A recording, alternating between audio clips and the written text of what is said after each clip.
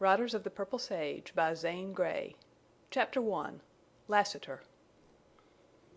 A sharp clip-clop of iron-shod hoofs deadened and died away, and clouds of yellow dust drifted from under the cottonwoods out over the sage. Jane Withersteen gazed down the wide purple slope with dreamy and troubled eyes. A rider had just left her, and it was his message that held her thoughtful and almost sad, awaiting the churchmen who were coming to resent and attack her right to befriend a Gentile. She wondered if the unrest and strife that had lately come to the little village of Cottonwoods was to involve her. And then she sighed, remembering that her father had founded this remotest border settlement of southern Utah, and that he had left it to her. She owned all the ground and many of the cottages. Withersteen House was hers, and the great ranch, with its thousands of cattle and the swiftest horses of the sage. To her belonged Amber Spring, the water which gave verdure and beauty to the village, and made living possible on that wild purple upland waste. She could not escape being involved by whatever befell Cottonwoods. That year, 1871, had marked a change which had been gradually coming in the lives of the peace-loving Mormons of the border. Glaze, Stonebridge, Sterling, villages to the north, had risen against the invasion of Gentile settlers and the forays of rustlers. There had been opposition to the one and fighting with the other, and now Cottonwoods had begun to wake and bestir itself and grown hard. Jane prayed that the tranquility and sweetness of her life would not be permanently disrupted. She meant to do so much more for her people than she had done. She wanted the sleepy, quiet, pastoral days to last always. Trouble between the Mormons and Gentiles of the community would make her unhappy. She was Mormon born, and she was a friend to poor and unfortunate Gentiles. She wished only to go on doing good and being happy. And she thought of what that great ranch meant to her. She loved it all, the grove of cottonwoods, the old stone house, the amber-tinted water, and the droves of shaggy, dusty horses and mustangs, the sleek, clean-limbed, blooded racers, and the browsing herds of cattle, and the lean, sun-browned riders of the sage. While she waited there she forgot the prospect of untoward change. The bray of a lazy burro broke the afternoon quiet, and it was comfortingly suggestive of the drowsy farmyard and the open corrals and the green alfalfa fields. Her clear sight intensified the purple sage slope as it rolled before her. Low swells of prairie-like ground sloped up to the west. Dark, lonely cedar trees, few and far between, stood out strikingly, and at long distances ruins of red rocks. Farther on, up the gradual slope, rose a broken wall, a huge monument looming dark purple and stretching its solitary, mystic way, a wavering line that faded in the north. Here to the westward was the light and color and beauty. Northward the slope descended to a dim line of cañons from which rose an uphinging of earth, not mountainous, but a vast heave of purple uplands with ribbed and fan-shaped walls, castle-crowned cliffs, and gray escarpments. Over it all crept the lengthening, waning afternoon shadows. The rapid beat of hoofs recalled Jane Withersteen to the question at hand. A group of riders cantered up the lane, dismounted, and threw their bridles. They were 7 in number, and Tull, the leader, a tall, dark man, was an elder of Jane's church. "Did you get my message?" he asked, curtly. "Yes," replied Jane. "I sent word I'd give that rider Venters half an hour to come down to the village. He didn't come." "He knows nothing of it," said Jane. "I didn't tell him. I've been waiting here for you." "Where is Venters?" "I left him in the courtyard." "Here, Jerry," called Tull, turning to his men. "Take the gang and fetch Venters out here if you have to rope him." The dusty-booted and long-spurred riders clanked noisily into the grove of cottonwoods and disappeared in the shade. "Elder Tull, what do you mean by this?" demanded Jane. "If you must arrest Venters, you might have the courtesy to wait till he leaves my home. And if you do arrest him, it will be adding insult to injury. It's absurd to accuse Venters of being mixed up in that shooting fray in the village last night. He was with me at the time. Besides, he let me take charge of his guns. You're only using this as a pretext. What do you mean to do to Venters?" "I'll tell you presently," replied Tull. "But first tell me why you defend this worthless rider." "Worthless!" exclaimed Jane, indignantly. "He's nothing of the kind. He was the best rider I ever had. There's not a reason why I shouldn't champion him, and every reason why I should. It's no little shame to me, Elder Tull, that through my friendship he has roused the enmity of my people and become an outcast. Besides, I owe him eternal gratitude for saving the life of little Fay." "I've heard of your love for Fay Larkin, and that you intend to adopt her. But Jane Withersteen, the child is a Gentile." "Yes. But, Elder, I don't love the Mormon children any less because I love a Gentile child. I shall adopt Fay if her mother will give her to me." "I'm not so much against that. You can give the child Mormon teaching," said Tull. "But I'm sick of seeing this fellow Venters hang around you. I'm going to put a stop to it. You've so much love to throw away on those beggars of Gentiles that I've an idea you might love Venters." Tull spoke with the arrogance of a Mormon whose power could not be brooked and with the passion of a man in whom jealousy had kindled a consuming fire. "Maybe I do love him," said Jane. She felt both fear and anger stir her heart. "I'd never thought of that. Poor fellow, he certainly needs someone to love him." "This'll be a bad day for Venters unless you deny that," returned Tull, grimly. Tull's men appeared under the cottonwoods and led a young man out into the lane. His ragged clothes were those of an outcast, but he stood tall and straight, his wide shoulders flung back, with the muscles of his bound arms rippling and a blue flame of defiance in the gaze he bent on Tull. For the first time Jane Withersteen felt Venters's real spirit. She wondered if she would love this splendid youth. Then her emotion cooled to the sobering sense of the issue at stake. "Venters, will you leave Cottonwoods at once and forever?" asked Tull, tensely. "Why?" rejoined the rider. "Because I order it." Venters laughed in cool disdain. The red leaped to Tull's dark cheek. "If you don't go it means your ruin," he said, sharply. "Ruin!" exclaimed Venters, passionately. "Haven't you already ruined me? What do you call ruin? A year ago I was a rider. I had horses and cattle of my own. I had a good name in Cottonwoods. And now when I come into the village to see this woman you set your men on me. You hound me. You trail me as if I were a rustler. I've no more to lose, except my life." "Will you leave Utah?" "Oh, I know," went on Venters, tauntingly. "It galls you, the idea of beautiful Jane Withersteen being friendly to a poor Gentile. You want her all yourself. You're a wiving Mormon. You have use for her, and Withersteen House, and Amber Spring, and 7,000 head of cattle."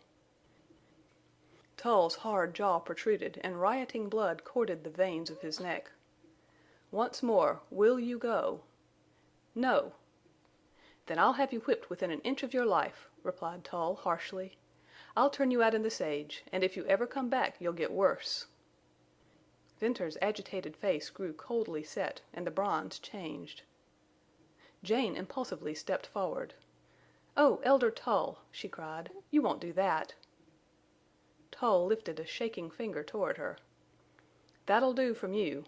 Understand, you'll not be allowed to hold this boy to a friendship that's offensive to your bishop. Jane Withersteen, your father left you wealth and power. It has turned your head. You haven't yet come to see the place of Mormon women. We've reasoned with you, borne with you. We've patiently waited. We've let you have your fling, which is more than I ever saw granted to a Mormon woman. But you haven't come to your senses. Now, once for all, you can't have any further friendship with Venters. He's going to be whipped, and he's got to leave Utah." "Oh, don't whip him. It would be dastardly," implored Jane, with slow certainty of her failing courage. Tull always blunted her spirit, and she grew conscious that she had feigned a boldness which she did not possess. He loomed up now in different guise, not as a jealous suitor, but embodying the mysterious despotism she had known from childhood, the power of her creed. "Venters, will you take your whipping here, or would you rather go out in the sage?" asked Tull. He smiled a flinty smile that was more than inhuman, yet seemed to give out of its dark aloofness a gleam of righteousness. "I'll take it here if I must," said Venters. "But, by God, Tull, you'd better kill me outright. That'll be a dear whipping for you and your praying Mormons. You'll make me another Lassiter." The strange glow, the austere light which radiated from Tull's face, might have been a holy joy at the spiritual conception of exalted duty. But there was something more in him, barely hidden, a something personal and sinister, a deep of himself, an engulfing abyss. As his religious mood was fanatical and inexorable, so would his physical hate be merciless. "Elder, I repent my words," Jane faltered. The religion in her, the long habit of obedience, of humility, as well as agony of fear, spoke in her voice. "Spare the boy," she whispered. "You can't save him now," replied Tull stridently. Her head was bowing to the inevitable. She was grasping the truth when suddenly there came an inward constriction, a hardening of gentle forces within her breast. Like a steel bar it was stiffening all that had been soft and weak in her. She felt a birth in her of something new and unintelligible. Once more her strained gaze sought the sage slopes. Jane Withersteen loved that wild and purple wilderness. In times of sorrow it had been her strength. In happiness its beauty was her continual delight. In her extremity she found herself murmuring, "Whence cometh my help?" It was a prayer, as if forth from those lonely purple reaches and walls of red and clefts of blue might ride a fearless man, neither creed-bound nor creed-mad, who would hold up a restraining hand in the faces of her ruthless people. The restless movements of Tull's men suddenly quieted down. Then followed a low whisper, a rustle, a sharp exclamation. "Look!" said one, pointing to the west. "A rider!" Jane Withersteen wheeled and saw a horseman, silhouetted against the western sky, come riding out of the sage. He had ridden down from the left, in the golden glare of the sun, and had been unobserved till close at hand. An answer to her prayer! "Do you know him? Does anyone know him?" questioned Tull hurriedly. His men looked, and one by one shook their heads. "He's come from far," said one. "That's a fine hoss," said another. "A strange rider." "Huh! He wears black leather," added a fourth. With a wave of his hand, enjoining silence, Tull stepped forward in such a way that he concealed Venters. The rider reined in his mount, and with a lithe, forward-slipping action appeared to reach the ground in one long step. It was a peculiar movement in its quickness and inasmuch that while performing it the rider did not swerve in the slightest from a square front to the group before him. "Look!" hoarsely whispered one of Tull's companions. "He packs 2 black-butted guns, low down. They're hard to see. Black agin them black chaps." "A gunman!" whispered another. "Fellers, careful now about moving your hands." The stranger's slow approach might have been a mere leisurely manner of gait or the cramped short steps of a rider unused to walking. Yet, as well, it could have been the guarded advance of one who took no chances with men. "Hello, stranger," called Tull. No welcome was in this greeting, only a gruff curiosity. The rider responded with a curt nod. The wide brim of a black sombrero cast a dark shade over his face. For a moment he closely regarded Tull and his comrades, and then, halting in his slow walk, he seemed to relax. "Evenin', ma'am," he said to Jane, and removed his sombrero with quaint grace. Jane, greeting him, looked up into a face that she trusted instinctively and which riveted her attention. It had all the characteristics of the range riders, the leanness, the red burn of the sun, and the set changelessness that came from years of silence and solitude. But it was not these which held her, rather the intensity of his gaze, a strained weariness, a piercing wistfulness of keen gray sight, as if the man was forever looking for that which he never found. Jane's subtle woman's intuition, even in that brief instant, felt a sadness, a hungering, a secret. "Jane Withersteen, ma'am?" he inquired. "Yes," she replied. "The water here is yours?" "Yes." "May I water my horse?" "Certainly. There's the trough." "But maybe if you knew who I was—" He hesitated with his glance on the listening men. "Maybe you wouldn't let me water him, though I ain't askin' none for myself." "Stranger, it doesn't matter who you are. Water your horse. And if you're thirsty and hungry, come into my house." "Thanks, ma'am. I can't accept for myself, but for my tired horse—" Trampling of hoofs interrupted the rider. More restless movements on the part of Tull's men broke up the little circle, exposing the prisoner Venters. Maybe I've kind of hindered something for a few moments, perhaps?" inquired the rider. "Yes," replied Jane Withersteen with a throb in her voice. She felt the drawing power of his eyes, and then she saw him look at the bound Venters, and at the men who held him, and their leader. "In this here country all the rustlers and thieves and cutthroats and gun throwers and all round no good men just happen to be Gentiles. Ma'am, which of the no good class does that young feller belong to?" "He belongs to none of them. He's an honest boy." "You know that, ma'am?" "Yes, yes." "Then what has he done to get tied up that way?" His clear and distinct question, meant for Tull as well as for Jane Withersteen, stilled the restlessness and brought a momentary silence. "Ask him," replied Jane, her voice rising high.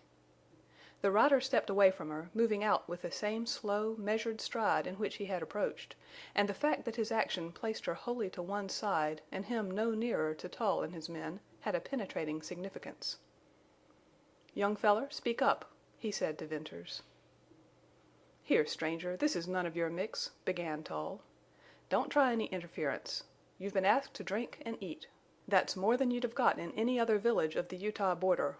Water your horse and be on your way."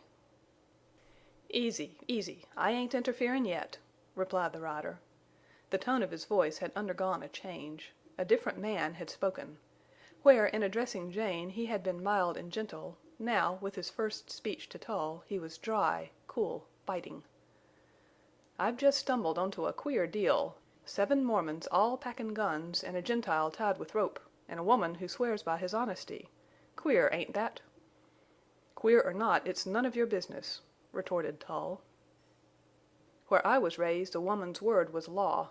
I ain't quite outgrowed that yet." Tull fumed between amaze and anger. "Meddler, we have a law here something different from woman's whim. Mormon law. Take care you don't transgress it." "To hell with your Mormon law." The deliberate speech marked the rider's further change, this time from kindly interest to an awakening menace. It produced a transformation in Tull and his companions. The leader gasped and staggered backward at a blasphemous affront to an institution he held most sacred. The man Jerry, holding the horses, dropped the bridles and froze in his tracks. Like posts, the other men stood watchful-eyed, arms hanging rigid, all waiting. "Speak up now, young man. What have you done to be roped that way?" "It's a damned outrage!" burst out Venters. "I've done no wrong. I've offended this Mormon elder by being a friend to that woman." "Ma'am, is it true what he says?" asked the rider of Jane, but his quiveringly alert eyes never left the little knot of quiet men. "True? Yes, perfectly true," she answered. "Well, young man, it seems to me that bein' a friend to such a woman would be what you wouldn't want to help and couldn't help. What's to be done to you for it?" "They intend to whip me. You know what that means in Utah." "I reckon," replied the rider, slowly. With his gray glance cold on the Mormons, with the restive bit champing of the horses, with Jane failing to repress her mounting agitations, with Venters standing pale and still, the tension of the moment tightened. Tull broke the spell with a laugh without mirth, a laugh that was only a sound betraying fear. "Come on, men," he called. Jane Withersteen turned again to the rider. "Stranger, can you do nothing to save Venters?" "Ma'am, you ask me to save him from your own people?" "Ask you? I beg of you." "But you don't dream who you're askin'." "Oh, sir, I pray you, save him." "These are Mormons, and I—" At any cost save him, for I care for him." Tull snarled. "You love-sick fool! Tell your secrets. There'll be a way to teach you what you've never learned. Come, men, out of here." "Mormon, the young man stays," said the rider. Like a shot his voice halted Tull. "What? Who'll keep him? He's my prisoner," cried Tull, hotly.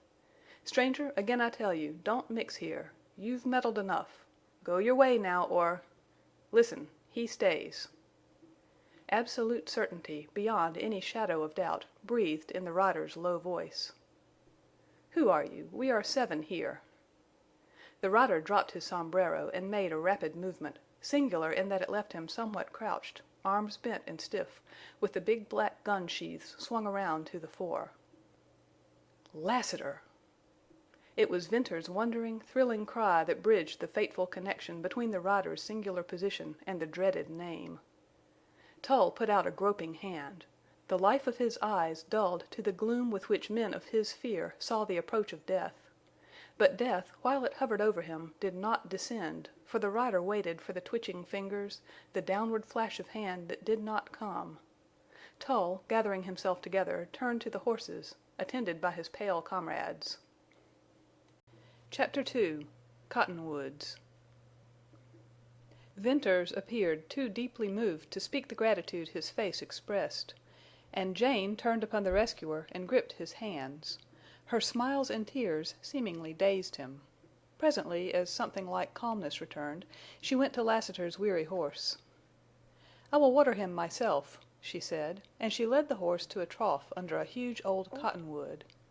With nimble fingers she loosened the bridle and removed the bit. The horse snorted and bent his head.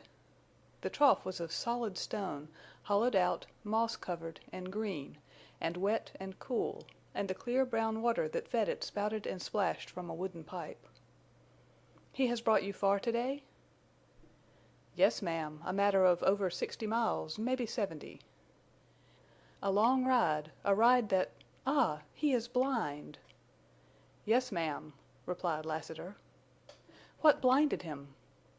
"Some men once roped and tied him, and then held white iron close to his eyes." "Oh! Men? You mean devils. Were they your enemies, Mormons?" "Yes, ma'am." "To take revenge on a horse! Lassiter, the men of my creed are unnaturally cruel. To my everlasting sorrow I confess it.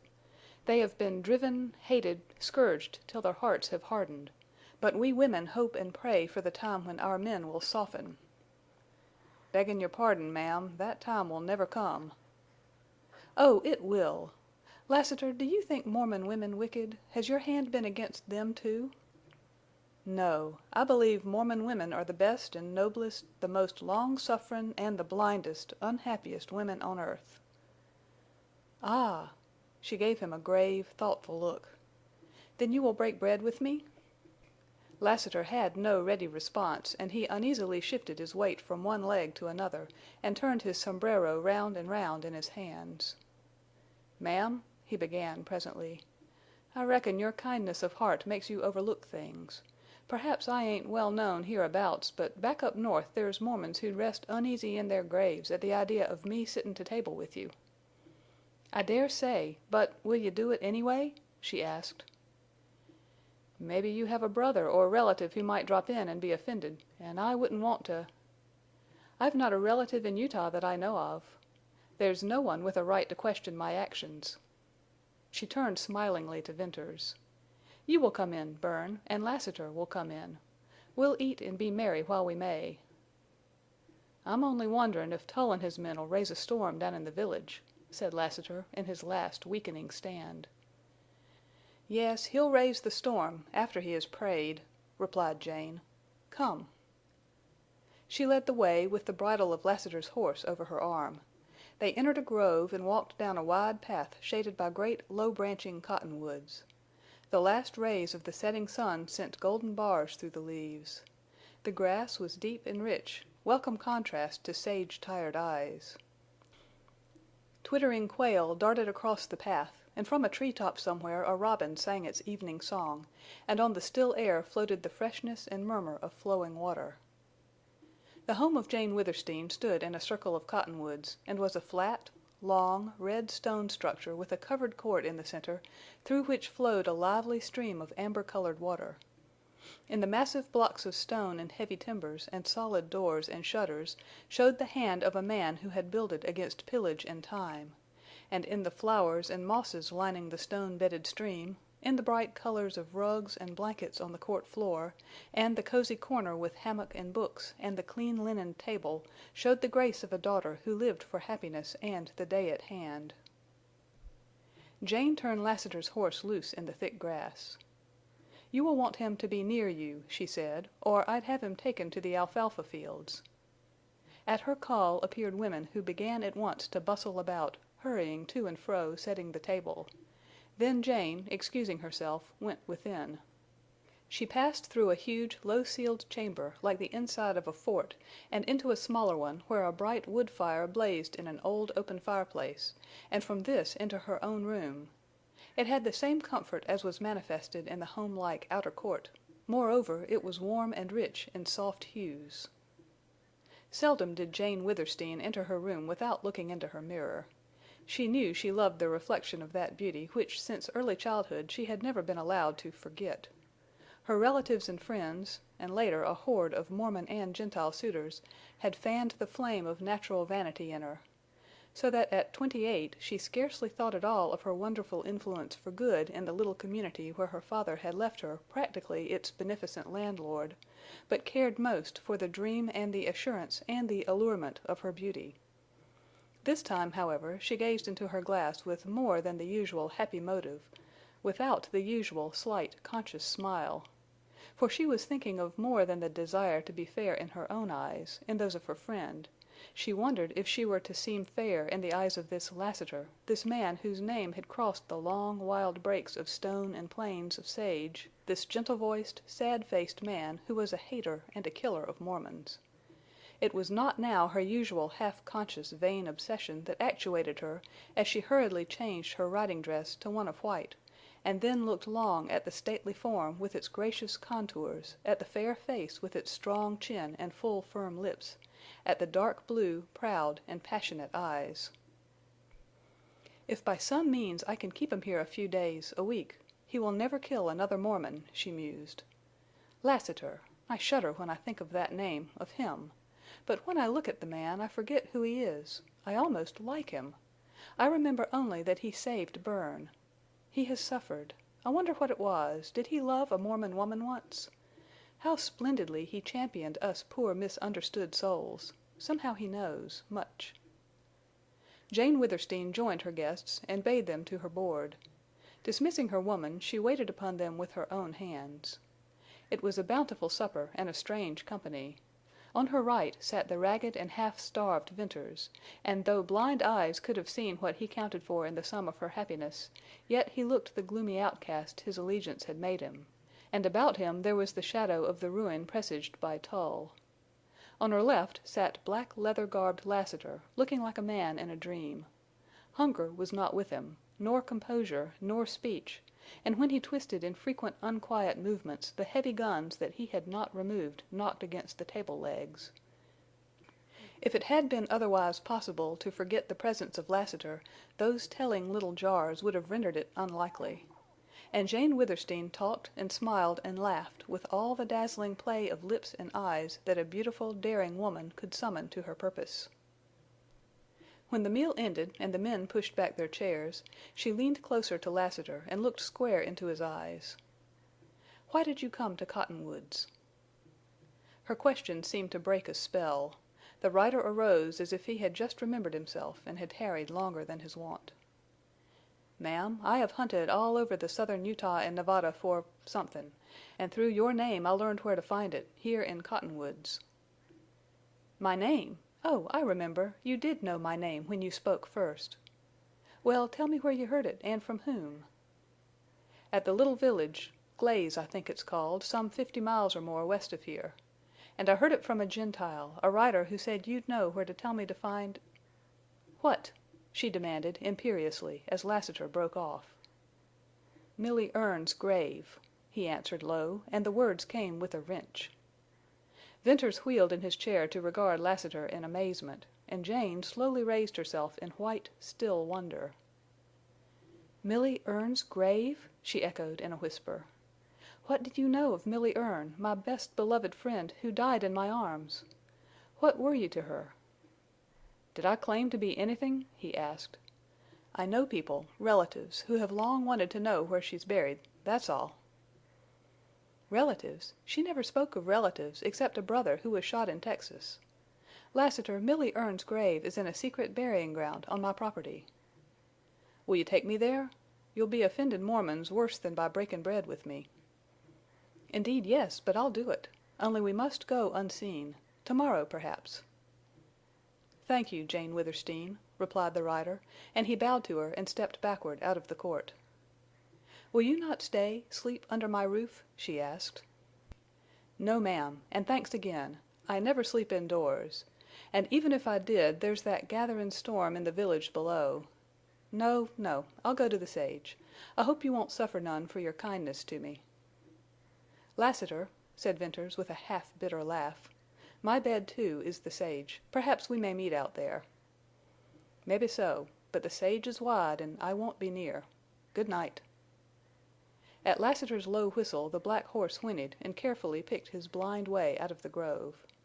The rider did not bridle him, but walked beside him, leading him by touch of hand, and together they passed slowly into the shade of the cottonwoods. "Jane, I must be off soon," said Venters. "Give me my guns. If I'd had my guns—" "Either my friend or the elder of my church would be lying dead," she interposed. "Tull would be, surely." "Oh, you fierce-blooded savage youth! Can't I teach you forbearance, mercy? Bern, it's divine to forgive your enemies. 'Let not the sun go down upon thy wrath.' Hush! Talk to me no more of mercy or religion after today. Today this strange coming of Lassiter left me still a man, and now I'll die a man. Give me my guns." Silently she went into the house, to return with a heavy cartridge belt and gun-filled sheath and a long rifle. These she handed to him, and as he buckled on the belt she stood before him in silent eloquence. "Jane," he said, in gentler voice, "don't look so. I'm not going out to murder your churchman. I'll try to avoid him and all his men. But can't you see I've reached the end of my rope? Jane, you're a wonderful woman.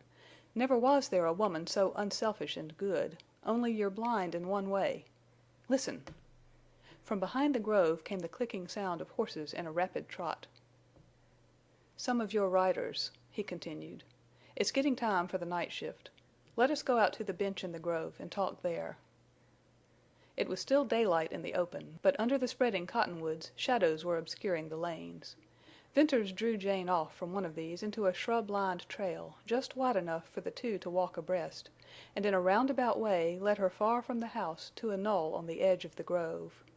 Here in a secluded nook was a bench from which, through an opening in the treetops, could be seen the sage slope and the wall of rock and the dim lines of cañons.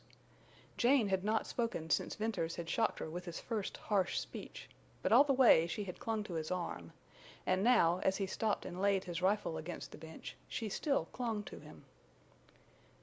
"Jane, I'm afraid I must leave you." "Bern!" she cried. "Yes, it looks that way. My position is not a happy one. I can't feel right. I've lost all." "I'll give you anything you—" "Listen, please. When I say loss, I don't mean what you think. I mean loss of good will, good name. That which would have enabled me to stand up in this village without bitterness. Well, it's too late. Now, as to the future, I think you'd do best to give me up. Tull is implacable. You ought to see from his intention today that—but you can't see. Your blindness, your damned religion. Jane, forgive me. I'm sore within and something rankles. Well, I fear that invisible hand will turn its hidden work to your ruin." "Invisible hand? Bern!" "I mean your bishop." Venters said it deliberately and would not release her as she started back. "He's the law. The edict went forth to ruin me. Well, look at me. It'll now go forth to compel you to the will of the church." "You wrong Bishop Dyer. Tull is hard, I know, but then he has been in love with me for years." "Oh, your faith and your excuses! You can't see what I know, and if you did see it you'd not admit it to save your life. That's the Mormon of you. These elders and bishops will do absolutely any deed to go on building up the power and wealth of their church, their empire. Think of what they've done to the Gentiles here, to me. Think of Milly Erne's fate." "What do you know of her story?" "I know enough—all, perhaps, except the name of the Mormon who brought her here. But I must stop this kind of talk." She pressed his hand in response. He helped her to a seat beside him on the bench, and he respected a silence that he divined was full of woman's deep emotion beyond his understanding. It was the moment when the last ruddy rays of the sunset brightened momentarily before yielding to twilight. And for Venters the outlook before him was in some sense similar to a feeling of his future, and with searching eyes he studied the beautiful purple, barren waste of sage. Here was the unknown and the perilous. The whole scene impressed Venters as a wild, austere, and mighty manifestation of nature. And as it somehow reminded him of his prospect in life, so it suddenly resembled the woman near him, only in her there were greater beauty and peril, a mystery more unsolvable, and something nameless that numbed his heart and dimmed his eye. "Look, a rider!" exclaimed Jane, breaking the silence. "Can that be Lassiter?" Venters moved his glance once more to the west. A horseman showed dark on the skyline, then merged into the color of the sage. "It might be, but I think not. That fellow was coming in. One of your riders, more likely. Yes, I see him clearly now. And there's another. I see them, too. Jane, your riders seem as many as the bunches of sage. I ran into 5 yesterday, way down near the trail to Deception Pass. They were with the white herd. You still go to that cañon? Bern, I wish you wouldn't. Oldring and his rustlers live somewhere down there." "Well, what of that?" "Tull has already hinted to your frequent trips into Deception Pass." "I know." Venters uttered a short laugh. "He'll make a rustler of me next. But, Jane, there's no water for 50 miles after I leave here, and the nearest is in the cañon.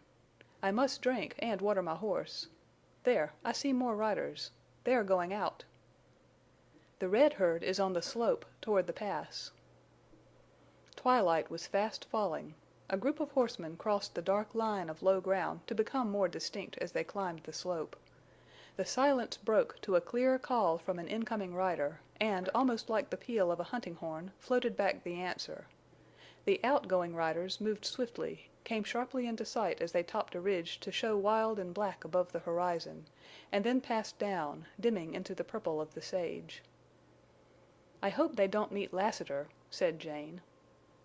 "So do I," replied Venters. "By this time the riders of the night shift know what happened today, but Lassiter will likely keep out of their way." "Bern, who is Lassiter? He's only a name to me, a terrible name." "Who is he? I don't know, Jane. Nobody I ever met knows him. He talks a little like a Texan, like Milly Erne. Did you note that?" "Yes. How strange of him to know of her! And she lived here 10 years and has been dead, too. Bern, what do you know of Lassiter? Tell me what he has done, why you spoke of him to Tull, threatening to become another Lassiter yourself." "Jane, I only heard things, rumors, stories, most of which I disbelieved. At Glaze his name was known, but none of the riders or ranchers I knew there ever met him. At Stone Bridge I never heard him mentioned. But at Sterling and villages north of there he was spoken of often. I've never been in a village which he had been known to visit. There were many conflicting stories about him and his doings. Some said he had shot up this and that Mormon village, and others denied it. I'm inclined to believe he has, and you know how Mormons hide the truth. But there was one feature about Lassiter upon which all agree, that he was what riders in this country call a gunman. He's a man with a marvelous quickness and accuracy in the use of a Colt. And now that I've seen him I know more. Lassiter was born without fear. I watched him with eyes which saw him my friend. I'll never forget the moment I recognized him from what had been told me of his crouch before the draw. It was then I yelled his name. I believe that yell saved Tull's life. At any rate, I know this. Between Tull and death then there was not the breadth of the littlest hair. If he or any of his men had moved a finger downward— Venters left his meaning unspoken, but at the suggestion Jane shuddered. The pale afterglow in the west darkened with the merging of twilight into night. The sage now spread out black and gloomy. One dim star glimmered in the southwest sky. The sound of trotting horses had ceased, and there was silence broken only by a faint, dry pattering of cottonwood leaves in the soft night wind. Into this peace and calm suddenly broke the high-keyed yelp of a coyote, and from far off in the darkness came the faint answering note of a trailing mate. "Hello, the sage dogs are barking," said Venters. "I don't like to hear them," replied Jane. "At night, sometimes when I lie awake listening to the long mourn or breaking bark or wild howl, I think of you asleep somewhere in the sage, and my heart aches." "Jane, you couldn't listen to sweeter music, nor could I have a better bed." "Just think. Men like Lassiter and you have no home, no comfort, no rest, no place to lay your weary heads. Well, let us be patient. Tull's anger may cool, and time may help us. You might do some service to the village, who can tell? Suppose you discovered the long unknown hiding place of Oldring and his band, and told it to my riders. That would disarm Tull's ugly hints and put you in favor. For years my riders have trailed the tracks of stolen cattle. You know as well as I how dearly we've paid for our ranges in this wild country. Oldring drives our cattle down into the network of deceiving cañons, and somewhere far to the north or east he drives them up and out to Utah markets. If you will spend time in Deception Pass, try to find the trails." "Jane, I've thought of that. I'll try." "I must go now. And it hurts, for now I'll never be sure of seeing you again. But tomorrow, Bern?" "Tomorrow, surely. I'll watch for Lassiter and ride in with him." "Good night." Then she left him and moved away, a white, gliding shape that soon vanished in the shadows. Venters waited until the faint slam of a door assured him she had reached the house, and then, taking up his rifle, he noiselessly slipped through the bushes, down the knoll, and on under the dark trees to the edge of the grove. The sky was now turning from gray to blue. Stars had begun to lighten the earlier blackness, and from the wide, flat sweep before him blew a cool wind, fragrant with the breath of sage. Keeping close to the edge of the cottonwoods, he went swiftly and silently westward. The grove was long, and he had not reached the end when he heard something that brought him to a halt. Low, padded thuds told him horses were coming this way. He sank down in the gloom, waiting, listening. Much before he had expected, judging from sound, to his amazement he descried horsemen near at hand. They were riding along the border of the sage, and instantly he knew the hoofs of the horses were muffled. Then the pale starlight afforded him indistinct sight of the riders, but his eyes were keen and used to the dark, and by peering closely he recognized the huge bulk and black-bearded visage of Oldring, and the lithe, supple form of the rustler's lieutenant, a masked rider. They passed on, the darkness swallowed them. Then, farther out on the sage, a dark, compact body of horsemen went by, almost without sound, almost like specters, and they, too, melted into the night. Chapter 3 Amber Spring No unusual circumstance was it for Oldring and some of his men to visit Cottonwoods in the broad light of day, but for him to prowl about in the dark with the hoofs of his horses muffled meant that mischief was brewing. Moreover, to Venters the presence of the masked rider with Oldring seemed especially ominous. For about this man there was mystery. He seldom rode through the village, and when he did ride through it was swiftly. Riders seldom met by day on the sage, but wherever he rode there always followed deeds as dark and mysterious as the mask he wore. Oldring's band did not confine themselves to the rustling of cattle.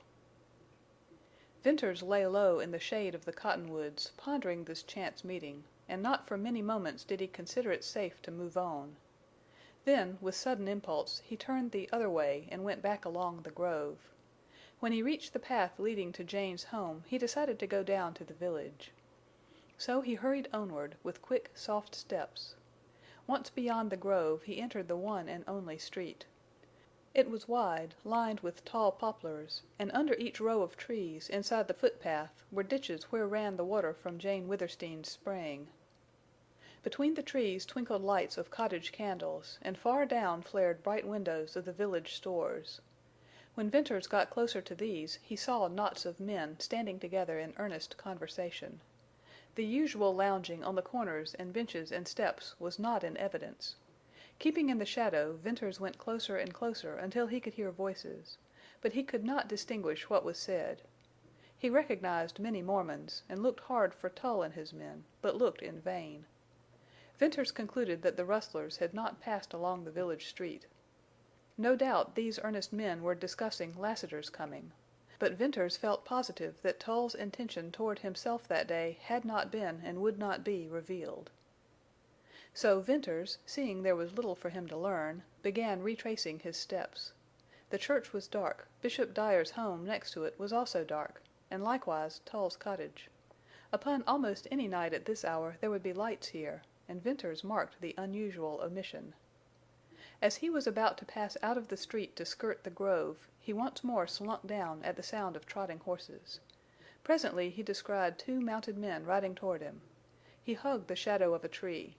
Again the starlight, brighter now, aided him, and he made out Tull's stalwart figure, and beside him the short, frog-like shape of the rider Jerry. They were silent, and they rode on to disappear. Venters went his way with busy, gloomy mind, revolving events of the day, trying to reckon those brooding in the night. His thoughts overwhelmed him. Up in that dark grove dwelt a woman who had been his friend. And he skulked about her home, gripping a gun stealthily as an Indian, a man without place or people or purpose. Above her hovered the shadow of grim, hidden, secret power. No queen could have given more royally out of a bounteous store than Jane Withersteen gave her people, and likewise to those unfortunates whom her people hated. She asked only the divine right of all women, freedom, to love and to live as her heart willed, and yet prayer and her hope were vain. "For years I've seen a storm clouding over her and the village of Cottonwoods," muttered Venters as he strode on. "Soon it'll burst. I don't like the prospects." That night the villagers whispered in the street, and night-riding rustlers muffled horses, and Tull was at work in secret. And out there in the sage hid a man who meant something terrible—Lassiter. Venters passed the black cottonwoods, and, entering the sage, climbed the gradual slope. He kept his direction in line with a western star. From time to time he stopped to listen and heard only the usual familiar bark of coyote and sweep of wind and rustle of sage. Presently a low jumble of rocks loomed up darkly somewhat to his right, and turning that way he whistled softly. Out of the rocks glided a dog that leaped and whined about him. He climbed over rough, broken rock, picking his way carefully, and then went down. Here it was darker and sheltered from the wind. A white object guided him. It was another dog, and this one was asleep, curled up between a saddle and a pack. The animal awoke and thumped his tail in greeting. Venters placed the saddle for a pillow, rolled in his blankets with his face upward to the stars. The white dog snuggled close to him. The other whined and pattered a few yards to the rise of ground and there crouched on guard. And in that wild covert Venters shut his eyes under the great white stars and intense vaulted blue, bitterly comparing their loneliness to his own, and fell asleep. When he awoke, day had dawned and all about him was bright steel gray. The air had a cold tang. Arising, he greeted the fawning dogs and stretched his cramped body, and then, gathering together bunches of dead sage sticks, he lighted a fire. Strips of dried beef held to the blaze for a moment served him and the dogs. He drank from a canteen. There was nothing else in his outfit. He had grown used to a scant fire. Then he sat over the fire, palms outspread, and waited. Waiting had been his chief occupation for months, and he scarcely knew what he waited for, unless it was the passing of the hours. But now he sensed action in the immediate present. The day promised another meeting with Lassiter and Jane, perhaps news of the rustlers. On the morrow he meant to take the trail to Deception Pass. And while he waited he talked to his dogs. He called them Ring and Whitie. They were sheep dogs, half collie, half deerhound, superb in build, perfectly trained. It seemed that in his fallen fortunes these dogs understood the nature of their value to him, and governed their affection and faithfulness accordingly. Whitie watched him with somber eyes of love, and Ring, crouched on the little rise of ground above, kept tireless guard. When the sun rose, the white dog took the place of the other, and Ring went to sleep at his master's feet. By and by Venters rolled up his blankets and tied them and his meager pack together, then climbed out to look for his horse. He saw him, presently, a little way off in the sage, and went to fetch him. In that country where every rider boasted of a fine mount and was eager for a race, where thoroughbreds dotted the wonderful grazing ranges, Venters rode a horse that was sad proof of his misfortunes. Then, with his back against a stone, Venters faced the east, and, stick in hand and idle blade, he waited. The glorious sunlight filled the valley with purple fire. Before him, to left, to right, waving, rolling, sinking, rising, like low swells of a purple sea, stretched the sage. Out of the grove of cottonwoods, a green patch on the purple, gleamed the dull red of Jane Withersteen's old stone house. And from there extended the wide green of the village gardens and orchards marked by the graceful poplars, and farther down shone the deep, dark richness of the alfalfa fields. Numberless red and black and white dots speckled the sage, and these were cattle and horses. So, watching and waiting, Venters let the time wear away. At length he saw a horse rise above a ridge, and he knew it to be Lassiter's black. Climbing to the highest rock so that he would show against the skyline, he stood and waved his hat. The almost instant turning of Lassiter's horse attested to the quickness of that rider's eye. Then Venters climbed down, saddled his horse, tied on his pack, and, with a word to his dogs, was about to ride out to meet Lassiter, when he concluded to wait for him there, on higher ground, where the outlook was commanding. It had been long since Venters had experienced friendly greeting from a man. Lassiter's warmed in him something that had grown cold from neglect, and when he had returned it, with a strong grip of the iron hand that held his, and met the gray eyes, he knew that Lassiter and he were to be friends. "Venters, let's talk a while before we go down there," said Lassiter, slipping his bridle. "I ain't in no hurry. Them's sure fine dogs you've got." With a rider's eye he took in the points of Venters's horse, but did not speak his thought. "Well, did anything come off after I left you last night?" Venters told him about the rustlers. "I was snug hid in the sage," replied Lassiter, "and didn't see or hear no one.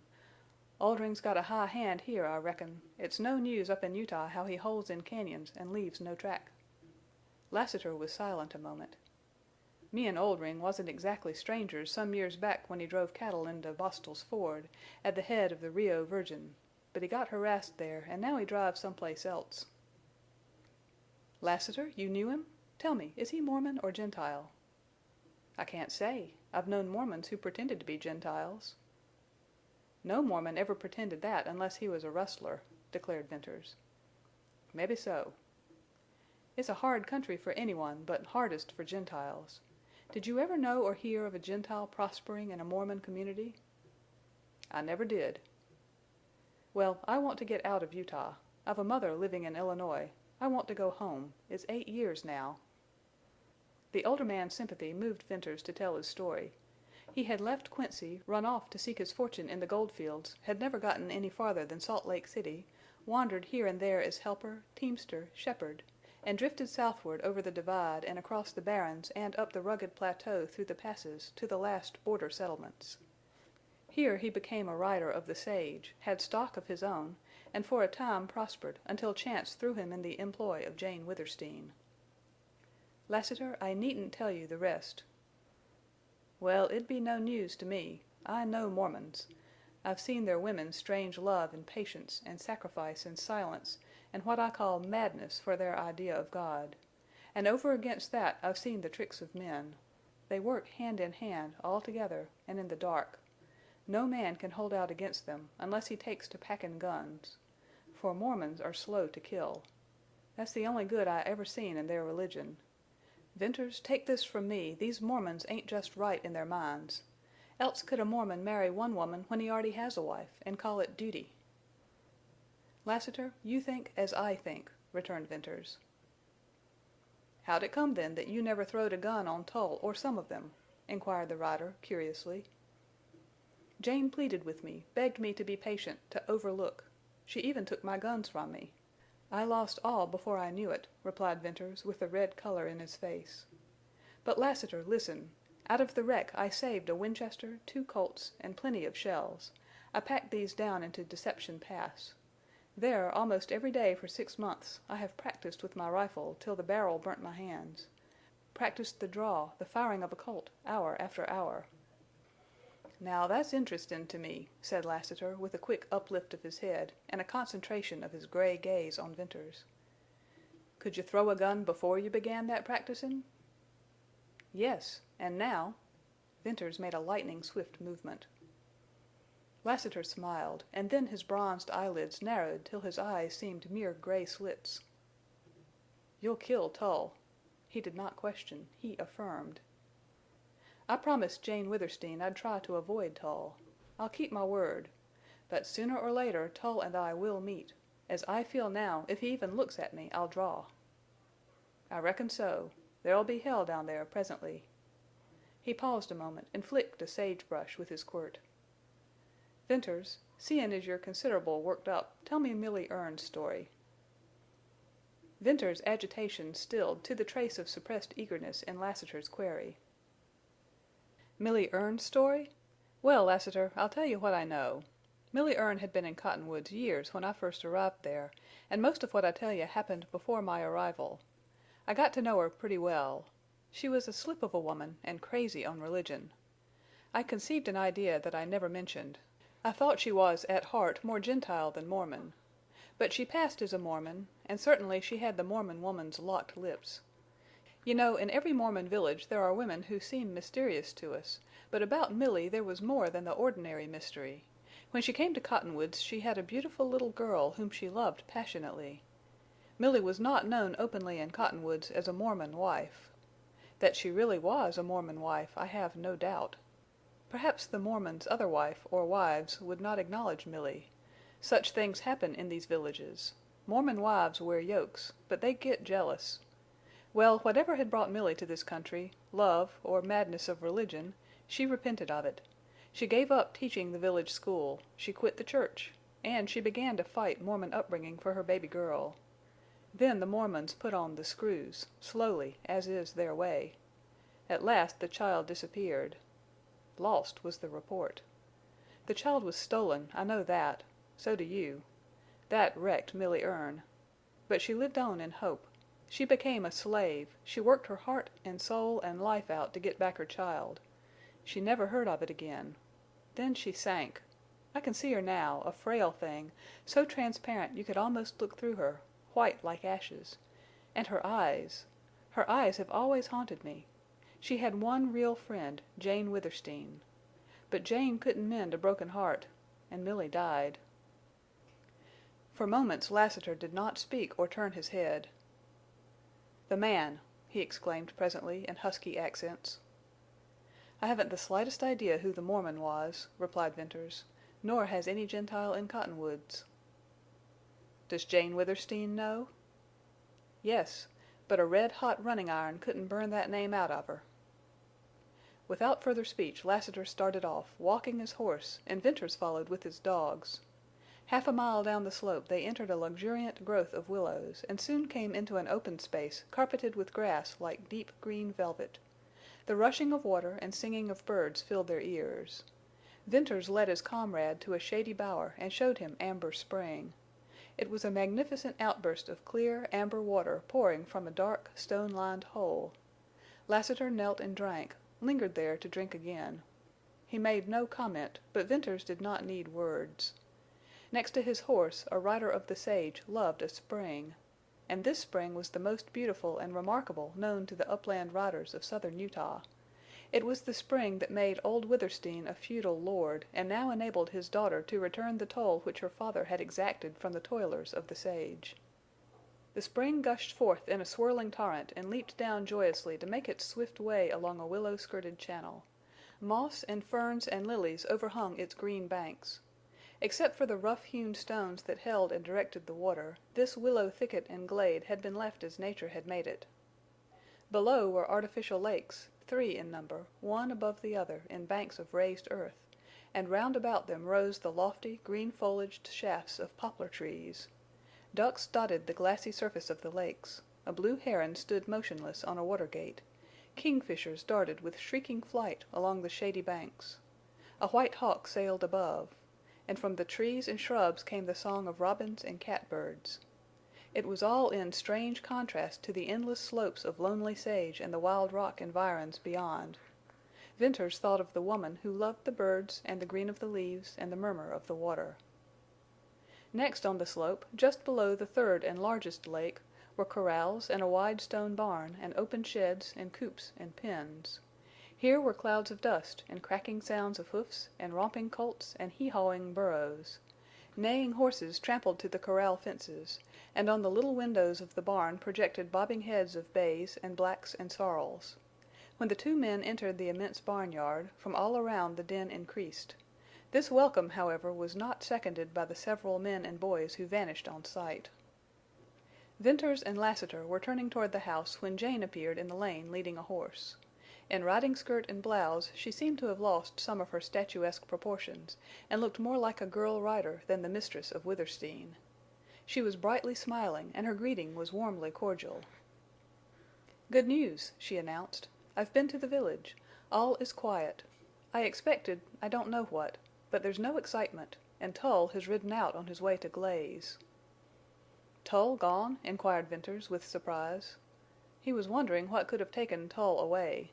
Was it to avoid another meeting with Lassiter that he went? Could it have any connection with the probable nearness of Oldring and his gang? "Gone, yes, thank goodness," replied Jane. "Now I'll have peace for a while. Lassiter, I want you to see my horses. You are a rider, and you must be a judge of horseflesh. Some of mine have Arabian blood. My father got his best strain in Nevada from Indians who claimed their horses were bred down from the original stock left by the Spaniards." "Well, ma'am, the one you've been ridin' takes my eye," said Lassiter, as he walked around the racy, clean-limbed, and fine-pointed roan. "Where are the boys?" she asked, looking about. "Jerd, Paul, where are you? Here, bring out the horses." The sound of dropping bars inside the barn was the signal for the horses to jerk their heads in the windows, to snort and stamp. Then they came pounding out of the door, a file of thoroughbreds, to plunge about the barnyard, heads and tails up, manes flying. They halted afar off, squared away to look, came slowly forward with whinnies for their mistress and doubtful snorts for the strangers and their horses. "Come, come, come," called Jane, holding out her hands. "Why, Bells, Wrangle, where are your manners? Come, Black Star. Come, Night. Ah, you beauties, my racers of the sage." Only two came up to her, those she called Night and Black Star. Venters never looked at them without delight. The first was soft dead black, the other glittering black, and they were perfectly matched in size, both being high and long-bodied, wide through the shoulders, with lithe, powerful legs. That they were a woman's pets showed in the gloss of skin, the fineness of mane. It showed, too, in the light of big eyes and the gentle reach of eagerness. "I've never seen their like," was Lassiter's encomium, "and in my day I've seen a sight of horses. Now, ma'am, if you was wantin' to make a long and fast ride across the sage, say to elope—" Lassiter ended there with dry humor, yet behind that was meaning. Jane blushed and made arch eyes at him. "Take care, Lassiter, I might think that a proposal," she replied, gaily. "It's dangerous to propose elopement to a Mormon woman. Well, I was expecting you. Now will be a good hour to show you Milly Erne's grave. The day riders have gone, and the night riders haven't come in. Bern, what do you make of that? Need I worry? You know I have to be made to worry." "Well, it's not usual for the night shift to ride in so late," replied Venters, slowly, and his glance sought Lassiter's. "Cattle are usually quiet after dark. Still, I've known even a coyote to stampede your white herd." "I refuse to borrow trouble. Come," said Jane. They mounted, and, with Jane in the lead, rode down the lane, and, turning off into a cattle trail, proceeded westward. Venters's dogs trotted behind them. On this side of the ranch the outlook was different from that on the other. The immediate foreground was rough, and the sage more rugged and less colorful. There were no dark blue lines of cañons to hold the eye, nor any uprearing rock walls. It was a long roll and slope into gray obscurity. Soon Jane left the trail and rode into the sage, and presently she dismounted and threw her bridle. The men did likewise. Then, on foot, they followed her, coming out at length on the rim of a low escarpment. She passed by several little ridges of earth to halt before a faintly defined mound. It lay in the shade of a sweeping sagebrush close to the edge of the promontory, and a rider could have jumped his horse over it without recognizing a grave. "Here." She looked sad as she spoke, but she offered no explanation for the neglect of an unmarked, uncared-for grave. There was a little bunch of pale, sweet lavender daisies, doubtless planted there by Jane. "I only come here to remember and to pray," she said. "But I leave no trail." A grave in the sage! How lonely this resting place of Milly Erne! The cottonwoods or the alfalfa fields were not in sight, nor was there any rock or ridge or cedar to lend contrast to the monotony. Gray slopes, tinging the purple, barren and wild, with the wind waving the sage, swept away to the dim horizon. Lassiter looked at the grave and then out into space. At that moment he seemed a figure of bronze. Jane touched Venters's arm and led him back to the horses. "Bern," cried Jane, when they were out of hearing, "suppose Lassiter were Milly's husband, the father of that little girl lost so long ago." "It might be, Jane. Let us ride on. If he wants to see us again, he'll come." So they mounted and rode out to the cattle trail and began to climb. From the height of the ridge, where they had started down, Venters looked back. He did not see Lassiter, but his glance, drawn irresistibly farther out on the gradual slope, caught sight of a moving cloud of dust. "Hello, a rider!" "Yes, I see," said Jane. "That fellow's riding hard. Jane, there's something wrong." "Oh yes, there must be. How he rides!" The horse disappeared in the sage, and then puffs of dust marked his course. "He's short cut on us. He's making straight for the corrals." Venters and Jane galloped their steeds and reined in at the turning of the lane. This lane led down to the right of the grove. Suddenly into its lower entrance flashed a bay horse. Then Venters caught the fast, rhythmic beat of pounding hoofs. Soon his keen eye recognized the swing of the rider in his saddle. "It's Judkins, your Gentile rider," he cried. "Jane, when Judkins rides like that, it means hell." CHAPTER IV. Deception Pass. The rider thundered up and almost threw his foam-flecked horse in the sudden stop. He was a giant form, and with fearless eyes. "Judkins, you're all bloody!" cried Jane in affright. "Oh, you've been shot!" "Nothin' much, Miss Withersteen. I got a nick in the shoulder. I'm some wet, and the hoss has been throwin' lather, so all this ain't blood." "What's up?" queried Venters, sharply. "Rustlers sloped off with the red herd." "Where are my riders?" demanded Jane. "Miss Withersteen, I was alone all night with the herd. At daylight this mornin' the rustlers rode down. They began to shoot at me on sight. They chased me hard and far, burnin' powder all the time, but I got away." "Jud, they meant to kill you," declared Venters. "Now, I wonder," returned Judkins. "They wanted me bad, and it ain't regular for rustlers to waste time chasin' one rider." "Thank Heaven you got away," said Jane. "But my riders, where are they?" "I don't know. The night riders weren't there last night when I rode down, and this mornin' I met no day riders." "Judkins! Bern, they've been set upon, killed by Oldring's men."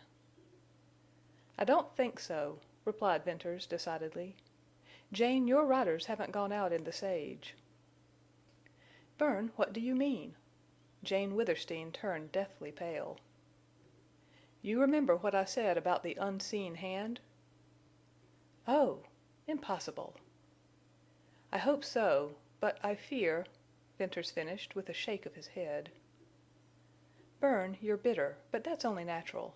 We'll wait to see what's happened to my riders. Judkins, come to the house with me. Your wound must be attended to." "Jane, I'll find out where Oldring drives the herd," vowed Venters. "No, no. Bern, don't risk it now, when the rustlers are in such shooting mood." "I'm going. Jud, how many cattle in that red herd?" 2,500 head." "Whew! What on earth can Oldring do with so many cattle? Why, 100 head is a big steal. I've got to find out." "Don't go," implored Jane.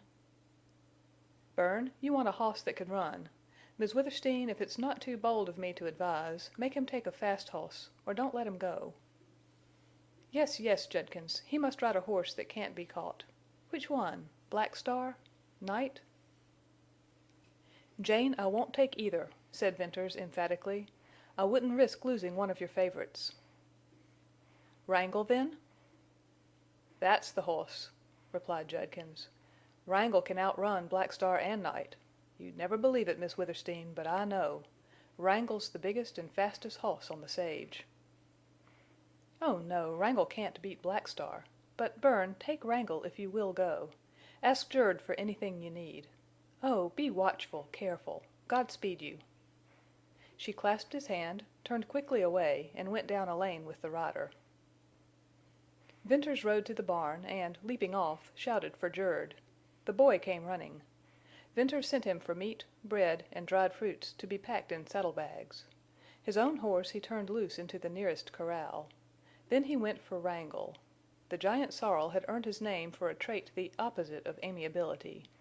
He came readily out of the barn, but once in the yard he broke from Venters and plunged about with ears laid back. Venters had to rope him, and then he kicked down a section of fence, stood on his hind legs, crashed down, and fought the rope. Jerd returned to lend a hand. "Wrangle don't get enough work," said Jerd as the big saddle went on. "He's unruly when he's corralled and wants to run. Wait till he smells the sage." "Jerd, this horse is an iron-jawed devil. I never straddled him but once. Run? Say, he's swift as wind." When Venters's boot touched the stirrup the sorrel bolted, giving him the rider's flying mount. The swing of this fiery horse recalled to Venters days that were not really long past, when he rode into the sage as the leader of Jane Withersteen's riders. Wrangle pulled hard on a tight rein. He galloped out of the lane, down the shady border of the grove, and hauled up at the watering trough, where he pranced and champed his bit. Venters got off and filled his canteen while the horse drank. The dogs, Ring and Whitie, came trotting up for their drink. Then Venters remounted and turned Wrangle toward the sage. A wide white trail wound away down the slope. One keen, sweeping glance told Venters that there was neither man nor horse nor steer within the limit of his vision, unless they were lying down in the sage. Ring loped in the lead, and Whitie loped in the rear. Wrangle settled gradually into an easy, swinging canter, and Venters's thoughts, now that the rush and flurry of the start were past and the long miles stretched before him, reverted to a calm reckoning of late singular coincidences. There was the night ride of Tull's, which, viewed in the light of subsequent events, had a look of his covert machinations. Oldring and his masked rider and his rustlers riding muffled horses, the report that Tull had ridden out that morning with his man Jerry on the trail to Glaze, the strange disappearance of Jane Withersteen's riders, the unusually determined attempt to kill the one Gentile still in her employ, an intention frustrated, no doubt, only by Judkins's magnificent riding of her racer, and lastly the driving of the red herd. These events, to Venters's color of mind, had a dark relationship. Remembering Jane's accusation of bitterness, he tried hard to put aside his rancor in judging Tull. But it was bitter knowledge that made him see the truth. He had felt the shadow of an unseen hand. He had watched till he saw its dim outline, and then he had traced it to a man's hate, to the rivalry of a Mormon elder, to the power of a bishop, to the long, far-reaching arm of a terrible creed. That unseen hand had made its first move against Jane Withersteen. Her riders had been called in, leaving her without help to drive 7,000 head of cattle. But to Venters it seemed extraordinary that the power which had called in these riders had left so many cattle to be driven by rustlers and harried by wolves. For hand in glove with that power was an insatiate greed. They were one and the same. "What can Oldring do with 2,500 head of cattle?" muttered Venters. "Is he a Mormon? Did he meet Tull last night? It looks like a black plot to me. But Tull and his churchmen wouldn't ruin Jane Withersteen unless the church was to profit by that ruin. Where does Oldring come in? I'm going to find out about these things." Wrangle did the 25 miles in 3 hours and walked little of the way. When he had gotten warmed up he had been allowed to choose his own gait.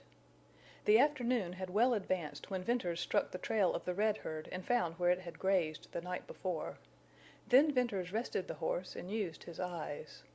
Near at hand were a cow and a calf and several yearlings, and farther out in the sage some straggling steers. He caught a glimpse of coyotes skulking near the cattle. The slow, sweeping gaze of the rider failed to find other living things within the field of sight.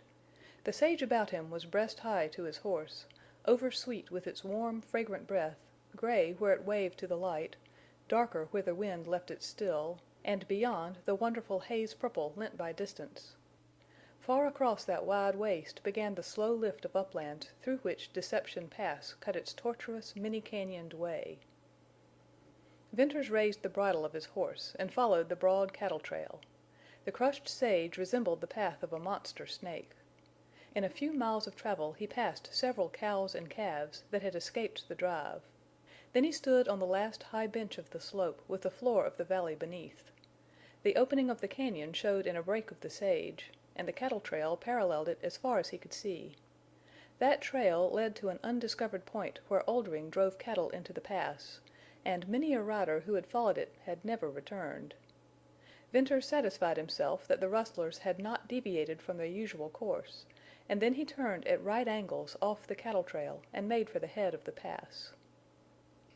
The sun lost its heat and wore down to the western horizon, where it changed from white to gold and rested like a huge ball about to roll on its golden shadows down the slope. Venters watched the lengthening of the rays and bars, and marveled at his own league-long shadow. The sun sank. There was an instant shading of brightness about him, and he saw a kind of cold purple bloom creep ahead of him to cross the cañon, to mount the opposite slope and chase and darken and bury the last golden flare of sunlight. Venters rode into a trail that he always took to get down into the cañon. He dismounted and found no tracks but his own made days previous. Nevertheless, he sent the dog Ring ahead and waited. In a little while Ring returned, whereupon Venters led his horse onto the break in the ground. The opening into Deception Pass was one of the remarkable natural phenomena in a country remarkable for vast slopes of sage, uplands insulated by gigantic red walls, and deep cañons of mysterious source and outlet. Here the valley floor was level, and here opened a narrow chasm, a ragged vent in yellow walls of stone. The trail down the 500 feet of sheer depth always tested Venters' nerve. It was bad going for even a burro. But Wrangle, as Venters led him, snorted defiance or disgust rather than fear, and, like a hobbled horse on the jump, lifted his ponderous iron-shod forehoofs and crashed down over the first rough step. Venters warmed to greater admiration of the sorrel, and giving him a loose bridle, he stepped down foot by foot.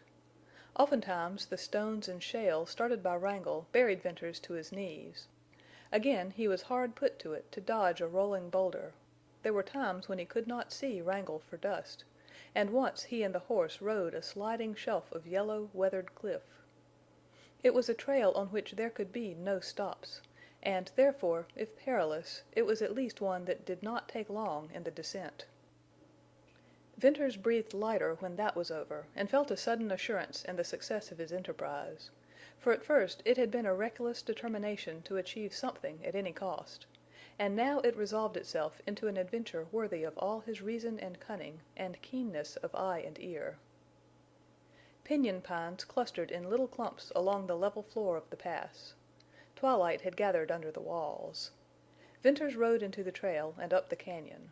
Gradually the trees and caves and objects low down turned black, and this blackness moved up the walls till night enfolded the pass, while day still lingered above. The sky darkened, and stars began to show, at first pale and then bright. Sharp notches of the rim wall, biting like teeth into the blue, were landmarks by which Venters knew where his camping site lay. He had to feel his way through a thicket of slender oaks to a spring where he watered Wrangle and drank himself.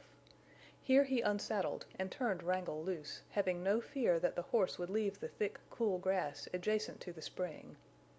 Next he satisfied his own hunger, fed Ring and Whitie, and, with them curled beside him, composed himself to await sleep. There had been a time when night in the high altitude of these Utah uplands had been satisfying to Venters, but that was before the oppression of enemies had made the change in his mind. As a rider guarding the herd he had never thought of the night's wildness and loneliness. As an outcast, now when the full silence set in, and the deep darkness, and trains of radiant stars shone cold and calm, he lay with an ache in his heart. For a year he had lived as a black fox, driven from his kind. He longed for the sound of a voice, the touch of a hand. In the daytime there was riding from place to place, and the gun practice, to which something drove him, and other tasks that at least necessitated action. At night, before he won sleep, there was strife in his soul.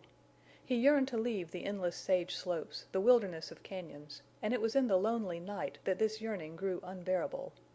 It was then that he reached forth to feel Ring or Whitie, immeasurably grateful for the love and companionship of two dogs. On this night the same old loneliness beset Venters, the old habit of sad thought and burning unquiet had its way. But from it evolved a conviction that his useless life had undergone a subtle change.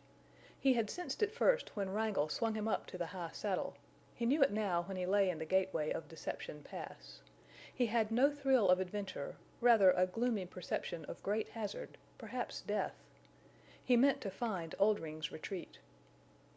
The rustlers had fast horses, but none that could catch Wrangle. Venters knew no rustler could creep upon him at night when Ring and Whitie guarded his hiding place. For the rest, he had eyes and ears, and a long rifle and an unerring aim, which he meant to use. Strangely, his foreshadowing of change did not hold a thought of the killing of Tull. It related only to what was to happen to him in Deception Pass, and he could no more lift the veil of that mystery than tell where the trails led to in that unexplored cañon. Moreover, he did not care. And at length, tired out by stress of thought, he fell asleep. When his eyes unclosed, day had come again, and he saw the rim of the opposite wall tipped with the gold of sunrise. A few moments sufficed for the morning's simple camp duties. Near at hand he found Wrangle, and to his surprise the horse came to him. Wrangle was one of the horses that left his viciousness in the home corral. What he wanted was to be free of mules and burros and steers, to roll in dust patches, and then to run down the wide, open, windy sage plains, and at night browse and sleep in the cool wet grass of a spring hole. Jerd knew the sorrel when he said of him, "Wait till he smells the sage." Venters saddled and led him out of the oak thicket, and leaping astride rode up the cañon with Ring and Whitie trotting behind. An old grass-grown trail followed the course of a shallow wash where flowed a thin stream of water. The cañon was 100 rods wide, its yellow walls were perpendicular, it had abundant sage and a scant growth of oak and piñon. For 5 miles it held to a comparatively straight bearing, and then began a heightening of rugged walls and a deepening of the floor. Beyond this point of sudden change in the character of the cañon Venters had never explored, and here was the real door to the intricacies of Deception Pass. He reined Wrangle to a walk, halted now and then to listen, and then proceeded cautiously with shifting and alert gaze. The cañon assumed proportions that dwarfed those of its first 10 miles. Venters rode on and on, not losing in the interest of his wide surroundings any of his caution or keen search for tracks or sight of living thing. If there ever had been a trail here, he could not find it. He rode through sage and clumps of piñon trees and grassy plots where long-petaled purple lilies bloomed. He rode through a dark constriction of the pass no wider than the lane in the grove at Cottonwoods. And he came out into a great amphitheater into which jutted huge towering corners of a confluence of intersecting cañons. Venters sat his horse, and with a rider's eye studied this wild cross-cut of huge stone gullies. Then he went on, guided by the course of running water.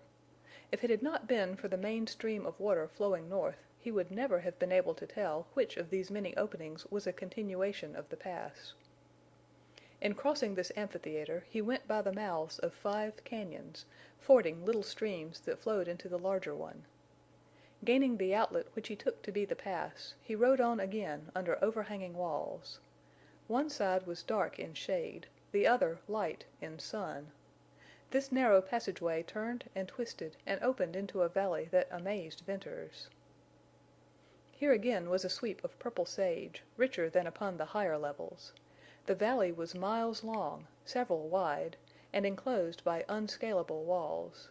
But it was the background of this valley that so forcibly struck him.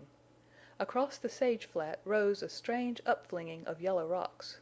He could not tell which were close and which were distant. Scrawled mounds of stone, like mountain waves, seemed to roll up to steep bare slopes and towers. In this plain of sage Venters flushed birds and rabbits, and when he had proceeded about a mile he caught sight of the bobbing white tails of a herd of running antelope. He rode along the edge of the stream which wound toward the western end of the slowly looming mounds of stone. The high slope retreated out of sight behind the nearer projection. To Venters the valley appeared to have been filled in by a mountain of melted stone that had hardened in strange shapes of rounded outline. He followed the stream till he lost it in a deep cut. Therefore Venters quit the dark slit which baffled further search in that direction, and rode out along the curved edge of stone where it met the sage. It was not long before he came to a low place, and here Wrangle readily climbed up. All about him was ridgy roll of wind-smoothed, rain-washed rock. Not a tuft of grass or a bunch of sage colored the dull rust yellow. He saw where, to the right, this uneven flow of stone ended in a blunt wall. Leftward from the hollow that lay at his feet mounted a gradual, slow-swelling slope to a great height topped by leaning, cracked, and ruined crags. Not for some time did he grasp the wonder of that acclivity.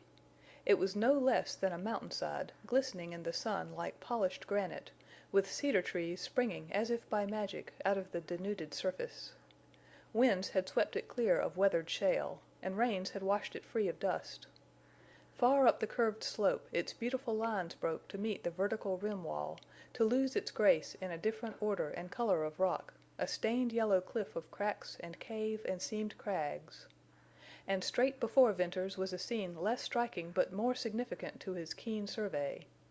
For beyond a mile of the bare hummocky rock began the valley of sage and the mouths of cañons, one of which surely was another gateway into the pass. He got off his horse and, giving the bridle to Ring to hold, he commenced a search for the cleft where the stream ran. He was not successful, and concluded the water dropped into an underground passage. Then he returned to where he had left Wrangle, and led him down off the stone to the sage. It was a short ride to the opening cañons. There was no reason for a choice of which one to enter.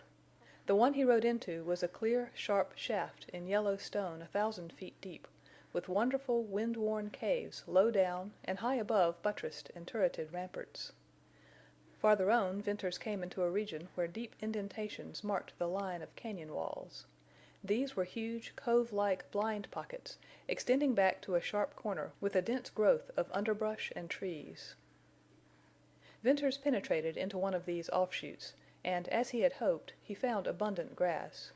He had to bend the oak saplings to get his horse through. Deciding to make this a hiding place if he could find water, he worked back to the limit of the shelving walls. In a little cluster of silver spruces he found a spring. This enclosed nook seemed an ideal place to leave his horse and to camp at night, and from which to make stealthy trips on foot. The thick grass hid his trail. The dense growth of oaks in the opening would serve as a barrier to keep Wrangle in, if, indeed, the luxuriant browse would not suffice for that. So Venters, leaving Whitie with the horse, called Ring to his side, and rifle in hand worked his way out to the open. A careful photographing in mind of the formation of the bold outlines of rim rock assured him he would be able to return to his retreat even in the dark. Bunches of scattered sage covered the center of the cañon, and among these Venters threaded his way with the step of an Indian. At intervals he put his hand on the dog and stopped to listen. There was a drowsy hum of insects, but no other sound disturbed the warm midday stillness. Venters saw ahead a turn, more abrupt than any yet. Warily he rounded this corner, once again to halt bewildered. The cañon opened fan-shaped into a great oval of green and gray growths. It was the hub of an oblong wheel, and from it, at regular distances, like spokes, ran the outgoing cañons. Here a dull red color predominated over the fading yellow. The corners of wall bluntly rose, scarred and scrawled, to taper into towers and serrated peaks and pinnacled domes. Venters pushed on more heedfully than ever. Toward the center of this circle the sagebrush grew smaller and farther apart. He was about to sheer off to the right, where thickets and jumbles of fallen rock would afford him cover, when he ran right upon a broad cattle trail. Like a road it was, more than a trail, and the cattle tracks were fresh. What surprised him more, they were wet. He pondered over this feature. It had not rained. The only solution to this puzzle was that the cattle had been driven through water, and water deep enough to wet their legs. Suddenly Ring growled low. Venters rose cautiously and looked over the sage. A band of straggling horsemen were riding across the oval. He sank down, startled and trembling. "Rustlers," he muttered. Hurriedly he glanced about for a place to hide. Near at hand there was nothing but sagebrush. He dared not risk crossing the open patches to reach the rocks. Again he peeped over the sage. The rustlers—4, 5, 7, 8 in all—were approaching, but not directly in line with him. That was relief for a cold deadness which seemed to be creeping inward along his veins. He crouched down with bated breath and held the bristling dog. He heard the click of iron-shod hoofs on stone, the coarse laughter of men, and then voices gradually dying away. Long moments passed. Then he rose. The rustlers were riding into a cañon. Their horses were tired, and they had several pack animals; evidently they had traveled far. Venters doubted that they were the rustlers who had driven the red herd. Oldring's band had split. Venters watched these horsemen disappear under a bold cañon wall. The rustlers had come from the northwest side of the oval. Venters kept a steady gaze in that direction, hoping, if there were more, to see from what cañon they rode. A quarter of an hour went by. Reward for his vigilance came when he descried 3 more mounted men, far over to the north. But out of what cañon they had ridden it was too late to tell. He watched the 3 ride across the oval and round the jutting red corner where the others had gone. "Up that cañon!" exclaimed Venters. "Oldring's den! I've found it!" A knotty point for Venters was the fact that the cattle tracks all pointed west.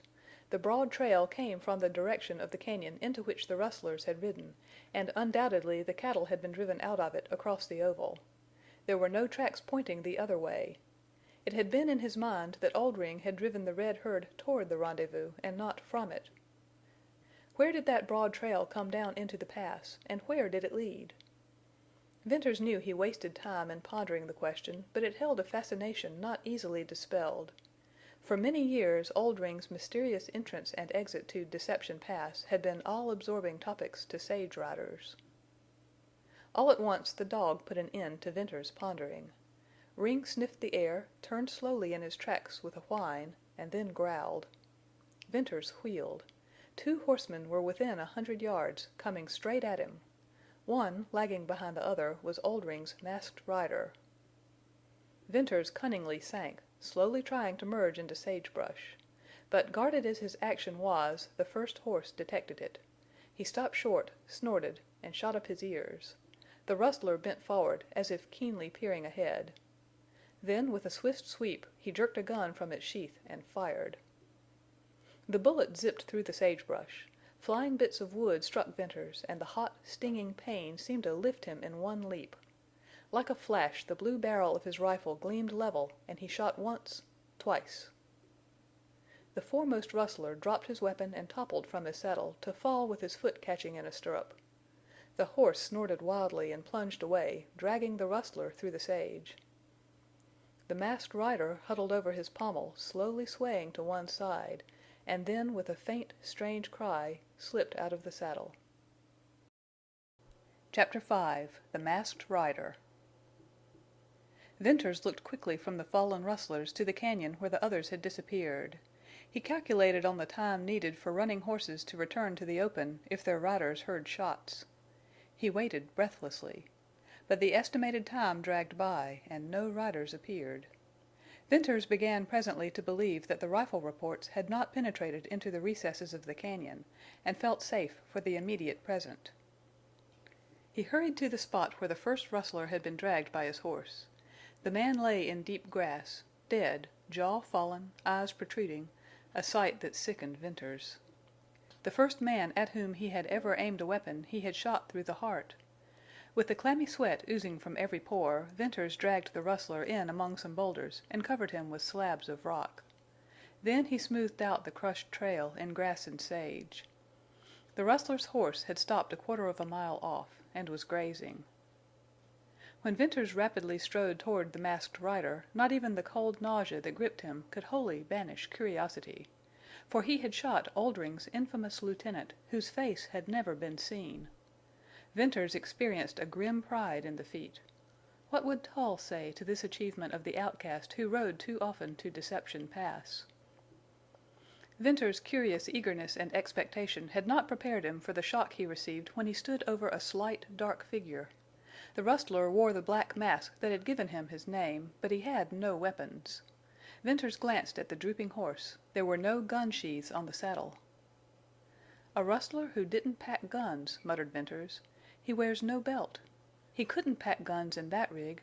Strange." A low, gasping intake of breath and a sudden twitching of body told Venters the rider still lived. "He's alive. I've got to stand here and watch him die. And I shot an unarmed man." Shrinkingly Venters removed the rider's wide sombrero and the black cloth mask. This action disclosed bright chestnut hair, inclined to curl, and a white, youthful face. Along the lower line of cheek and jaw was a clear demarcation where the brown of tanned skin met the white that had been hidden from the sun. "Oh, he's only a boy. What? Can he be Oldring's Masked Rider?" The boy showed signs of returning consciousness. He stirred. His lips moved. A small brown hand clenched in his blouse. Venters knelt with a gathering horror of his deed. His bullet had entered the rider's right breast, high up to the shoulder. With hands that shook, Venters untied a black scarf and ripped open the blood-wet blouse. First he saw a gaping hole, dark red against a whiteness of skin from which welled a slender red stream. Then the graceful, beautiful swell of a woman's breast. "A woman!" he cried. "A girl! I've killed a girl!" She suddenly opened eyes that transfixed Venters. They were fathomless blue. Consciousness of death was there, a blended terror and pain, but no consciousness of sight. She did not see Venters. She stared into the unknown. Then came a spasm of vitality. She writhed in a torture of reviving strength, and in her convulsions she almost tore from Venters's grasp. Slowly she relaxed and sank partly back. The ungloved hand sought the wound and pressed so hard that her wrist half buried itself in her bosom. Blood trickled between her spread fingers, and she looked at Venters with eyes that saw him. He cursed himself and the unerring aim of which he had been so proud. He had seen that look in the eyes of a crippled antelope which he was about to finish with his knife. But in her it had infinitely more, a revelation of mortal spirit. The instinctive bringing to life was there, and the divining helplessness, and the terrible accusation of the stricken. "Forgive me! I didn't know!" burst out Venters. "You've shot me! You've killed me!" she whispered, in panting gasps. Upon her lips appeared a fluttering, bloody froth.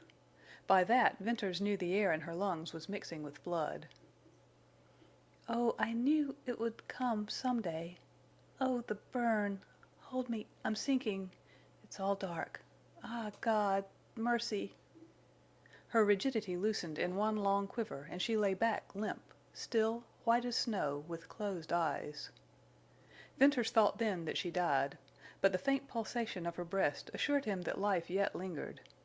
Death seemed only a matter of moments, for the bullet had gone clear through her.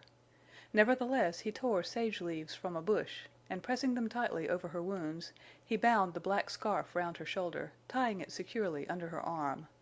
Then he closed the blouse, hiding from his sight that blood-stained, accusing breast. "What now?" he questioned, with flying mind.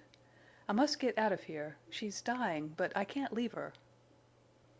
He rapidly surveyed the sage to the north and made out no animate object. Then he picked up the girl's sombrero and the mask. This time the mask gave him as great a shock as when he first removed it from her face. For in the woman he had forgotten the rustler, and this black strip of felt cloth established the identity of Oldring's Masked Rider. Venters had solved the mystery. He slipped his rifle under her, and lifting her carefully upon it, he began to retrace his steps.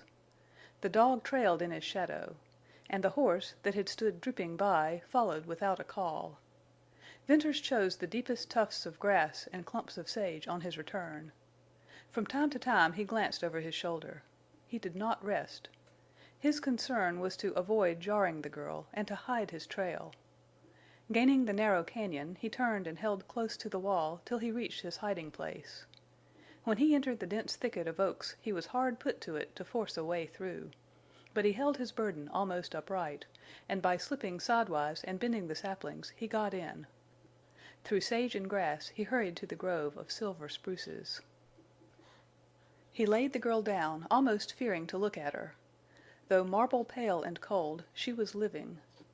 Venters then appreciated the tax that long carry had been to his strength. He sat down to rest. Whitie sniffed at the pale girl and whined and crept to Venters's feet. Ring lapped the water in the runway of the spring. Presently Venters went out to the opening, caught the horse, and leading him through the thicket, unsaddled him and tied him with a long halter. Wrangle left his browsing long enough to whinny and toss his head. Venters felt that he could not rest easily till he had secured the other rustler's horse, So, taking his rifle and calling for Ring, he set out. Swiftly yet watchfully he made his way through the cañon to the oval and out to the cattle trail. What few tracks might have betrayed him he obliterated, so only an expert tracker could have trailed him. Then, with many a wary, backward glance across the sage, he started to round up the rustler's horse. This was unexpectedly easy. He led the horse to lower ground, out of sight from the opposite side of the oval, along the shadowy western wall, and so on into his cañon and secluded camp. The girl's eyes were open. A feverish spot burned in her cheeks. She moaned something unintelligible to Venters, but he took the movement of her lips to mean that she wanted water. Lifting her head, he tipped the canteen to her lips. After that she again lapsed into unconsciousness or a weakness which was its counterpart. Venters noted, however, that the burning flush had faded into the former pallor. The sun set behind the high cañon rim, and a cool shade darkened the walls. Venters fed the dogs and put a halter on the dead rustler's horse. He allowed Wrangle to browse free. This done, he cut spruce boughs and made a lean-to for the girl. Then, gently lifting her upon a blanket, he folded the sides over her. The other blanket he wrapped about his shoulders and found a comfortable seat against a spruce tree that upheld the little shack. Ring and Whitie lay near at hand, one asleep, the other watchful. Venters dreaded the night's vigil. At night his mind was active, and this time he had to watch and think and feel beside a dying girl whom he had all but murdered. 1,000 excuses he invented for himself, yet not one made any difference in his act or his self-reproach. It seemed to him that when night fell black he could see her white face so much more plainly. "She'll go presently," he said, "and be out of agony, thank God." Every little while certainty of her death came to him with a shock, and then he would bend over and lay his ear on her breast. Her heart still beat. The early night blackness cleared to the cold starlight. The horses were not moving, and no sound disturbed the deathly silence of the cañon. "I'll bury her here," thought Venters, "and let her grave be as much a mystery as her life was." For the girl's few words, the look of her eyes, the prayer, had strangely touched Venters. She was only a girl, he soliloquized. What was she to Oldring? Rustlers don't have wives, nor sisters, nor daughters. She was bad, that's all. But somehow—well, she may not have willingly become the companion of rustlers. That prayer of hers to God for mercy! Life is strange and cruel. I wonder if other members of Oldring's gang are women. Likely enough. But what was his game? Oldring's Masked Rider, a name to make villagers hide and lock their doors, a name credited with 12 murders, 100 forays, and 1,000 stealings of cattle. What part did the girl have in this? It may have served Oldring to create mystery. Hours passed. The white stars moved across the narrow strip of dark blue sky above. The silence awoke to the low hum of insects. Venters watched the immovable white face, and as he watched, hour by hour waiting for death, the infamy of her passed from his mind. He thought only of the sadness, the truth of the moment. Whoever she was, whatever she had done, she was young and she was dying. The after part of the night wore on interminably. The starlight failed, and the gloom blackened to the darkest hour. "She'll die at the gray of dawn," muttered Venters, remembering some old woman's fancy. The blackness paled to gray, and the gray lightened, and day peeped over the eastern rim. Venters listened at the breast of the girl. She still lived. Did he only imagine that her heart beat stronger, ever so slightly, but stronger? He pressed his ear closer to her breast, and he rose with his own pulse quickening. "If she doesn't die soon, she's got a chance, the barest chance to live," he said. He wondered if the internal bleeding had ceased. There was no more film of blood upon her lips, but no corpse could have been whiter. Opening her blouse, he untied the scarf and carefully picked away the sage leaves from the wound in her shoulder. It had closed. Lifting her lightly, he ascertained that the same was true of the hole where the bullet had come out. He reflected on the fact that clean wounds closed quickly in the healing upland air. He recalled instances of riders who had been cut and shot apparently to fatal issues, yet the blood had clotted, the wounds closed, and they had recovered. He had no way to tell if internal hemorrhage still went on, but he believed that it had stopped. Otherwise she would surely not have lived so long. He marked the entrance of the bullet and concluded that it had just touched the upper lobe of her lung. Perhaps the wound in the lung had also closed. As he began to wash the bloodstains from her breast and carefully rebandage the wound, he was vaguely conscious of a strange, grave happiness in the thought that she might live. Broad daylight and a hint of sunshine high on the cliff rim to the west brought him to consideration of what he had better do. And while busy with his few camp tasks, he resolved the thing in his mind. It would not be wise for him to remain long in his present hiding place. And if he intended to follow the cattle trail and try to find the rustlers, he had better make a move at once. For he knew that rustlers, being riders, would not make much of a day's or night's absence from camp for one or two of their number. But when the missing ones failed to show up in reasonable time, there would be a search. And Venters was afraid of that. "A good tracker could trail me," he muttered. "And I'd be cornered here. Let's see. Rustlers are a lazy set when they're not on the ride. I'll risk it. Then I'll change my hiding place." He carefully cleaned and reloaded his guns. When he rose to go, he bent a long glance down upon the unconscious girl. Then, ordering Whitie and Ring to keep guard, he left the camp. The safest cover lay close under the wall of the cañon, and here through the dense thickets Venters made his slow, listening advance toward the oval. Upon gaining the wide opening he decided to cross it and follow the left wall till he came to the cattle trail. He scanned the oval as keenly as if hunting for antelope. Then, stooping, he stole from one cover to another, taking advantage of rocks and bunches of sage, until he had reached the thickets under the opposite wall. Once there, he exercised extreme caution in his surveys of the ground ahead, but increased his speed when moving. Dodging from bush to bush, he passed the mouths of two cañons, and in the entrance of a third cañon he crossed a wash of swift, clear water to come abruptly upon the cattle trail. It followed the low bank of the wash, and, keeping it in sight, Venters hugged the line of sage and thicket. Like the curves of a serpent, the cañon wound for a mile or more, and then opened into a valley.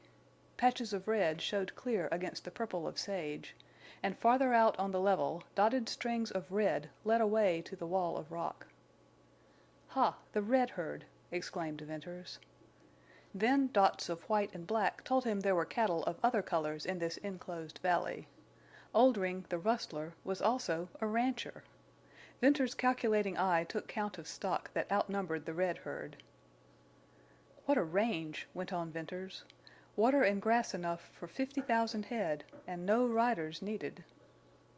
After his first burst of surprise and rapid calculation, Venters lost no time there, but slunk again into the sage on his back trail. With the discovery of Oldring's hidden cattle range had come enlightenment on several problems. Here the rustler kept his stock. Here was Jane Withersteen's red herd. Here were the few cattle that had disappeared from the cottonwood slopes during the last 2 years. Until Oldring had driven the red herd, his thefts of cattle for that time had not been more than enough to supply meat for his men. Of late no drives had been reported from Sterling or the villages north. And Venters knew that the riders had wondered at Oldring's inactivity in that particular field. He and his band had been active enough in their visits to Glaze and Cottonwoods. They always had gold, but of late the amount gambled away and drunk and thrown away in the villages had given rise to much conjecture. Oldring's more frequent visits had resulted in new saloons, and where there had formerly been one raid or shooting fray in the little hamlets, there were now many. Perhaps Oldring had another range farther on up the pass, and from there drove the cattle to distant Utah towns where he was little known. But Venters came finally to doubt this. And from what he had learned in the last few days, a belief began to form in Venters's mind that Oldring's intimidations of the villages and the mystery of the masked rider, with his alleged evil deeds, and the fierce resistance offered any trailing riders, and the rustling of cattle, these things were only the craft of the rustler chief to conceal his real life and purpose and work in Deception Pass. And like a scouting Indian, Venters crawled through the sage of the oval valley, crossed trail after trail on the north side, and at last entered the cañon out of which headed the cattle trail, and into which he had watched the rustlers disappear. If he had used caution before, now he strained every nerve to force himself to creeping stealth and to sensitiveness of ear. He crawled along so hidden that he could not use his eyes except to aid himself in the toilsome progress through the breaks and ruins of cliff wall. Yet from time to time, as he rested, he saw the massive red walls growing higher and wilder, more looming and broken. He made note of the fact that he was turning and climbing. The sage and thickets of oak and brakes of alder gave place to pinyon pine growing out of rocky soil. Suddenly a low, dull murmur assailed his ears. At first he thought it was thunder, then the slipping of a weathered slope of rock. But it was incessant, and as he progressed it filled out deeper and from a murmur changed into a soft roar. "Falling water," he said. "There's volume to that. I wonder if it's the stream I lost." The roar bothered him, for he could hear nothing else. Likewise, however, no rustlers could hear him. Emboldened by this, and sure that nothing but a bird could see him, he arose from his hands and knees to hurry on. An opening in the pinyons warned him that he was nearing the height of slope. He gained it and dropped low with a burst of astonishment. Before him stretched a short cañon with rounded stone floor bare of grass or sage or tree, and with curved, shelving walls. A broad rippling stream flowed toward him, and at the back of the cañon waterfall burst from a wide rent in the cliff, and bounding down in 2 green steps spread into a long white sheet. If Venters had not been indubitably certain that he had entered the right cañon, his astonishment would not have been so great. There had been no breaks in the walls, no side cañons entering this one where the rustler's tracks and the cattle trail had guided him, and therefore he could not be wrong. But here the cañon ended, and presumably the trails also. "That cattle trail headed out of here," Venters kept saying to himself. "It headed out. Now what I want to know is, how on earth did cattle ever get in here?" If he could be sure of anything, it was of the careful scrutiny he had given that cattle track, every hoofmark of which headed straight west. He was now looking east at an immense round boxed corner of cañon down which tumbled a thin white veil of water, scarcely 20 yards wide. Somehow, somewhere, his calculations had gone wrong. For the first time in years he found himself doubting his rider's skill in finding tracks and his memory of what he had actually seen. In his anxiety to keep under cover he must have lost himself in this offshoot of Deception Pass, and thereby in some unaccountable manner missed the cañon with the trails. There was nothing else for him to think. Rustlers could not fly, nor cattle jump down 1,000-foot precipices. He was only proving what the sage riders had long said of this labyrinthine system of deceitful cañons and valleys. Trails led down into Deception Pass, but no rider had ever followed them. On a sudden he heard above the soft roar of the waterfall an unusual sound that he could not define. He dropped flat behind a stone and listened. From the direction he had come swelled something that resembled a strange muffled pounding and splashing and ringing. Despite his nerve, the chill sweat began to dampen his forehead. What might not be possible in this stone-walled maze of mystery? The unnatural sound passed beyond him as he lay gripping his rifle and fighting for coolness. Then from the open came the sound, now distinct and different. Venters recognized a hobble bell of a horse, and the cracking of iron on submerged stones, and the hollow splash of hoofs in water. Relief surged over him. His mind caught again at realities, and curiosity prompted him to peep from behind the rock. In the middle of the stream waited a long string of packed burros driven by 3 superbly mounted men. Had Venters met these dark-clothed, dark-visaged, heavily armed men anywhere in Utah, let alone in this robber's retreat, he would have recognized them as rustlers. The discerning eye of a rider saw the signs of a long, arduous trip. These men were packing in supplies from one of the northern villages. They were tired, and their horses were almost played out, and the burros plodded on, after the manner of their kind when exhausted, faithful and patient, but as if every weary, splashing, slipping step would be their last. All this Venters noted in one glance. After that he watched with a thrilling eagerness. Straight at the waterfall the rustlers drove the burros, and straight through the middle, where the water spread into a fleecy, thin film like dissolving smoke. Following closely, the rustlers rode into this white mist, showing in bold black relief for an instant, and then they vanished. Venters drew a full breath that rushed out in brief and sudden utterance. "Good heaven! Of all the holes for a rustler! There's a cavern under that waterfall, and a passageway leading out to a cañon beyond. Oldring hides in there. He needs only to guard a trail leading down from the sage flat above. Little danger of this outlet to the pass being discovered. I stumbled on it by luck after I had given up. And now I know the truth of what puzzled me most—why that cattle trail was wet." He wheeled and ran down the slope and out to the level of the sagebrush. Returning, he had no time to spare, only now and then, between dashes, a moment when he stopped to cast sharp eyes ahead. The abundant grass left no trace of his trail. Short work he made of the distance to the circle of cañons. He doubted that he would ever see it again. He knew he never wanted to. Yet he looked at the red corners and towers with the eyes of a rider picturing landmarks never to be forgotten. Here he spent a panting moment in a slow circling gaze of the sage oval and the gaps between the bluffs. Nothing stirred except the gentle wave of the tips of the brush.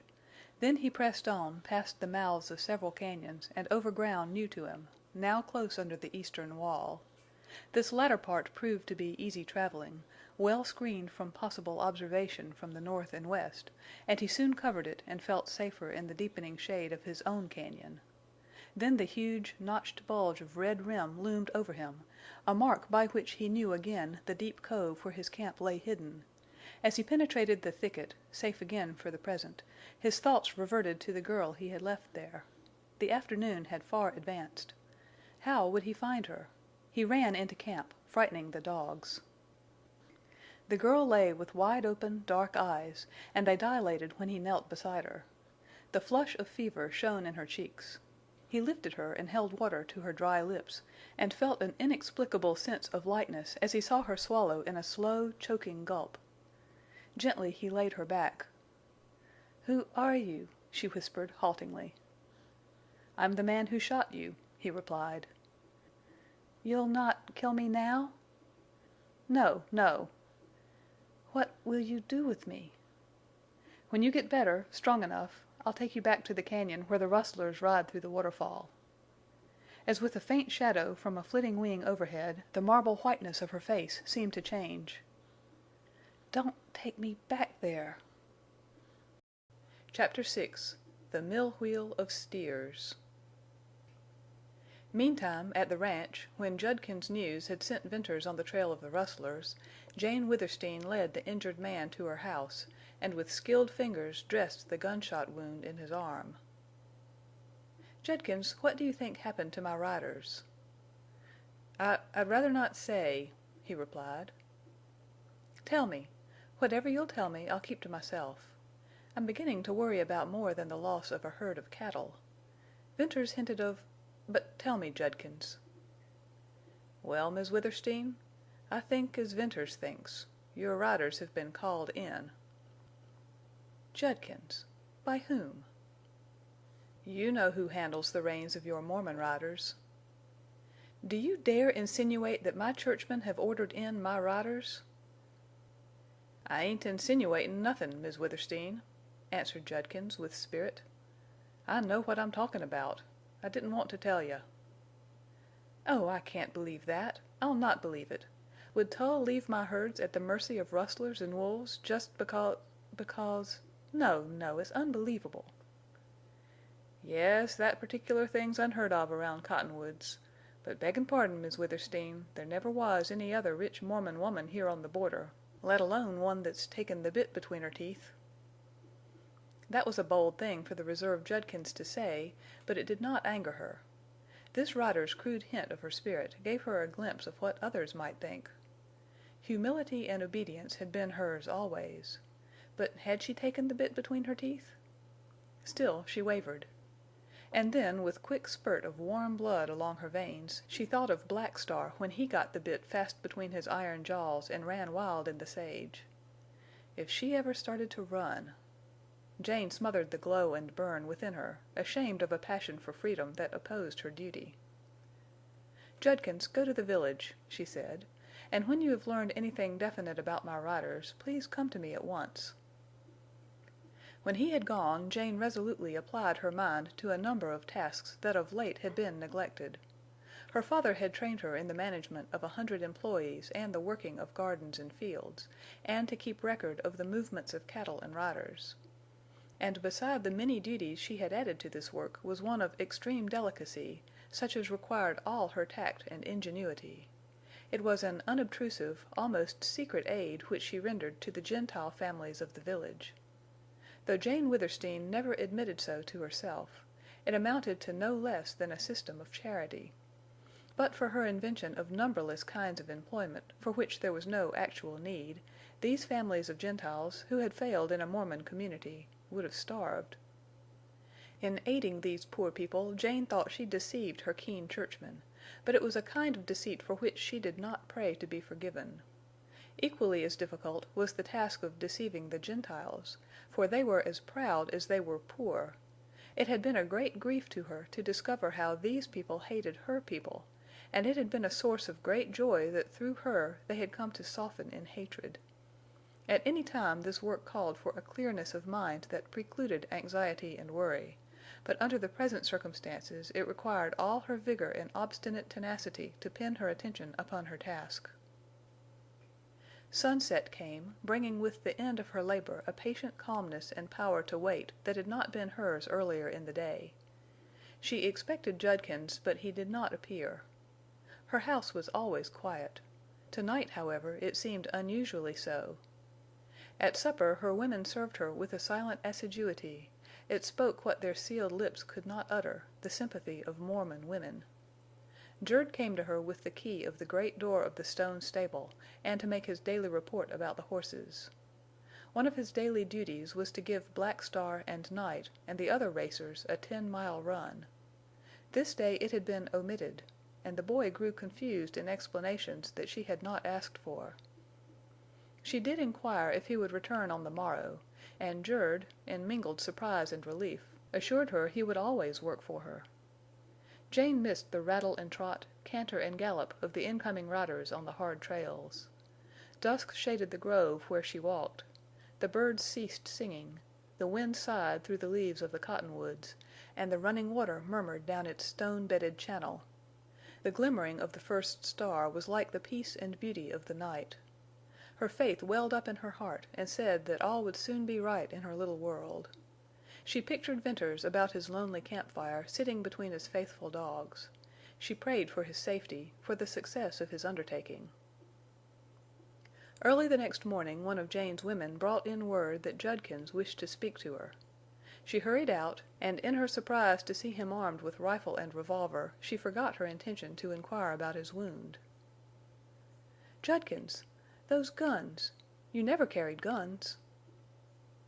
"It's high time, Miss Withersteen," he replied. "Will you come into the grove? It ain't just exactly safe for me to be seen here." She walked with him into the shade of the cottonwoods. "What do you mean?" "Miss Withersteen, I went to my mother's house last night. While there, someone knocked, and a man asked for me. I went to the door. He wore a mask. He said I'd better not ride any more for Jane Withersteen. His voice was hoarse and strange, disguised, I reckon, like his face. He said no more, and ran off in the dark." "Did you know who he was?" asked Jane in a low voice. "Yes." Jane did not ask to know. She did not want to know. She feared to know. All her calmness fled at a single thought. "That's why I'm packin' guns," went on Judkins. "For I'll never quit ridin' for you, Miss Withersteen, till you let me go." "Judkins, do you want to leave me?" "Do I look that way? Give me a hoss, a fast hoss, and send me out on the sage." "Oh, thank you, Judkins. You're more faithful than my own people. I ought not accept your loyalty. You might suffer more through it. But what in the world can I do? My head whirls. The wrong to Venters, the stolen herd, these masks, threats, this coil in the dark. I can't understand.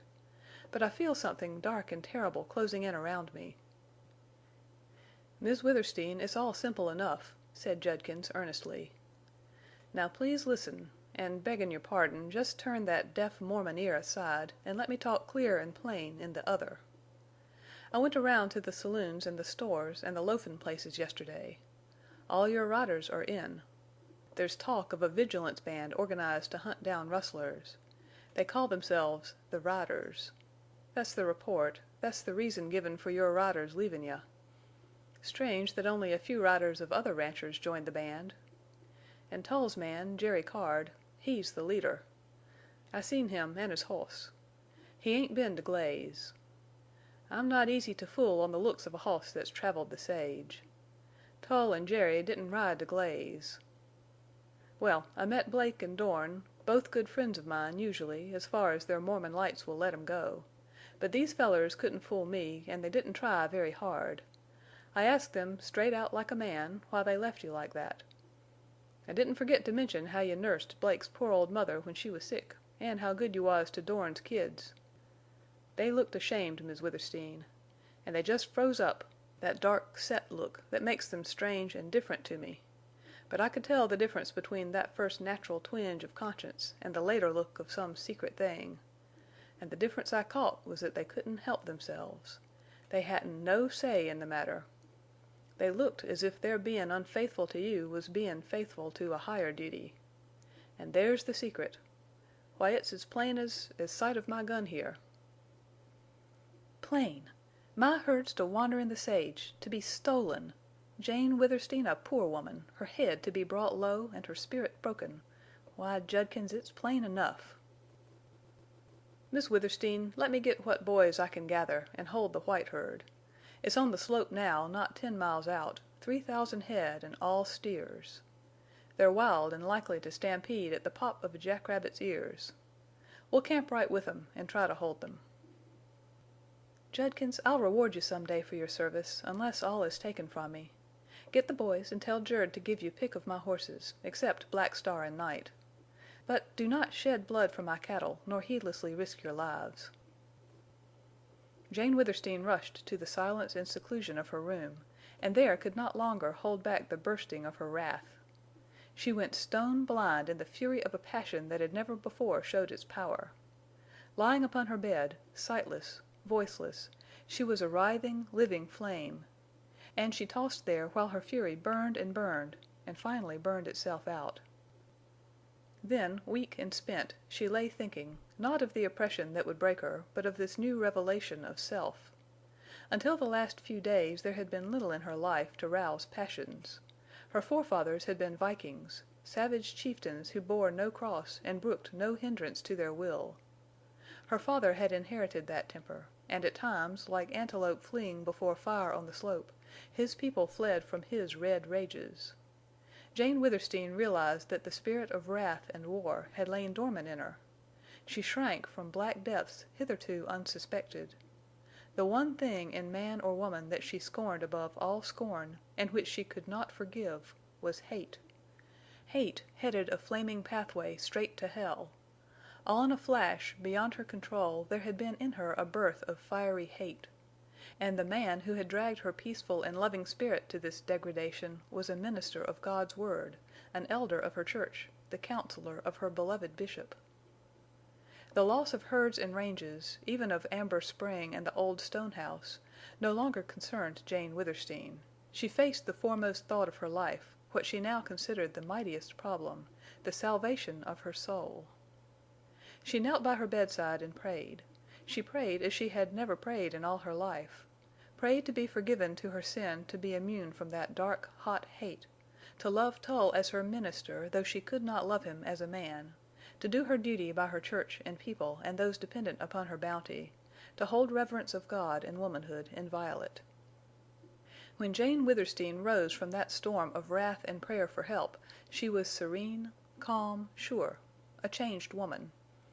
She would do her duty as she saw it, live her life as her own truth guided her. She might never be able to marry a man of her choice, but she certainly never would become the wife of Tull. Her churchmen might take her cattle and horses, ranges and fields, her corrals and stables, the house of Withersteen, and the water that nourished the village of Cottonwoods, but they could not force her to marry Tull. They could not change her decision or break her spirit. Once resigned to further loss, and sure of herself, Jane Withersteen attained a peace of mind that had not been hers for a year. She forgave Tull, and felt a melancholy regret over what she knew he considered duty, irrespective of his personal feeling for her. First of all, Tull, as he was a man, wanted her for himself; and secondly, he hoped to save her and her riches for his church. She did not believe that Tull had been actuated solely by his minister's zeal to save her soul. She doubted her interpretation of one of his dark sayings, that if she were lost to him, she might as well be lost to heaven. Jane Withersteen's common sense took arms against the binding limits of her religion, and she doubted that her bishop, whom she had been taught had direct communication with God, would damn her soul for refusing to marry a Mormon. As for Tull and his churchmen, when they had harassed her, perhaps made her poor, they would find her unchangeable, and then she would get back most of what she had lost. So she reasoned, true at last to her faith in all men and in their ultimate goodness. The clank of iron hoofs upon the stone courtyard drew her hurriedly from her retirement. There, beside his horse, stood Lassiter, his dark apparel and the great black gun sheaths contrasting singularly with his gentle smile. Jane's active mind took up her interest in him and her half-determined desire to use what charm she had to foil his evident design in visiting Cottonwoods. If she could mitigate his hatred of Mormons, or at least keep him from killing more of them, not only would she be saving her people, but also be leading back this blood-spiller to some semblance of the human. "Mornin', ma'am," he said, black sombrero in hand. "Lassiter, I'm not an old woman, or even a madam," she replied, with her bright smile. "If you can't say Miss Withersteen, call me Jane." "I reckon Jane would be easier. First names are always handy for me." "Well, use mine, then. Lassiter, I'm glad to see you. I'm in trouble." Then she told him of Judkins's return, of the driving of the red herd, of Venters's departure on Wrangle, and the calling in of her riders. "'Pears to me you're some smilin' and pretty for a woman with so much trouble," he remarked. "Lassiter, are you paying me compliments? But seriously, I've made up my mind not to be miserable. I've lost much, and I'll lose more. Nevertheless, I won't be sour, and I hope I'll never be unhappy again." Lassiter twisted his hat round and round, as was his way, and took his time in replying. "Women are strange to me. I got to back trailin' myself from them long ago. But I'd like a game woman. Might I ask, seein' as how you take this trouble, if you're goin' to fight?" "Fight? How? Even if I would, I haven't a friend except that boy who doesn't dare stay in the village." "I make bold to say, ma'am, Jane, that there's another if you want him." "Lassiter! Thank you. But how can I accept you as a friend? Think.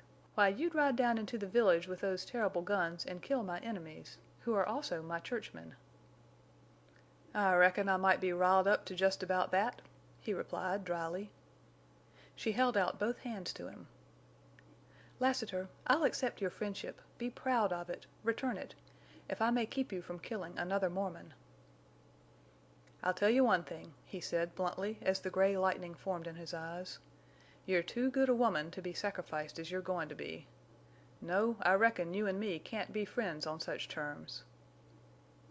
In her earnestness she stepped closer to him, repelled yet fascinated by the sudden transition of his moods. That he would fight for her was at once horrible and wonderful. "You came here to kill a man.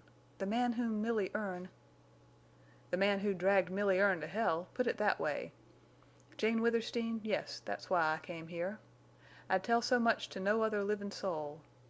There are things such a woman as you'd never dream of, so don't mention her again. Not till you tell me the name of the man." "Tell you? I? Never!" "I reckon you will. And I'll never ask you. I'm a man of strange beliefs and ways of thinkin', and I seem to see into the future and feel things hard to explain. The trail I've been followin' for so many years was twisted and tangled, but it's straightenin' out now. And, Jane Withersteen, you crossed it long ago to ease poor Milly's agony. That, whether you want or not, makes Lassiter your friend. But you cross it now strangely to mean somethin' to me, God knows what, unless by your noble blindness to incite me to greater hatred of Mormon men." Jane felt swayed by a strength that far exceeded her own. In a clash of wills with this man she would go to the wall. If she were to influence him it must be wholly through womanly allurement. There was that about Lassiter which commanded her respect. She had abhorred his name. Face to face with him, she found she feared only his deeds. His mystic suggestion, his foreshadowing of something that she was to mean to him, pierced deep into her mind. She believed fate had thrown in her way the lover or husband of Milly Erne. She believed that through her an evil man might be reclaimed. His allusion to what he called her blindness terrified her. Such a mistaken idea of his might unleash the bitter, fatal mood she sensed in him. At any cost she must placate this man. She knew the die was cast, and that if Lassiter did not soften to a woman's grace and beauty and wiles, then it would be because she could not make him. "I reckon you'll hear no more such talk from me," Lassiter went on presently.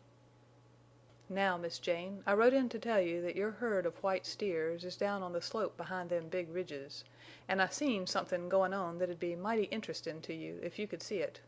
Have you a field glass?" "Yes, I have 2 glasses. I'll get them and ride out with you. Wait, Lassiter, please," she said, and hurried within.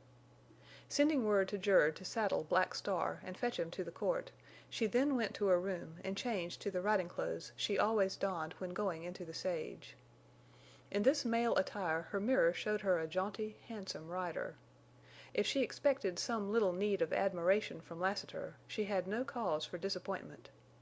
The gentle smile that she liked, which made of him another person, slowly overspread his face. "If I didn't take you for a boy!" he exclaimed. "It's powerful queer what difference clothes make. Now I've been some scared of your dignity, like when the other night you was all in white, but in this rig—" Black Star came pounding into the court, dragging Jerd half off his feet, and he whistled at Lassiter's black. But at sight of Jane all his defiant lines seemed to soften, and with tosses of his beautiful head he whipped his bridle. "Down, Black Star, down," said Jane. He dropped his head, and, slowly lengthening, he bent one foreleg, then the other, and sank to his knees. Jane slipped her left foot in the stirrup, swung lightly into the saddle, and Black Star rose with a ringing stamp. It was not easy for Jane to hold him to a canter through the grove, and like the wind he broke when he saw the sage. Jane let him have a couple of miles of free running on the open trail, and then she coaxed him in and waited for her companion. Lassiter was not long in catching up, and presently they were riding side by side. It reminded her how she used to ride with Venters. Where was he now? She gazed far down the slope to the curved purple lines of Deception Pass, and involuntarily shut her eyes with a trembling stir of nameless fear. "We'll turn off here," Lassiter said, "and take to the sage a mile or so. The white herd is behind them big ridges." "What are you going to show me?" asked Jane. "I'm prepared. Don't be afraid." He smiled as if he meant that bad news came swiftly enough without being presaged by speech. When they reached the lee of a rolling ridge Lassiter dismounted, motioning to her to do likewise. They left the horses standing, bridles down. Then Lassiter, carrying the field glasses, began to lead the way up the slow rise of ground. Upon nearing the summit he halted her with a gesture. "I reckon we'd see more if we didn't show ourselves against the sky," he said. "I was here less than an hour ago. Then the herd was 7 or 8 miles south, and if they ain't bolted yet—" "Lassiter! Bolted?" "That's what I said. Now let's see." Jane climbed a few more paces behind him and then peeped over the ridge. Just beyond began a shallow swale that deepened and widened into a valley and then swung to the left. Following the undulating sweep of sage, Jane saw the straggling lines and then the great body of the white herd. She knew enough about steers, even at a distance of 4 or 5 miles, to realize that something was in the wind. Bringing her field glass into use, she moved it slowly from left to right, which action swept the whole herd into range. The stragglers were restless. The more compactly massed steers were browsing. Jane brought the glass back to the big sentinels of the herd, and she saw them trot with quick steps, stop short and toss wide horns, look everywhere, and then trot in another direction. "Judkins hasn't been able to get his boys together yet," said Jane. "But he'll be there soon. I hope not too late. Lassiter, what's frightening those big leaders?" "Nothin' just on the minute," replied Lassiter. "Them steers are quietin' down.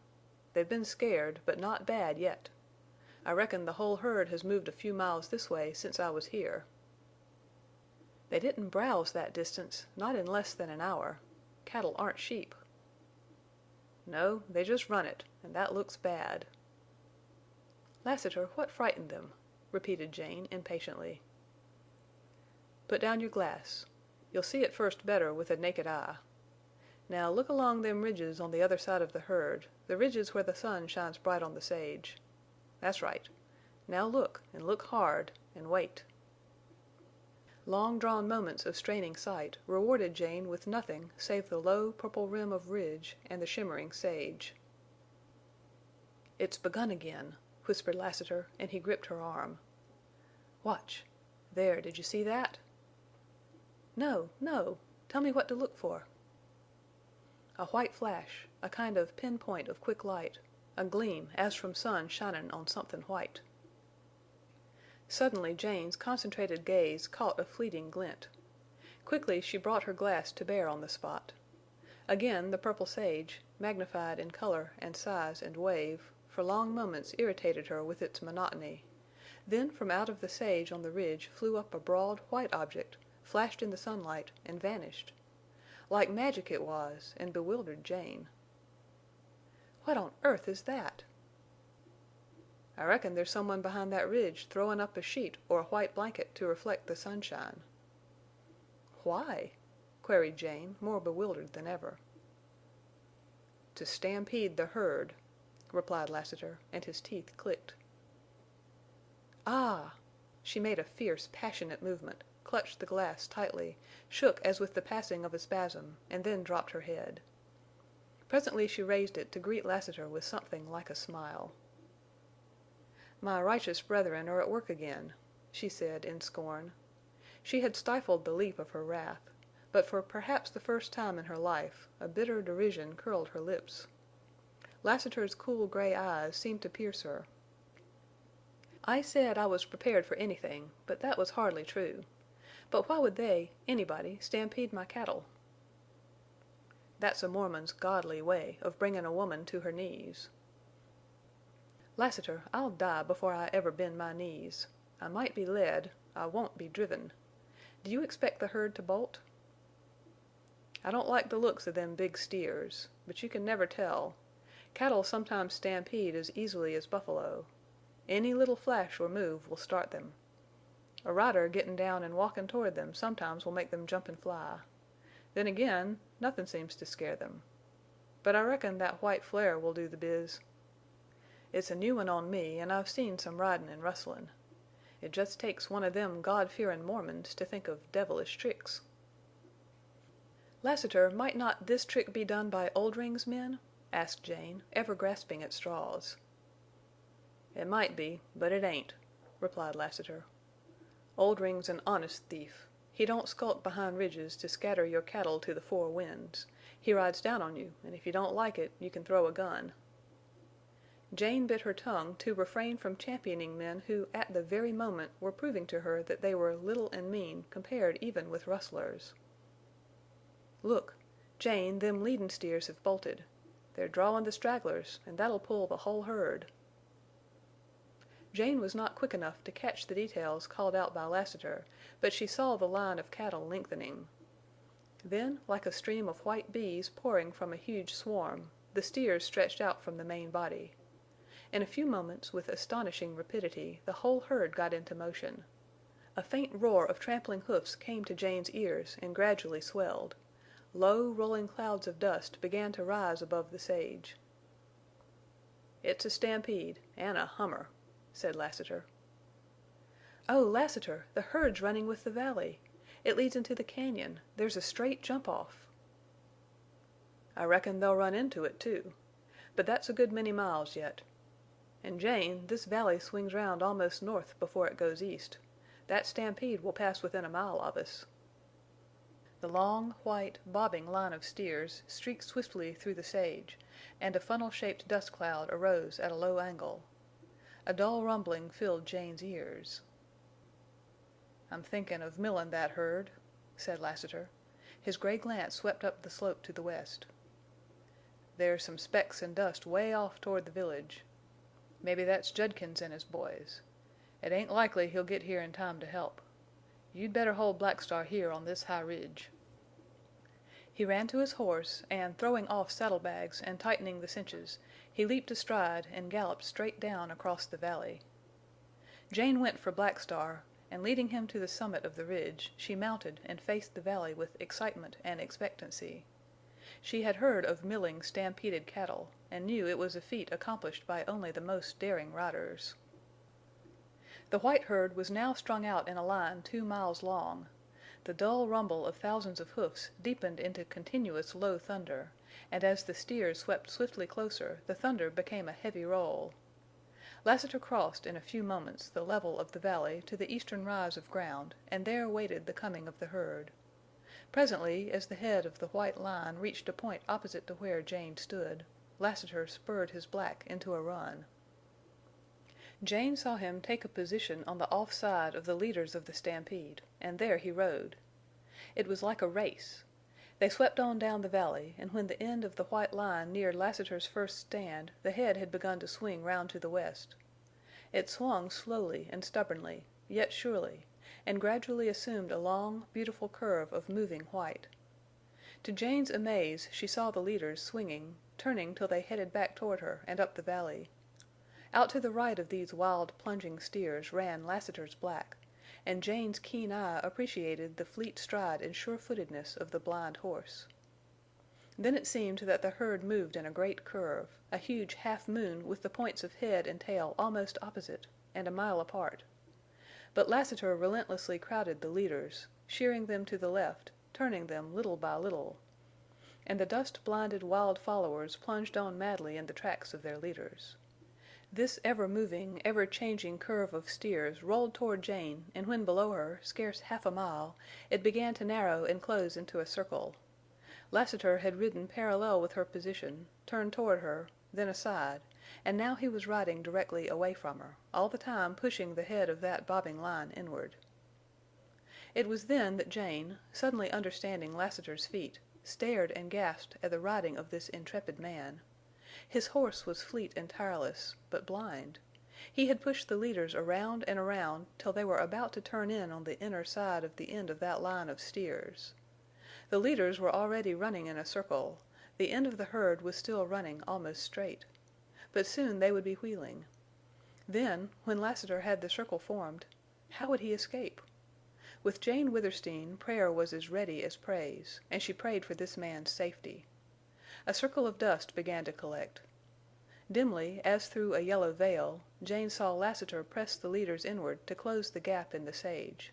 She lost sight of him in the dust. Again she thought she saw the black, riderless now, rear and drag himself and fall. Lassiter had been thrown, lost.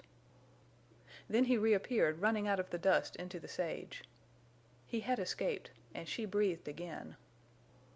Spellbound, Jane Withersteen watched this stupendous mill-wheel of steers. Here was the milling of the herd. The white running circle closed in upon the open space of sage, and the dust circles closed above into a pall. The ground quaked, and the incessant thunder of pounding hoofs rolled on. Jane felt deafened, yet she thrilled to a new sound. As the circle of sage lessened, the steers began to bawl, and when it closed entirely there came a great upheaval in the center, and a terrible thumping of heads and clicking of horns. Bawling, climbing, goring, the great mass of steers on the inside wrestled in a crashing din, heaved and groaned under the pressure. Then came a deadlock. The inner strife ceased, and the hideous roar and crash. Movement went on in the outer circle, and that, too, gradually stilled.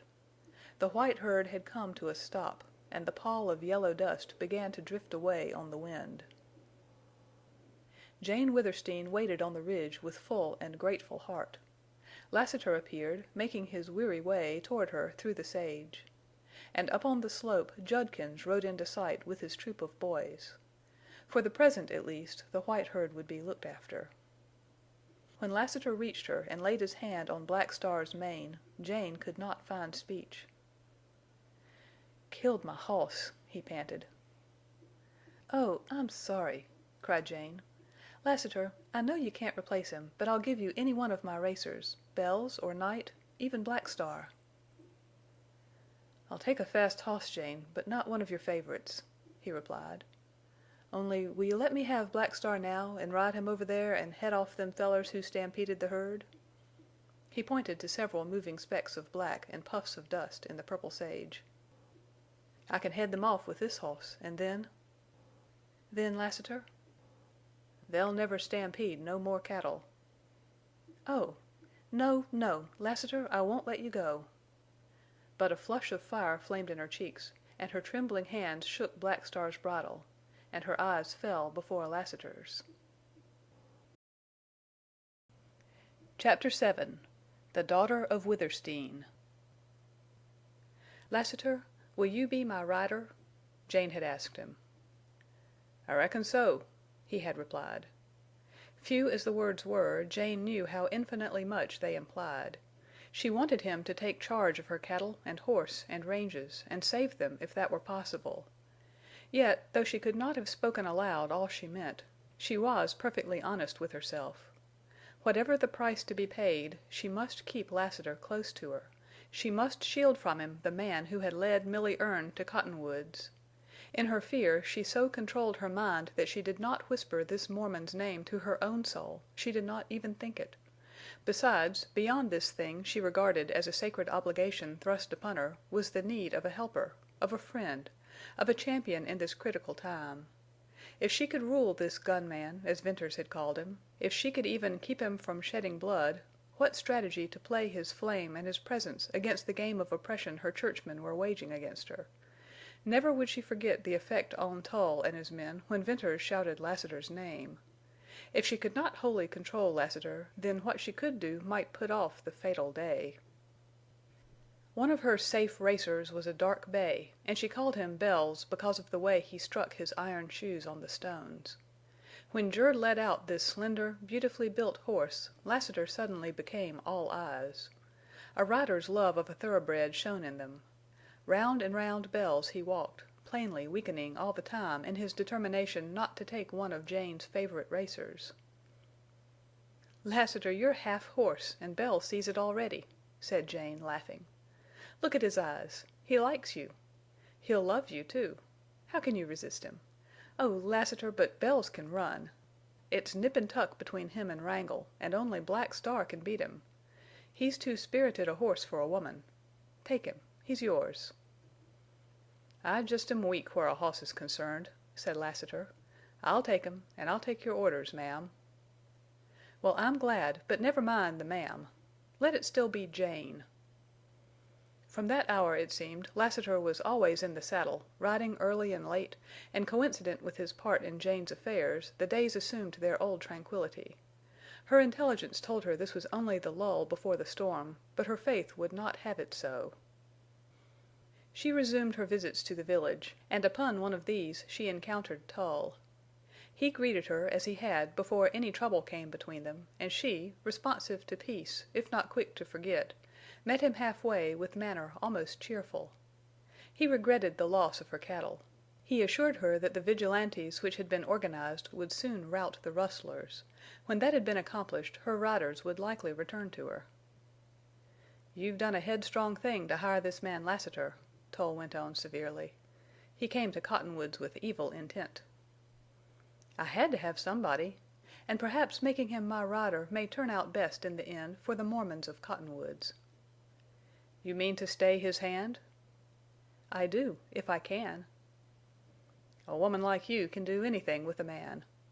That would be well and would atone in some measure for the errors you have made." He bowed and passed on. Jane resumed her walk with conflicting thoughts. She resented Elder Tull's cold, impassive manner that looked down upon her as one who had incurred his just displeasure. Otherwise he would have been the same calm, dark-browed, impenetrable man she had known for 10 years. In fact, except when he had revealed his passion in the matter of the seizing of Venters, she had never dreamed he could be other than the grave, reproving preacher. He stood out now a strange, secretive man. She would have thought better of him if he had picked up the threads of their quarrel where they had parted. Was Tull what he appeared to be? The question flung itself involuntarily over Jane Withersteen's inhibitive habit of faith without question, and she refused to answer it. Tull could not fight in the open. Venters had said, Lassiter had said, that her elder shirked fight and worked in the dark. Just now in this meeting Tull had ignored the fact that he had sued, exhorted, demanded that she marry him. He made no mention of Venters. His manner was that of the minister who had been outraged, but who overlooked the frailties of a woman. Beyond question he seemed unutterably aloof from all knowledge of pressure being brought to bear upon her, absolutely guiltless of any connection with secret power over riders, with night journeys, with rustlers and stampedes of cattle. And that convinced her again of unjust suspicions. But it was convincement through an obstinate faith. She shuddered as she accepted it, and that shudder was the nucleus of a terrible revolt. Jane turned into one of the wide lanes leading from the main street and entered a huge, shady yard. Here were sweet-smelling clover, alfalfa, flowers, and vegetables, all growing in happy confusion. And like these fresh green things were the dozens of babies, tots, toddlers, noisy urchins, laughing girls, a whole multitude of children of one family. For Collier Brandt, the father of all this numerous progeny, was a Mormon with 4 wives. The big house where they lived was old, solid, picturesque, the lower part built of logs, the upper of rough clapboards, with vines growing up the outside stone chimneys. There were many wooden shuttered windows, and one pretentious window of glass proudly curtained in white. As this house had 4 mistresses, it likewise had 4 separate sections, not one of which communicated with another, and all had to be entered from the outside. In the shade of a wide, low, vine-roofed porch Jane found Brandt's wives entertaining Bishop Dyer. They were motherly women, of comparatively similar ages, and plain-featured, and just at this moment anything but grave. The bishop was rather tall, of stout build, with iron-gray hair and beard, and eyes of light blue. They were merry now, but Jane had seen them when they were not, and then she feared him as she had feared her father. The women flocked around her in welcome. "Daughter of Withersteen," said the bishop gaily as he took her hand, "you have not been prodigal of your gracious self of late. A Sabbath without you at service. I shall reprove Elder Tull." "Bishop, the guilt is mine. I'll come to you and confess," Jane replied lightly, but she felt the undercurrent of her words. "Mormon love-making!" exclaimed the bishop, rubbing his hands. "Tull keeps you all to himself." "No, he is not courting me."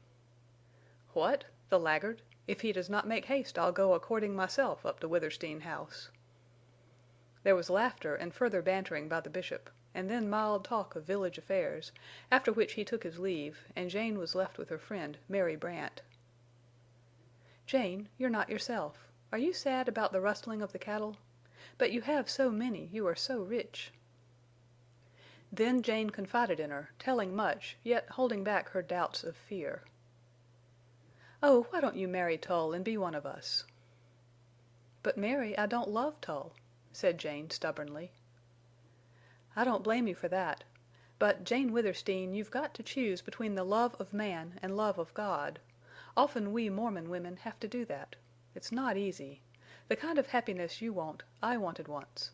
I never got it, nor will you unless you throw away your soul. We've all watched your affair with Venters in fear and trembling. Some dreadful thing will come of it. You don't want him hanged or shot, or treated worse as that Gentile boy was treated in Glaze for fooling round a Mormon woman. Marry Tull. It's your duty as a Mormon. You'll feel no rapture as his wife, but think of heaven. Mormon women don't marry for what they expect on earth. Take up the cross, Jane. Remember your father found Amber Spring, built these old houses, brought Mormons here, and fathered them. You are the daughter of Withersteen." Jane left Mary Brandt and went to call upon other friends. They received her with the same glad welcome as had Mary, lavished upon her the pent-up affection of Mormon women, and let her go with her ears ringing of Tull, Venters, Lassiter, of duty to God and glory in heaven. "Verily," murmured Jane, "I don't know myself when, through all this, I remain unchanged, nay, more fixed of purpose."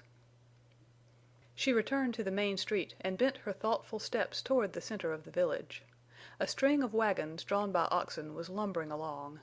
These sage freighters, as they were called, hauled grain and flour and merchandise from Sterling, and Jane laughed suddenly in the midst of her humility at the thought that they were her property, as was one of the 3 stores for which they freighted goods. The water that flowed along the path at her feet, and turned into each cottage yard to nourish garden and orchard, also was hers, no less her private property because she chose to give it free. Yet in this village of cottonwoods, which her father had founded and which she maintained, she was not her own mistress. She was not able to abide by her own choice of a husband. She was the daughter of Withersteen. Suppose she proved it imperiously. But she quelled that proud temptation at its birth. Nothing could have replaced the affection which the village people had for her. No power could have made her happy as the pleasure her presence gave. As she went on down the street past the stores with their rude platform entrances, and the saloons where tired horses stood with bridles dragging, she was again assured of what was the bread and wine of life to her, that she was loved. Dirty boys playing in the ditch, clerks, teamsters, riders, loungers on the corners, ranchers on dusty horses, little girls running errands, and women hurrying to the stores, all looked up at her coming with glad eyes. Jane's various calls and wandering steps at length led her to the Gentile quarter of the village.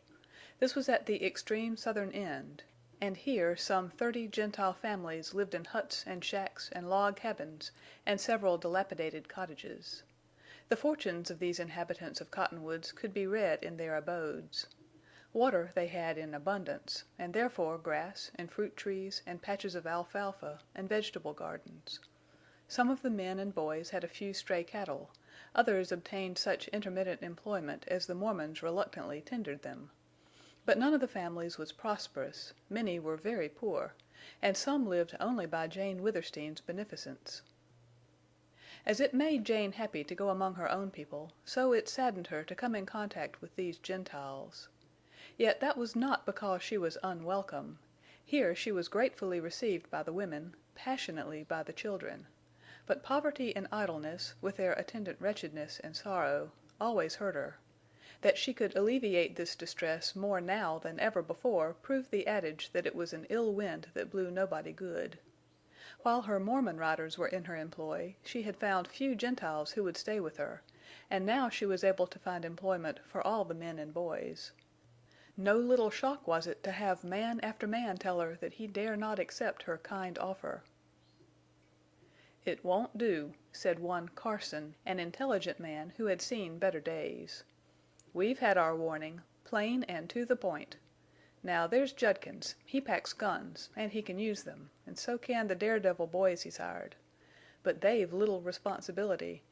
Can we risk having our homes burned in our absence?" Jane felt the stretching and chilling of the skin of her face as the blood left it. "Carson, you and the others rent these houses?" she asked. "You ought to know, Miss Withersteen. Some of them are yours." "I know. Carson, I never in my life took a day's labor for rent, or a yearling calf, or a bunch of grass, let alone gold." "Bivens, your storekeeper, sees to that." "Look here, Carson," went on Jane hurriedly, and now her cheeks were burning. "You and Black and Willett pack your goods and move your families up to my cabins in the grove. They're far more comfortable than these. Then go to work for me. And if aught happens to you there I'll give you money, gold enough to leave Utah." The man choked and stammered, and then, as tears welled into his eyes, he found the use of his tongue and cursed. No gentle speech could ever have equaled that curse in eloquent expression of what he felt for Jane Withersteen. How strangely his look and tone reminded her of Lassiter. "No, it won't do," he said, when he had somewhat recovered himself. "Miss Withersteen, there are things that you don't know, and there's not a soul among us who can tell you." I seem to be learning many things, Carson. Well, then, will you let me aid you, say till better times?" "Yes, I will," he replied, with his face lighting up. "I see what it means to you, and you know what it means to me. Thank you. And if better times ever come, I'll be only too happy to work for you." "Better times will come. I trust God and have faith in man. Good day, Carson."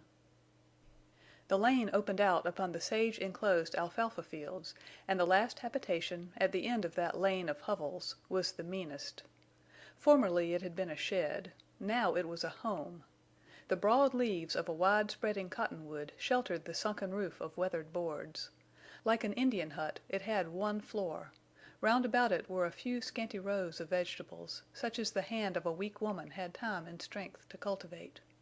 This little dwelling place was just outside the village limits, and the widow who lived there had to carry her water from the nearest irrigation ditch.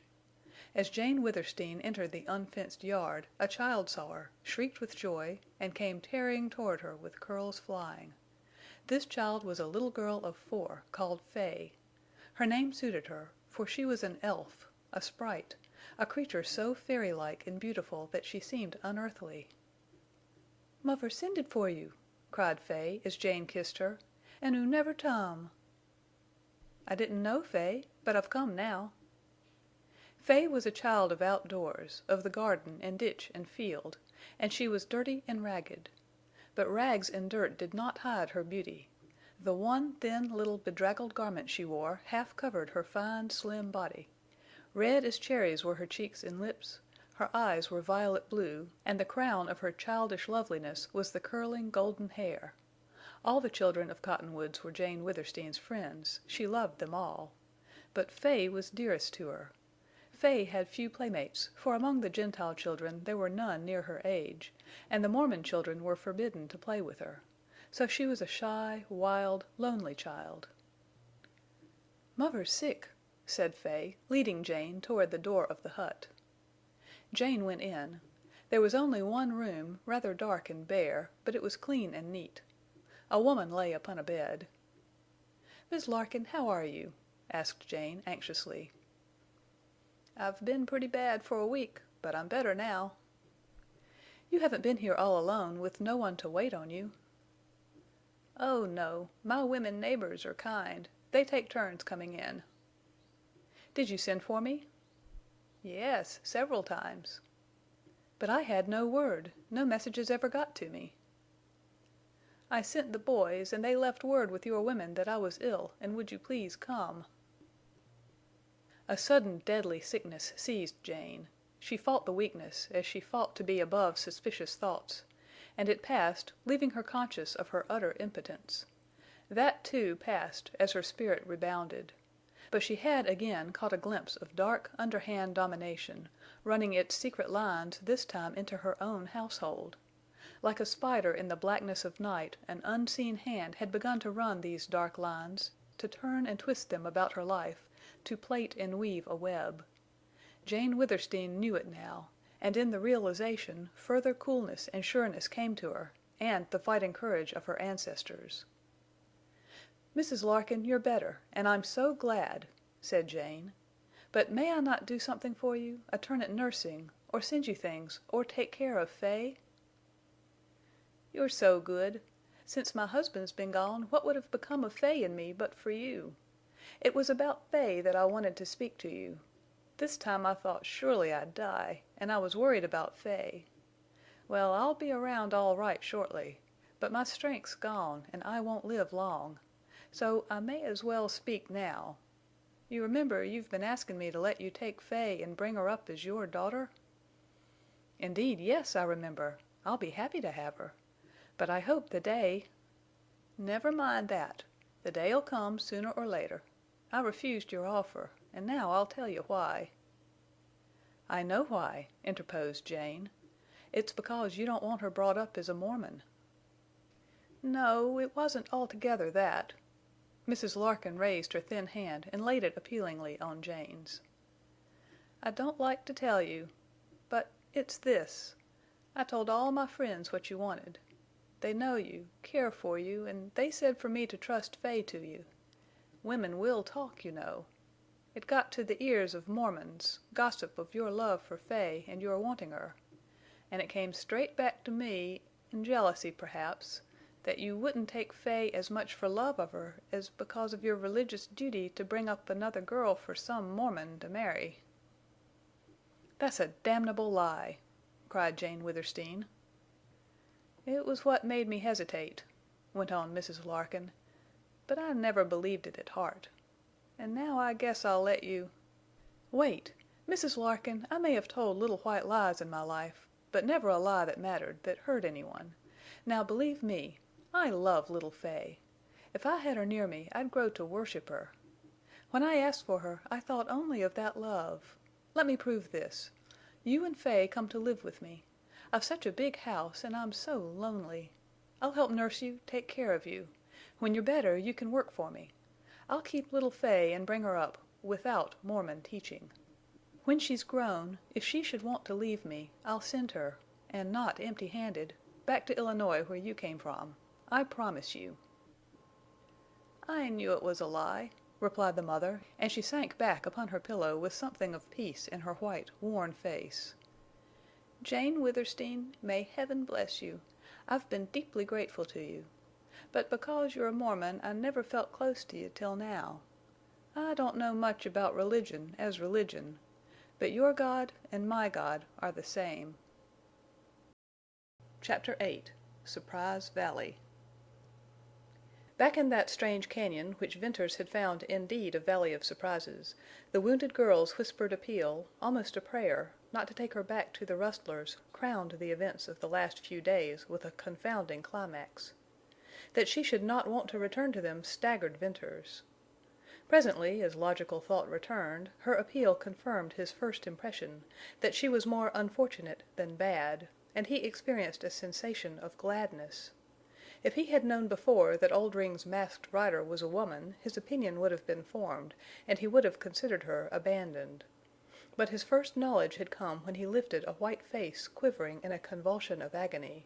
He had heard God's name whispered by blood-stained lips. Through her solemn and awful eyes he had caught a glimpse of her soul. And just now had come the entreaty to him, "Don't take me back there." Once for all, Venters's quick mind formed a permanent conception of this poor girl. He based it not upon what the chances of life had made her, but upon the revelation of dark eyes that pierced the infinite, upon a few pitiful, halting words that betrayed failure and wrong and misery, yet breathed the truth of a tragic fate rather than a natural leaning to evil. "What's your name?" he inquired. "Bess," she answered. "Bess what?" "That's enough. Just Bess." The red that deepened in her cheeks was not all the flush of fever. Venters marveled anew, and this time at the tint of shame in her face, at the momentary drooping of long lashes. She might be a rustler's girl, but she was still capable of shame; she might be dying, but she still clung to some little remnant of honor. "Very well, Bess. It doesn't matter," he said. "But this matters. What shall I do with you?" "Are you a rider?" she whispered. "Not now. I was once. I drove the Withersteen herds. But I lost my place, lost all I owned. And now I'm a sort of outcast. My name's Bern Venters." "You won't take me to Cottonwoods or Glaze? I'd be hanged." "No, indeed. But I must do something with you, for it's not safe for me here. I shot that rustler who was with you. Sooner or later he'll be found, and then my tracks. I must find a safer hiding place where I can't be trailed." "Leave me here." "Alone, to die?" "Yes." "I will not." Venters spoke shortly, with a kind of ring in his voice. "What do you want to do with me?" Her whispering grew difficult, so low and faint that Venters had to stoop to hear her. "Why, let's see," he replied slowly. "I'd like to take you some place where I could watch by you, nurse you till you're all right." "And then?" "Well, it'll be time to think of that when you're cured of your wound. It's a bad one. And, Bess, if you don't want to live, if you don't fight for life, you'll never—" "Oh, I want to live. I'm afraid to die. But I'd rather die than go back to—" "To Oldring?" asked Venters, interrupting her in turn. Her lips moved in an affirmative. "I promise not to take you back to him or to Cottonwoods or to Glaze." The mournful earnestness of her gaze suddenly shone with unutterable gratitude and wonder. And as suddenly Venters found her eyes beautiful as he had never seen or felt beauty. They were as dark blue as the sky at night. Then the flashing changed to a long, thoughtful look, in which there was a wistful, unconscious searching of his face, a look that trembled on the verge of hope and trust. "I'll try—to live," she said. The broken whisper just reached his ears. "Do what—you want with me." "Rest, then. Don't worry. Sleep," he replied. Abruptly he arose, as if words had been decision for him, and with a sharp command to the dogs he strode from the camp. Venters was conscious of an indefinite conflict of change within him. It seemed to be a vague passing of old moods, a dim coalescing of new forces, a moment of inexplicable transition. He was both cast down and uplifted. He wanted to think and think of the meaning, but he resolutely dispelled emotion. His imperative need at present was to find a safe retreat, and this called for action. So he set out. It still wanted several hours before dark. This trip he turned to the left and wended his skulking way southward a mile or more to the opening of the valley where lay the strange scrawled rocks. He did not, however, venture boldly out into the open sage, but clung to the right-hand wall and went along that till its perpendicular line broke into the long incline of bare stone. Before proceeding farther he halted, studying the strange character of this slope, and realizing that a moving black object could be seen far against such background. Before him ascended a gradual swell of smooth stone. It was hard, polished, and full of pockets worn by centuries of eddying rainwater. 100 yards up began a line of grotesque cedar trees, and they extended along the slope clear to its most southerly end. Beyond that end Venters wanted to get, and he concluded the cedars, few as they were, would afford some cover.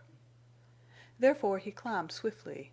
The trees were farther up than he had estimated, though he had, from long habit, made allowance for the deceiving nature of distances in that country. When he gained the cover of cedars he paused to rest and look, and it was then he saw how the trees sprang from holes in the bare rock. Ages of rain had run down the slope, circling, eddying in depressions, wearing deep round holes. There had been dry seasons, accumulations of dust, wind-blown seeds, and cedars rose wonderfully out of solid rock. But these were not beautiful cedars. They were gnarled, twisted into weird contortions as if growth were torture, dead at the tops, shrunken, gray, and old. Theirs had been a bitter fight, and Venters felt a strange sympathy for them. This country was hard on trees, and men. He slipped from cedar to cedar, keeping them between him and the open valley. As he progressed, the belt of trees widened and he kept to its upper margin. He passed shady pockets half full of water, and, as he marked the location for possible future need, he reflected that there had been no rain since the winter snows. From one of these shady holes a rabbit hopped out and squatted down, laying its ears flat. Venters wanted fresh meat now more than when he had only himself to think of. But it would not do to fire his rifle there. So he broke off a cedar branch and threw it. He crippled the rabbit, which started to flounder up the slope. Venters did not wish to lose the meat, and he never allowed crippled game to escape, to die lingeringly in some covert. So after a careful glance below and back toward the cañon, he began to chase the rabbit. The fact that rabbits generally ran uphill was not new to him, but it presently seemed singular why this rabbit, that might have escaped downward, chose to ascend the slope.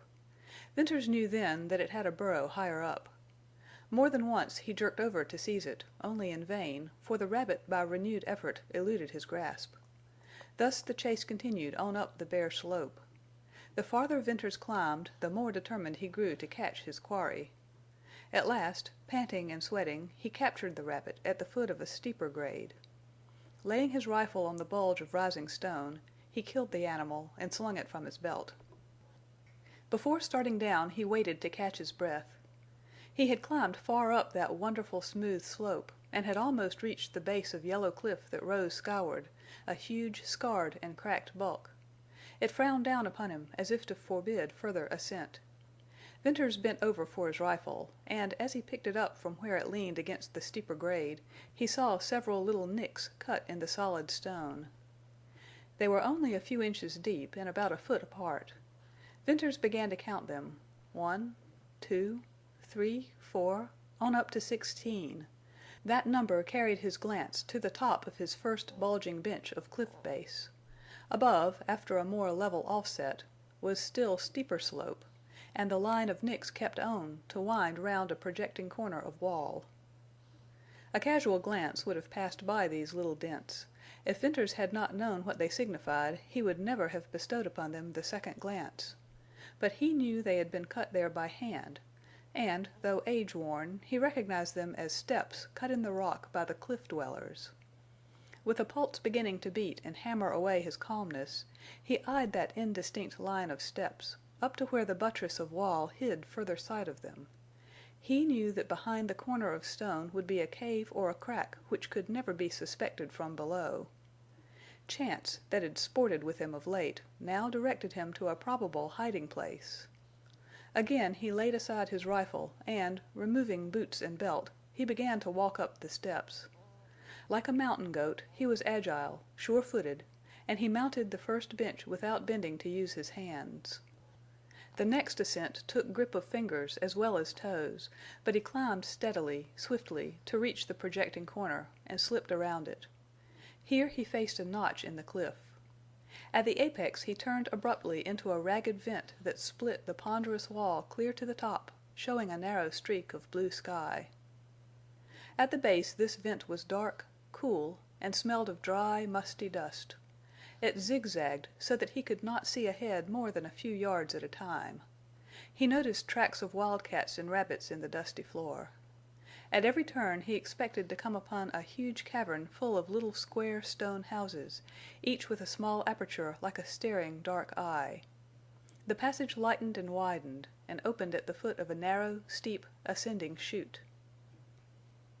Venters had a moment's notice of the rock, which was of the same smoothness and hardness as the slope below, before his gaze went irresistibly upward to the precipitous walls of this wide ladder of granite.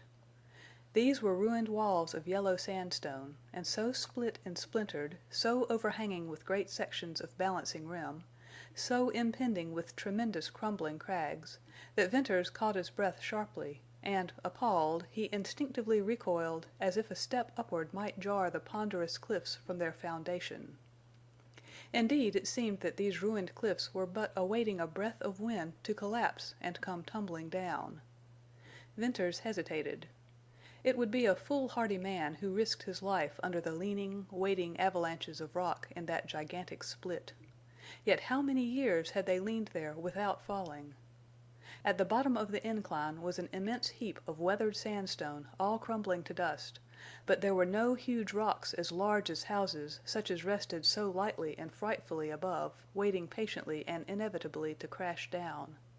Slowly split from the parent rock by the weathering process, and carved and sculptured by ages of wind and rain, they waited their moment. Venters felt how foolish it was for him to fear these broken walls, to fear that, after they had endured for thousands of years, the moment of his passing should be the one for them to slip. Yet he feared it. "What a place to hide!" muttered Venters. "I'll climb. I'll see where this thing goes. If only I can find water." With teeth tight shut he essayed the incline, and as he climbed he bent his eyes downward. This, however, after a little grew impossible. He had to look to obey his eager, curious mind. He raised his glance and saw light between row on row of shafts and pinnacles and crags that stood out from the main wall. Some leaned against the cliff, others against each other. Many stood sheer and alone. All were crumbling, cracked, rotten. It was a place of yellow, ragged ruin. The passage narrowed as he went up. It became a slant, hard for him to stick on. It was smooth as marble. Finally he surmounted it, surprised to find the walls still several hundred feet high, and a narrow gorge leading down on the other side. This was a divide between two inclines, about 20 yards wide. At one side stood an enormous rock. Venters gave it a second glance because it rested on a pedestal. It attracted closer attention. It was like a colossal pear of stone standing on its stem. Around the bottom were thousands of little nicks just distinguishable to the eye. They were marks of stone hatchets. The cliff dwellers had chipped and chipped away at this boulder till it rested its tremendous bulk upon a mere pinpoint of its surface. Venters pondered. Why had the little stone men hacked away at that big boulder? It bore no semblance to a statue or an idol or a godhead or a sphinx. Instinctively he put his hands on it and pushed. Then his shoulder, and heaved. The stone seemed to groan, to stir, to grate, and then to move. It tipped a little downward and hung balancing for a long instant, slowly returned, rocked slightly, groaned, and settled back to its former position. Venters divined its significance. It had been meant for defense. The cliff dwellers, driven by dreaded enemies to this last stand, had cunningly cut the rock until it balanced perfectly, ready to be dislodged by strong hands. Just below it leaned a tottering crag that would have toppled, starting an avalanche on an acclivity where no sliding mass could stop. Crags and pinnacles, splintered cliffs, and leaning shafts and monuments would have thundered down to block forever the outlet to Deception Pass. "That was a narrow shave for me," said Venters soberly. "A balancing rock. The cliff dwellers never had to roll it. They died, vanished, and here the rock stands, probably little changed. But it might serve another lonely dweller of the cliffs. I'll hide up here somewhere, if I can only find water." He descended the gorge on the other side. The slope was gradual, the space narrow, the course straight for many rods. A gloom hung between the upsweeping walls. In a turn the passage narrowed to scarce a dozen feet, and here was darkness of night. But light shone ahead, another abrupt turn brought day again, and then wide open space. Above Venters loomed a wonderful arch of stone bridging the cañon rims, and through the enormous round portal gleamed and glistened a beautiful valley shining under sunset gold reflected by surrounding cliffs. He gave a start of surprise. The valley was a cove a mile long, half that wide, and its enclosing walls were smooth and stained, and curved inward, forming great caves. He decided that its floor was far higher than the level of Deception Pass and the intersecting cañons. No purple sage colored this valley floor. Instead, there were the white of aspens, streaks of branch and slender trunk glistening from the green of leaves, and the darker green of oaks, and through the middle of this forest, from wall to wall, ran a winding line of brilliant green which marked the course of cottonwoods and willows. "There's water here, and this is the place for me," said Venters. "Only birds can peep over those walls. I've gone Oldring one better." Venters waited no longer and turned swiftly to retrace his steps.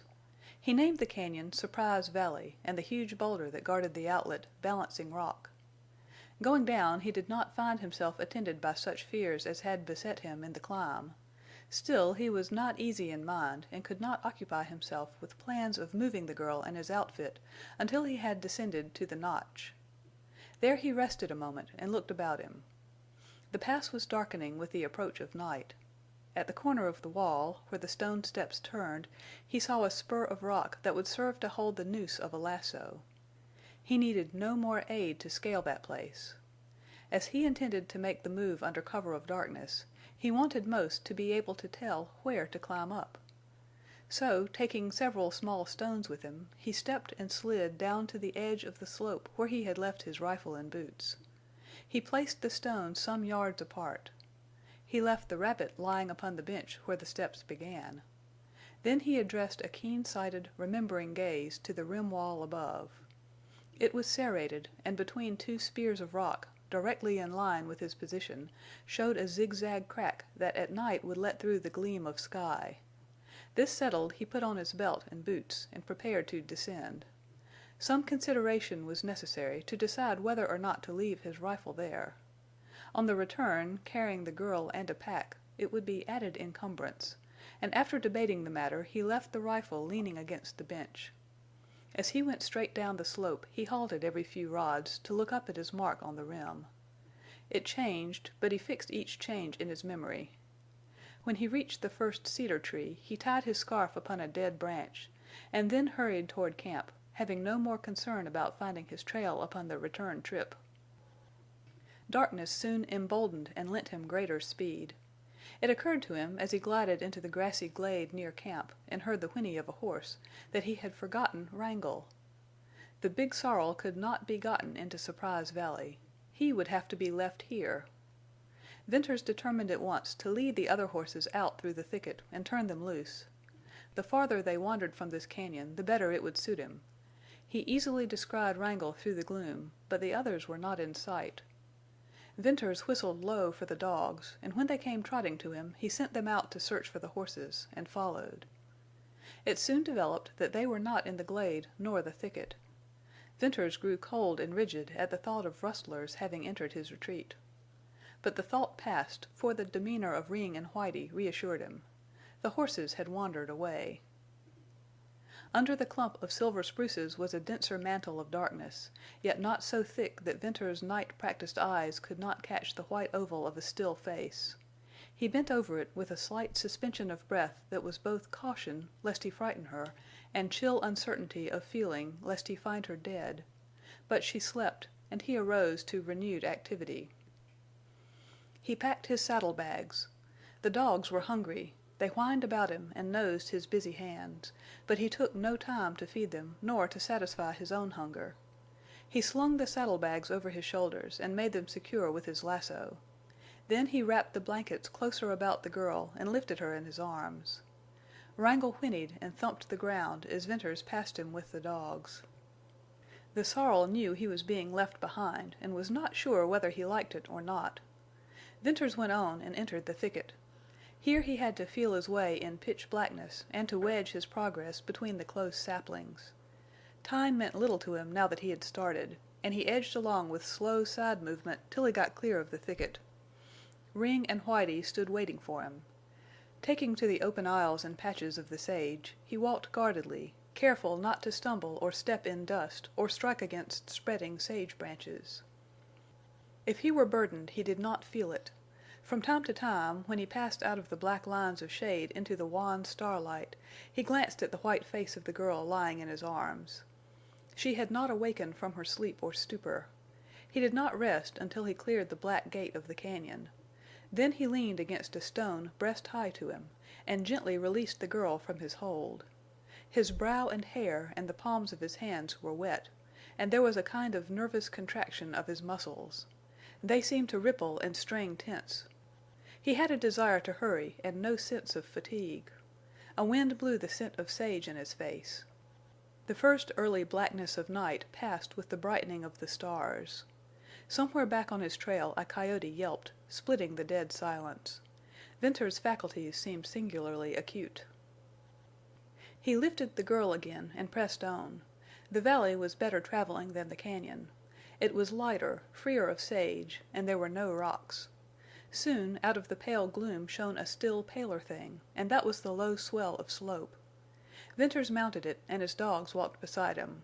Once upon the stone he slowed to snail pace, straining his sight to avoid the pockets and holes. Foot by foot he went up. The weird cedars, like great demons and witches chained to the rock and writhing in silent anguish, loomed up with wide and twisting, naked arms. Venters crossed this belt of cedars, skirted the upper border, and recognized the tree he had marked even before he saw his waving scarf. Here he knelt and deposited the girl gently, feet first, and slowly laid her out full length. What he feared was to reopen one of her wounds. If he gave her a violent jar, or slipped and fell. But the supreme confidence so strangely felt that night admitted no such blunders. The slope before him seemed to swell into obscurity, to lose its definite outline in a misty, opaque cloud that shaded into the overshadowing wall. He scanned the rim where the serrated points speared the sky, and he found the zigzag crack. It was dim, only a shade lighter than the dark ramparts, but he distinguished it, and that served.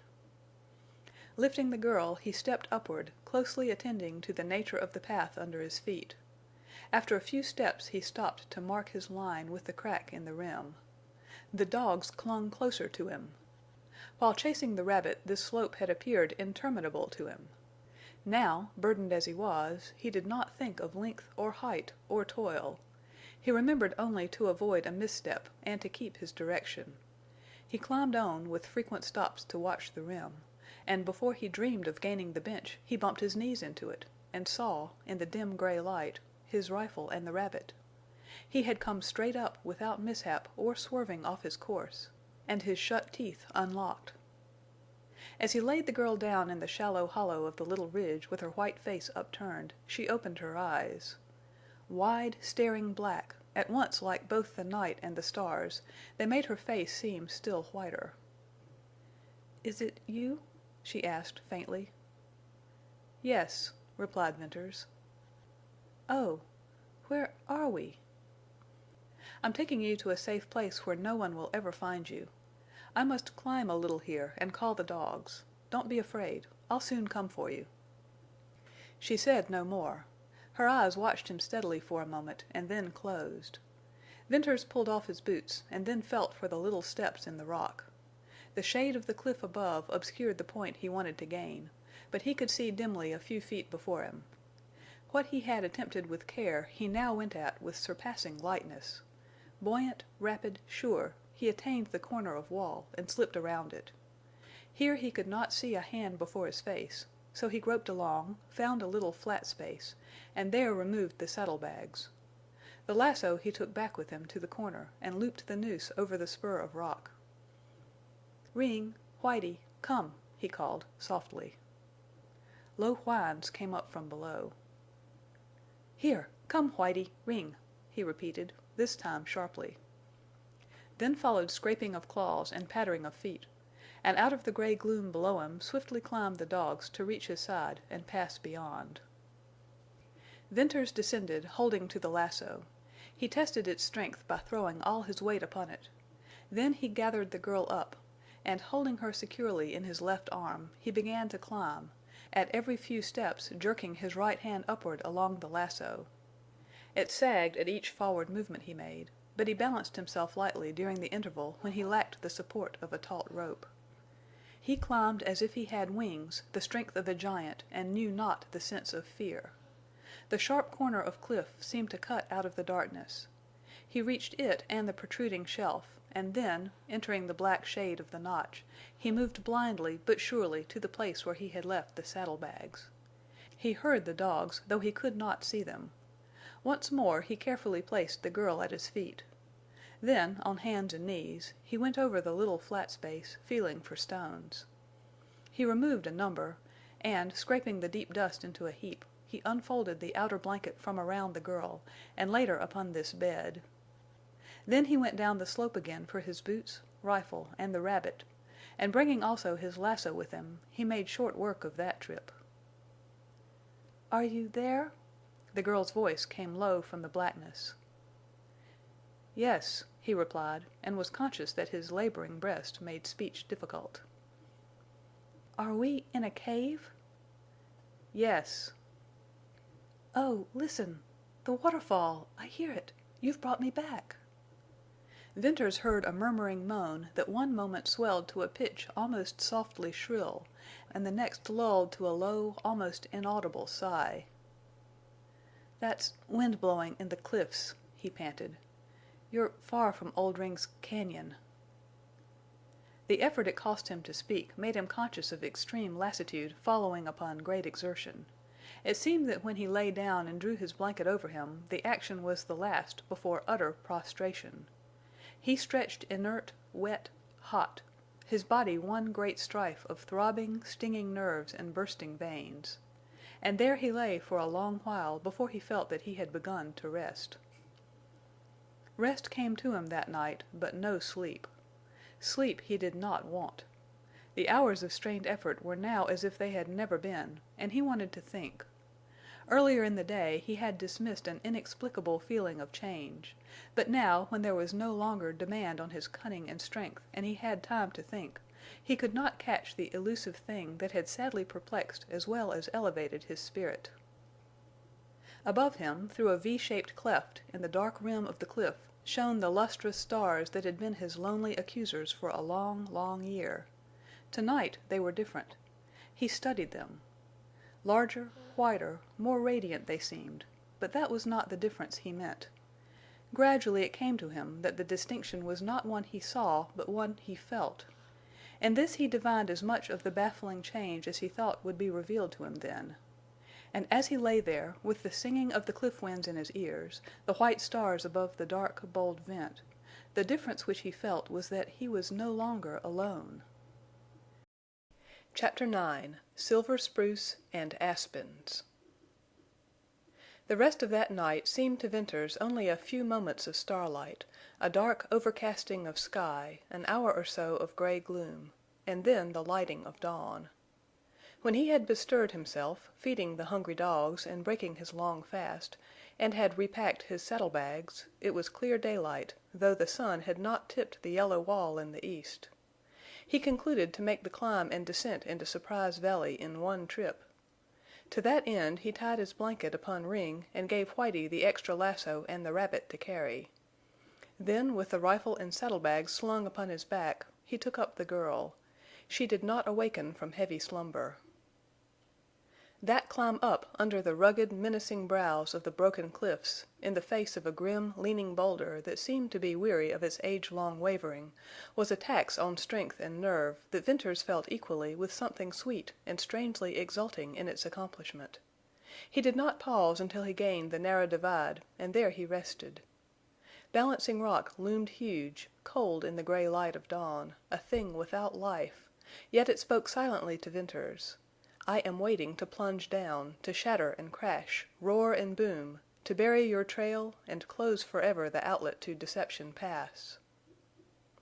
On the descent of the other side Venters had easy going, but was somewhat concerned because Whitie appeared to have succumbed to temptation and while carrying the rabbit was also chewing on it. And Ring evidently regarded this as an injury to himself, especially as he had carried the heavier load. Presently he snapped at one end of the rabbit and refused to let go. But his action prevented Whitie from further misdoing, and then the two dogs pattered down, carrying the rabbit between them. Venters turned out of the gorge and suddenly paused stock still, astounded at the scene before him. The curve of the great stone bridge had caught the sunrise, and through the magnificent arch burst a glorious stream of gold that shone with a long slant down into the center of Surprise Valley. Only through the arch did any sunlight pass, so that all the rest of the valley lay still asleep, dark green, mysterious, shadowy, merging its level into walls as misty and soft as morning clouds. Venters then descended, passing through the arch, looking up at its tremendous height and sweep. It spanned the opening to Surprise Valley, stretching in almost perfect curve from rim to rim. Even in his hurry and concern Venters could not but feel its majesty, and the thought came to him that the cliff dwellers must have regarded it as an object of worship. Down, down, down Venters strode, more and more feeling the weight of his burden as he descended, and still the valley lay below him. As all other cañons and coves and valleys had deceived him, so had this deep nestling oval. At length he passed beyond the slope of weathered stone that spread fan-shape from the arch, and encountered a grassy terrace running to the right and about on a level with the tips of the oaks and cottonwoods below. Scattered here and there upon this shelf were clumps of aspens, and he walked through them into a glade that surpassed, in beauty and adaptability for a wild home, any place he had ever seen. Silver spruces bordered the base of a precipitous wall that rose loftily. Caves indented its surface, and there were no detached ledges or weathered sections that might dislodge a stone. The level ground, beyond the spruces, dropped down into a little ravine. This was one dense line of slender aspens from which came the low splashing of water. And the terrace, lying open to the west, afforded unobstructed view of the valley of green treetops. For his camp Venters chose a shady, grassy plot between the silver spruces and the cliff. Here, in the stone wall, had been wonderfully carved by wind or washed by water several deep caves above the level of the terrace. They were clean, dry, roomy. He cut spruce boughs and made a bed in the largest cave, and laid the girl there. The first intimation that he had of her being aroused from sleep or lethargy was a low call for water. He hurried down into the ravine with his canteen. It was a shallow, grass-green place with aspens growing up everywhere. To his delight he found a tiny brook of swift-running water. Its faint tinge of amber reminded him of the spring at Cottonwoods, and the thought gave him a little shock. The water was so cold it made his fingers tingle as he dipped the canteen. Having returned to the cave, he was glad to see the girl drink thirstily. This time he noted that she could raise her head slightly without his help. "You were thirsty," he said. "It's good water. I found a fine place. Tell me, how do you feel?" "There's a pain—here," she replied, and moved her hand to her left side. "Why, that's strange. Your wounds are on your right side. I believe you're hungry. Is the pain a kind of dull ache, a gnawing?" "It's like that." "Then it's hunger." Venters laughed, and suddenly caught himself with a quick breath and felt again the little shock. When had he laughed? "It's hunger," he went on. "I've had that gnaw many a time. I've got it now. But you mustn't eat. You can have all the water you want, but no food just yet." "Won't I—starve?" "No, people don't starve easily. I've discovered that. You must lie perfectly still and rest and sleep for days." "My hands are dirty. My face feels so hot and sticky. My boots hurt." It was her longest speech as yet, and it trailed off in a whisper. "Well, I'm a fine nurse." It annoyed him that he had never thought of these things. But then, awaiting her death and thinking of her comfort were vastly different matters. He unwrapped the blanket which covered her.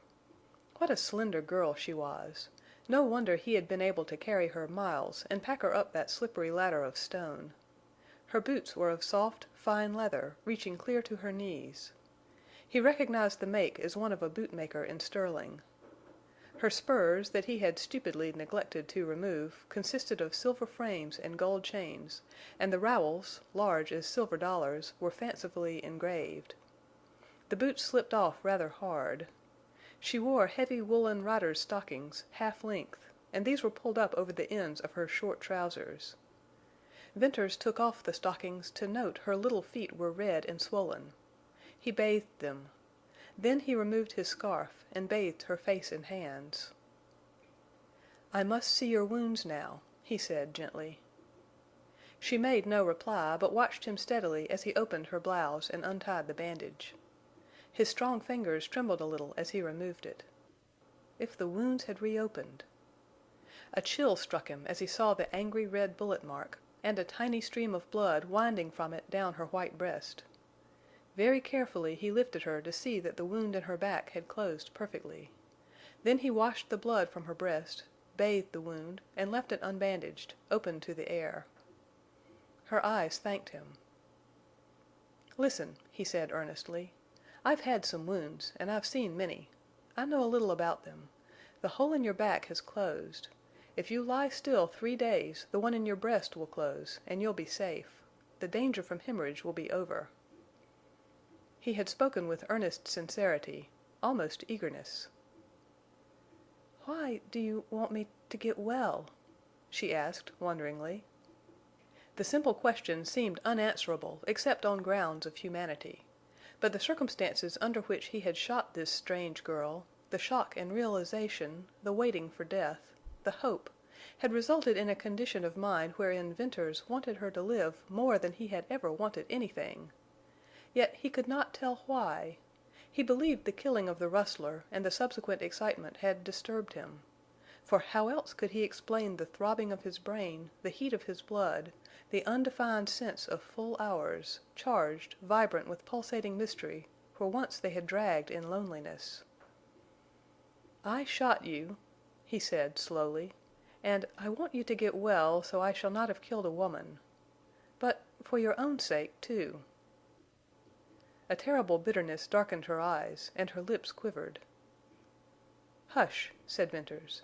"You've talked too much already." In her unutterable bitterness he saw a darkness of mood that could not have been caused by her present weak and feverish state. She hated the life she had led, that she probably had been compelled to lead.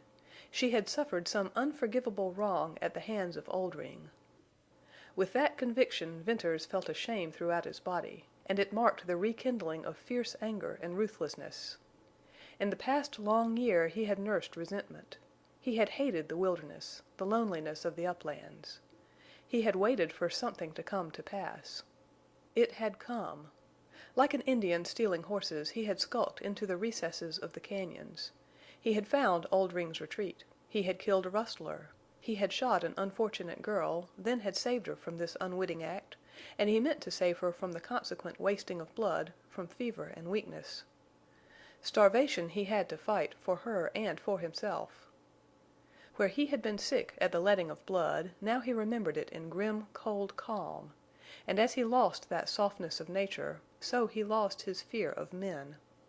He would watch for Oldring, biding his time, and he would kill this great black-bearded rustler who had held a girl in bondage, who had used her to his infamous ends.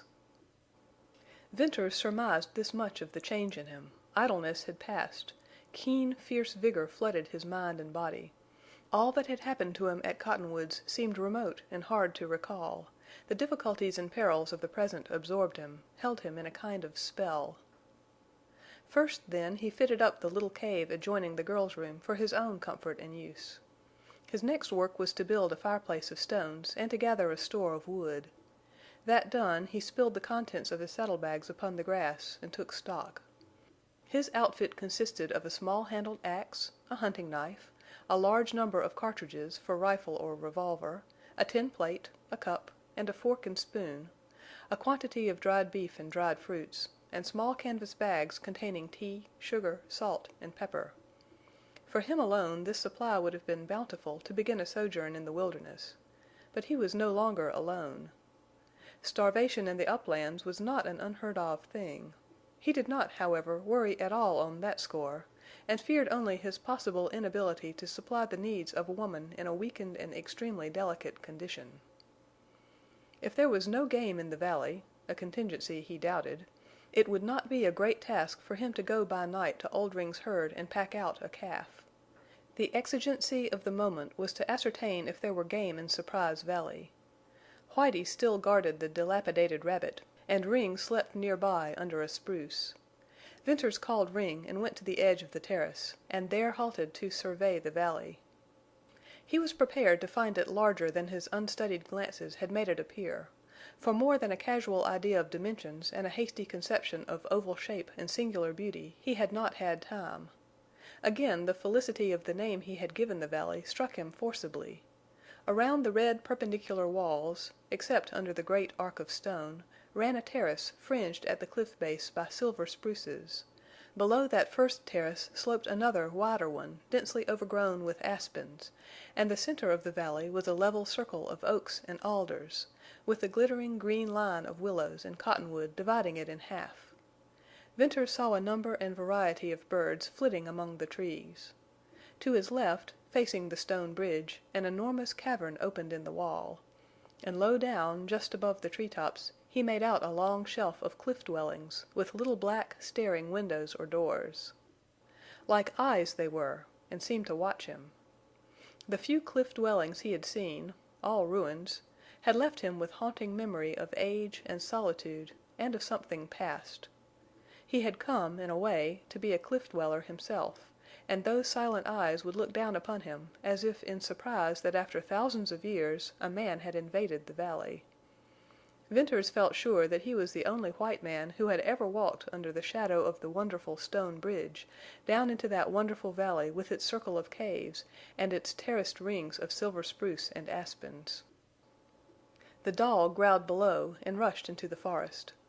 Venters ran down the declivity to enter a zone of light shade streaked with sunshine. The oak trees were slender, none more than half a foot thick, and they grew close together, intermingling their branches. Ring came running back with a rabbit in his mouth. Venters took the rabbit and, holding the dog near him, stole softly on. There were fluttering of wings among the branches, and quick bird notes, and rustling of dead leaves, and rapid patterings. Venters crossed well-worn trails marked with fresh tracks, and when he had stolen on a little farther he saw many birds and running quail, and more rabbits than he could count. He had not penetrated the forest of oaks for 100 yards, had not approached anywhere near the line of willows and cottonwoods which he knew grew along a stream. But he had seen enough to know that Surprise Valley was the home of many wild creatures. Venters returned to camp. He skinned the rabbits and gave the dogs the one they had quarreled over, and the skin of this he dressed and hung up to dry, feeling that he would like to keep it. It was a particularly rich, furry pelt with a beautiful white tail.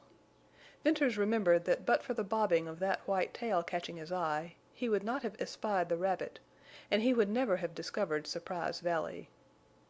Little incidents of chance like this had turned him here and there in Deception Pass, and now they had assumed to him the significance and direction of destiny. His good fortune in the matter of game at hand brought to his mind the necessity of keeping it in the valley. Therefore he took the axe and cut bundles of aspens and willows, and packed them up under the bridge to the narrow outlet of the gorge. Here he began fashioning a fence by driving aspens into the ground and lacing them fast with willows. Trip after trip he made down for more building material, and the afternoon had passed when he finished the work to his satisfaction. Wildcats might scale the fence, but no coyote could come in to search for prey, and no rabbits or other small game could escape from the valley.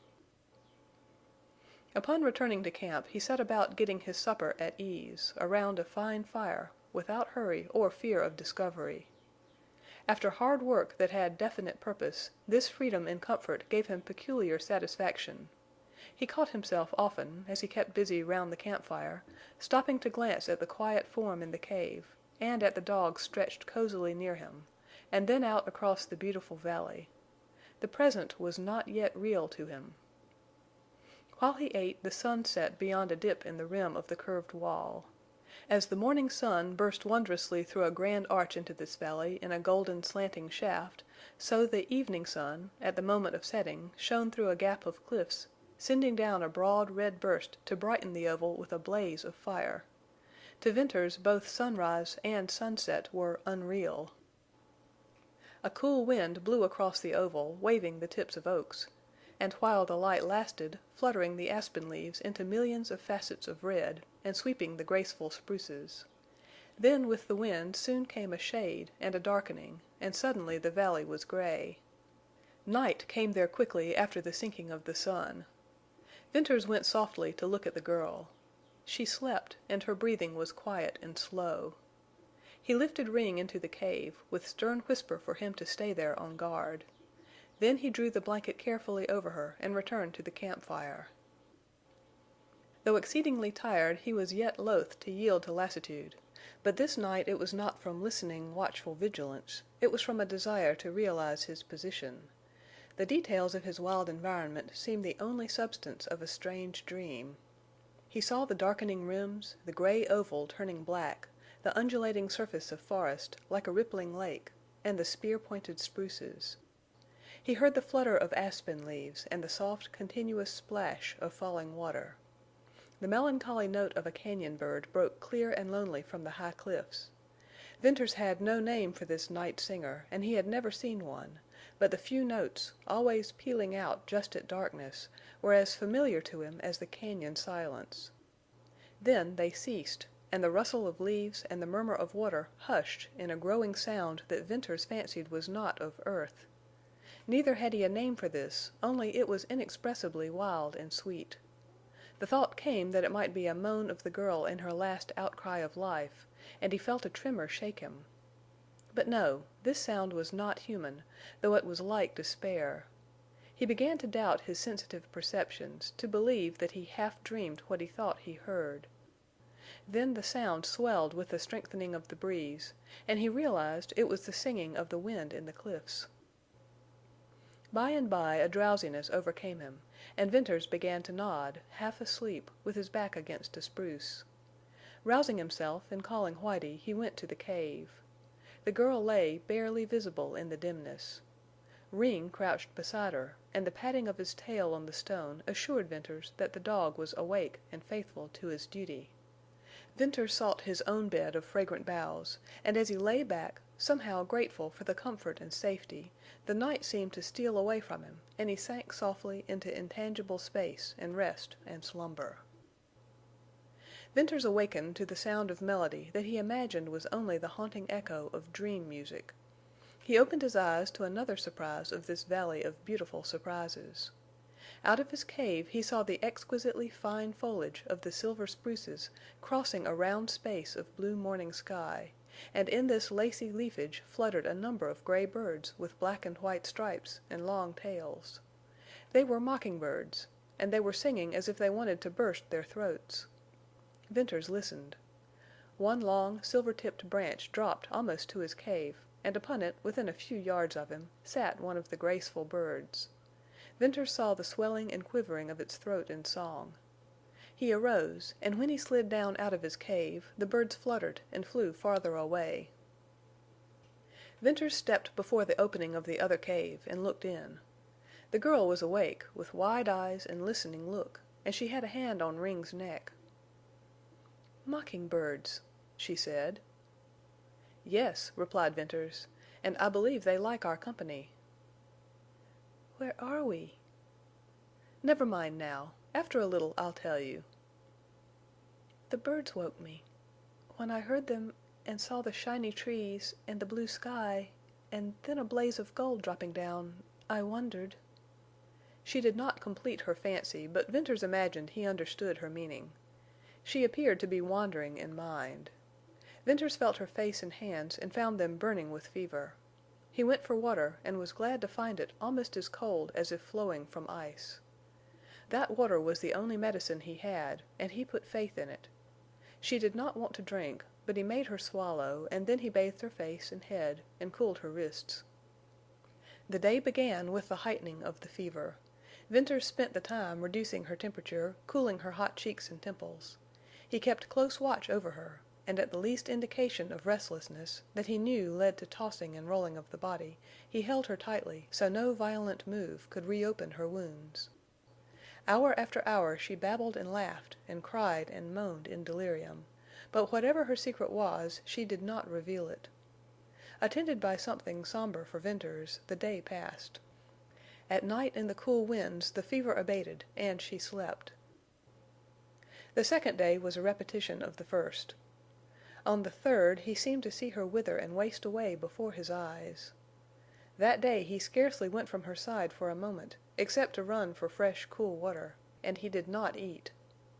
The fever broke on the fourth day and left her spent and shrunken, a slip of a girl with life only in her eyes. They hung upon Venters with a mute observance, and he found hope in that. To rekindle the spark that had nearly flickered out, to nourish the little life and vitality that remained in her, was Venters's problem. But he had little resource other than the meat of the rabbits and quail, and from these he made broths and soups as best he could and fed her with a spoon. It came to him that the human body, like the human soul, was a strange thing and capable of recovering from terrible shocks. For almost immediately she showed faint signs of gathering strength. There was one more waiting day, in which he doubted and spent long hours by her side as she slept, and watched the gentle swell of her breast rise and fall in breathing, and the wind stir the tangled chestnut curls. On the next day he knew that she would live. Upon realizing it, he abruptly left the cave and sought his accustomed seat against the trunk of a big spruce, where once more he let his glance stray along the sloping terraces. She would live, and the somber gloom lifted out of the valley, and he felt relief that was pain. Then he roused to the call of action, to the many things he needed to do in the way of making camp fixtures and utensils, to the necessity of hunting food, and the desire to explore the valley. But he decided to wait a few more days before going far from camp, because he fancied that the girl rested easier when she could see him near at hand. And on the first day her languor appeared to leave her in a renewed grip of life. She awoke stronger from each short slumber. She ate greedily, and she moved about in her bed of boughs. And always, it seemed to Venters, her eyes followed him. He knew now that her recovery would be rapid.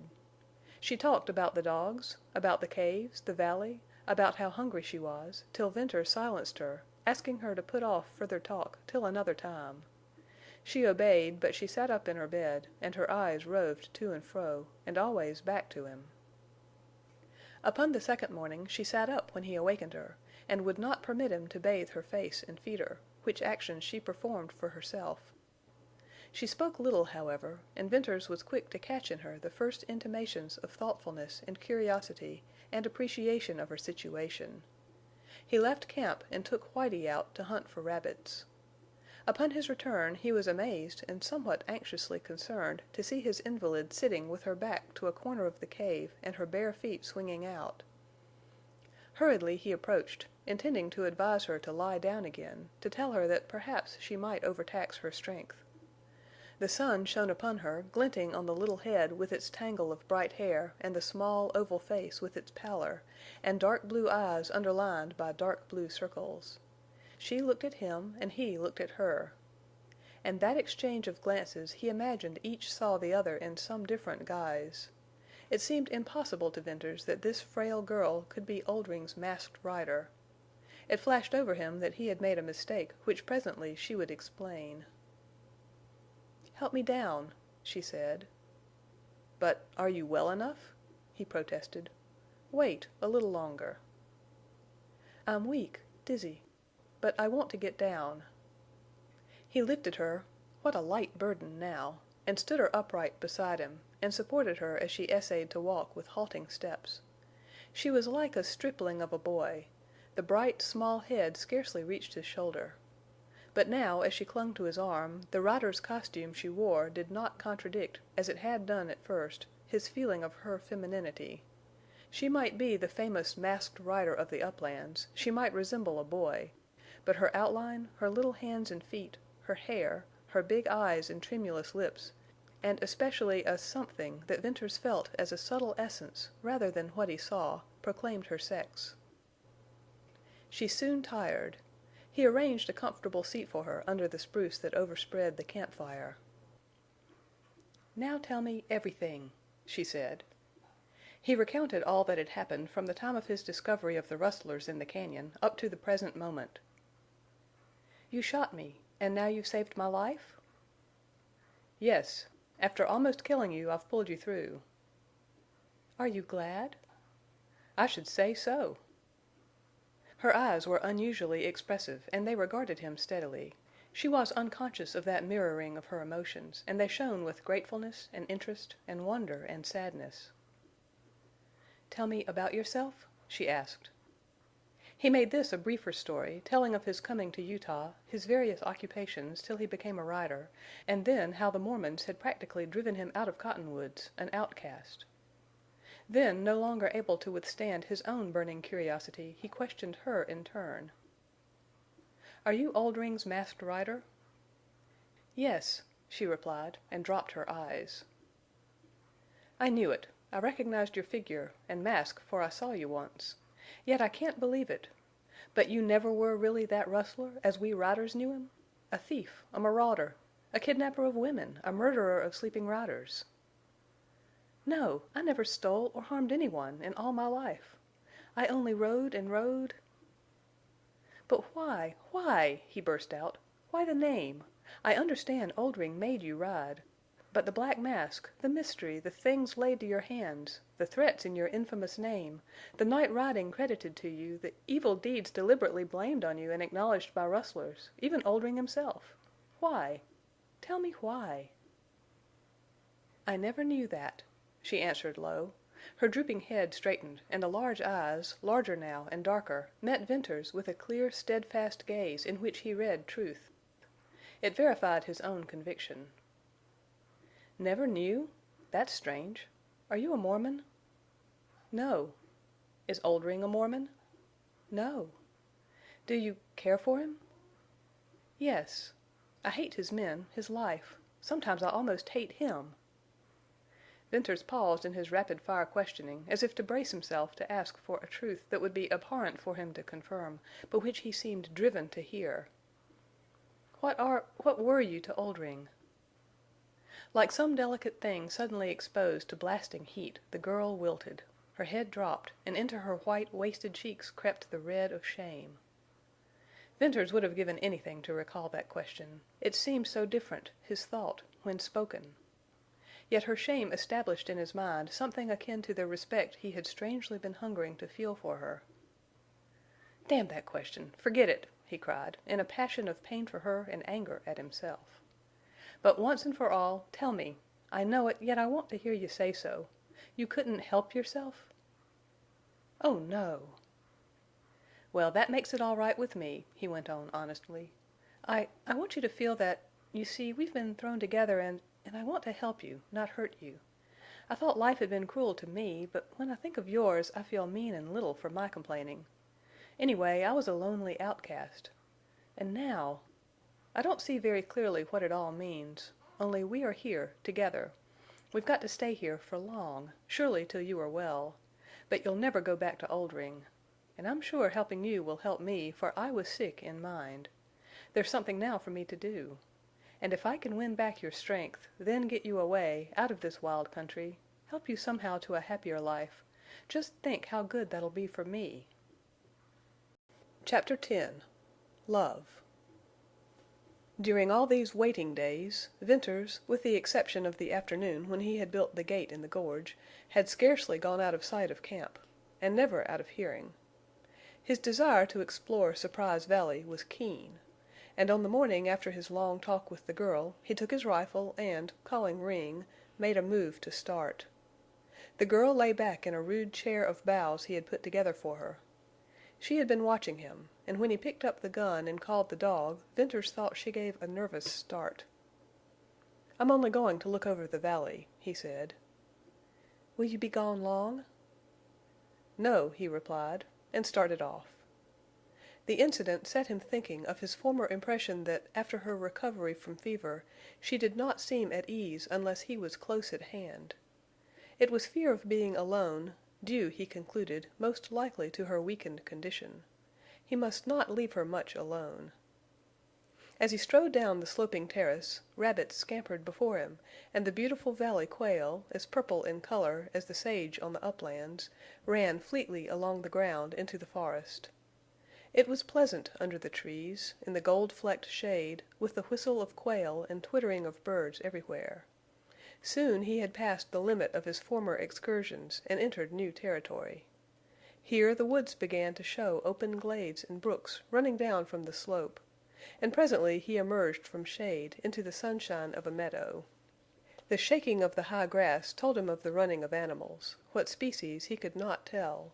But from Ring's manifest desire to have a chase they were evidently some kind wilder than rabbits. Venters approached the willow and cottonwood belt that he had observed from the height of slope.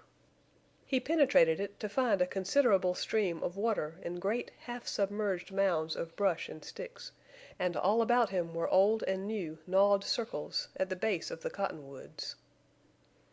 "Beaver!" he exclaimed. "By all that's lucky! The meadow's full of beaver! How did they ever get here?" Beaver had not found a way into the valley by the trail of the cliff dwellers, of that he was certain, and he began to have more than curiosity as to the outlet or inlet of the stream. When he passed some dead water, which he noted was held by a beaver dam, there was a current in the stream, and it flowed west. Following its course, he soon entered the oak forest again, and passed through to find himself before massed and jumbled ruins of cliff wall. There were tangled thickets of wild plum trees and other thorny growths that made passage extremely laborsome. He found innumerable tracks of wildcats and foxes. Rustlings in the thick undergrowth told him of stealthy movements of these animals. At length his further advance appeared futile for the reason that the stream disappeared in a split at the base of immense rocks over which he could not climb. To his relief, he concluded that though beaver might work their way up the narrow chasm where the water rushed, it would be impossible for men to enter the valley there. This western curve was the only part of the valley where the walls had been split asunder, and it was a wildly rough and inaccessible corner. Going back a little way, he leaped the stream and headed toward the southern wall. Once out of the oaks, he found again the low terrace of aspens, and above that the wide, open terrace fringed by silver spruces. This side of the valley contained the wind or water-worn caves. As he pressed on, keeping to the upper terrace, cave after cave opened out of the cliff, now a large one, now a small one.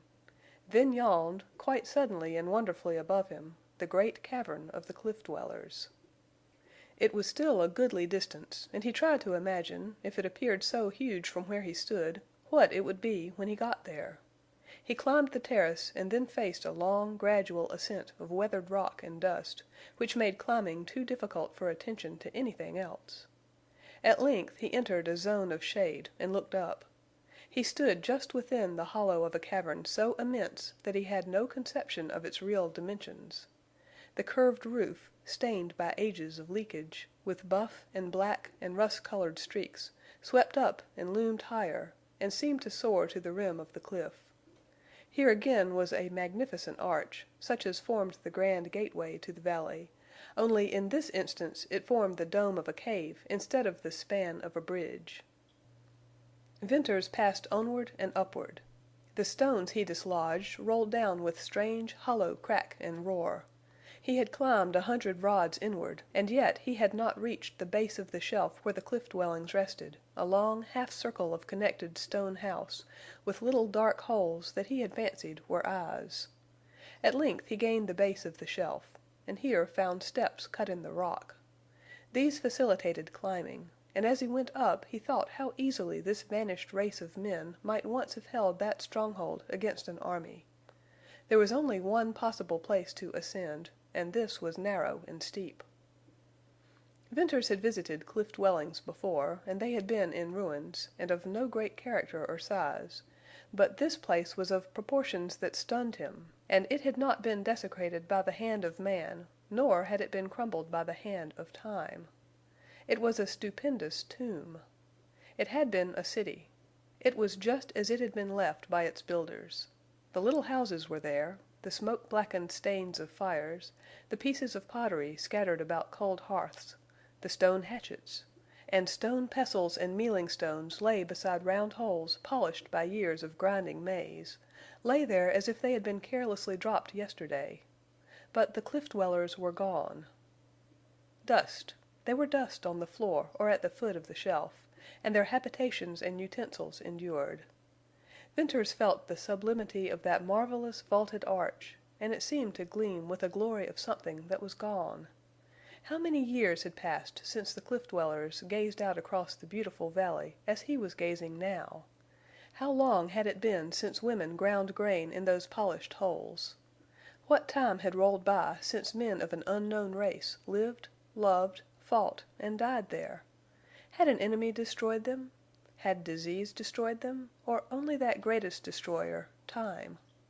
Venters saw a long line of blood-red hands painted low down upon the yellow roof of stone. Here was strange portent, if not an answer to his queries. The place oppressed him. It was light, but full of a transparent gloom. It smelled of dust and musty stone, of age and disuse. It was sad. It was solemn. It had the look of a place where silence had become master, and was now irrevocable and terrible and could not be broken. Yet, at the moment, from high up in the carved crevices of the arch, floated down the low, strange wail of wind, a knell indeed for all that had gone. Venters, sighing, gathered up an armful of pottery, such pieces as he thought strong enough and suitable for his own use, and bent his steps toward camp. He mounted the terrace at an opposite point to which he had left. He saw the girl looking in the direction which he had gone. His footsteps made no sound in the deep grass, and he approached close without her being aware of his presence. Whitie lay on the ground near where she sat, and he manifested the usual actions of welcome, but the girl did not notice them. She seemed to be oblivious to everything near at hand. She made a pathetic figure drooping there, with her sunny hair contrasting so markedly with her white, wasted cheeks, and her hands listlessly clasped, and her little bare feet propped in the framework of the rude seat. Venters could have sworn and laughed in one breath at the idea of the connection between this girl and Oldring's Masked Rider. She was the victim of more than accident of fate, a victim to some deep plot, the mystery of which burned him. As he stepped forward with a half-formed thought that she was absorbed in watching for his return, she turned her head and saw him.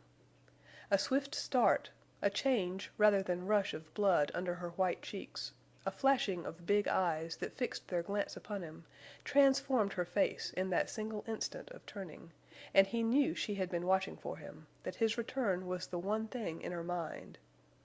She did not smile. She did not flush. She did not look glad.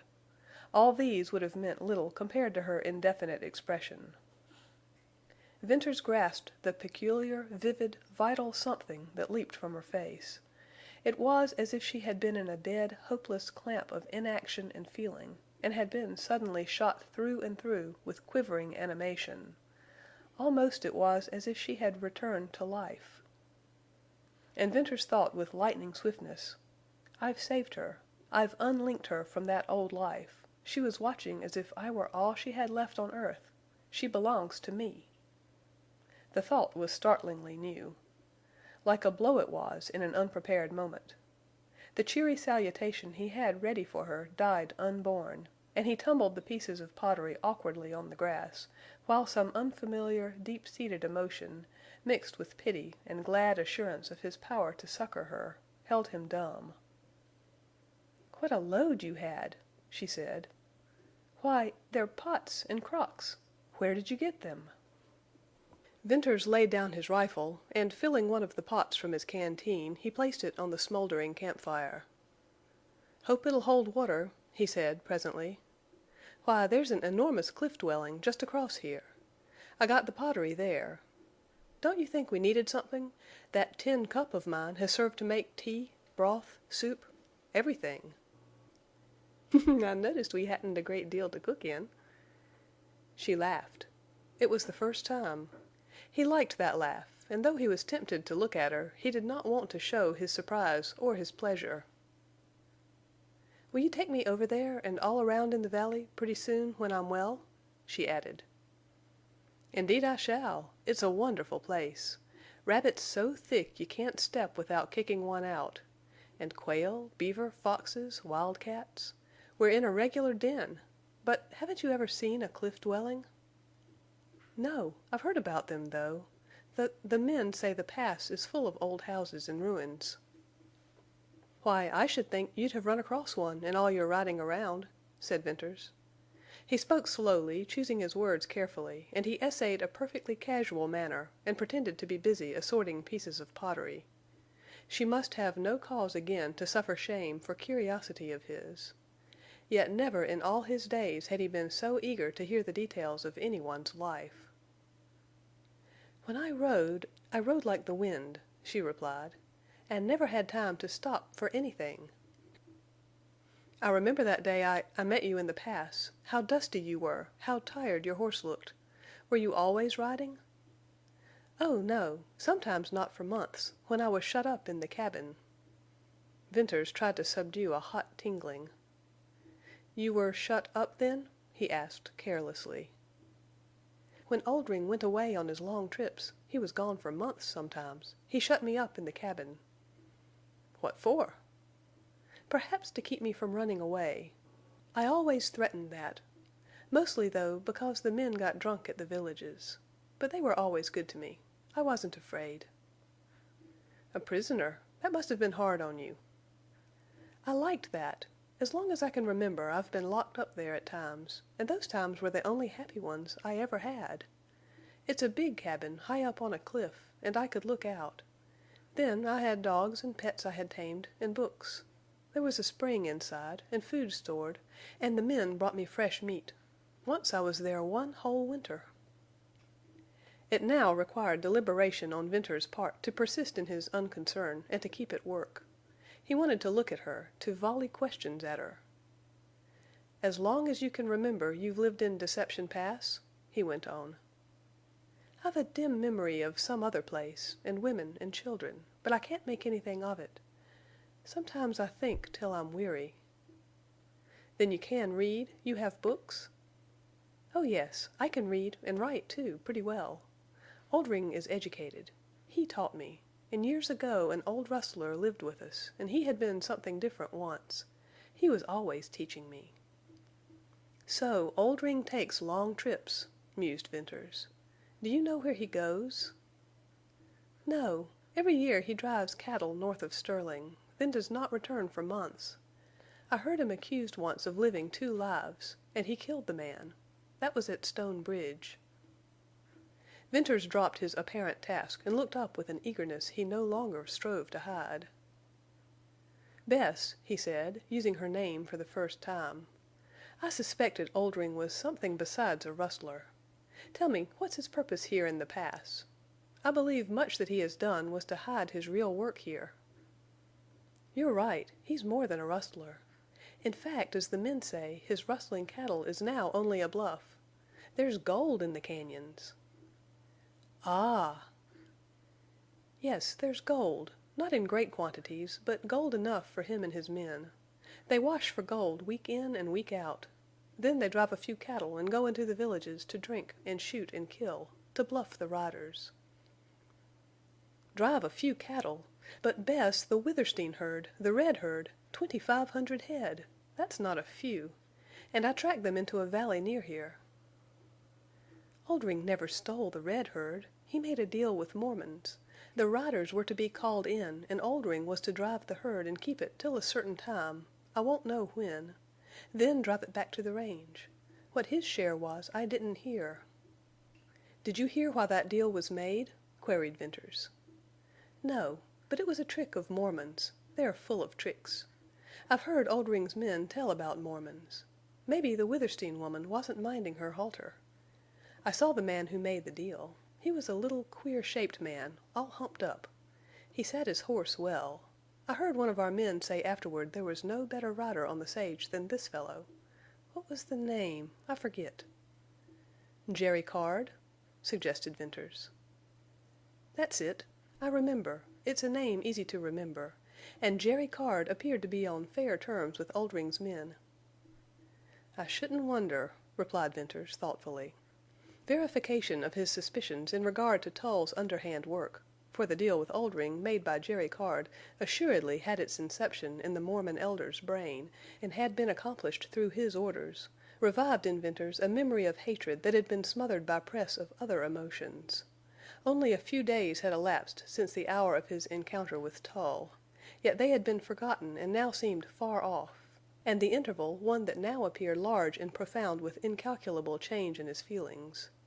Hatred of Tull still existed in his heart, but it had lost its white heat. His affection for Jane Withersteen had not changed in the least. Nevertheless, he seemed to view it from another angle and see it as another thing—what, he could not exactly define. The recalling of these two feelings was to Venters like getting glimpses into a self that was gone, and the wonder of them, perhaps the change which was too elusive for him, was the fact that a strange irritation accompanied the memory and a desire to dismiss it from mind. And straightway he did dismiss it, to return to thoughts of his significant present. "Bess, tell me one more thing," he said. "Haven't you known any women, any young people?" "Sometimes there were women with the men, but Oldring never let me know them. And all the young people I ever saw in my life was when I rode fast through the villages." Perhaps that was the most puzzling and thought-provoking thing she had yet said to Venters. He pondered, more curious the more he learned, but he curbed his inquisitive desires, for he saw her shrinking on the verge of that shame, the causing of which had occasioned him such self-reproach. He would ask no more. Still, he had to think, and he found it difficult to think clearly. This sad-eyed girl was so utterly different from what it would have been reason to believe such a remarkable life would have made her. On this day he had found her simple and frank, as natural as any girl he had ever known. About her there was something sweet. Her voice was low and well modulated. He could not look into her face, meet her steady, unabashed yet wistful eyes, and think of her as the woman she had confessed herself. Oldring's masked rider sat before him, a girl dressed as a man. She had been made to ride at the head of infamous forays and drives. She had been imprisoned for many months of her life in an obscure cabin. At times the most vicious of men had been her companions, and the vilest of women, if they had not been permitted to approach her, had, at least, cast their shadows over her. But in spite of all this, there thundered at Venters some truth that lifted its voice higher than the clamoring facts of dishonor, some truth that was the very life of her beautiful eyes, and it was innocence. In the days that followed, Venters balanced perpetually in mind this haunting conception of innocence over against the cold and sickening fact of an unintentional yet actual gift. How could it be possible for the two things to be true?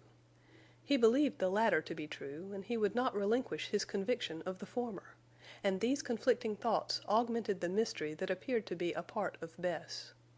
In those ensuing days, however, it became clear as clearest light that Bess was rapidly regaining strength, that, unless reminded of her long association with Oldring, she seemed to have forgotten it, that, like an Indian who lives solely from moment to moment, she was utterly absorbed in the present. Day by day Venters watched the white of her face slowly change to brown and the wasted cheeks fill out by imperceptible degrees. There came a time when he could just trace the line of demarcation between the part of her face once hidden by a mask and that left exposed to wind and sun. When that line disappeared in clear bronze tan, it was as if she had been washed clean of the stigma of Oldring's Masked Rider. The suggestion of the mask always made Venters remember. Now that it was gone, he seldom thought of her past. Occasionally he tried to piece together the several stages of strange experience and to make a whole. He had shot a masked outlaw the very sight of whom had been ill omen to riders. He had carried off a wounded woman whose bloody lips quivered in prayer.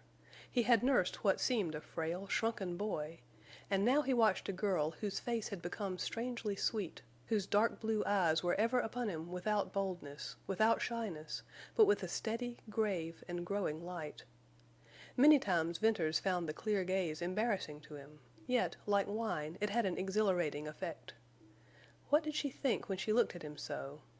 Almost he believed she had no thought at all. All about her and the present there in Surprise Valley, and the dim yet subtly impending future, fascinated Venters and made him thoughtful as all his lonely vigils in the sage had not. Chiefly it was the present that he wished to dwell upon, but it was the call of the future which stirred him to action. No idea had he of what that future had in store for Bess and him. He began to think of improving Surprise Valley as a place to live in, for there was no telling how long they would be compelled to stay there. Venters stubbornly resisted the entering into his mind of an insistent thought that, clearly realized, might have made it plain to him that he did not want to leave Surprise Valley at all. But it was imperative that he consider practical matters, and whether or not he was destined to stay long there, he felt the immediate need of a change of diet. It would be necessary for him to go farther afield for a variety of meat, and also that he soon visit Cottonwoods for a supply of food. It occurred again to Venters that he could go to the cañon where Oldring kept his cattle, and at little risk he could pack out some beef. He wished to do this, however, without letting Bess know of it till after he had made the trip. Presently he hit upon the plan of going while she was asleep. That very night he stole out of camp, climbed up under the stone bridge, and entered the outlet to the pass. The gorge was full of luminous gloom. Balancing Rock loomed dark and leaned over the pale descent. Transformed in the shadowy light, it took shape and dimensions of a spectral god waiting for the moment to hurl himself down upon the tottering walls and close forever the outlet to Deception Pass. At night, more than by day, Venters felt something fearful and fateful in that rock, and that it had leaned and waited through 1,000 years to have somehow to deal with his destiny. "Old man, if you must roll, wait till I get back to the girl, and then roll," he said aloud, as if the stones were indeed a god. And those spoken words, in their grim note to his ear as well as contents to his mind, told Venters that he was all but drifting on a current which he had not power nor wish to stem. Venters exercised his usual care in the matter of hiding tracks from the outlet, yet it took him scarcely an hour to reach Oldring's cattle. Here sight of many calves changed his original intention, and instead of packing out meat, he decided to take a calf out alive. He roped one, securely tied its feet, and swung it over his shoulder. Here was an exceedingly heavy burden, but Venters was powerful. He could take up a sack of grain and with ease pitch it over a pack saddle, and he made long distance without resting. The hardest work came in the climb up to the outlet and on through to the valley.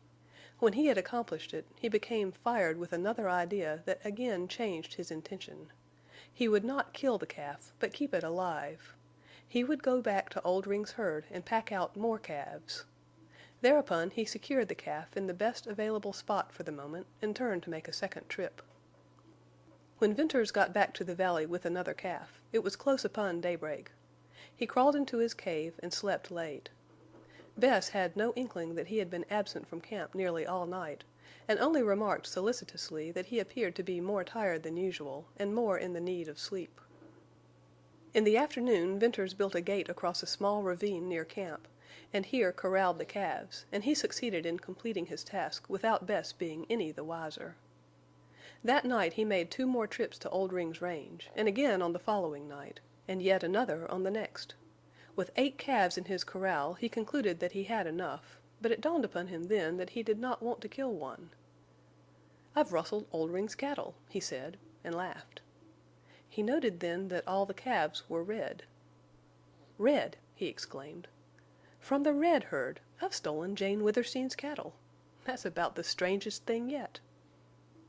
One more trip he undertook to Oldring's valley, and this time he roped a yearling steer and killed it and cut out a small quarter of beef. The howling of coyotes told him he need have no apprehension that the work of his knife would be discovered. He packed the beef back to camp and hung it upon a spruce tree. Then he sought his bed. On the morrow he was up bright and early, glad that he had a surprise for Bess. He could hardly wait for her to come out.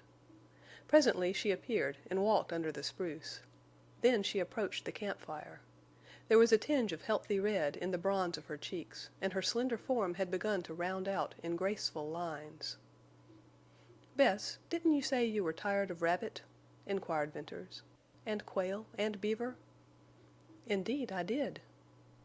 "What would you like?" "I'm tired of meat, but if we have to live on it, I'd like some beef." "Well, how does that strike you?" Venters pointed to the quarter hanging from the spruce tree. "We'll have fresh beef for a few days, and then we'll cut the rest into strips and dry it." "Where did you get that?" asked Bess, slowly. "I stole that from Oldring." "You went back to the cañon. You risked—" While she hesitated, the tinge of bloom faded out of her cheeks. "It wasn't any risk, but it was hard work." "I'm sorry I said I was tired of rabbit. Why? How? When did you get that beef?" "Last night." "While I was asleep?" "Yes." "I woke last night sometime, but I didn't know." Her eyes were widening, darkening with thought, and whenever they did so the steady, watchful, seeing gaze gave place to the wistful light. In the former she saw as the primitive woman without thought; in the latter she looked inward, and her gaze was the reflection of a troubled mind. For long Venters had not seen that dark change, that deepening of blue which he thought was beautiful and sad. But now he wanted to make her think. "I've done more than pack in that beef," he said. "For 5 nights I've been working while you slept. I've got 8 calves corralled near a ravine. 8 calves, all alive and doing fine." "You went 5 nights!" All that Venters could make of the dilation of her eyes, her slow pallor, and her exclamation was fear. Fear for herself or for him. "Yes. I didn't tell you because I knew you were afraid to be left alone." "Alone?" She echoed his word, but the meaning of it was nothing to her. She had not even thought of being left alone. It was not then fear for herself, but for him. This girl, always slow of speech and action, now seemed almost stupid. She put forth a hand that might have indicated the groping of her mind. Suddenly she stepped swiftly to him, with a look and touch that drove from him any doubt of her quick intelligence or feeling. "Oldring has men watch the herds. They would kill you. You must never go again." When she had spoken, the strength and the blaze of her died, and she swayed toward Venters. "Bess, I'll not go again," he said, catching her. She leaned against him, and her body was limp and vibrated to a long, wavering tremble. Her face was upturned to his. Woman's face, woman's eyes, woman's lips, all acutely and blindly and sweetly and terribly truthful in their betrayal. But as her fear was instinctive, so was her clinging to this one and only friend. Venters gently put her from him and steadied her upon her feet, and all the while his blood raced wild, and a thrilling tingle unsteadied his nerve, and something that he had seen and felt in her, that he could not understand, seemed very close to him, warm and rich as a fragrant breath, sweet as nothing had ever before been sweet to him. With all his will Venters strove for calmness and thought and judgment unbiased by pity, and reality unswayed by sentiment. Bess's eyes were still fixed upon him with all her soul bright in that wistful light. Swiftly, resolutely he put out of mind all of her life except what had been spent with him. He scorned himself for the intelligence that made him still doubt. He meant to judge her as she had judged him. He was face to face with the inevitableness of life itself. He saw destiny in the dark, straight path of her wonderful eyes. Here was the simplicity, the sweetness of a girl contending with new and strange and enthralling emotions, here the living truth of innocence. Here the blind terror of a woman confronted with the thought of death to her savior and protector. All this Venters saw, but besides, there was in Bess's eyes a slow dawning consciousness that seemed about to break out in glorious radiance. "Bess, are you thinking?" he asked. "Yes. Oh, yes." "Do you realize we are here alone, man and woman?" "Yes." "Have you thought that we may make our way out to civilization, or we may have to stay here, alone, hidden from the world, all our lives?" "I never thought, till now." "Well, what's your choice, to go or to stay here, alone with me?" "Stay!" New-born thought of self, ringing vibrantly in her voice, gave her answer singular power.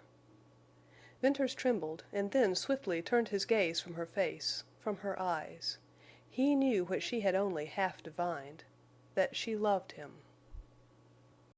Chapter 11. Faith and Unfaith.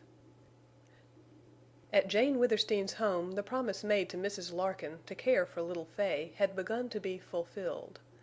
Like a gleam of sunlight through the cottonwoods was the coming of the child to the gloomy house of Withersteen. The big silent halls echoed with childish laughter.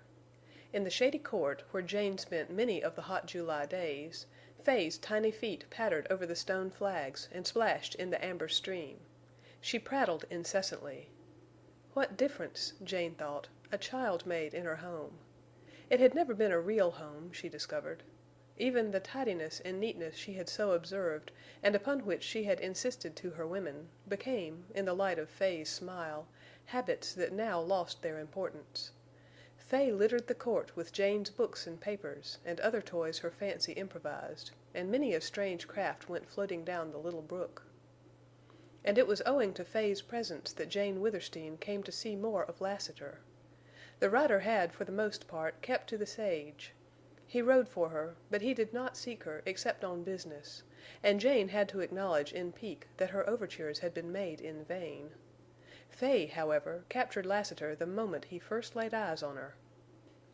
Jane was present at the meeting, and there was something about it which dimmed her sight and softened her toward this foe of her people. The rider had clanked into the court, a tired yet wary man, always looking for the attack upon him that was inevitable and might come from any quarter, and he had walked right upon little Fay. The child had been beautiful even in her rags and amid the surroundings of the hovel in the sage. But now, in a pretty white dress, with her shining curls brushed and her face clean and rosy, she was lovely. She left her play and looked up at Lassiter.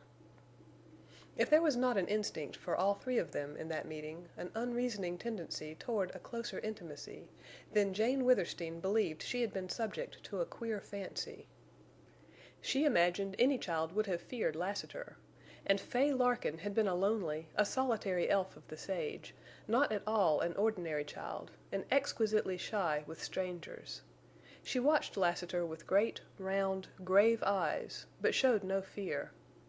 The rider gave Jane a favorable report of cattle and horses, and as he took the seat to which she invited him, little Fay edged as much as half an inch nearer. Jane replied to his look of inquiry and told Fay's story. The rider's gray, earnest gaze troubled her. Then he turned to Fay and smiled in a way that made Jane doubt her sense of the true relation of things. How could Lassiter smile so at a child when he had made so many children fatherless?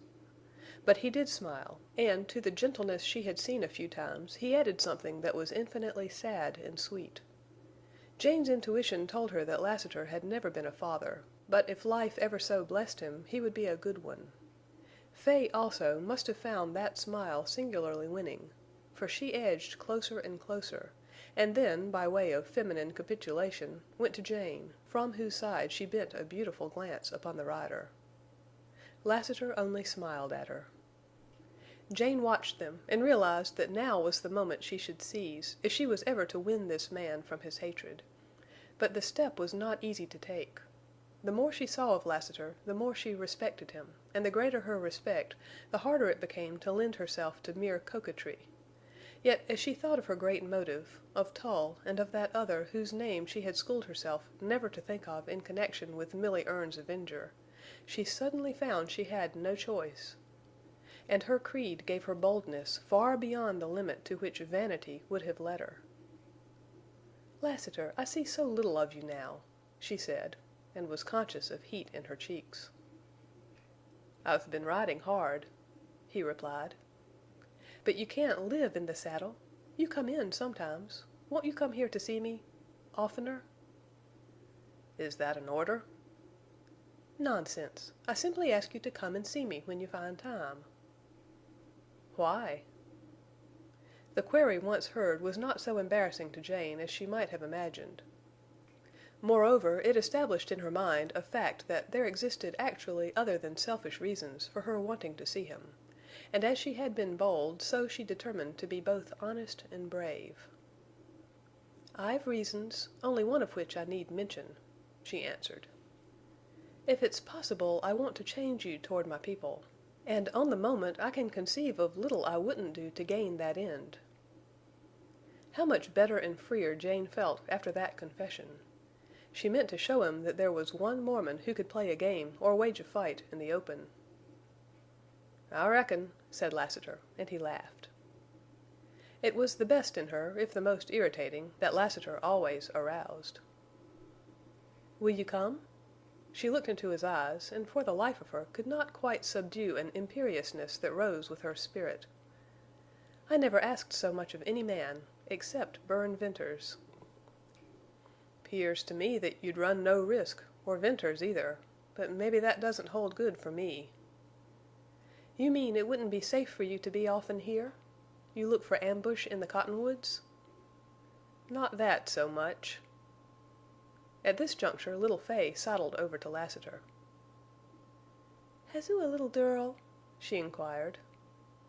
"No, lassie," replied the rider. Whatever Fay seemed to be searching for in Lassiter's sun-reddened face and quiet eyes she evidently found.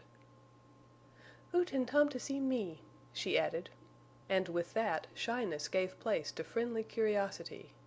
First his sombrero with its leather band and silver ornaments commanded her attention, next his quirt, and then the clinking silver spurs. These held her for some time, but presently, true to childish fickleness, she left off playing with them to look for something else. She laughed in glee as she ran her little hands down the slippery, shiny surface of Lassiter's leather chaps. Soon she discovered one of the hanging gun sheaths, and she dragged it up and began tugging at the huge black handle of the gun. Jane Withersteen repressed an exclamation. What significance there was to her in the little girl's efforts to dislodge that heavy weapon! Jane Withersteen saw Fay's play and her beauty and her love as most powerful allies to her own woman's part in a game that suddenly had acquired a strange zest and a hint of danger. And as for the rider, he appeared to have forgotten Jane in the wonder of this lovely child playing about him. At first he was much the shyer of the two. Gradually her confidence overcame his backwardness, and he had the temerity to stroke her golden curls with a great hand. Fay rewarded his boldness with a smile, and when he had gone to the extreme of closing that great hand over her little brown one, she said simply, "I like oo." Sight of his face then made Jane oblivious for the time to his character as a hater of Mormons. Out of the mother longing that swelled her breast, she divined the child hunger in Lassiter. He returned the next day and the next, and upon the following he came both at morning and at night. Upon the evening of this fourth day Jane seemed to feel the breaking of a brooding struggle in Lassiter. During all these visits he had scarcely a word to say, though he watched her and played absent-mindedly with Fay. Jane had contented herself with silence.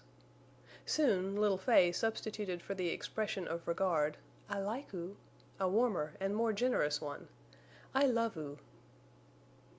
Thereafter Lassiter came oftener to see Jane and her little protégée.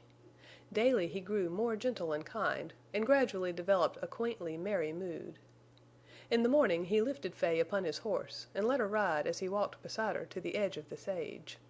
In the evening he played with the child at an infinite variety of games she invented, and then, oftener than not, he accepted Jane's invitation to supper. No other visitor came to Withersteen House during those days. So that, in spite of watchfulness he never forgot, Lassiter began to show he felt at home there.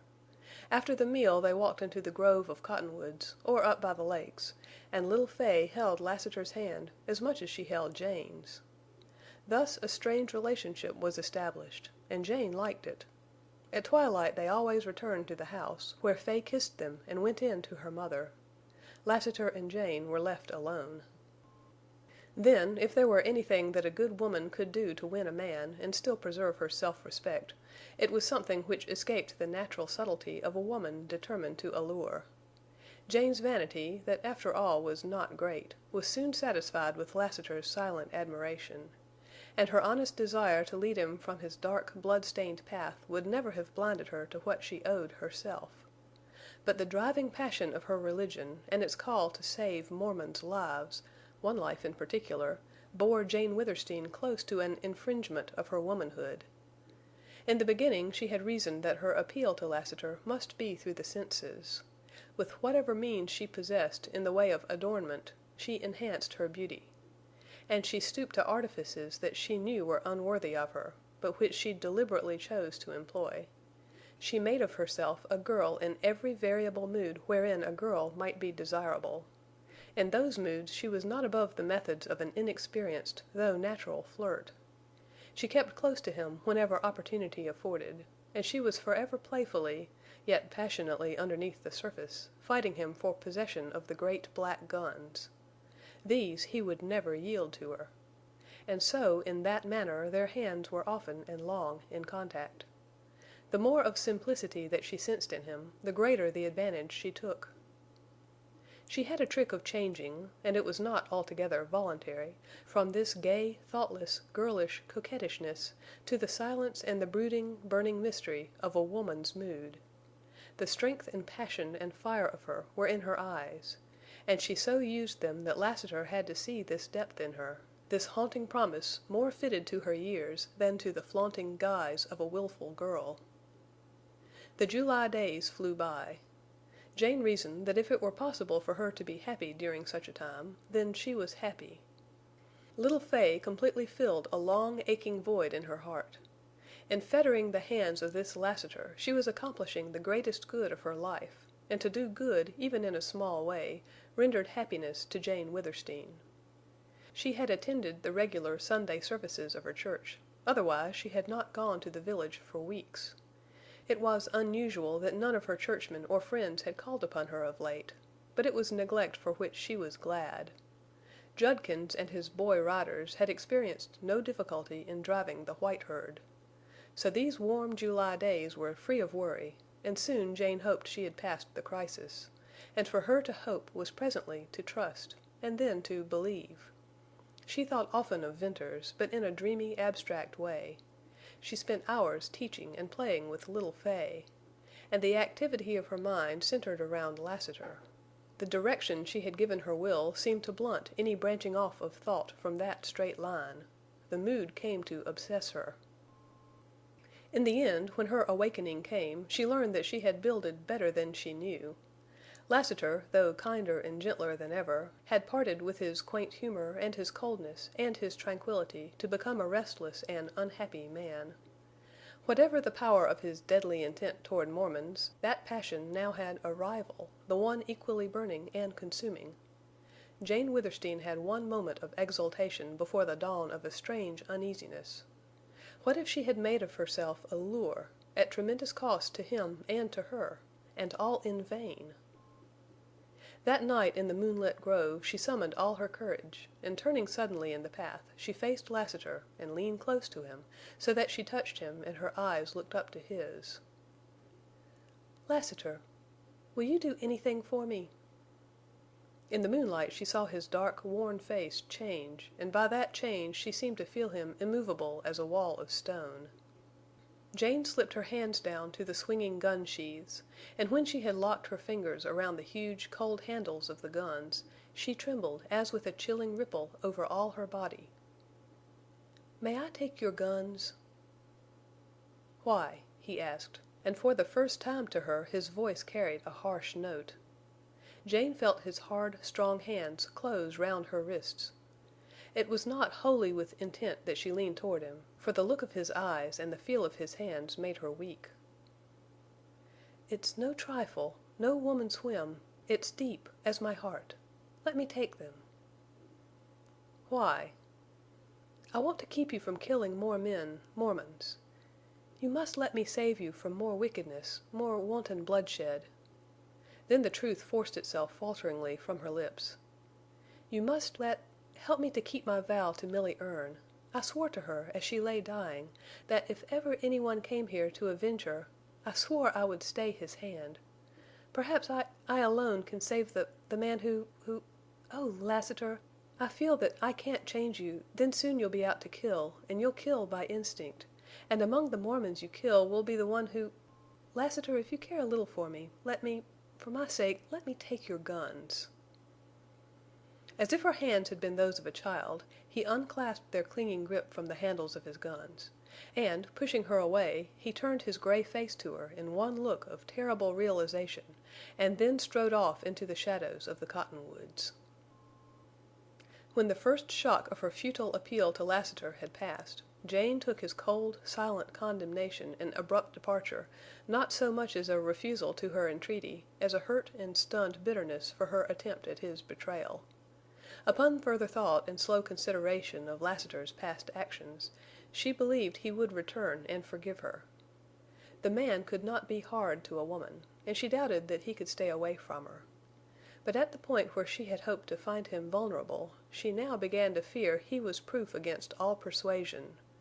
The iron and stone quality that she had early suspected in him had actually cropped out as an impregnable barrier. Nevertheless, if Lassiter remained in Cottonwoods, she would never give up her hope and desire to change him. She would change him if she had to sacrifice everything dear to her except hope of heaven.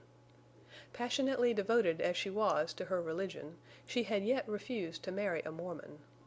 But a situation had developed wherein self paled in the great white light of religious duty of the highest order. That was the leading motive, the divinely spiritual one. But there were other motives which, like tentacles, aided in drawing her will to the acceptance of a possible abnegation. And through the watches of that sleepless night Jane Withersteen, in fear and sorrow and doubt, came finally to believe that if she must throw herself into Lassiter's arms to make him abide by "Thou shalt not kill," she would yet do well. In the morning she expected Lassiter at the usual hour, but she was not able to go at once to the court, so she sent little Fay. Mrs. Larkin was ill and required attention. It appeared that the mother, from the time of her arrival at Withersteen House, had relaxed and was slowly losing her hold on life. Jane had believed that absence of worry and responsibility, coupled with good nursing and comfort, would mend Mrs. Larkin's broken health. Such, however, was not the case. When Jane did get out to the court, Fay was there alone, and at the moment embarking on a dubious voyage down the stone-lined amber stream upon a craft of 2 brooms and a pillow. Fay was as delightfully wet as she could possibly wish to get. Clatter of hoofs distracted Fay and interrupted the scolding she was gleefully receiving from Jane. The sound was not the light-spirited trot that Bells made when Lassiter rode him into the outer court.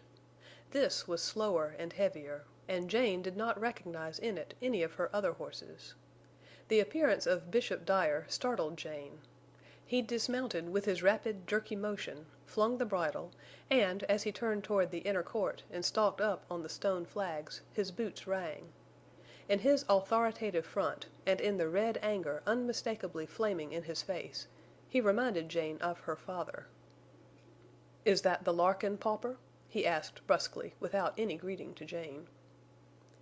"It's Mrs. Larkin's little girl," replied Jane, slowly. "I hear you intend to raise the child?" "Yes." "Of course you mean to give her Mormon bringing up." "No." His questions had been swift. She was amazed at a feeling that someone else was replying for her. "I've come to say a few things to you." He stopped to measure her with stern, speculative eye. Jane Withersteen loved this man. From earliest childhood she had been taught to revere and love bishops of her church. And for 10 years Bishop Dyer had been the closest friend and counselor of her father, and for the greater part of that period her own friend and scriptural teacher. Her interpretation of her creed, and her religious activity in fidelity to it, her acceptance of mysterious and holy Mormon truths, were all invested in this bishop. Bishop Dyer, as an entity, was next to God. He was God's mouthpiece to the little Mormon community at Cottonwoods. God revealed himself in secret to this mortal. And Jane Withersteen suddenly suffered a paralyzing affront to her consciousness of reverence by some strange, irresistible twist of thought wherein she saw this bishop as a man. And the train of thought hurdled the rising, crying protests of that other self whose poise she had lost. It was not her bishop who eyed her in curious measurement. It was a man who tramped into her presence without removing his hat, who had no greeting for her, who had no semblance of courtesy. In looks as in action he made her think of a bull stamping cross-grained into a corral. She had heard of Bishop Dyer forgetting the minister in the fury of a common man, and now she was to feel it. The glance by which she measured him in turn momentarily veiled the divine in the ordinary. He looked a rancher. He was booted, spurred, and covered with dust. He carried a gun at his hip, and she remembered that he had been known to use it. But during the long moment while he watched her there was nothing commonplace in the slow gathering might of his wrath. "Brother Tull has talked to me," he began. "It was your father's wish that you marry Tull, and my order. You refused him?" "Yes." "You would not give up your friendship with that tramp Venters?" "No." "But you'll do as I order," he thundered. "Why, Jane Withersteen, you are in danger of becoming a heretic. You can thank your Gentile friends for that. You face the damning of your soul to perdition." In the flux and reflux of the whirling torture of Jane's mind, that new, daring spirit of hers vanished in the old habitual order of her life. She was a Mormon, and the bishop regained ascendance. "It's well I got you in time, Jane Withersteen. What would your father have said to these goings-on of yours? He would have put you in a stone cage on bread and water. He would have taught you something about Mormonism. Remember, you're a born Mormon. There have been Mormons who turned heretic, damn their souls, but no born Mormon ever left us yet. Ah, I see your shame. Your faith is not shaken. You are only a wild girl." The bishop's tone softened. "Well, it's enough that I got to you in time. Now tell me about this Lassiter. I hear strange things." "What do you wish to know?" queried Jane. "About this man. You hired him?" "Yes, he's riding for me. When my riders left me I had to have any one I could get." "Is it true what I hear, that he's a gunman, a Mormon hater, steeped in blood?" "True. Terribly true, I fear." "But what's he doing here in Cottonwoods? This place isn't notorious enough for such a man. Sterling and the villages north, where there's universal gun packing and fights every day, where there are more men like him, it seems to me they would attract him most. We're only a wild, lonely border settlement. It's only recently that the rustlers have made killings here. Nor have there been saloons till lately, nor the drifting in of outcasts. Has not this gun-man some special mission here?" Jane maintained silence. "Tell me," ordered Bishop Dyer, sharply. "Yes," she replied. "Do you know what it is?" "Yes." "Tell me that." "Bishop Dyer, I don't want to tell." He waved his hand in an imperative gesture of command. The red once more leaped to his face, and in his steel blue eyes glinted a pinpoint of curiosity. "That first day," whispered Jane, "Lassiter said he came here to find—Milly Erne's grave." With downcast eyes Jane watched the swift flow of the amber water. She saw it and tried to think of it, of the stones, of the ferns, but like her body her mind was in a leaden vise.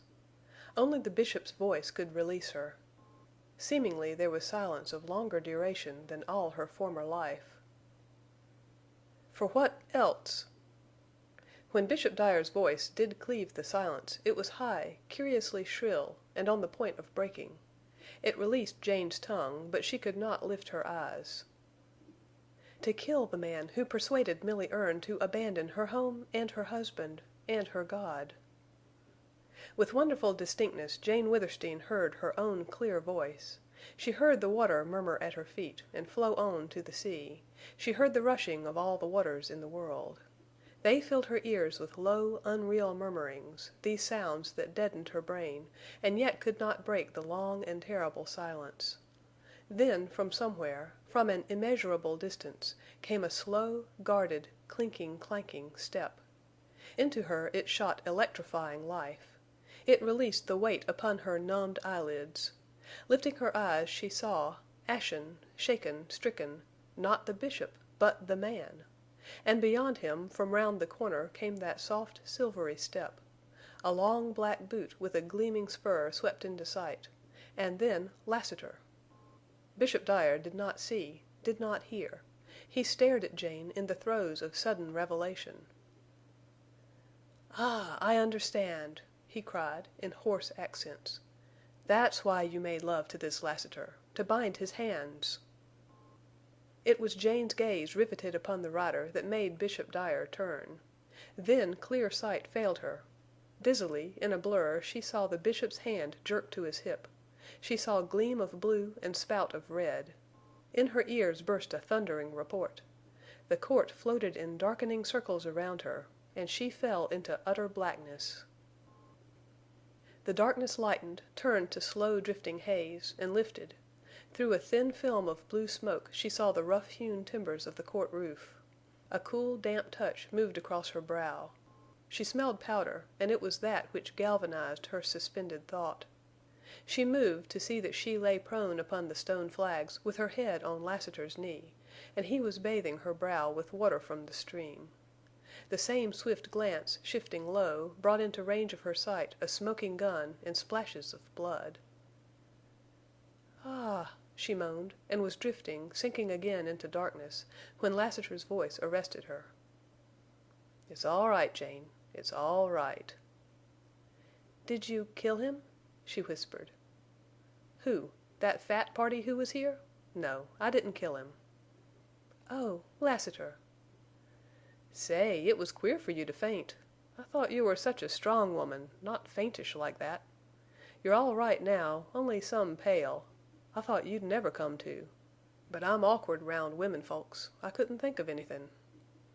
"Lassiter! The gun there! The blood!" "So that's troublin' you. I reckon it needn't. You see, it was this way.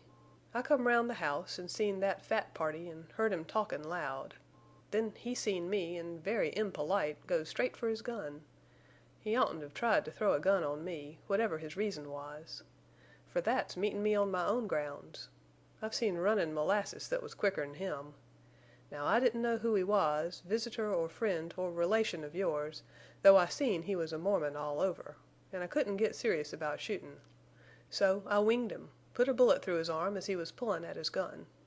En' he dropped the gun there, en' a little blood. I told him he'd introduced himself sufficient, en' to please move out of my vicinity. En' he went." Lassiter spoke with slow, cool, soothing voice in which there was a hint of levity, and his touch, as he continued to bathe her brow, was gentle and steady. His impassive face and the kind gray eyes further stilled her agitation. "He drew on you first, and you deliberately shot to cripple him. You wouldn't kill him? You, Lassiter?" "That's about the size of it." Jane kissed his hand. All that was calm and cool about Lassiter instantly vanished. "Don't do that. I won't stand it. And I don't care a damn who that fat party was." He helped Jane to her feet and to a chair. Then, with the wet scarf he had used to bathe her face, he wiped the blood from the stone flags, and picking up the gun, he threw it upon a couch. With that he began to pace the court, and his silver spurs jangled musically, and the great gun sheaths softly brushed against his leather chaps. "So it's true what I heard him say?" Lassiter asked, presently halting before her. "You made love to me to bind my hands?" "Yes," confessed Jane. It took all her woman's courage to meet the gray storm of his glance. "All these days that you've been so friendly and like a partner, all these evenings that have been so bewilderin' to me, your beauty, and the way you looked and came close to me, they were woman's tricks to bind my hands?" "Yes." "And your sweetness that seemed so natural, and your throwin' little Fay and me so much together, to make me love the child, all that was for the same reason?" "Yes." Lassiter flung his arms, a strange gesture for him. "Mebbe it wasn't much in your Mormon thinkin' for you to play that game. But to bring the child in—that was hellish." Jane's passionate, unheeding zeal began to loom darkly. "Lassiter, whatever my intention in the beginning, Fay loves you dearly. And I've grown to like you." "That's powerful kind of you now," he said. Sarcasm and scorn made his voice that of a stranger. "And you sit there and look me straight in the eyes. You're a wonderful strange woman, Jane Withersteen." "I'm not ashamed, Lassiter. I told you I'd try to change you." "Would you mind tellin' me just what you tried?" "I tried to make you see beauty in me and be softened by it. I wanted you to care for me so that I could influence you. It wasn't easy. At first you were stone blind. Then I hoped you'd love little Fay, and through that come to feel the horror of making children fatherless." "Jane Withersteen, either you're a fool or noble beyond my understandin'. Maybe you're both. I know you're blind. What you meant is one thing. What you did was make me love you." "Lassiter!" "I reckon I'm a human bein', though I never loved anyone but my sister, Milly Erne. That was long—" "Oh, are you Milly's brother?" "Yes, I was, and I loved her. There never was anyone but her in my life till now. Didn't I tell you that long ago I back-trailed myself from women? I was a Texas Ranger till Milly left home, and then I became somethin' else—Lassiter. For years I've been a lonely man set on one thing. I came here and met you, and now I'm not the man I was. The change was gradual, and I took no notice of it. I understand now that never satisfied longin' to see you, listen to you, watch you, feel you near me. It's plain now why you were never out of my thoughts. I've had no thoughts but of you. I've lived and breathed for you, and now when I know what it means, what you've done, I'm burnin' up with hell's fire." "Oh, Lassiter, no, no, you don't love me that way," Jane cased. "If that's what love is, then I do." "Forgive me. I didn't mean to make you love me like that. Oh, what a tangle of our lives! You, Milly Erne's brother! And I, heedless, mad to melt your heart toward Mormons. Lassiter, I may be wicked, but not wicked enough to hate. If I couldn't hate Tull, could I hate you?" "After all, Jane, maybe you're only blind. Mormon blind. That only can explain what's close to selfishness." "I'm not selfish. I despise the very word. If I were free—" "But you're not free. Not free of Mormonism. And in playin' this game with me you've been unfaithful." "Unfaithful!" faltered Jane. "Yes, I said unfaithful. You're faithful to your bishop and unfaithful to yourself. You're false to your womanhood and true to your religion. But for a savin' innocence you'd have made yourself low and vile, betrayin' yourself, betrayin' me. all to bind my hands and keep me from snuffing out Mormon life. It's your damned Mormon blindness." "Is it vile? Is it blind? Is it only Mormonism to save human life? No, Lassiter, that's God's law, divine, universal for all Christians." "The blindness I mean is blindness that keeps you from seeing the truth. I've known many good Mormons, but some are blacker than hell. You won't see that even when you know it. Else why all this blind passion to save the life of that—" Jane shut out the light, and the hand she held over her eyes trembled and quivered against her face. "Blind, yes, and let me make it clear and simple to you," Lassiter went on, his voice losing its tone of anger. "Take, for instance, that idea of yours last night when you wanted my guns. It was good and beautiful and showed your heart, but, why, Jane, it was crazy. Mind, I'm assumin' that life to me is as sweet as to any other man. And to preserve that life is each man's first and closest thought. Where would any man be on this border without guns?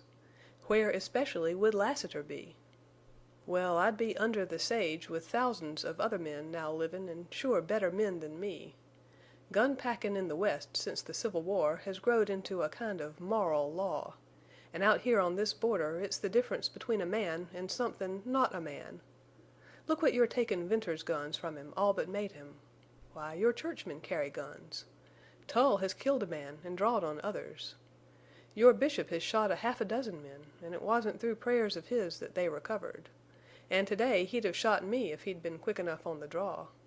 Could I walk or ride down into Cottonwoods without my guns? This is a wild time, Jane Withersteen, this year of our Lord 1871. "No time for a woman!" exclaimed Jane, brokenly.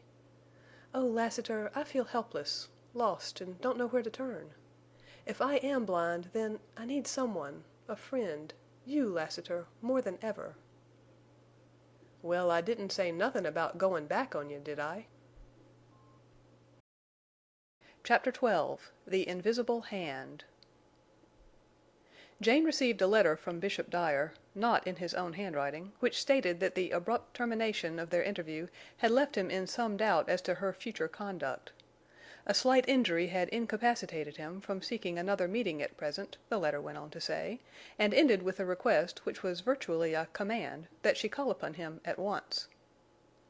The reading of the letter acquainted Jane Withersteen with the fact that something within her had all but changed. She sent no reply to Bishop Dyer, nor did she go to see him.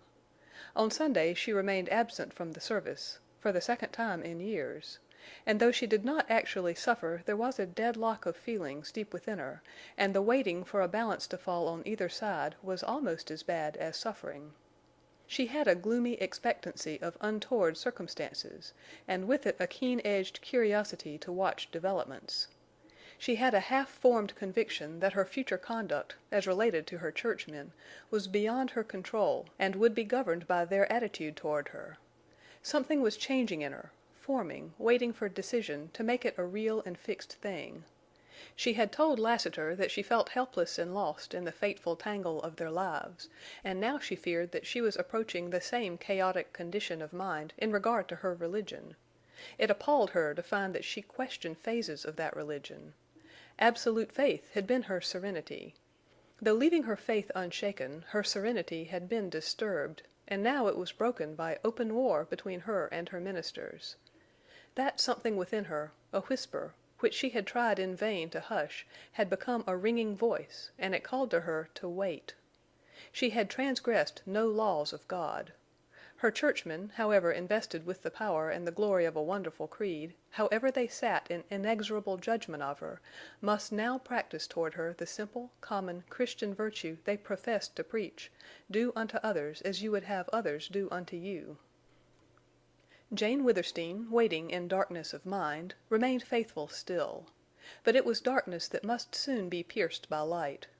If her faith were justified, if her churchmen were trying only to intimidate her, the fact would soon be manifest, as would their failure, and then she would redouble her zeal toward them and toward what had been the best work of her life, work for the welfare and happiness of those among whom she lived, Mormon and Gentile alike. If that secret intangible power closed its toils round her again, if that great invisible hand moved here and there and everywhere, slowly paralyzing her with its mystery and its inconceivable sway over her affairs, then she would know beyond doubt that it was not chance, nor jealousy, nor intimidation, nor ministerial wrath at her revolt, but a cold and calculating policy thought out long before she was born, a dark, immutable will of whose empire she and all that was hers was but an atom. Then might come her ruin. Then might come her fall into black storm. Yet she would rise again, and to the light. God would be merciful to a driven woman who had lost her way. A week passed. Little Fay played and prattled and pulled at Lassiter's big black guns. The rider came to Withersteen House oftener than ever. Jane saw a change in him, though it did not relate to his kindness and gentleness. He was quieter and more thoughtful. While playing with Fay or conversing with Jane, he seemed to be possessed of another self that watched with cool, roving eyes, that listened always, as if the murmuring amber stream brought messages and the moving leaves whispered something.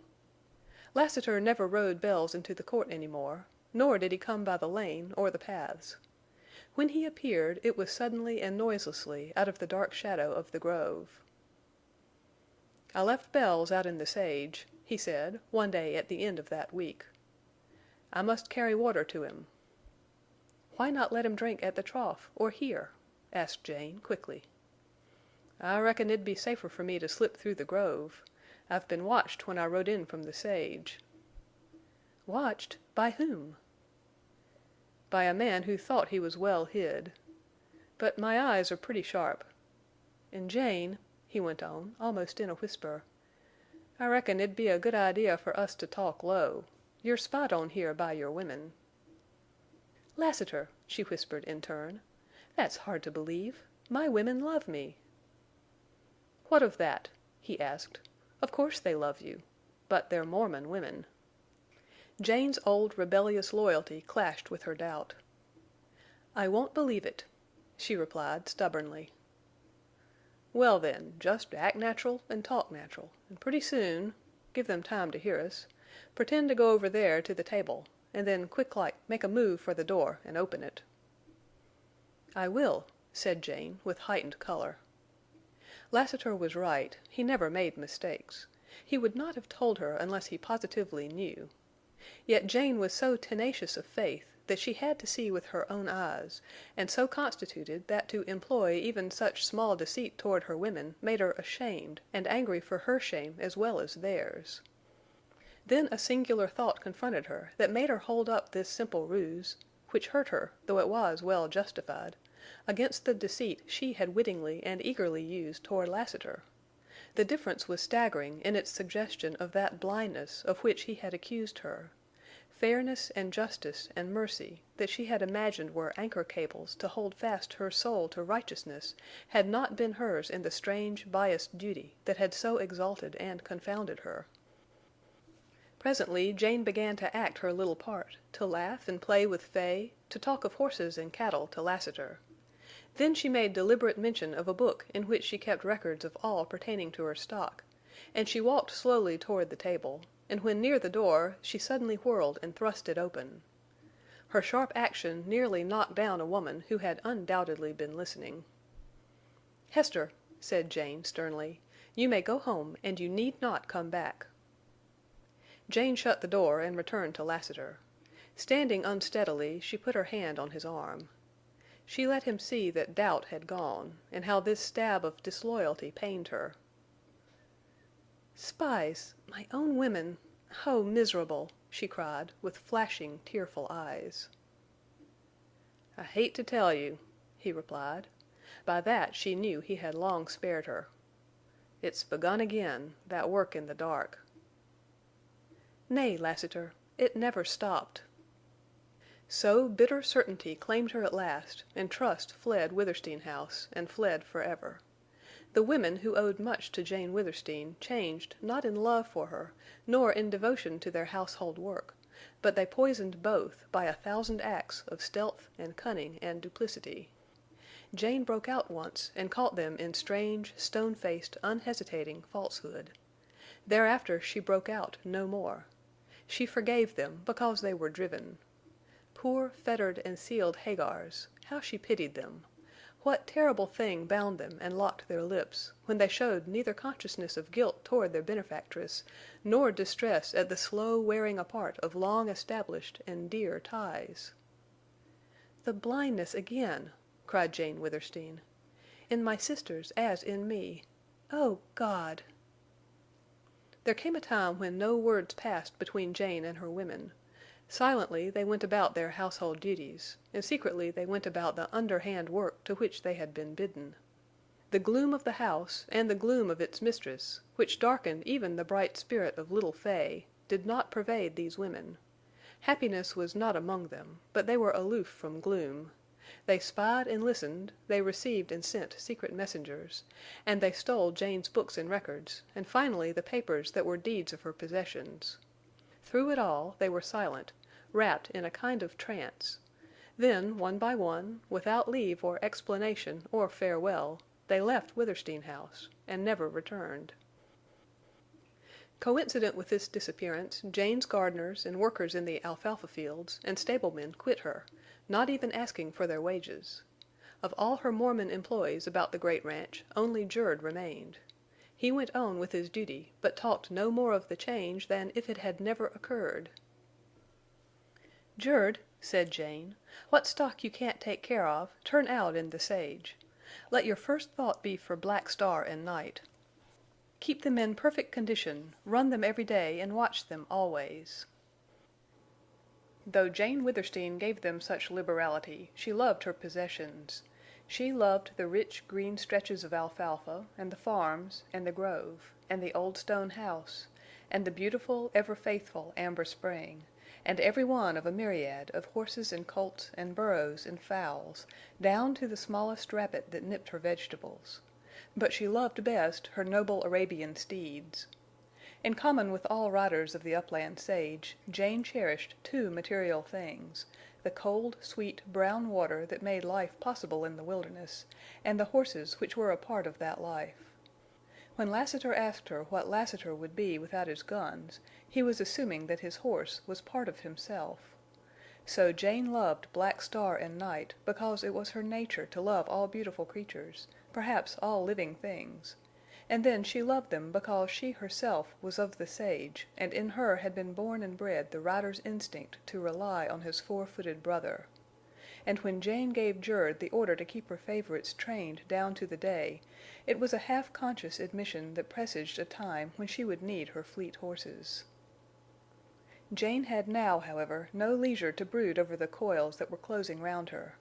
Mrs. Larkin grew weaker as the August days began. She required constant care. There was little Fay to look after, and such household work as was imperative. Lassiter put Bells in the stable with the other racers, and directed his efforts to a closer attendance upon Jane. She welcomed the change. He was always at hand to help, and it was her fortune to learn that his boast of being awkward around women had its root in humility and was not true. His great brown hands were skilled in a multiplicity of ways which a woman might have envied. He shared Jane's work and was of especial help to her in nursing Mrs. Larkin. The woman suffered most at night, and this often broke Jane's rest. So it came about that Lassiter would stay by Mrs. Larkin during the day when she needed care, and Jane would make up the sleep she lost in night watches. Mrs. Larkin at once took kindly to the gentle Lassiter, and, without ever asking who or what he was, praised him to Jane. "He's a good man and loves children," she said. How sad to hear this truth spoken of a man whom Jane thought lost beyond all redemption. Yet ever and ever Lassiter towered above her, and behind or through his black, sinister figure shone something luminous that strangely affected Jane. Good and evil began to seem incomprehensibly blended in her judgment. It was her belief that evil could not come forth from good. Yet here was a murderer who dwarfed in gentleness, patience, and love any man she had ever known. She had almost lost track of her more outside concerns when early one morning Judkins presented himself before her in the courtyard. Thin, hard, burnt, bearded, with the dust and sage thick on him, with his leather wristband shining from use, and his boots worn through on the stirrup side, he looked the rider of riders. He wore 2 guns and carried a Winchester. Jane greeted him with surprise and warmth, set meat and bread and drink before him, and called Lassiter out to see him. The men exchanged glances, and the meaning of Lassiter's keen inquiry and Judkins's bold reply, both unspoken, was not lost upon Jane. "Where's your horse?" asked Lassiter aloud. "Left him down the slope," answered Judkins. "I footed it in a ways and slept last night in the sage. I went to the place you told me you 'most always slept, but didn't strike you. I moved up some, near the spring, and now I go there nights." "Judkins, the white herd?" queried Jane, hurriedly. "Miss Withersteen, I make proud to say I've not lost a steer. For a good while after that stampede Lassiter milled we had no trouble. Why, even the sage dogs left us. But it's begun again, that flashin' of lights over ridge tips, and queer puffin' of smoke, and then at night strange whistles and noises. But the herd's acted magnificent. And my boys—say, Miss Withersteen, they're only kids, but I ask no better riders. I got the laugh in the village for takin' them out. They're a wild lot, and you know boys have more nerve than grown men, because they don't know what danger is. I'm not denyin' there's danger. But they glory in it. And maybe I like it myself. Anyway, we'll stick. We're goin' to drive the herd on the far side of the first break of Deception Pass. There's a great round valley over there, and no ridges or piles of rocks to aid these stampeders. The rains are due. We'll have plenty of water for a while, and we can hold that herd from anybody except Oldring. I come in for supplies. I'll pack a couple of burros and drive out after dark tonight." "Judkins, take what you want from the storeroom. Lassiter will help you. I can't thank you enough, but... wait."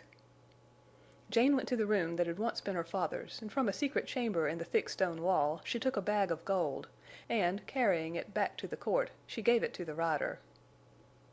"There, Judkins, and understand that I regard it as little for your loyalty. Give what is fair to your boys and keep the rest. Hide it. Perhaps that would be wisest." "Oh, Miss Withersteen!" ejaculated the rider. "I couldn't earn so much in 10 years. It's not right. I oughtn't take it."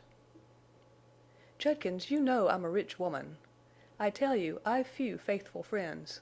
I've fallen upon evil days. God only knows what will become of me and mine. So take the gold." She smiled in understanding of his speechless gratitude, and left him with Lassiter. Presently she heard him speaking low at first, then in louder accents emphasized by the thumping of his rifle on the stones. "As infernal a job as even you, Lassiter, ever heerd of." "Why, son," was Lassiter's reply, "this breakin' of Miss Withersteen may seem bad to you, but it ain't bad yet. Some of these wall-eyed fellers who look just as if they were walkin' in the shadow of Christ himself, right down the sunny road, now they can think of things and do things that are really hell-bent." Jane covered her ears and ran to her own room. And there, like a caged lioness, she paced to and fro till the coming of little Fay reversed her dark thoughts. The following day, a warm and muggy one, threatening rain while Jane was resting in the court, a horseman clattered through the grove and up to the hitching rack. He leaped off and approached Jane with the manner of a man determined to execute difficult mission, yet fearful of its reception. In the gaunt, wiry figure and the lean, brown face, Jane recognized one of her Mormon riders, Blake. It was he of whom Judkins had long since spoken. Of all the riders ever in her employ, Blake owed her the most, and as he stepped before her, removing his hat and making manly efforts to subdue his emotion, he showed that he remembered. "Miss Withersteen, Mother's dead," he said. "Oh, Blake!" exclaimed Jane, and she could say no more. "She died free from pain in the end, and she's buried, resting at last, thank God. I've come to ride for you again, if you'll have me. Don't think I mentioned Mother to get your sympathy. When she was living and your riders quit, I had to also. I was afraid of what might be done—said to her. Miss Withersteen, we can't talk of what's going on now." "Blake, do you know?" I know a great deal. You understand my lips are shut. But without explanation or excuse I offer my services. I'm a Mormon, I hope a good one. But there are some things— It's no use, Miss Withersteen. I can't say any more what I'd like to. But will you take me back? Blake, you know what it means? I don't care. I'm sick of— I'll show you a Mormon who'll be true to you. But Blake, how terribly you might suffer for that. Maybe. Aren't you suffering now? God knows, indeed I am. Miss Withersteen, it's a liberty on my part to speak so, but I know you pretty well, know you'll never give in. I wouldn't, if I were you. And I must—something makes me tell you the worst is yet to come. That's all. I absolutely can't say more. Will you take me back, let me ride for you, show everybody what I mean? Blake, it makes me happy to hear you. How my riders hurt me when they quit. Jane felt the hot tears well to her eyes and splash down upon her hands. I thought so much of them, tried so hard to be good to them, and not one was true. You've made it easy to forgive. Perhaps many of them really feel as you do, but dare not return to me. Still, Blake, I hesitate to take you back. Yet I want you so much. Do it, then. If you're going to make your life a lesson to Mormon women, let me make mine a lesson to the men. Right is right. I believe in you, and here's my life to prove it. You hint it may mean your life, said Jane, breathless and low. We won't speak of that. I want to come back. I want to do what every rider aches in his secret heart to do for you. Miss Withersteen, I hope did not be necessary to tell you that my mother on her deathbed told me to have courage. She knew how the thing galled me. She told me to come back. Will you take me? God bless you, Blake. Yes, I'll take you back. And will you accept gold from me? Miss Withersteen. I just gave Judkins a bag of gold. I'll give you one. If you will not take it, you must not come back. You might ride for me a few months, weeks, days till the storm breaks. Then you'd have nothing and be in disgrace with your people. We'll forearm you against poverty and me against endless regret. I'll give you gold which you can hide till some future time. Well, if it pleases you, replied Blake. But you know I never thought of pay. Now, Miss Withersteen, one thing more. I want to see this man Lassiter. Is he here? Yes, but Blake, what— Need you see him? Why? Asked Jane, instantly worried. I can speak to him, tell him about you. That won't do. I've got to tell him myself. Where is he? Lassiter is with Mrs. Larkin. She is ill. I'll call him, answered Jane, and going to the door she softly called for the rider. A faint musical jingle preceded his step. Then his tall form crossed the threshold. Lassiter, here's Blake, an old rider of mine. He has come back to me, and he wishes to speak to you. Blake's brown face turned exceedingly pale. Yes, I had to speak to you, he said, swiftly. My name's Blake. I'm a Mormon and a rider. Lately I quit Miss Withersteen. I've come to beg her to take me back. Now, I don't know you, but I know what you are. So I've this to say to your face. It would never occur to this woman to imagine, let alone suspect me to be a spy. She couldn't think it might just be a low plot to come here and shoot you in the back. Jane Withersteen hasn't that kind of a mind. Well, I've not come for that. I want to help her, to pull a bridle along with Judkins and you. The thing is, do you believe me? I reckon I do, replied Lassiter. How this slow, cool speech contrasted with Blake's hot, impulsive words. You might have saved some of your breath. See here, Blake, cinch this in your mind. Lassiter has met some square Mormons, and maybe— Blake, interrupted Jane, nervously anxious to terminate a colloquy that she perceived was an ordeal for him. Go at once and fetch me a report of my horses. Miss Withersteen, you mean the big drove down in the sage-cleared fields? Of course, replied Jane. My horses are all there, except the blooded stock I keep here. Haven't you heard, then? Heard? No. What's happened to them? They're gone, Miss Withersteen. Gone these 10 days past. Dorn told me, and I rode down to see for myself." "Lassiter, did you know?" asked Jane, whirling to him. "I reckon so. But what was the use to tell you?" It was Lassiter turning away his face and Blake studying the stone flags at his feet that brought Jane to the understanding of what she betrayed. She strove desperately, but she could not rise immediately from such a blow. "My horses! My horses! What's become of them?" "Dorn said the riders report another drive by Oldring. And I trailed the horses miles down the slope toward Deception Pass." "My red herd's gone. My horse is gone. The white herd will go next. I can stand that. But if I lost Black Star and Night, it would be like parting with my own flesh and blood. Lassiter, Blake, am I in danger of losing my racers?" "A rustler or anybody stealing hosses of yours would most of all want the blacks," said Lassiter. His evasive reply was affirmative enough. The other rider nodded gloomy acquiescence. "Oh! Oh!" Jane Withersteen choked with violent utterance. "Let me take charge of the blacks?" asked Blake. "One more rider won't be any great help to Judkins. But I might hold Black Star and Night if you put such store on their value." "Value? Blake, I love my racers. Besides, there's another reason why I mustn't lose them. You go to the stables. Go with Jerd every day when he runs the horses, and don't let them out of your sight. If you would please me, win my gratitude, guard my black racers." When Blake had mounted and ridden out of the court, Lassiter regarded Jane with the smile that was becoming rarer as the days sped by.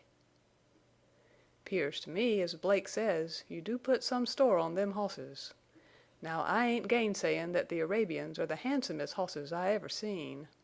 But Bells can beat Night, en' run neck and neck with Black Star." "Lassiter, don't tease me now.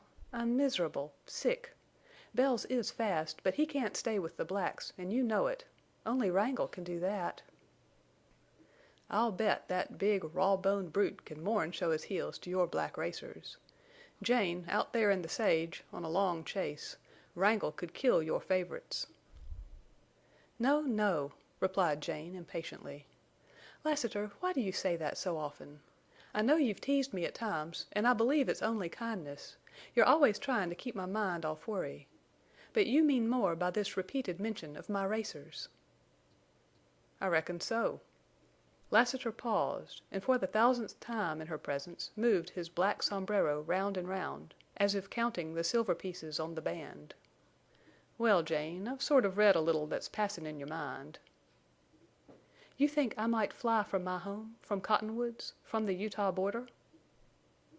"I reckon. And if you ever do and get away with the blacks, I wouldn't like to see Wrangle left here on the sage. Wrangle could catch you.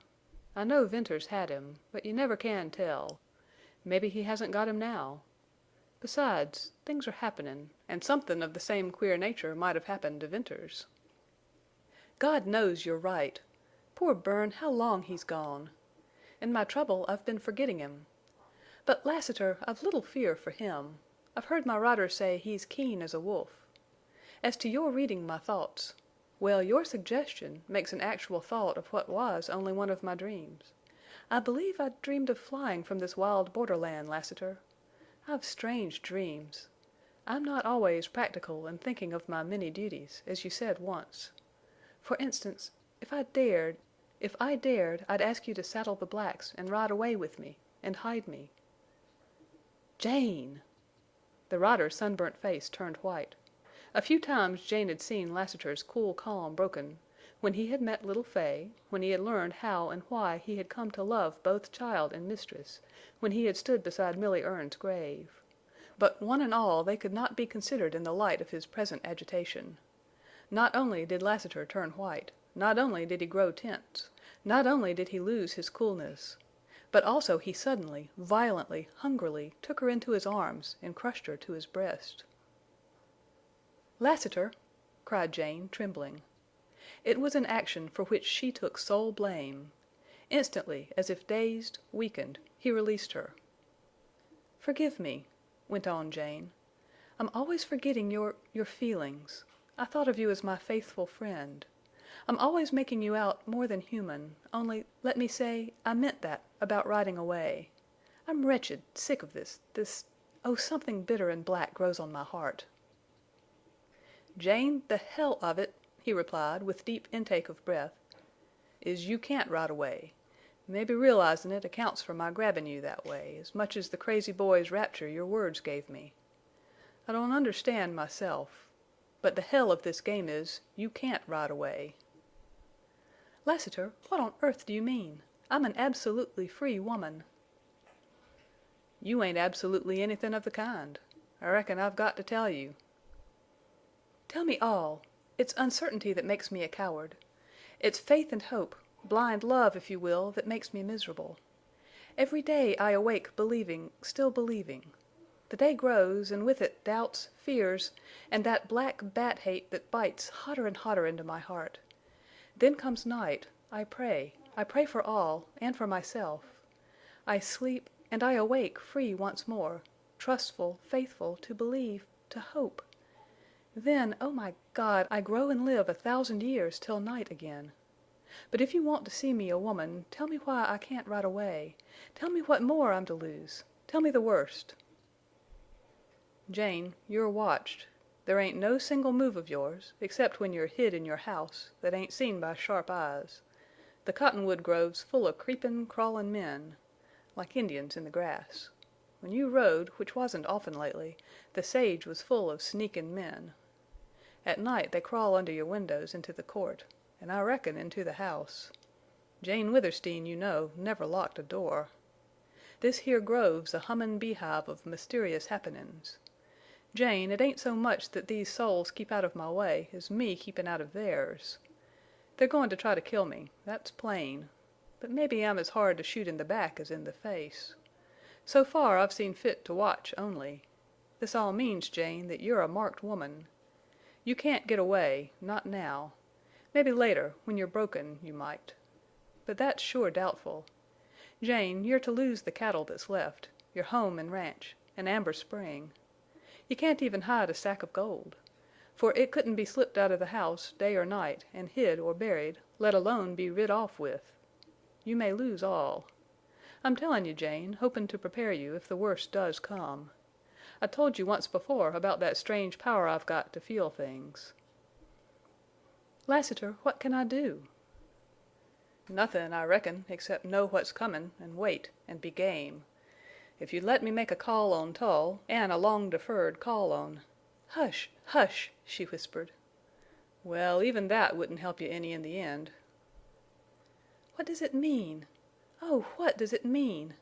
I am my father's daughter, a Mormon, yet I can't see. I've not failed in religion, in duty. For years I've given with a free and full heart. When my father died I was rich. If I'm still rich, it's because I couldn't find enough ways to become poor.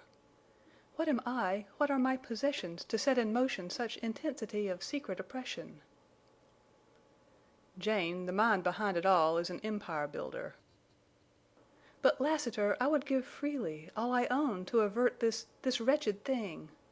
If I gave, that would leave me with faith still. Surely my churchmen think of my soul. If I lose my trust in them—" "Child, be still," said Lassiter, with a dark dignity that had in it something of pity. "You're a woman, fine and big and strong, and your heart matches your size. But in mind you're a child. I'll say a little more, then I'm done. I'll never mention this again. Among many thousands of women you're one who has bucked against your churchmen. They tried you out and failed of persuasion and finally of threats. You meet now the cold steel of a will as far from Christ-like as the universe is wide. You're to be broken. Your body's to be held, given to some man, made, if possible, to bring children into the world. But your soul? What do they care for your soul?" Chapter 13. Solitude and Storm.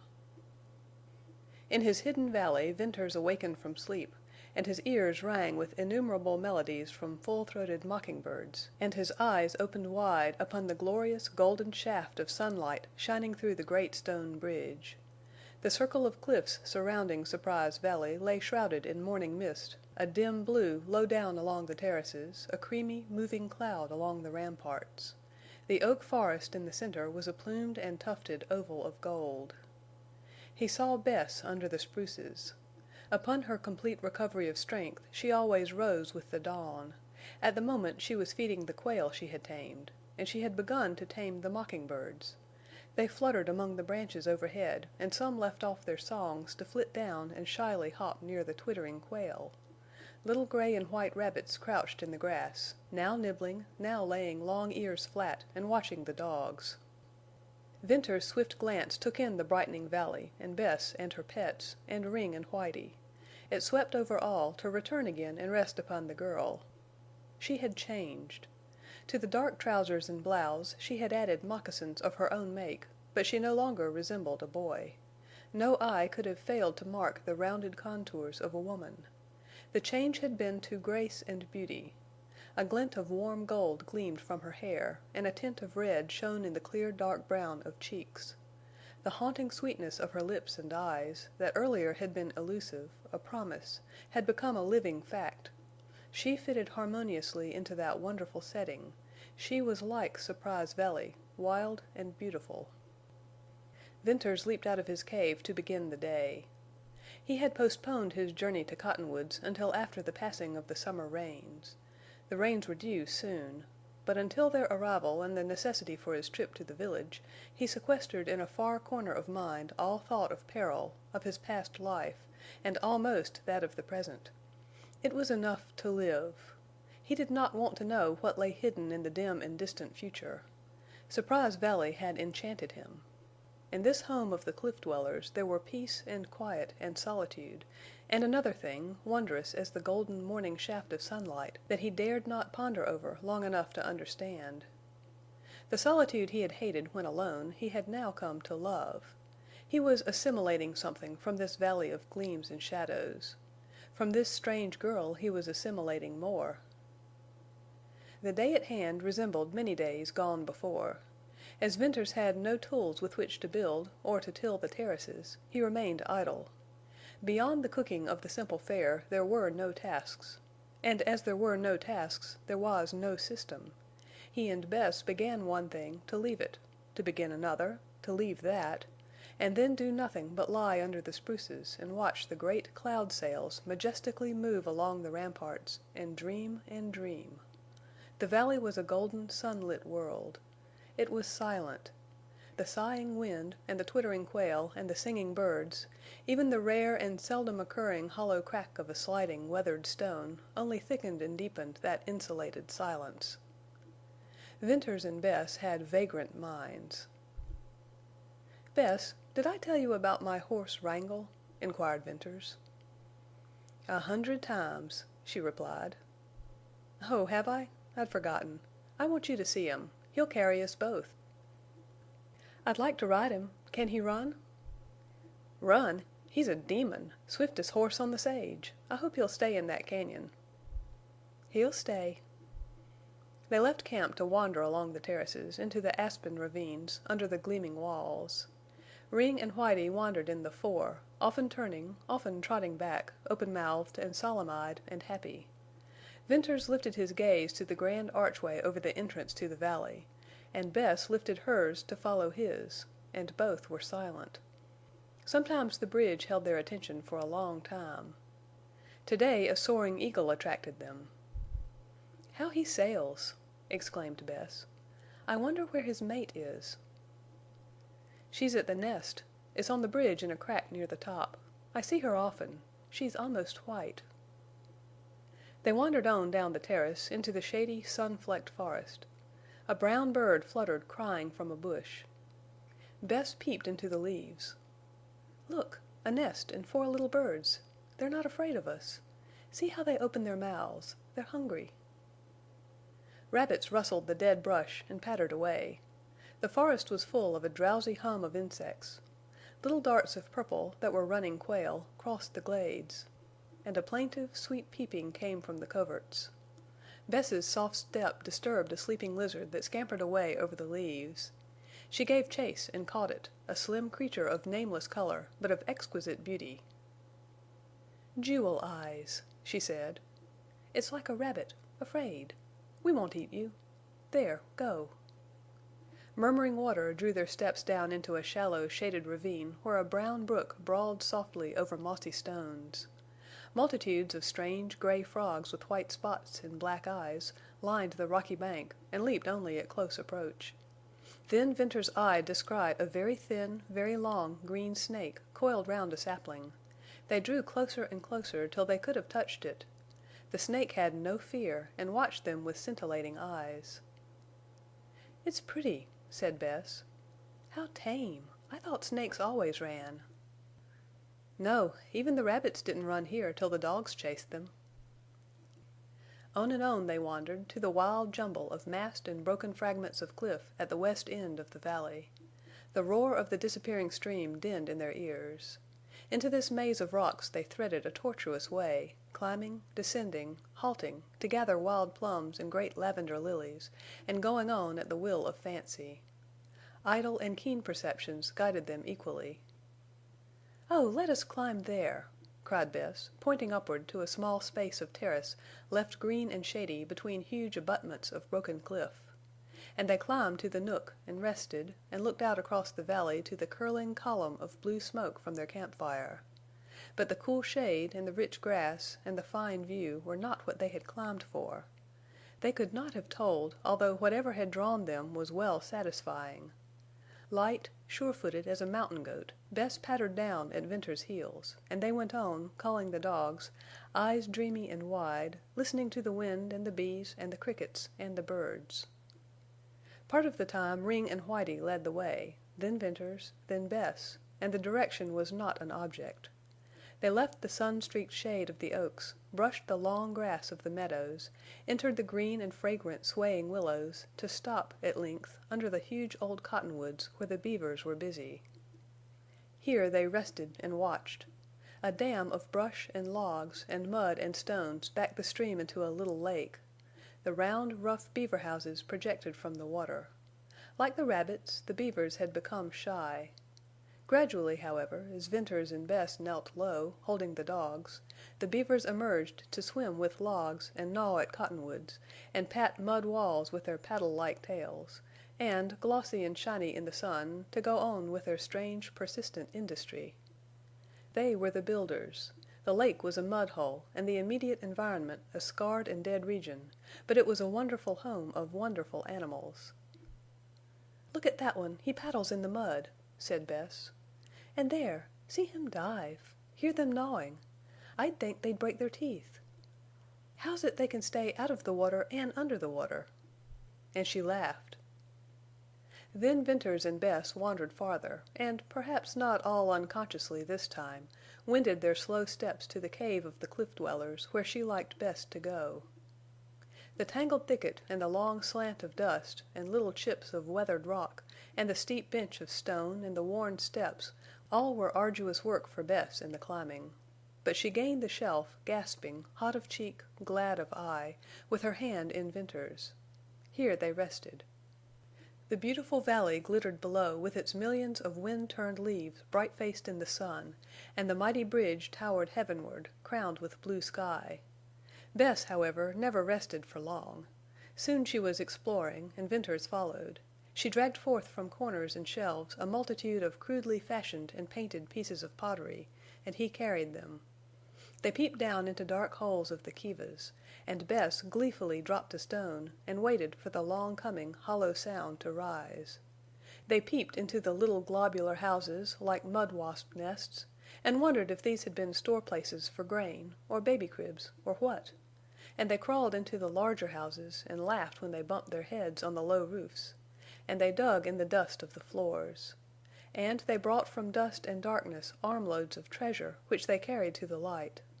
Flints and stones and strange curved sticks and pottery they found, and twisted grass rope that crumbled in their hands, and bits of whitish stone which crushed to powder at a touch and seemed to vanish in the air. "That white stuff was bone," said Venters, slowly. "Bones of a cliff dweller." "No!" exclaimed Bess. "Here's another piece. Look!" Dry, powdery smoke. That's bone."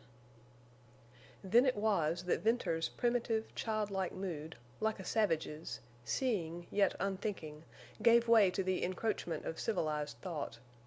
The world had not been made for a single day's play, or fancy, or idle watching. The world was old.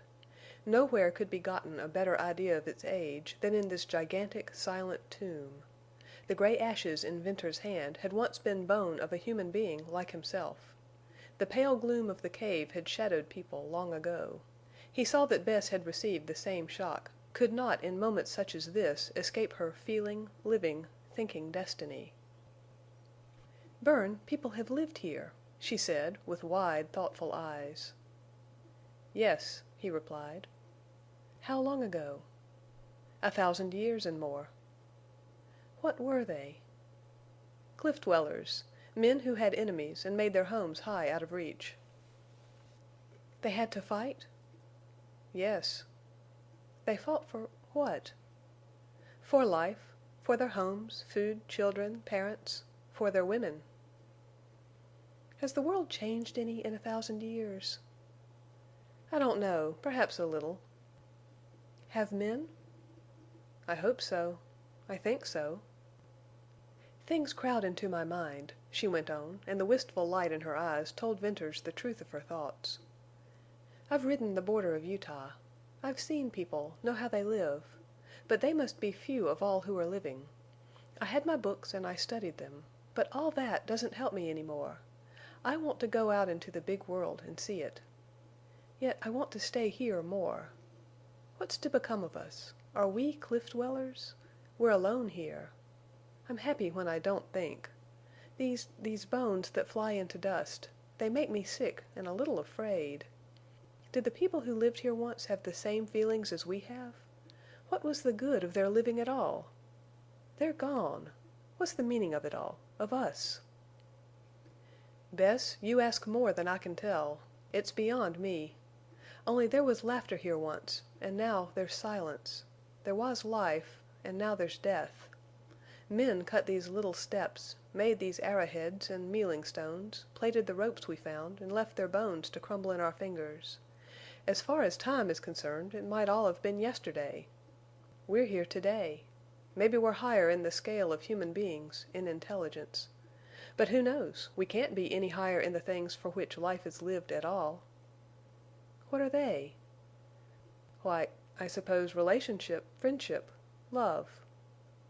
"Love?" "Yes. Love of man for woman, love of woman for man. That's the nature, the meaning, the best of life itself." She said no more. Wistfulness of glance deepened into sadness. "Come, let us go," said Venters. Action brightened her. Beside him, holding his hand, she slipped down the shelf, ran down the long, steep slant of sliding stones, out of the cloud of dust, and likewise out of the pale gloom. "We beat the slide!" she cried.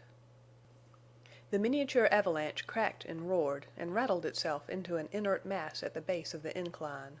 Yellow dust, like the gloom of the cave, but not so changeless, drifted away on the wind.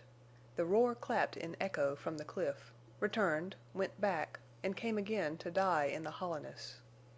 Down on the sunny terrace there was a different atmosphere. Ring and Whitie leaped around Bess.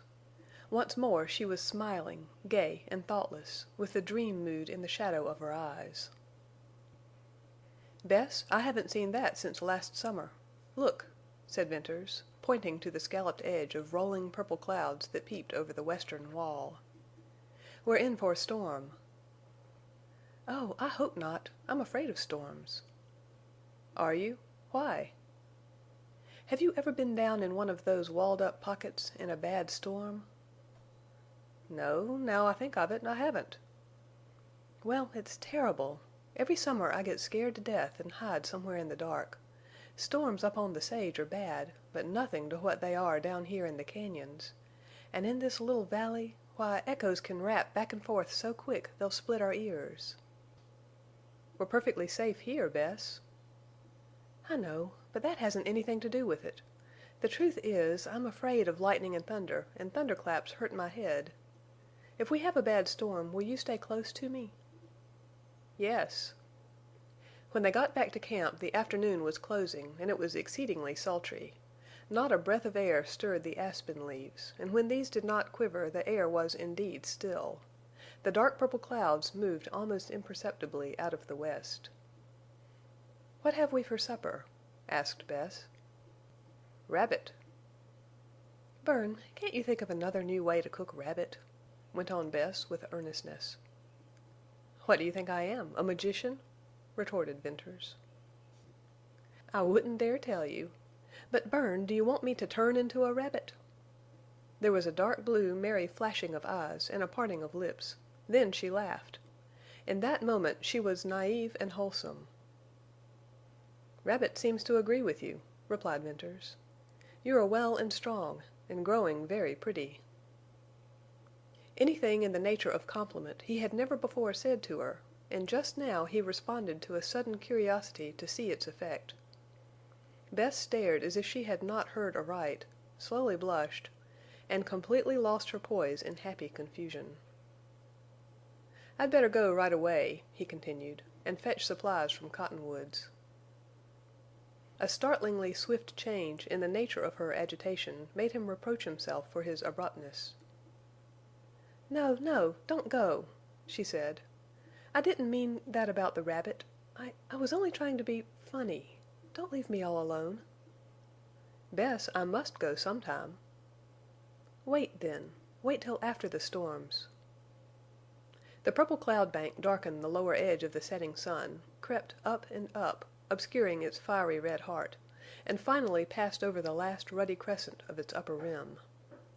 The intense dead silence awakened to a long, low, rumbling roll of thunder.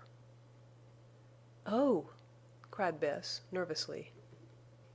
"We've had big black clouds before this without rain," said Venters. "But there's no doubt about that thunder. The storms are coming. I'm glad. Every rider on the sage will hear that thunder with glad ears." Venters and Bess finished their simple meal and the few tasks around the camp, then faced the open terrace, the valley, and the west to watch and await the approaching storm. It required keen vision to see any movement whatever in the purple clouds. By infinitesimal degrees the dark cloud line merged upward into the golden red haze of the afterglow of sunset. A shadow lengthened from under the western wall across the valley. As straight and rigid as steel rose the delicate, spear-pointed silver spruces. The aspen leaves, by nature pendant and quivering, hung limp and heavy. No slender blade of grass moved. A gentle splashing of water came from the ravine. Then again from out of the west sounded the low, dull, and rumbling roll of thunder. A wave, a ripple of light, a trembling and turning of the aspen leaves, like the approach of a breeze on the water, crossed the valley from the west, and the lull and the deadly stillness and the sultry air passed away on a cool wind. The night bird of the cañon, with clear and melancholy notes, announced the twilight. And from all along the cliffs rose the faint murmur and moan and mourn of the wind singing in the caves. The bank of clouds now swept hugely out of the western sky.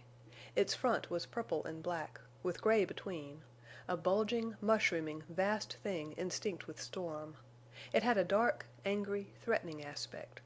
As if all the power of the winds were pushing and piling behind, it rolled ponderously across the sky. A red flare burned out instantaneously, flashed from the west to east, and died. Then from the deepest black of the purple cloud burst a boom. It was like the bowling of a huge boulder along the crags and ramparts, and seemed to roll on and fall into the valley, to bound and bang and boom from cliff to cliff. "Oh!" cried Bess, with her hands over her ears. "What did I tell you?" "Why, Bess, be reasonable," said Venters. "I'm a coward." "Not quite that, I hope. It's strange you're afraid. I love a storm." "I tell you a storm down in these cañons is an awful thing. I know Oldring hated storms. His men were afraid of them. There was one who went deaf in a bad storm and never could hear again." "Maybe I've lots to learn, Bess. I'll lose my guess if this storm isn't bad enough.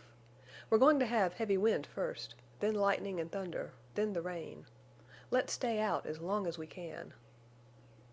The tips of the cottonwoods and the oaks waved to the east, and the rings of aspens along the terraces twinkled their myriad of bright faces in fleet and glancing gleam. A low roar rose from the leaves of the forest, and the spruces swished in the rising wind. It came in gusts, with light breezes between. As it increased in strength, the lull shortened in length till there was a strong and steady blow all the time, and violent puffs at intervals, and sudden whirling currents. The clouds spread over the valley, rolling swiftly and low, and twilight faded into a sweeping darkness. Then the singing of the wind in the caves drowned the swift roar of rustling leaves. Then the song swelled to a mourning, moaning wail. Then, with the gathering power of the wind, the wail changed to a shriek. Steadily the wind strengthened, and constantly the strange sound changed. The last bit of blue sky yielded to the on-sweep of clouds. Like angry surf, the pale gleams of gray, amid the purple of that scudding front, swept beyond the eastern rampart of the valley. The purple deepened to black. Broad sheets of lightning flared over the western wall. There were not yet any ropes or zigzag streaks darting down through the gathering darkness. The storm center was still beyond Surprise Valley. "Listen! Listen!" cried Bess, with her lips close to Venters's ear. "You'll hear Oldring's knell." "What's that?" "Oldring's knell. When the wind blows a gale in the caves, it makes what the rustlers call Oldring's knell. They believe it bodes his death. I think he believes so, too. It's not like any sound on earth. It's beginning. Listen." The gale swooped down with a hollow, unearthly howl. It yelled and pealed and shrilled and shrieked. It was made up of 1,000 piercing cries. It was a rising and a moving sound. Beginning at the western break of the valley, it rushed along each gigantic cliff, whistling into the caves and cracks, to mount in power, to bellow a blast through the great stone bridge. Gone as into an engulfing roar of surging waters, it seemed to shoot back and begin all over again. It was only wind, thought Venters. Here sped and shrieked the sculptor that carved out the wonderful caves in the cliffs. It was only a gale, but as Venters listened, as his ears became accustomed to the fury and strife, out of it all, or through it, or above it, pealed low and perfectly clear and persistently uniform a strange sound that had no counterpart in all the sounds of the elements. It was not of earth or of life. It was the grief and agony of the gale, a knell of all upon which it blew. Black night enfolded the valley. Venters could not see his companion, and knew of her presence only through the tightening hold of her hand on his arm. He felt the dogs huddle closer to him.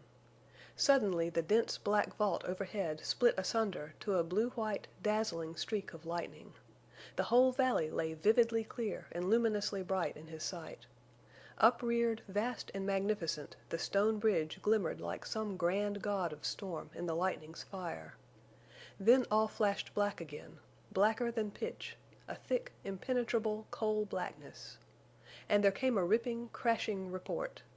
Instantly an echo resounded with clapping crash. The initial report was nothing to the echo. It was a terrible, living, reverberating, detonating crash.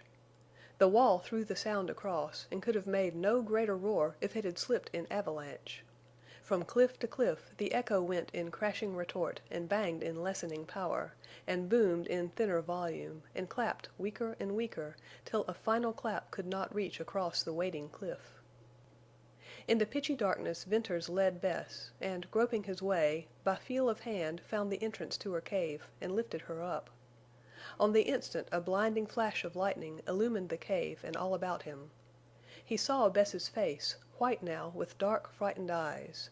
He saw the dogs leap up, and he followed suit. The golden glare vanished. All was black. And then came the splitting crack and the infernal din of echoes. Bess shrank closer to him and closer, found his hands, and pressed them tightly over her ears, and dropped her face upon his shoulder, and hid her eyes. Then the storm burst with a succession of ropes and streaks and shafts of lightning, playing continuously, filling the valley with a broken radiance, and the cracking shots followed each other swiftly till the echoes blended in one fearful, deafening crash. Venters looked out upon the beautiful valley, beautiful now as never before, mystic in its transparent, luminous gloom, weird in the quivering, golden haze of lightning. The dark spruces were tipped with glimmering lights. The aspens bent low in the winds, as waves in a tempest at sea. The forest of oaks tossed wildly and shone with gleams of fire. Across the valley the huge cavern of the cliff dwellers yawned in the glare, every little black window as clear as at noonday, but the night and the storm added to their tragedy. Flung arching to the black clouds, the great stone bridge seemed to bear the brunt of the storm. It caught the full fury of the rushing wind. It lifted its noble crown to meet the lightnings. Venters thought of the eagles and their lofty nest in a niche under the arch. A driving pall of rain, black as the clouds, came sweeping on to obscure the bridge and the gleaming walls and the shining valley. The lightning played incessantly, streaking down through opaque darkness of rain. The roar of the wind, with its strange knell and the recrashing echoes, mingled with the roar of the flooding rain, and all seemingly were deadened and drowned in a world of sound. In the dimming pale light Venters looked down upon the girl. She had sunk into his arms, upon his breast, burying her face. She clung to him. He felt the softness of her, and the warmth, and the quick heave of her breast. He saw the dark, slender, graceful outline of her form. A woman lay in his arms, and he held her closer. He who had been alone in the sad, silent watches of the night was not now and never must be again alone. He who had yearned for the touch of a hand felt the long tremble and the heartbeat of a woman. By what strange chance had she come to love him? By what change, by what marvel had she grown into a treasure? No more did he listen to the rush and roar of the thunderstorm, for with the touch of clinging hands and the throbbing bosom he grew conscious of an inward storm, the tingling of new chords of thought, strange music of unheard, joyous bells, sad dreams dawning to wakeful delight, dissolving doubt, resurging hope, force, fire, and freedom, unutterable sweetness of desire. A storm in his breast, a storm of real love. Chapter 14. West Wind. When the storm abated, Venters sought his own cave, and late in the night, as his blood cooled and the stir and throb and thrill subsided, he fell asleep. With the breaking of dawn his eyes unclosed. The valley lay drenched and bathed, a burnished oval of glittering green. The rain-washed walls glistened in the morning light. Waterfalls of many forms poured over the rims. One, a broad, lacy sheet, thin as smoke, slid over the western notch and struck a ledge in its downward fall, to bound into a broader leap, to burst far below into white and gold and rosy mist. Venters prepared for the day, knowing himself a different man. "It's a glorious morning," said Bess in greeting. "Yes, after the storm, the west wind," he replied. "Last night was I very much of a baby?" she asked, watching him. "Pretty much." "Oh, I couldn't help it." "I'm glad you were afraid." "Why?" she asked in slow surprise. "I'll tell you some day," he answered soberly. Then around the campfire and through the morning meal he was silent. Afterward he strolled thoughtfully off alone along the terrace. He climbed a great yellow rock raising its crest among the spruces, and there he sat down to face the valley in the west. "I love her." Aloud he spoke, unburdened his heart, confessed his secret. For an instant the golden valley swam before his eyes, and the walls waved, and all about him whirled with tumult within. "I love her. I understand now." Reviving memory of Jane Withersteen and thought of the complications of the present amazed him with proof of how far he had drifted from his old life. He discovered that he hated to take up the broken threads, to delve into dark problems and difficulties. In this beautiful valley he had been living a beautiful dream. Tranquility had come to him, and the joy of solitude, and interest in all the wild creatures and crannies of this incomparable valley, and love. Under the shadow of the great stone bridge God had revealed himself to Venters. "The world seems very far away," he muttered. But it's there, and I'm not yet done with it. Perhaps I never shall be. Only how glorious it would be to live here always and never think again." Whereupon the resurging reality of the present, as if in irony of his wish, steeped him instantly in contending thought. Out of it all he presently evolved these things. He must go to Cottonwoods. He must bring supplies back to Surprise Valley. He must cultivate the soil and raise corn and stock, and most imperative of all, he must decide the future of the girl who loved him and whom he loved. The first of these things required tremendous effort. The last one, concerning Bess, seemed simply and naturally easy of accomplishment. He would marry her. Suddenly, as from roots of poisonous fire, flamed up the forgotten truth concerning her. It seemed to wither and shrivel up all his joy on its hot, tearing way to his heart. She had been Oldring's Masked Rider. To Venters's question, "What were you to Oldring?" she had answered with scarlet shame and drooping head. "What do I care who she is or what she was?" he cried, passionately. And he knew it was not his old self speaking. It was this softer, gentler man who had awakened to new thoughts in the quiet valley. Tenderness, masterful in him now, matched the absence of joy and blunted the knife edge of entering jealousy.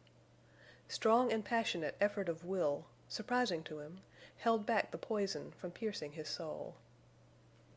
"Wait! Wait!" he cried, as if calling. His hand pressed his breast, and he might have called to the pang there. "Wait! It's all so strange, so wonderful. Anything can happen. Who am I to judge her? I'll glory in my love for her. But I can't tell it, can't give up to it." Certainly he could not then decide her future. Marrying her was impossible in Surprise Valley and in any village south of Sterling. Even without the mask she had once worn, she would easily have been recognized as Oldring's rider. No man who had ever seen her would forget her, regardless of his ignorance as to her sex. Then more poignant than all other argument was the fact that he did not want to take her away from Surprise Valley. He resisted all thought of that. He had brought her to the most beautiful and wildest place of the uplands. He had saved her, nursed her back to strength, watched her bloom as one of the valley lilies. He knew her life there to be pure and sweet. She belonged to him, and he loved her. Still, these were not all the reasons why he did not want to take her away. Where could they go? He feared the rustlers. He feared the riders. He feared the Mormons. And if he should ever succeed in getting Bess safely away from these immediate perils, he feared the sharp eyes of women and their tongues, the big outside world with its problems of existence.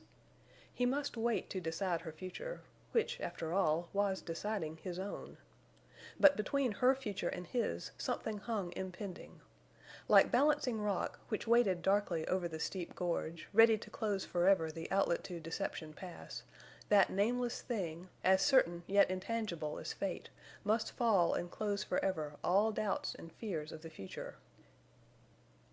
"I've dreamed," muttered Venters as he rose. "Well, why not? To dream is happiness. But let me just once see this clearly, wholly, then I can go on dreaming till the thing falls. I've got to tell Jane Withersteen. I've dangerous trips to take. I've work here to make comfort for this girl. She's mine. I'll fight to keep her safe from that old life. I've already seen her forget it. I love her. And if a beast ever rises in me, I'll burn my hand off before I lay it on her with shameful intent. And by God, sooner or later I'll kill the man who hid her and kept her in Deception Pass." As he spoke the west wind softly blew in his face. It seemed to soothe his passion. That west wind was fresh, cool, fragrant, and it carried a sweet, strange burden of far-off things, tidings of life in other climes, of sunshine asleep on other walls, of other places where reigned peace. It carried, too, sad truth of human hearts and mystery, of promise and hope unquenchable. Surprise Valley was only a little niche in the wide world whence blew that burdened wind. Bess was only one of millions at the mercy of unknown motive in nature and life. Content had come to Venters in the valley. Happiness had breathed in the slow, warm air. Love, as bright as light, had hovered over the walls and descended to him. and now on the west wind came a whisper of the eternal triumph of faith over doubt. "How much better I am for what has come to me!" he exclaimed. "I'll let the future take care of itself. Whatever falls, I'll be ready." Venters retraced his steps along the terrace back to camp, and found Bess in the old familiar seat, waiting and watching for his return. "I went off by myself to think a little," he explained. "You never looked that way before. What is it? Won't you tell me?" "Well, Bess, the fact is I've been dreaming a lot. This valley makes a fellow dream. So I forced myself to think. We can't live this way much longer. Soon I'll simply have to go to Cottonwoods. We need a whole pack train of supplies. I can get—" "Can you go safely?" she interrupted. "Why, I'm sure of it. I'll ride through the Pass at night. I haven't any fear that Wrangle isn't where I left him. And once on him—Bess, just wait till you see that horse." "Oh, I want to see him, to ride him. But, Bern, this is what troubles me," she said. "Will you come back?" "Give me 4 days. If I'm not back in 4 days you'll know I'm dead. For that only shall keep me." "Oh!" "Bess, I'll come back. There's danger, I wouldn't lie to you, but I can take care of myself." "Bern, I'm sure—oh, I'm sure of it. All my life I've watched hunted men. I can tell what's in them. And I believe you can ride and shoot and see with any rider of the sage. It's not that I fear." "Well, what is it then?" "Why should you come back at all?" "I couldn't leave you here alone." "You might change your mind when you get to the village, among old friends." "I won't change my mind. As for old friends—" He uttered a short, expressive laugh. "Then there must be a woman." Dark red mantled the clear tan of temple and cheek and neck.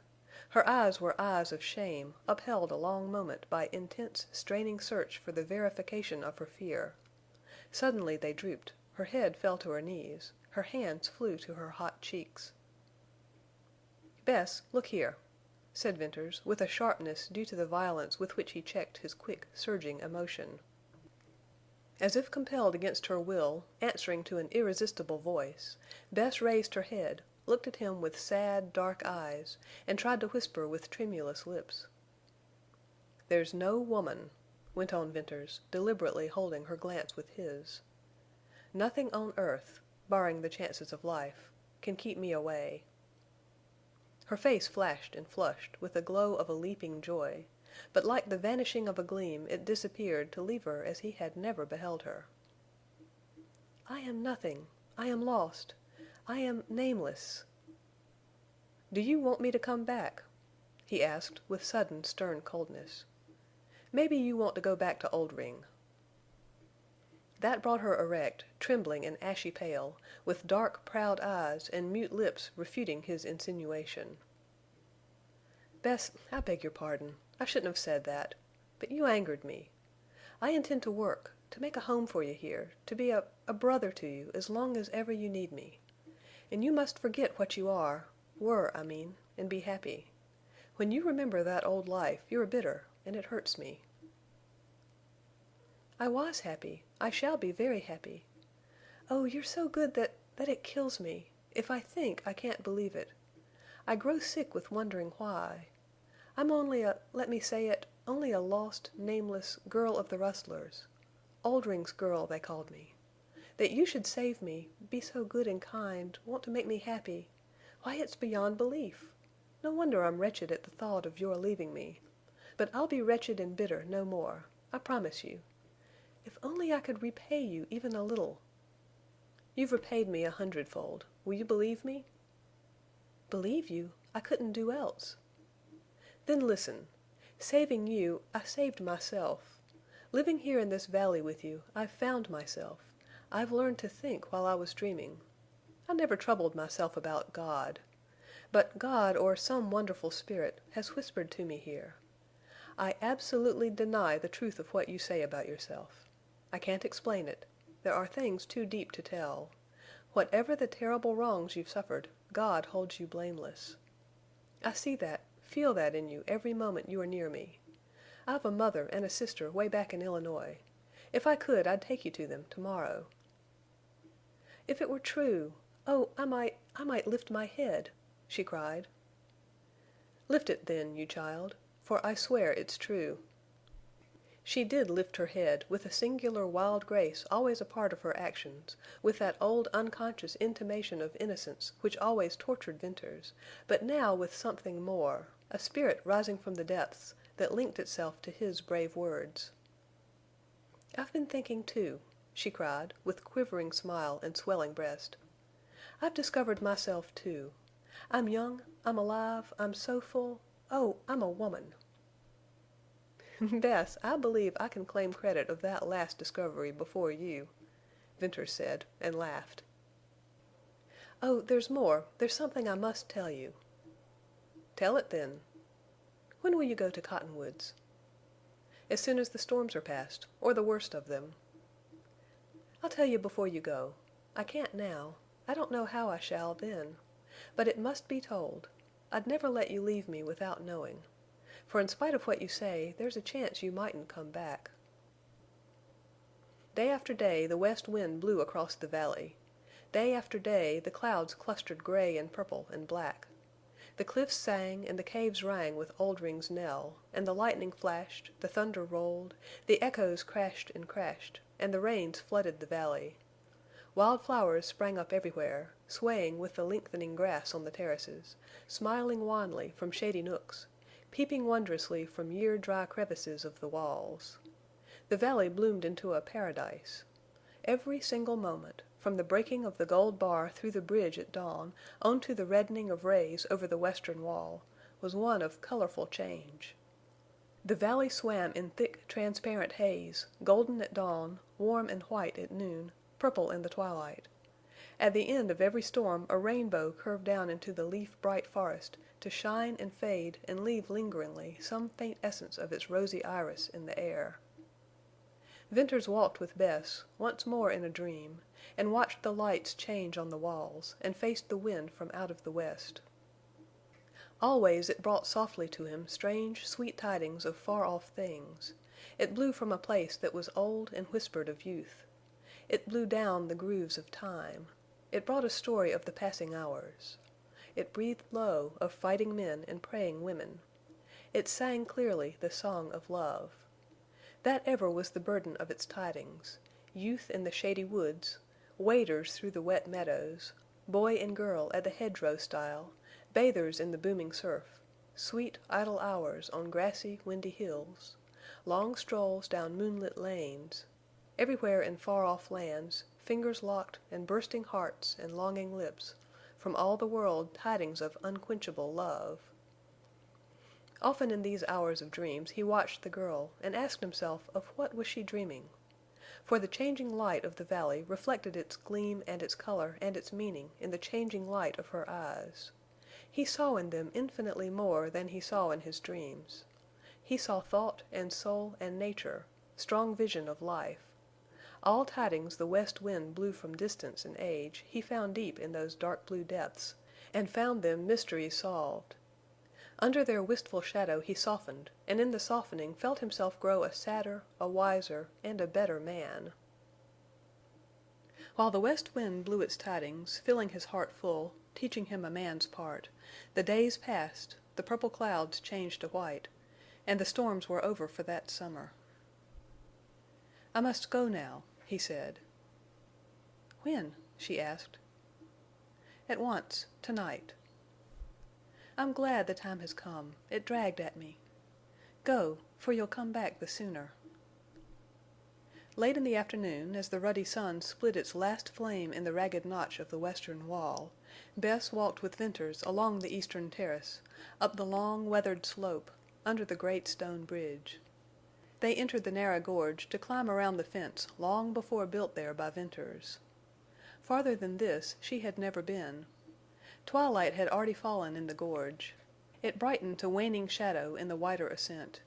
He showed her Balancing Rock, of which he had often told her, and explained its sinister leaning over the outlet. Shuddering, she looked down the long, pale incline with its closed-in, toppling walls. "What an awful trail!" Did you carry me up here?" "I did, surely," replied he. "It frightens me somehow. Yet I never was afraid of trails. I'd ride anywhere a horse could go, and climb where he couldn't. But there's something fearful here. I feel as if the place was watching me." "Look at this rock. It's balanced here, balanced perfectly. You know I told you the cliff dwellers cut the rock, and why. But they're gone, and the rock waits. Can't you see, feel how it waits here? I moved it once, and I'll never dare again. A strong heave would start it. Then it would fall and bang and smash that crag, and jar the walls, and close forever the outlet to Deception Pass."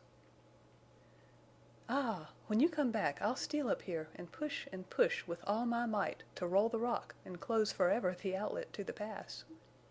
She said it lightly, but in the undercurrent of her voice was a heavier note, a ring deeper than any ever given mere play of words. "Bess, you can't dare me. Wait till I come back with supplies. Then roll the stone." "I was in fun." Her voice now throbbed low. "Always you must be free to go when you will. Go now. This place presses on me, stifles me." "I'm going, but you had something to tell me?" "Yes. Will you come back?" "I'll come if I live." "But you mightn't come?" "That's possible, of course. It'll take a good deal to kill me. A man couldn't have a faster horse or keener dog. And, Bess, I've guns, and I'll use them if I'm pushed. But don't worry." "I've faith in you. I'll not worry until after 4 days. Only, because you mightn't come, I must tell you." She lost her voice. Her pale face, her great, glowing, earnest eyes, seemed to stand alone out of the gloom of the gorge. The dog whined, breaking the silence. "I must tell you because you mightn't come back," she whispered. "You must know what I think of your goodness, of you. Always I've been tongue-tied. I seemed not to be grateful. It was deep in my heart. Even now, if I were other than I am, I couldn't tell you. But I'm nothing, only a rustler's girl. Nameless, infamous. You saved me, and I'm yours to do with as you like. With all my heart and soul, I love you." Chapter 15 Shadows on the Sage Slope In the cloudy, threatening, waning summer days shadows lengthened down the sage slope, and Jane Withersteen likened them to the shadows gathering and closing in around her life. Mrs. Larkin died, and little Fay was left an orphan with no known relative. Jane's love redoubled. It was the saving brightness of a darkening hour. Fay turned now to Jane in childish worship. And Jane at last found full expression for the mother longing in her heart. Upon Lassiter, too, Mrs. Larkin's death had some subtle reaction. Before, he had often, without explanation, advised Jane to send Fay back to any Gentile family that would take her in. Passionately and reproachfully and wonderingly, Jane had refused even to entertain such an idea. And now Lassiter never advised it again, grew sadder and quieter in his contemplation of the child, and infinitely more gentle and loving. Sometimes Jane had a cold, inexplicable sensation of dread when she saw Lassiter watching Fay. What did the rider see in the future? Why did he, day by day, grow more silent, calmer, cooler, yet sadder in prophetic assurance of something to be? No doubt, Jane thought, the rider in his almost superhuman power of foresight saw behind the horizon the dark, lengthening shadows that were soon to crowd and gloom over him and her and little Fay. Jane Withersteen awaited the long-deferred breaking of the storm with a courage and embittered calm that had come to her in her extremity. Hope had not died. Doubt and fear, subservient to her will, no longer gave her sleepless nights and tortured days. Love remained. All that she had loved she now loved the more. She seemed to feel that she was defiantly flinging the wealth of her love in the face of misfortune and of hate. No day passed but she prayed for all, and most fervently for her enemies. It troubled her that she had lost, or had never gained, the whole control of her mind. In some measure reason and wisdom and decision were locked in a chamber of her brain, awaiting a key. Power to think of some things was taken from her. Meanwhile, abiding a day of judgment, she fought ceaselessly to deny the bitter drops in her cup, to tear back the intangibly slow growth of a hot, corrosive lichen eating into her heart. On the morning of August 10th, Jane, while waiting in the court for Lassiter, heard a clear, ringing report of a rifle. It came from the grove, somewhere toward the corrals. Jane glanced out in alarm. The day was dull, windless, soundless. The leaves of the cottonwoods drooped, as if they had foretold the doom of Withersteen House and were now ready to die and drop and decay. Never had Jane seen such shade. She pondered on the meaning of the report. Revolver shots had of late cracked from different parts of the grove, spies taking snapshots at Lassiter from a cowardly distance. But a rifle report meant more. Riders seldom used rifles. Judkin's inventors were the exceptions she called to mind. Had the men who hounded her hidden in her grove taken to the rifle to rid her of Lassiter, her last friend? It was probable, it was likely, and she did not share his cool assumption that his death would never come at the hands of a Mormon. Long had she expected it. His constancy to her, his singular reluctance to use the fatal skill for which he was famed, both now plain to all Mormons, laid him open to inevitable assassination. Yet what charm against ambush and aim and enemy he seemed to bear about him! No, Jane reflected, it was not charm, only a wonderful training of eye and ear, and sense of impending peril. Nevertheless, that could not forever avail against secret attack. That moment a rustling of leaves attracted her attention, then the familiar clinking accompaniment of a soft, slow, measured step, and Lassiter walked into the court. "Jane, there's a fellow out there with a long gun," he said, and removing his sombrero, showed his head bound in a bloody scarf. "I heard the shot. I knew it was meant for you. Let me see. You can't be badly injured?" "I reckon not. But maybe it wasn't a close call. I'll sit here in this corner where nobody can see me from the grove." He untied the scarf and removed it to show a long, bleeding furrow above his left temple. "It's only a cut," said Jane. "But how it bleeds! Hold your scarf over it just a moment till I come back." She ran into the house and returned with bandages, and while she bathed and dressed the wound, Lassiter talked. "That fellow had a good chance to get me, but he must have flinched when he pulled the trigger. As I dodged down I saw him run through the trees. He had a rifle. I've been expectin' that kind of gunplay. I reckon now I'll have to keep a little closer hid myself. These fellers all seem to get chilly or shaky when they draw a bead on me, but one of them might just happen to hit me." "Won't you go away, leave Cottonwoods as I've begged you to, before some one does happen to hit you?" she appealed to him. "I reckon I'll stay." "But, oh, Lassiter, your blood will be on my hands." "See here, lady, look at your hands now, right now. Aren't they fine, firm, white hands? Aren't they bloody now? Lassiter's blood. That's a queer thing to stain your beautiful hands. But if you could only see deeper you'd find a redder color of blood. Heart color, Jane." "Oh, my friend." "No, Jane, I'm not one to quit when the game grows hot, no more than you. This game, though, is new to me, and I don't know the moves yet, else I wouldn't have stepped in front of that bullet." "Have you no desire to hunt the man who fired at you, to find him and kill him?" "Well, I reckon I haven't any great hankerin' for that." "Oh, the wonder of it! I knew, I prayed, I trusted. Lassiter, I almost gave all myself to soften you to Mormons. Thank God, and thank you, my friend. But, selfish woman that I am, this is no great test. What's the life of one of those sneaking cowards to such a man as you? I think of your great hate toward him who—I think of your life's implacable purpose. Can it be— Wait! Listen, he whispered. I hear a hoss. He rose noiselessly, with his ear to the breeze. Suddenly he pulled his sombrero down over his bandaged head, and swinging his gun sheath round in front, he stepped into the alcove. "It's a hoss, comin' fast," he added. Jane's listening ear soon caught a faint, rapid, rhythmic beat of hoofs. It came from the sage. It gave her a thrill that she was at a loss to understand. The sound rose stronger, louder. Then came a clear, sharp difference when the horse passed from the sage trail to the hard-packed ground of the grove. It became a ringing run, swift in its bell-like clatterings, yet singular in longer pause than usual between the hoof beats of a horse. "It's Wrangle! It's Wrangle!" cried Jane Withersteen. "I'd know him from a million horses." Excitement and thrilling expectancy flooded out all Jane Withersteen's calm. A tight band closed round her breast as she saw the giant sorrel flit in reddish-brown flashes across the openings in the green. Then he was pounding down the lane, thundering into the court, crashing his great iron-shod hoofs on the stone flags.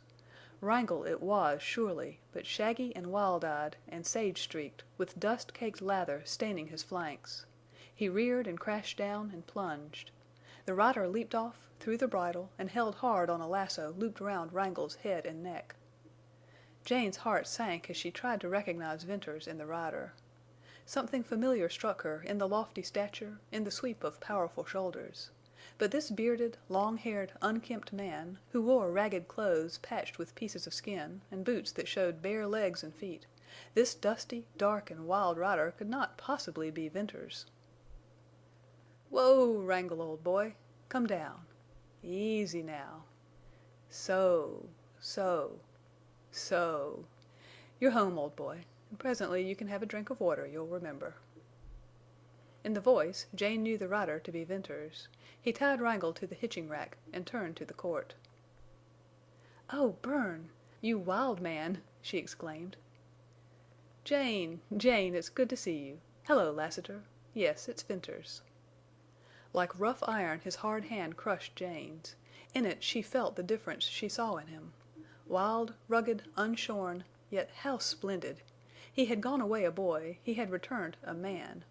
He appeared taller, wider of shoulder, deeper chested, more powerfully built. But was that only her fancy? Had he always been a young giant? Was the change one of spirit? He might have been absent for years, proven by fire and steel, grown like Lassiter, strong and cool and sure.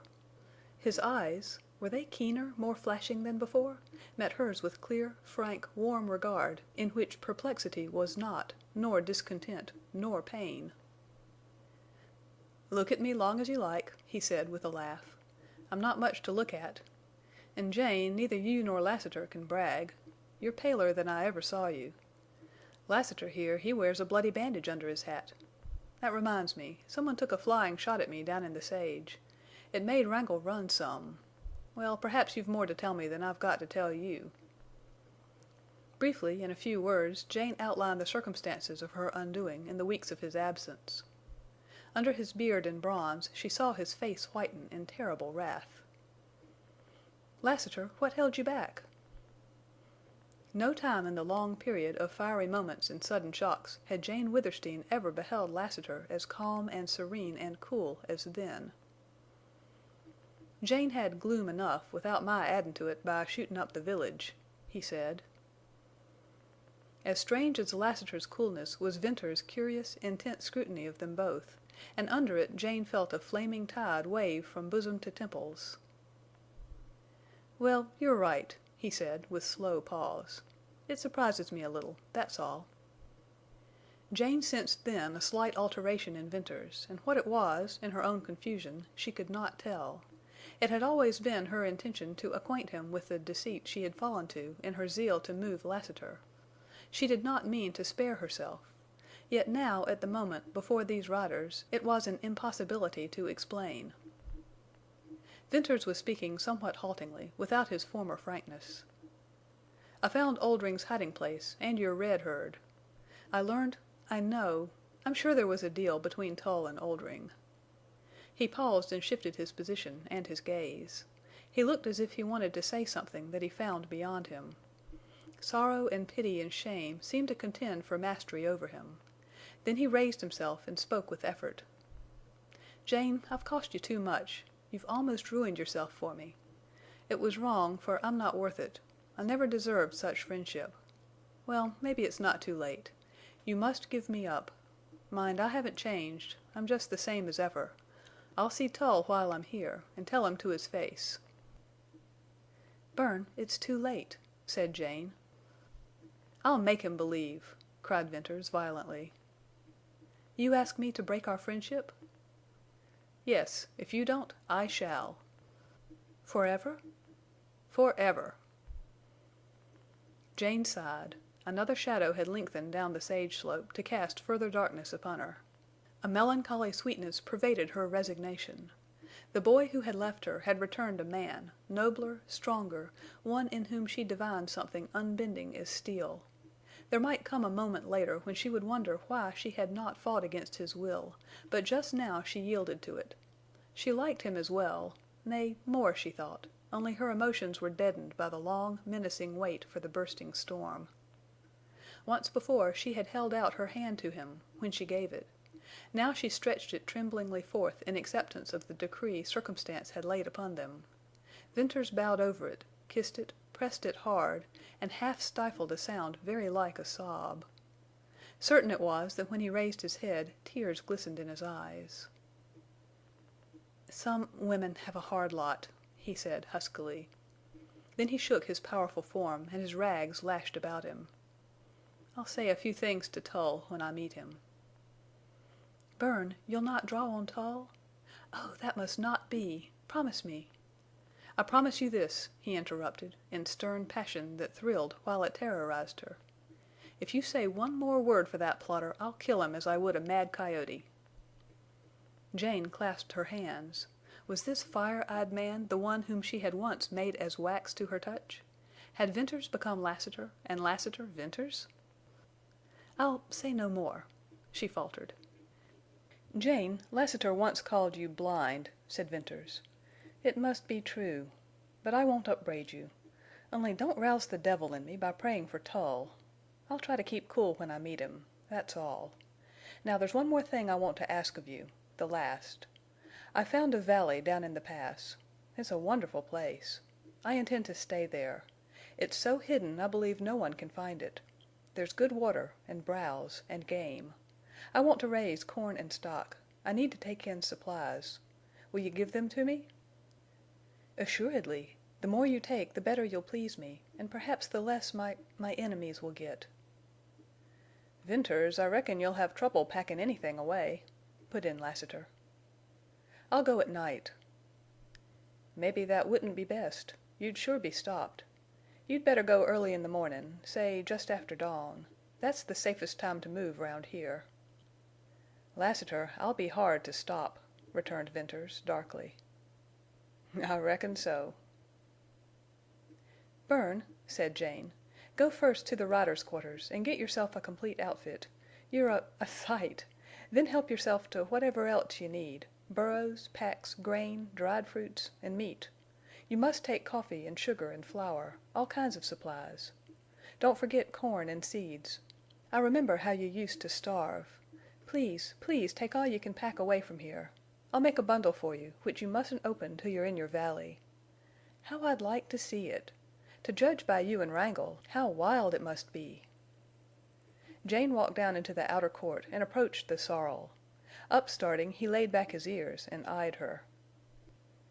"Wrangle, dear old Wrangle," she said, and put a caressing hand on his matted mane. "Oh, he's wild, but he knows me. Bern, can he run as fast as ever?" "Run? Jane, he's done 60 miles since last night at dark, and I could make him kill Black Star right now in a 10-mile race." "He never could," protested Jane. "He couldn't even if he was fresh." "I reckon maybe the best hoss'll prove himself yet," said Lassiter. "And, Jane, if it ever comes to that race, I'd like you to be on Wrangle." "I'd like that, too," rejoined Venters. "But, Jane, maybe Lassiter's hint is extreme. Bad as your prospects are, you'll surely never come to the running point." "Who knows?" she replied, with mournful smile. "No, no, Jane, it can't be so bad as all that. Soon as I see Tull there'll be a change in your fortunes. I'll hurry down to the village. Now don't worry." Jane retired to the seclusion of her room. Lassiter's subtle forecasting of disaster, Venters's forced optimism, neither remained in mind. Material loss weighed nothing in the balance with other losses she was sustaining. She wondered dully at her sitting there, hands folded listlessly, with a kind of numb deadness to the passing of time and the passing of her riches. She thought of Venters's friendship. She had not lost that, but she had lost him. Lassiter's friendship, that was more than love. It would endure, but soon he, too, would be gone. Little Fay slept dreamlessly upon the bed, her golden curls streaming over the pillow. Jane had the child's worship. Would she lose that, too? And if she did, what then would be left? Conscience thundered at her that there was left her religion. Conscience thundered that she should be grateful on her knees for this baptism of fire, that through misfortune, sacrifice, and suffering her soul might be fused pure gold. But the old, spontaneous, rapturous spirit no more exalted her. She wanted to be a woman, not a martyr. Like the saint of old who mortified his flesh, Jane Withersteen had in her the temper for heroic martyrdom, if by sacrificing herself she could save the souls of others. But here the damnable verdict blistered her that the more she sacrificed herself, the blacker grew the souls of her churchmen. There was something terribly wrong with her soul, something terribly wrong with her churchmen and her religion. In the whirling gulf of her thought there was yet one shining light to guide her, to sustain her in her hope, and it was that, despite her errors and her frailties and her blindness, she had one absolute and unfaltering hold on ultimate and supreme justice. That was love. Love your enemies as yourself was a divine word, entirely free from any church or creed. Jane's meditations were disturbed by Lassiter's soft, tinkling step in the court. Always he wore the clinking spurs. Always he was in readiness to ride. She passed out and called him into the huge, dim hall. "I think you'll be safer here. The court is too open," she said. "I reckon," replied Lassiter. "And it's cooler here. The day's sure muggy. Well, I went down to the village with Venters." "Already? Where is he?" queried Jane, in quick amaze. "He's at the corrals. Blake's helpin' him get the burros and packs ready. That Blake is a good fellow." "Did Bern meet Tull?" "I guess he did," answered Lassiter, and he laughed dryly. "Tell me. Oh, you exasperate me. You're so cool, so calm. For Heaven's sake, tell me what happened." "First time I've been in the village for weeks," went on Lassiter, mildly. "I reckon there ain't been more of a show for a long time, me en' Venters walkin' down the road. It was funny. I ain't sayin' anybody was particularly glad to see us. I'm not much thought of hereabouts, en' Venters, he sure looks like what you called him, a wild man. Well, there was some runnin' of folks before we got to the stores. Then everybody vamoosed except some surprised rustlers in front of a saloon. Venters went right in the stores and saloons, and of course I went along. I don't know which tickled me the most, the actions of many fellers we met, or Venters' nerve. Jane, I was downright glad to be along. You see, that sort of thing is my element, and I've been away from it for a spell. But we didn't find Tull in one of them places. Some Gentile feller at last told Venters he'd find Tull in that long buildin' next to Parsons' store. It's a kind of meetin' room, and sure enough, when we peeped in, it was half full of men. Venters yelled, 'Don't anybody pull guns, we ain't come for that.' Then he tramped in, and I was some put to keep alongside him. There was a hard, scrapin' sound of feet, a loud cry, and then some whisperin', and after that stillness you could cut with a knife. Tull was there, and that fat party who once tried to throw a gun on me, and other important-lookin' men, and that little frog-legged feller who was with Tull the day I rode in here. I wish you could have seen their faces, especially Tull's and the fat party's. But there ain't no use of me tryin' to tell you how they looked. Well, Venters and I stood there in the middle of the room with that batch of men all in front of us, and not a blamed one of them winked an eyelash or moved a finger. It was natural, of course, for me to notice many of them packed guns. That's a way of mine, first noticin' them things. Venters spoke up, and his voice sort of chilled and cut, and he told Tull he had a few things to say." Here Lassiter paused while he turned his sombrero round and round, in his familiar habit, and his eyes had the look of a man seeing over again some thrilling spectacle, and under his red bronze there was strange animation. "Like a shot, then, Venters told Tull that the friendship between you and him was all over, and he was leavin' your place. He said you'd both of you broken off in the hope of propitiating your people, but you hadn't changed your mind otherwise, and never would. Next he spoke up for you. I ain't going to tell you what he said. Only no other woman who ever lived had such tribute. You had a champion, Jane, and never fear that those thick-skulled men don't know you now. It couldn't be otherwise. He spoke the ringin', lightnin' truth. Then he accused Tull of the underhand, miserable robbery of a helpless woman.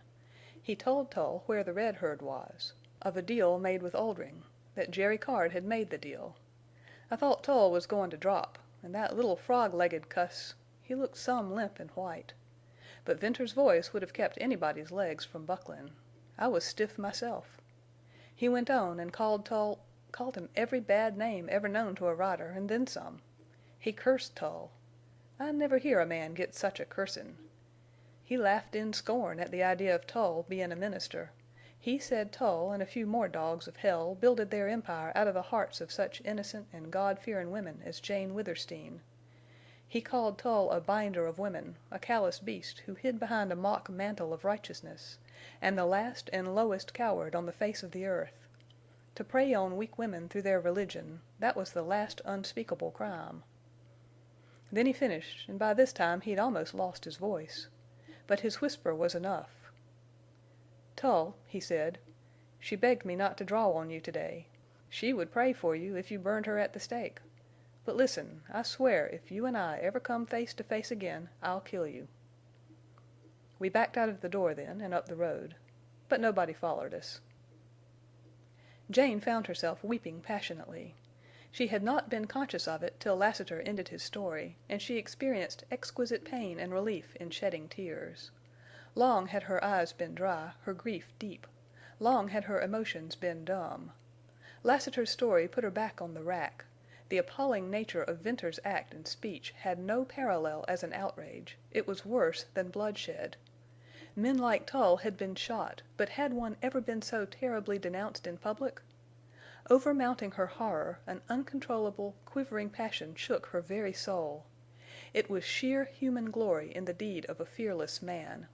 It was hot, primitive instinct to live, to fight.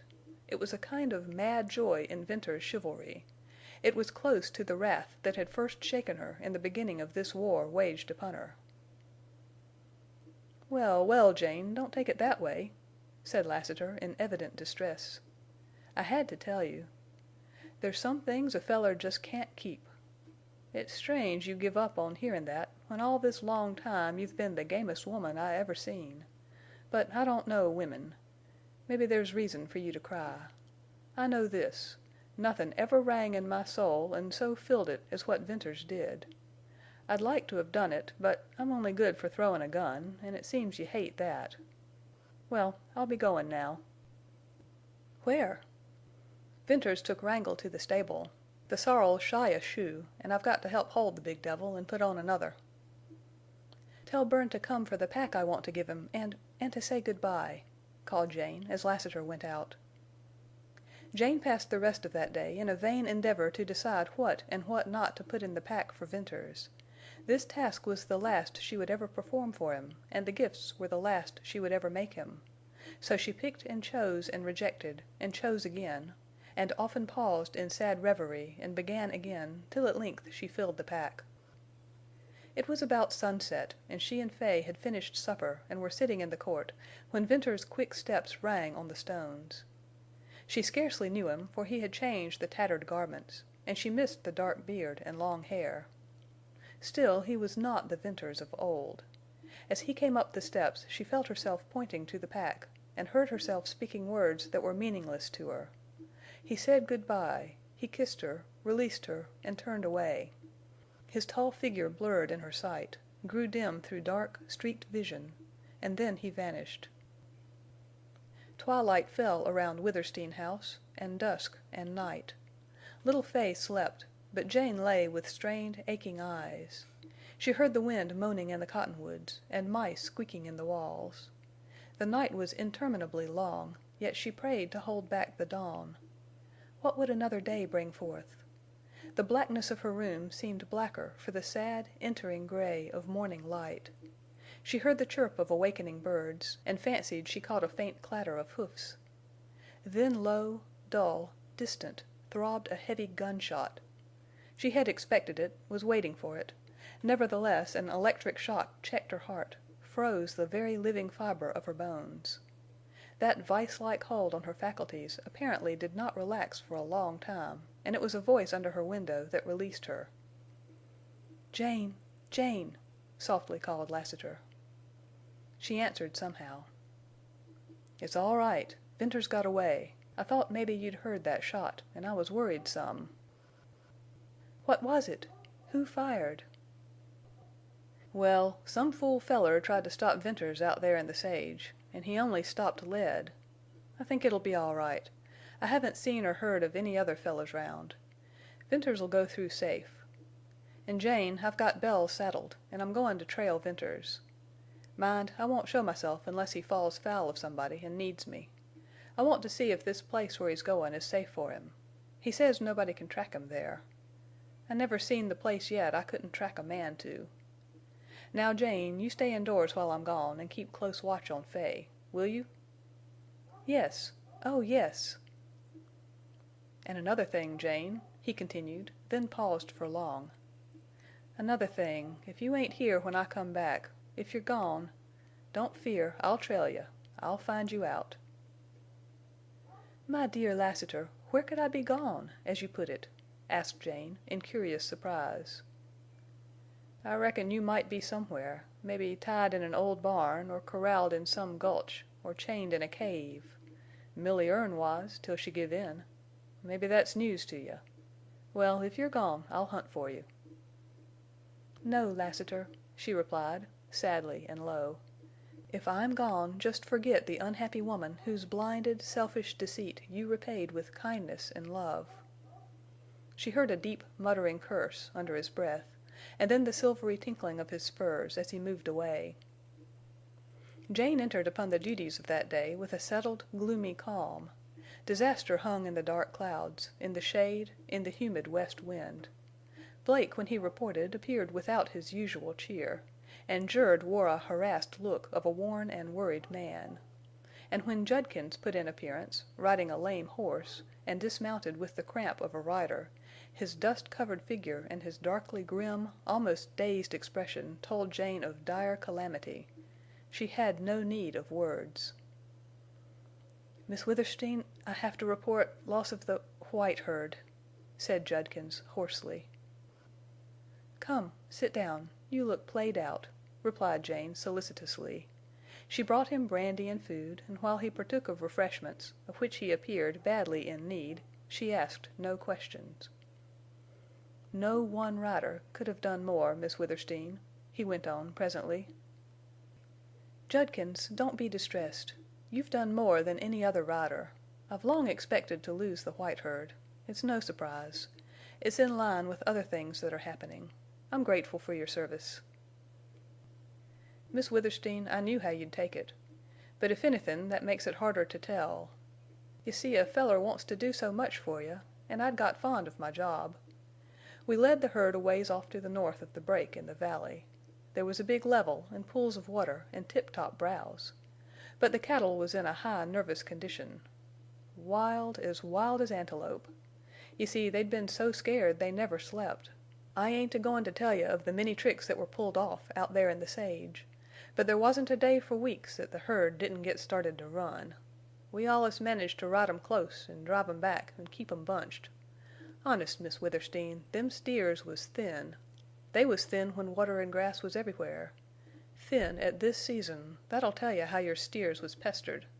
For instance, one night a strange runnin' streak of fire run right through the herd. That streak was a coyote with an oiled and blazin' tail. For I shot it en' found out. We had hell with the herd that night, en' if the sage en' grass hadn't been wet, we, hosses, steers, en' all, would have burned up. But I said I wasn't goin' to tell you any of the tricks. Strange now, Miss Withersteen, when the stampede did come, it was from natural cause, jest a whirlin' devil of dust. You've seen the like often. And this wasn't no big whirl, for the dust was mostly settled. It had dried out in a little swale, and ordinarily no steer would ever have run fer it. But the herd was nervous and wild. And just as Lassiter said, when that bunch of white steers got to movin' they was as bad as buffalo. I've seen some buffalo stampedes back in Nebraska, and this bolt of the steers was the same kind. I tried to mill the herd just as Lassiter did, but I wasn't equal to it, Miss Withersteen. I don't believe the rider lives who could have turned that herd. We kept along of the herd for miles, and more'n one of my boys tried to get the steers a millin'. It wasn't no use. We got off level ground, goin' down, and then the steers ran somethin' fierce. We left the little gullies and washes level full of dead steers. Finally I saw the herd was makin' to pass a kind of low pocket between ridges. There was a hog back, as we used to call 'em, a pile of rocks stickin' up, and I saw the herd was goin' to split round it, or swing out to the left. And I wanted 'em to go to the right, so mebbe we'd be able to drive 'em into the pocket. So, with all my boys except 3, I rode hard to turn the herd a little to the right. We couldn't budge 'em. They went on en' split round the rocks, en' the most of 'em was turned sharp to the left by a deep wash we hadn't seen, hed no chance to see. The other 3 boys, Jimmy Vail, Joe Willis, en' that little Cairns boy, a nervy kid, they, with Cairns leadin', tried to buck that herd round to the pocket. It was a wild fool idea. I couldn't do nothin'. The boys got hemmed in between the steers en' the wash that they hadn't no chance to see either.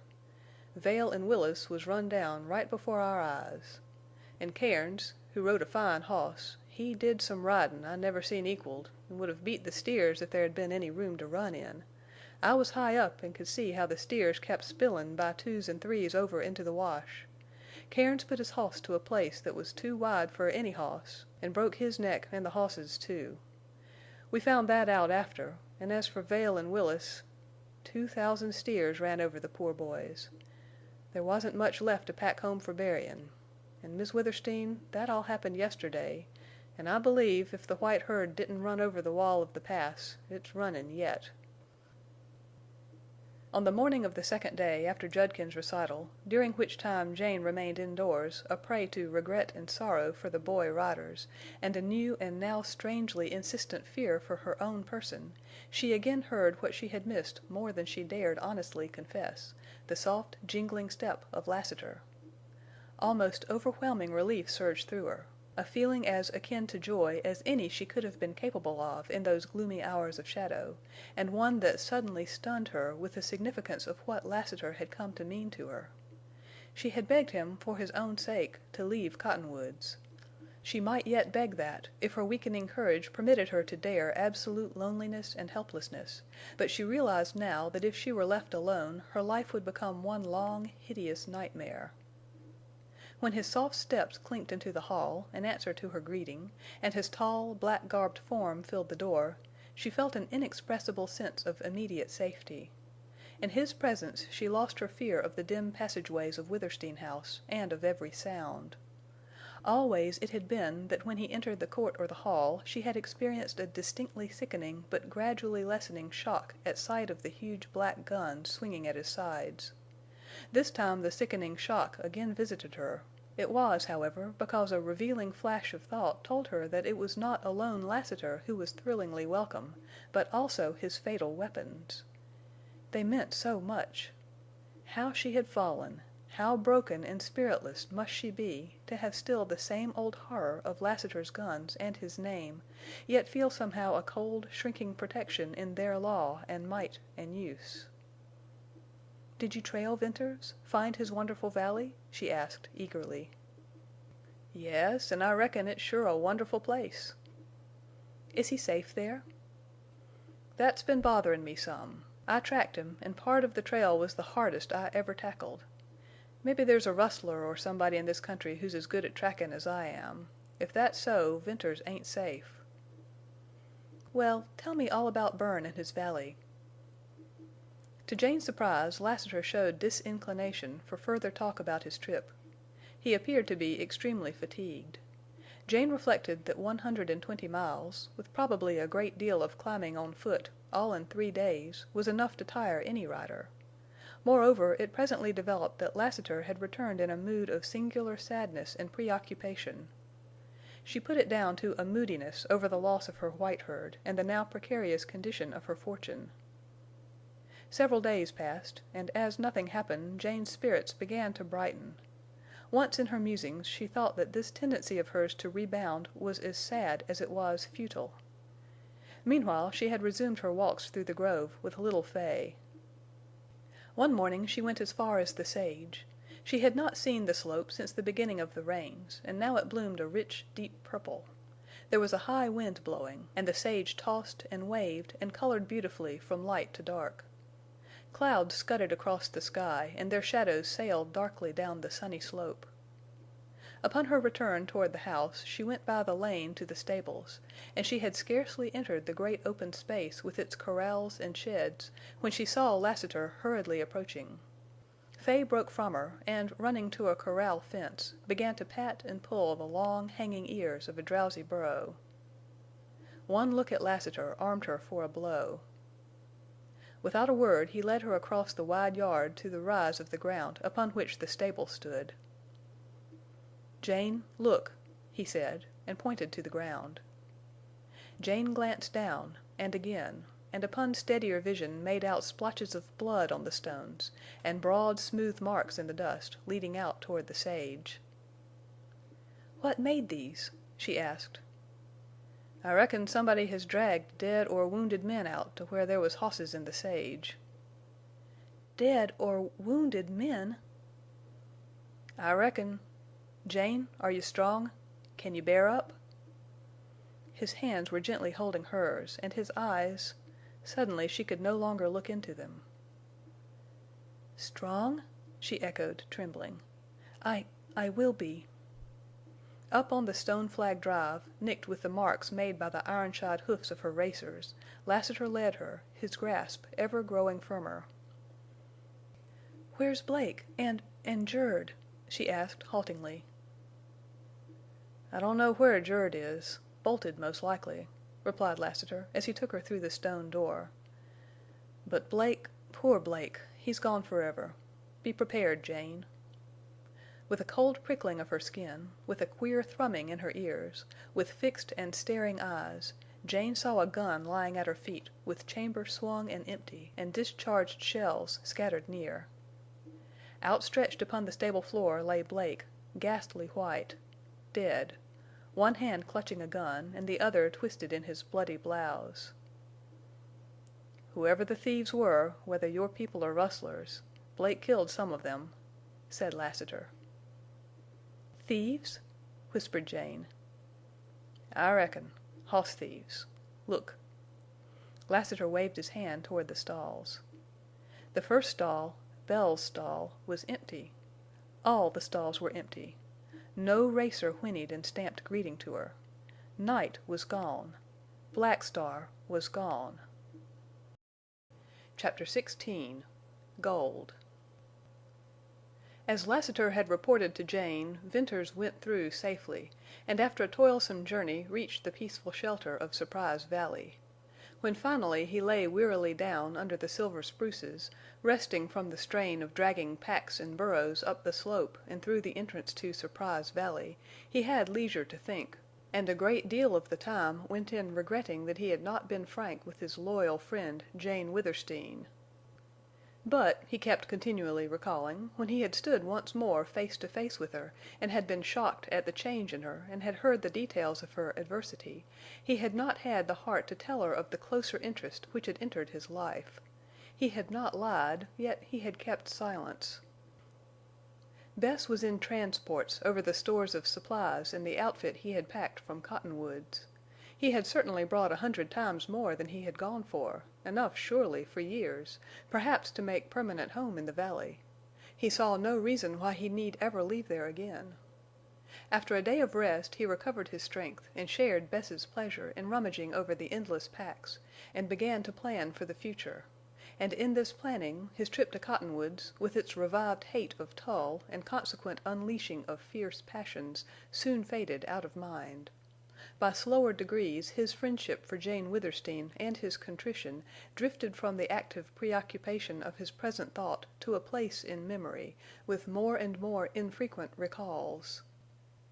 And as far as the state of his mind was concerned, upon the second day after his return, the valley, with its golden hues and purple shades, the speaking west wind, and the cool, silent night, and Bess's watching eyes with their wonderful light, so wrought upon Venters that he might never have left them at all. That very afternoon he set to work. Only one thing hindered him upon beginning, though it in no wise checked his delight, and that in the multiplicity of tasks planned to make a paradise out of the valley he could not choose the one with which to begin. He had to grow into the habit of passing from one dreamy pleasure to another, like a bee going from flower to flower in the valley, and he found this wandering habit likely to extend to his labors. Nevertheless, he made a start. At the outset he discovered Bess to be both a considerable help in some ways and a very great hindrance in others. Her excitement and joy were spurs, inspirations, but she was utterly impracticable in her ideas, and she flitted from one plan to another with bewildering vacillation. Moreover, he fancied that she grew more eager, youthful, and sweet, and he marked that it was far easier to watch her and listen to her than it was to work. Therefore he gave her tasks that necessitated her going often to the cave where he had stored his packs. Upon the last of these trips, when he was some distance down the terrace and out of sight of camp, he heard a scream, and then the sharp barking of the dogs. For an instant he straightened up, amazed. Danger for her had been absolutely out of his mind. She had seen a rattlesnake or a wildcat. Still, she would not have been likely to scream at sight of either, and the barking of the dogs was ominous. Dropping his work, he dashed back along the terrace. Upon breaking through a clump of aspens, he saw the dark form of a man in the camp.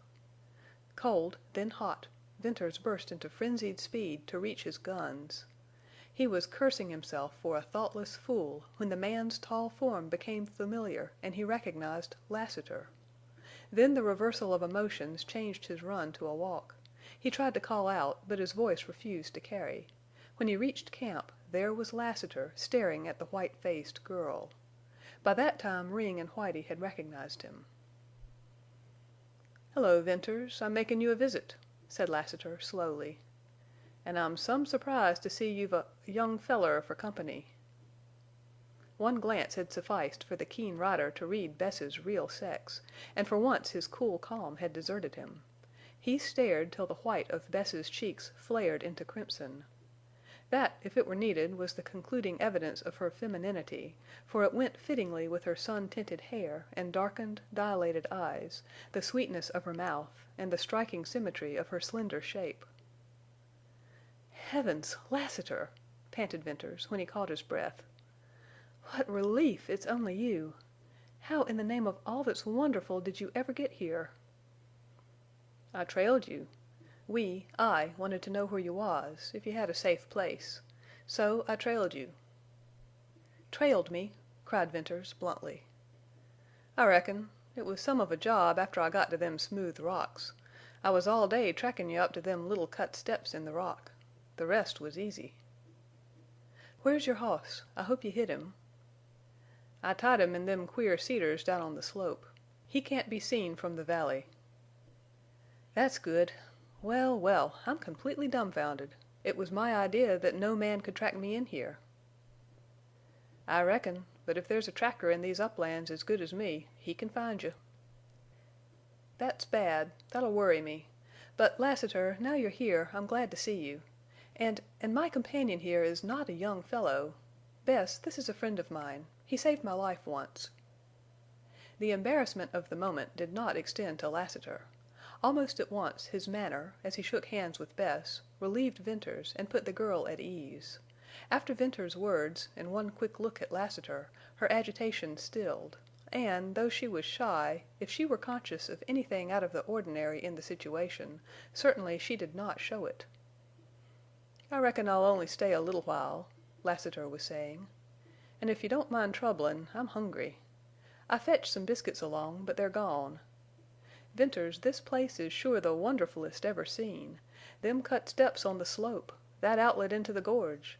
And it's like climbin' up through hell into heaven to climb through that gorge into this valley. There's a queer lookin' rock at the top of the passage. I didn't have time to stop. I'm wonderin' how you ever found this place. It's sure interestin'." During the preparation and eating of dinner Lassiter listened mostly, as was his wont, and occasionally he spoke in his quaint and dry way.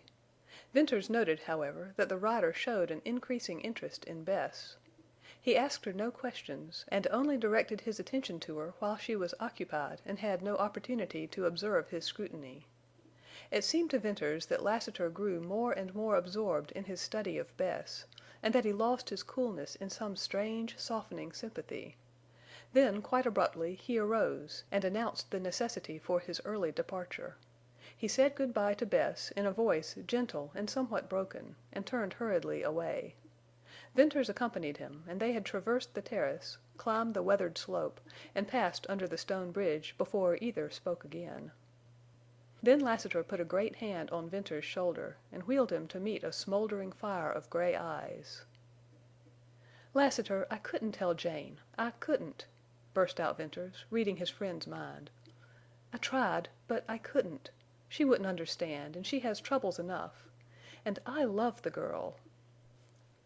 "Venters, I reckon this beats me. I've seen some queer things in my time, too. This girl—who is she?" "I don't know." "Don't know? What is she, then?" "I don't know that either.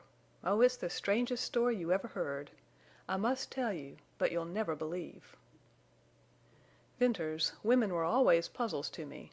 But for all that, if this girl ain't a child, and as innocent, I'm no fit person to think of virtue and goodness in anybody. Are you going to be square with her?" "I am, so help me God." "I reckoned so. Mebbe my temper oughtn't led me to make sure. But, man, she's a woman in all but years. She's sweeter'n the sage." "Lassiter, I know, I know. And the hell of it is that in spite of her innocence and charm she's not what she seems." "I wouldn't want to—of course I couldn't call you a liar, Venters," said the older man. "What's more, she was Oldring's Masked Rider."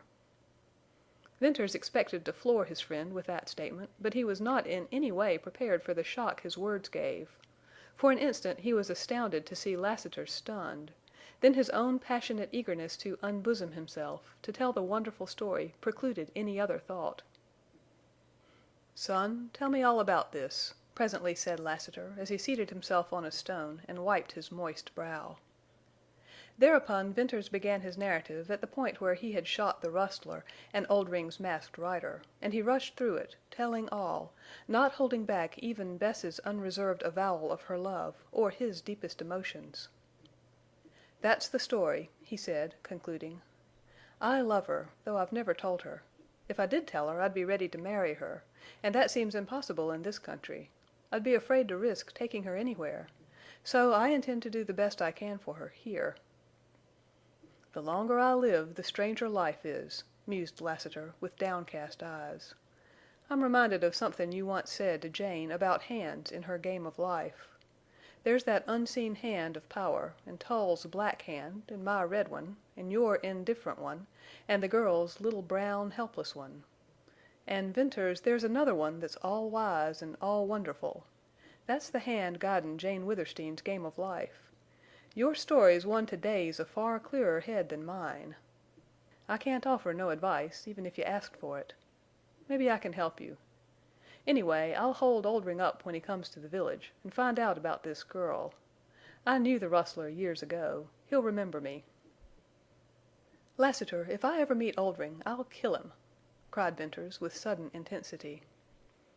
"I reckon that'd be perfectly natural," replied the rider. "Make him think Bess is dead, as she is to him and that old life." "Sure, sure, son. Cool down now. If you're goin' to begin pullin' guns on Tull and Oldrin' you want to be cool. I reckon, though, you'd better keep hid here. Well, I must be leavin'." "One thing, Lassiter. You'll not tell Jane about Bess? Please don't." "I reckon not. But I wouldn't be afraid to bet that after she'd got over anger at your secrecy, Venters, she'd be furious once in her life. She'd think more of you. I don't mind sayin' for myself that I think you're a good deal of a man." In the further ascent Venters halted several times with the intention of saying good by, yet he changed his mind and kept on climbing till they reached Balancing Rock. Lassiter examined the huge rock, listened to Venters's idea of its position and suggestion, and curiously placed a strong hand upon it. "Hold on!" cried Venters. "I heaved at it once and have never gotten over my scare." "Well, you do seem uncommon nervous," replied Lassiter, much amused. "Now, as for me, why, I always had the funniest notion to roll stones. When I was a kid I did it, and the bigger I got the bigger stones I'd roll. Ain't that funny? Honest, even now I often get off my hoss just to tumble a big stone over a precipice and watch it drop, and listen to it bang and boom. I've started some slides in my time, and don't you forget it. I never seen a rock I wanted to roll as bad as this one. Wouldn't there just be roarin', crashin' hell down that trail?" "You'd close the outlet forever," exclaimed Venters. "Well, good by, Lassiter. Keep my secret and don't forget me. And be mighty careful how you get out of the valley below. The Rustler's Cañon isn't more than 3 miles up the pass. Now you've tracked me here I'll never feel safe again." In his descent to the valley, Venters's emotion, roused to stirring pitch by the recital of his love story, quieted gradually, and in its place came a sober, thoughtful mood. All at once he saw that he was serious, because he would never more regain his sense of security while in the valley. What Lassiter could do, another skillful tracker might duplicate. Among the many riders with whom Venters had ridden he recalled no one who could have taken his trail at Cottonwoods and have followed it to the edge of the bare slope in the pass, let alone up that glistening smooth stone. Lassiter, however, was not an ordinary rider. Instead of hunting cattle tracks, he had likely spent a goodly portion of his life tracking men. It was not improbable that among Oldring's rustlers there was one who shared Lassiter's gift for trailing. And the more Venters dwelt on this possibility, the more perturbed he grew. Lassiter's visit, moreover, had a disquieting effect upon Bess, and Venters fancied that she entertained the same thought as to future seclusion. The breaking of their solitude, though by a well-meaning friend, had not only dispelled all its dream and much of its charm, but had instilled a canker of fear. Both had seen the footprint in the sand. Venters did no more work that day. Sunset and twilight gave way to night, and the cañon bird whistled its melancholy notes, and the wind sang softly in the cliffs, and the camp fire blazed and burned down to red embers. To Venters a subtle difference was apparent in all of these, or else the shadowy change had been in him. He hoped that on the morrow this slight depression would have passed away. In that measure, however, he was doomed to disappointment. Furthermore, Bess reverted to a wistful sadness that he had not observed in her since her recovery. His attempt to cheer her out of it resulted in dismal failure, and consequently in a darkening of his own mood. Hard work relieved him. Still, when the day had passed, his unrest returned. Then he set to deliberate thinking, and there came to him the startling conviction that he must leave Surprise Valley and take Bess with him. As a rider he had taken many chances, and as an adventurer in Deception Pass he had unhesitatingly risked his life, but now he would run no preventable hazard of Bess's safety and happiness, and he was too keen not to see that hazard. It gave him a pang to think of leaving the beautiful valley just when he had the means to establish a permanent and delightful home there. One flashing thought tore in hot temptation through his mind.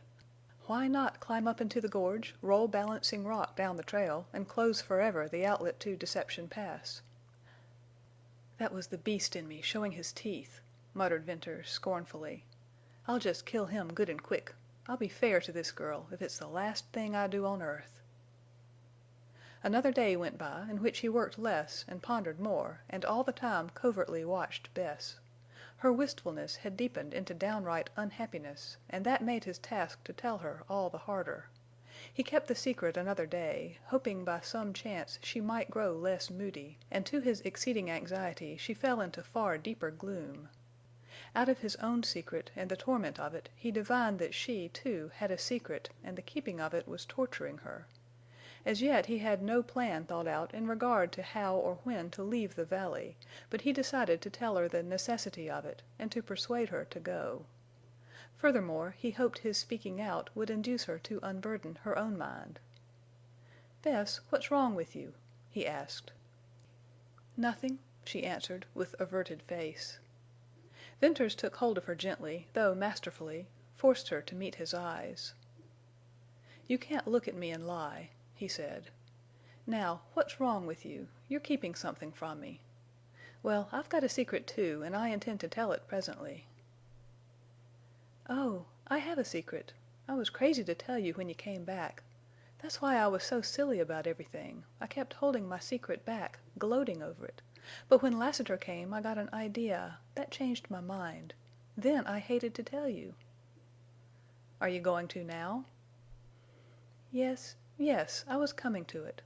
I tried yesterday, but you were so cold. I was afraid. I couldn't keep it much longer." "Very well, most mysterious lady, tell your wonderful secret." "You needn't laugh," she retorted, with a first glimpse of reviving spirit. "I can take the laugh out of you in 1 second. It's a go." She ran through the spruces to the cave, and returned carrying something which was manifestly heavy. Upon nearer view he saw that whatever she held with such evident importance had been bound up in a black scarf he well remembered.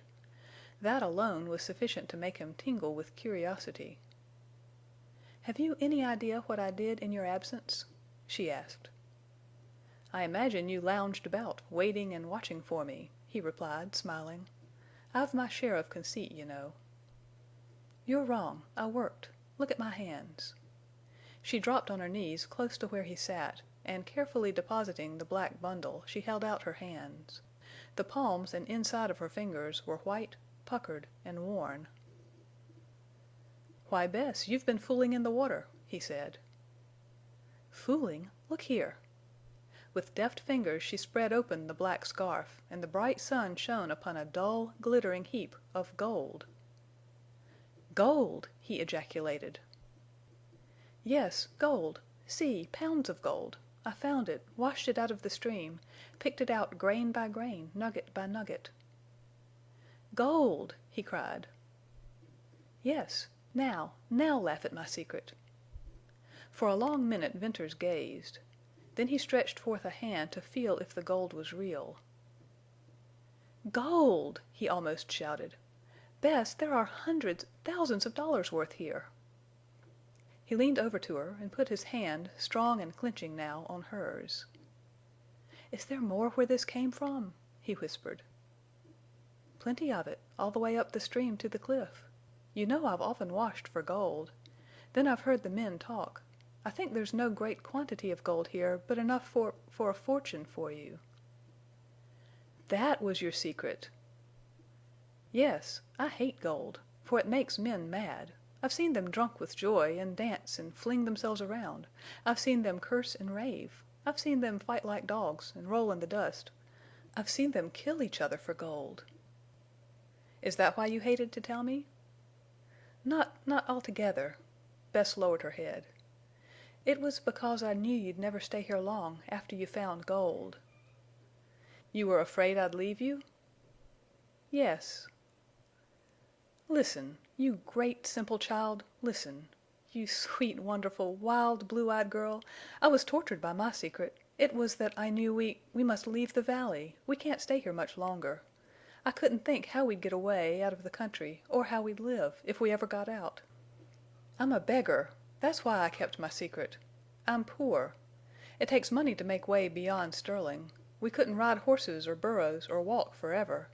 So while I knew we must go, I was distracted over how to go and what to do. Now we've gold. Once beyond Sterling, we'll be safe from rustlers. We've no others to fear." "Oh, listen! Bess!" Venters now heard his voice ringing high and sweet, and he felt Bess's cold hands in his crushing grasp as she leaned toward him, pale, breathless. "This is how much I'd leave you. You made me live again. I'll take you away, far away from this wild country. You'll begin a new life. You'll be happy. You shall see cities, ships, people. You shall have anything your heart craves. All the shame and sorrow of your life shall be forgotten as if they had never been. This is how much I'd leave you here alone, you sad-eyed girl. I love you. Didn't you know it? How could you fail to know it? I love you. I'm free. I'm a man you've made. No more a beggar. Kiss me. This is how much I'd leave you here alone, you beautiful, strange, unhappy girl. But I'll make you happy. What do I care for your past? I love you. I'll take you home to Illinois, to my mother. Then I'll take you to far places. I'll make up all you've lost. Oh, I know you love me, knew it before you told me. And it changed my life. And you'll go with me, not as my companion, as you are here, nor my sister, but, Bess, darling, as my wife." Chapter 17 Wrangle's Race Run. The plan eventually decided upon by the lovers was for Venters to go to the village, secure a horse and some kind of a disguise for Bess, or at least less striking apparel than her present garb, and to return post-haste to the valley.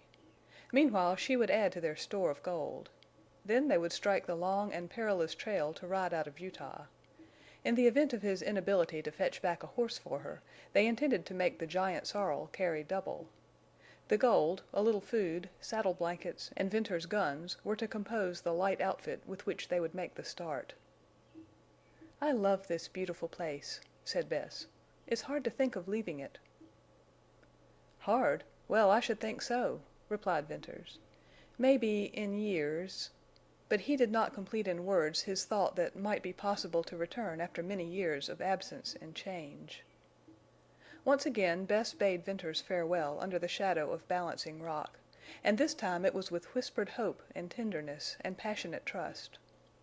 Long after he had left her, all down through the outlet to the pass, the clinging clasp of her arms, the sweetness of her lips, and the sense of a new and exquisite birth of character in her remained hauntingly and thrillingly in his mind. The girl who had sadly called herself nameless and nothing had been marvelously transformed in the moment of his avowal of love. It was something to think over, something to warm his heart, but for the present it had absolutely to be forgotten so that all his mind could be addressed to the trip so fraught with danger. He carried only his rifle, revolver, and a small quantity of bread and meat, and thus lightly burdened he made swift progress down the slope and out into the valley. Darkness was coming on, and he welcomed it. Stars were blinking when he reached his old hiding place in the split of cañon wall, and by their aid he slipped through the dense thickets to the grassy enclosure. Wrangle stood in the center of it with his head up, and he appeared black and of gigantic proportions in the dim light. Venters whistled softly, began a slow approach, and then called. The horse snorted, and plunging away with dull, heavy sound of hoofs, he disappeared in the gloom. "Wilder than ever," muttered Venters. He followed the sorrel into the narrowing split between the walls, and presently had to desist because he could not see a foot in advance. As he went back toward the open, Wrangle jumped out of an ebony shadow of cliff and like a thunderbolt shot huge and black past him down into the starlit glade. Deciding that all attempts to catch Wrangle at night would be useless, Venters repaired to the shelving rock where he had hidden saddle and blanket, and there went to sleep. The first peep of day found him stirring, and as soon as it was light enough to distinguish objects, he took his lasso off his saddle and went out to rope the sorrel. He espied Wrangle at the lower end of the cove and approached him in a perfectly natural manner. When he got near enough, Wrangle evidently recognized him, but was too wild to stand. He ran up the glade and on into the narrow lane between the walls. This favored Venters's speedy capture of the horse, so, coiling his noose ready to throw, he hurried on. Wrangle let Venters get to within 100 feet, and then he broke. But as he plunged by, rapidly getting into his stride, Venters made a perfect throw with the rope. He had time to brace himself for the shock. Nevertheless, Wrangle threw him and dragged him several yards before halting. "You wild devil!" said Venters, as he slowly pulled Wrangle up. "Don't you know me? Come now, old fellow. So.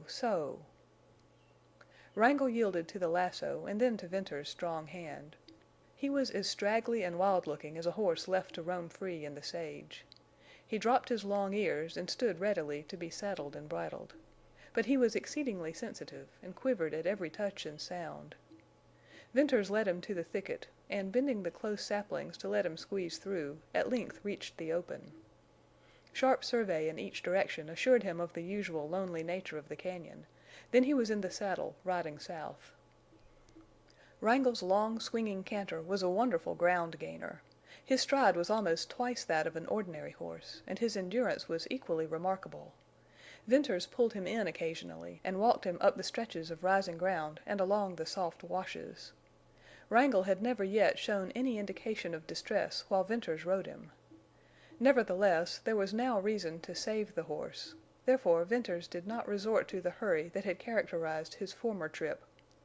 He camped at the last water in the pass.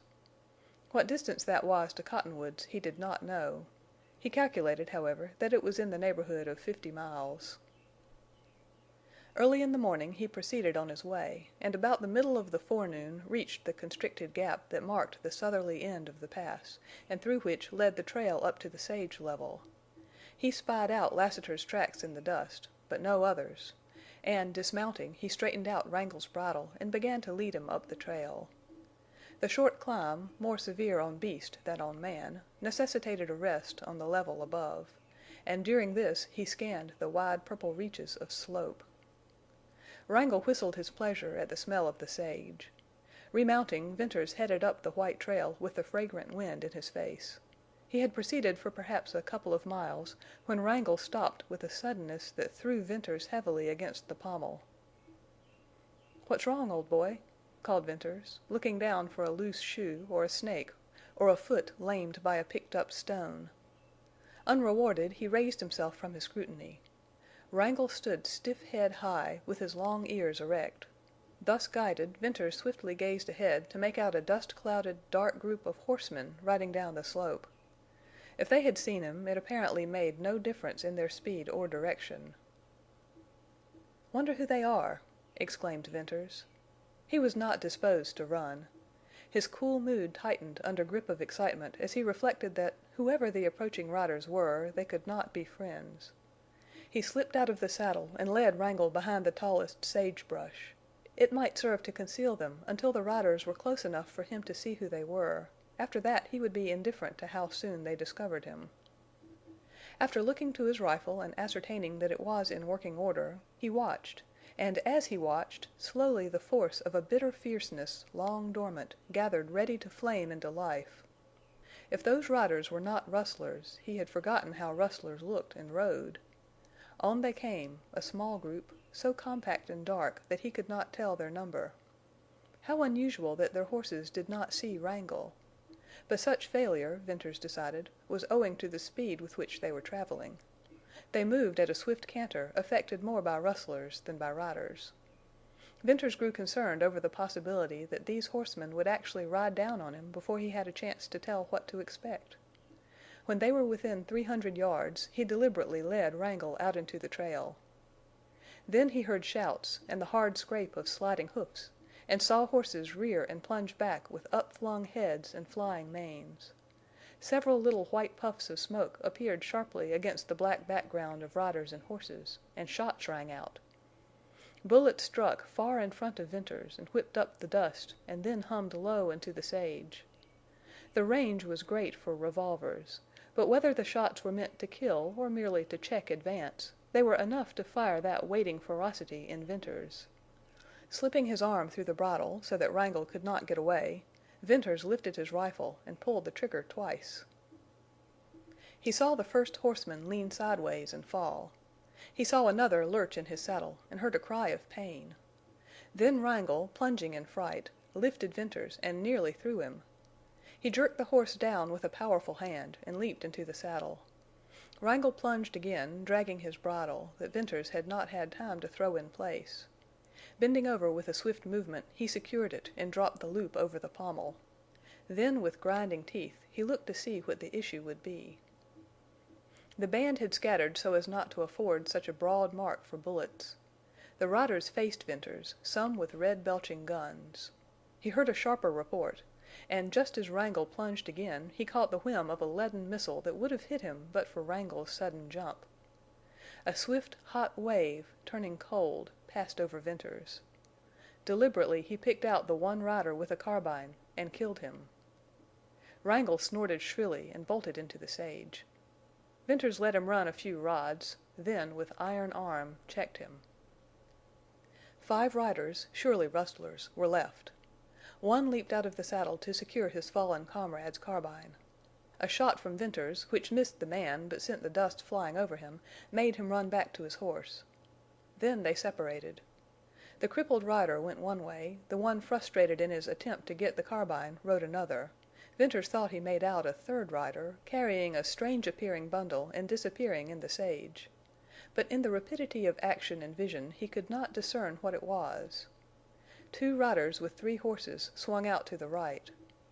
Afraid of the long rifle, a burdensome weapon seldom carried by rustlers or riders, they had been put to rout.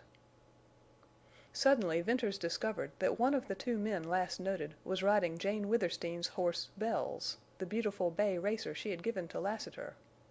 Venters uttered a savage outcry. Then the small, wiry, frog-like shape of the second rider, and the ease and grace of his seat in the saddle, things so strikingly incongruous, grew more and more familiar in Venters' sight. "Jerry Card!" cried Venters. It was indeed Tull's right-hand man. Such a white-hot wrath inflamed Venters that he fought himself to see with clearer gaze. "It's Jerry Card!" he exclaimed instantly. "And he's riding Black Star and leading Night!" The long kindling, stormy fire in Venters's heart burst into flames. He spurred Wrangle, and as the horse lengthened his stride Venters slipped cartridges into the magazine of his rifle till it was once again full. Card and his companion were now half a mile or more in advance, riding easily down the slope.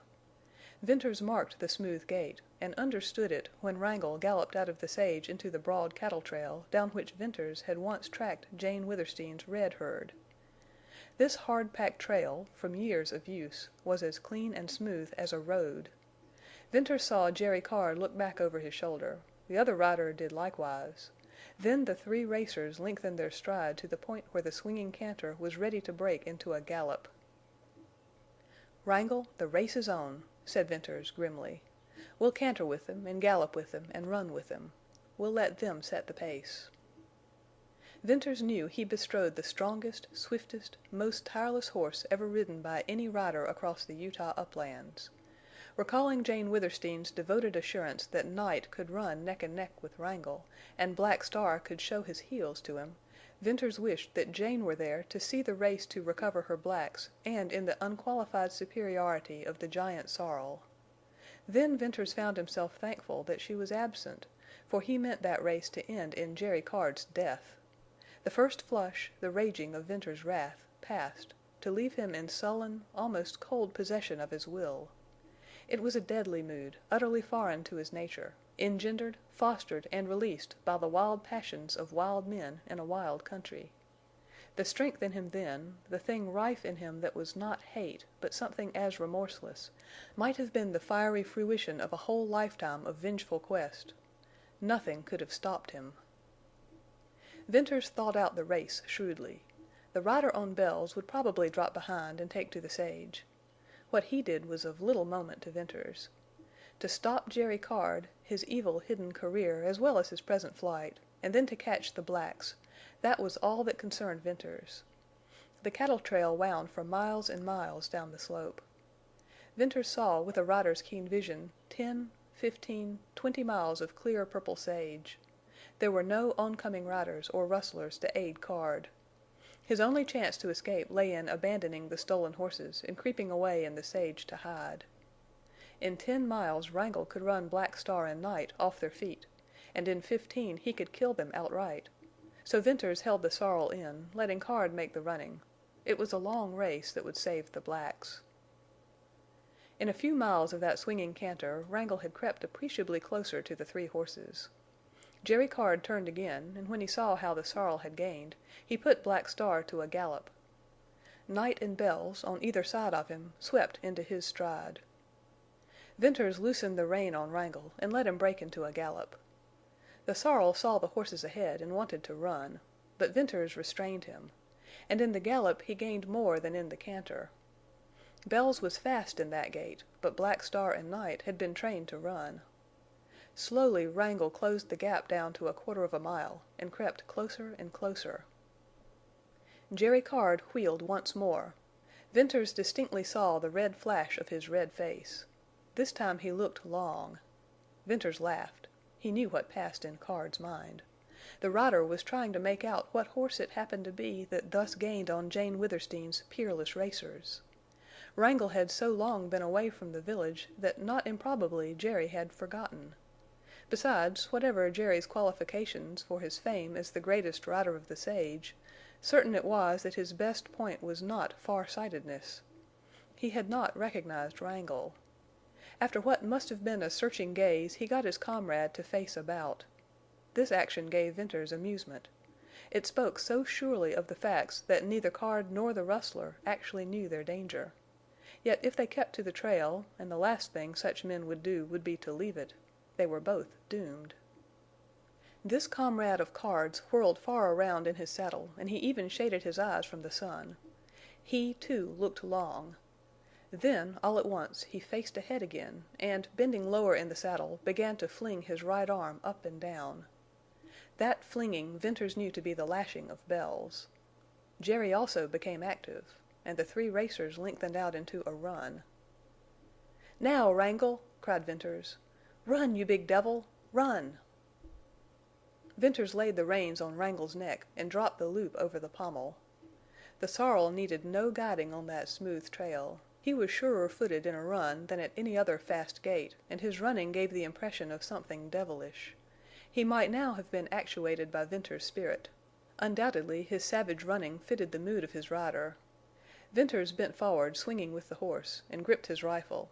His eye measured the distance between him and Jerry Card. In less than 2 miles of running Bells began to drop behind the blacks, and Wrangle began to overhaul him. Venters anticipated that the rustler would soon take to the sage. Yet he did not. Not improbably he reasoned that the powerful sorrel could more easily overtake Bells in the heavier going outside of the trail. Soon only a few hundred yards lay between Bells and Wrangle. Turning in his saddle, the rustler began to shoot, and the bullets beat up little whiffs of dust. Venters raised his rifle, ready to take snapshots, and waited for favorable opportunity when Bells was out of line with the forward horses. Venters had it in him to kill these men as if they were skunk-bitten coyotes, but also he had restraint enough to keep from shooting one of Jane's beloved Arabians. No great distance was covered, however, before Bells swerved to the left, out of line with Black Star and Night. Then Venters, aiming high and waiting for the pause between Wrangle's great strides, began to take snapshots at the rustler. The fleeing rider presented a broad target for a rifle, but he was moving swiftly forward and bobbing up and down. Moreover, shooting from Wrangle's back was shooting from a thunderbolt. And added to that was the danger of a low-placed bullet taking effect on Bells. Yet, despite these considerations, making the shot exceedingly difficult, Venters's confidence, like his implacability, saw a speedy and fatal termination of that rustler's race. On the 6th shot the rustler threw up his arms and took a flying tumble off his horse. He rolled over and over, hunched himself to a half-erect position, fell, and then dragged himself into the sage.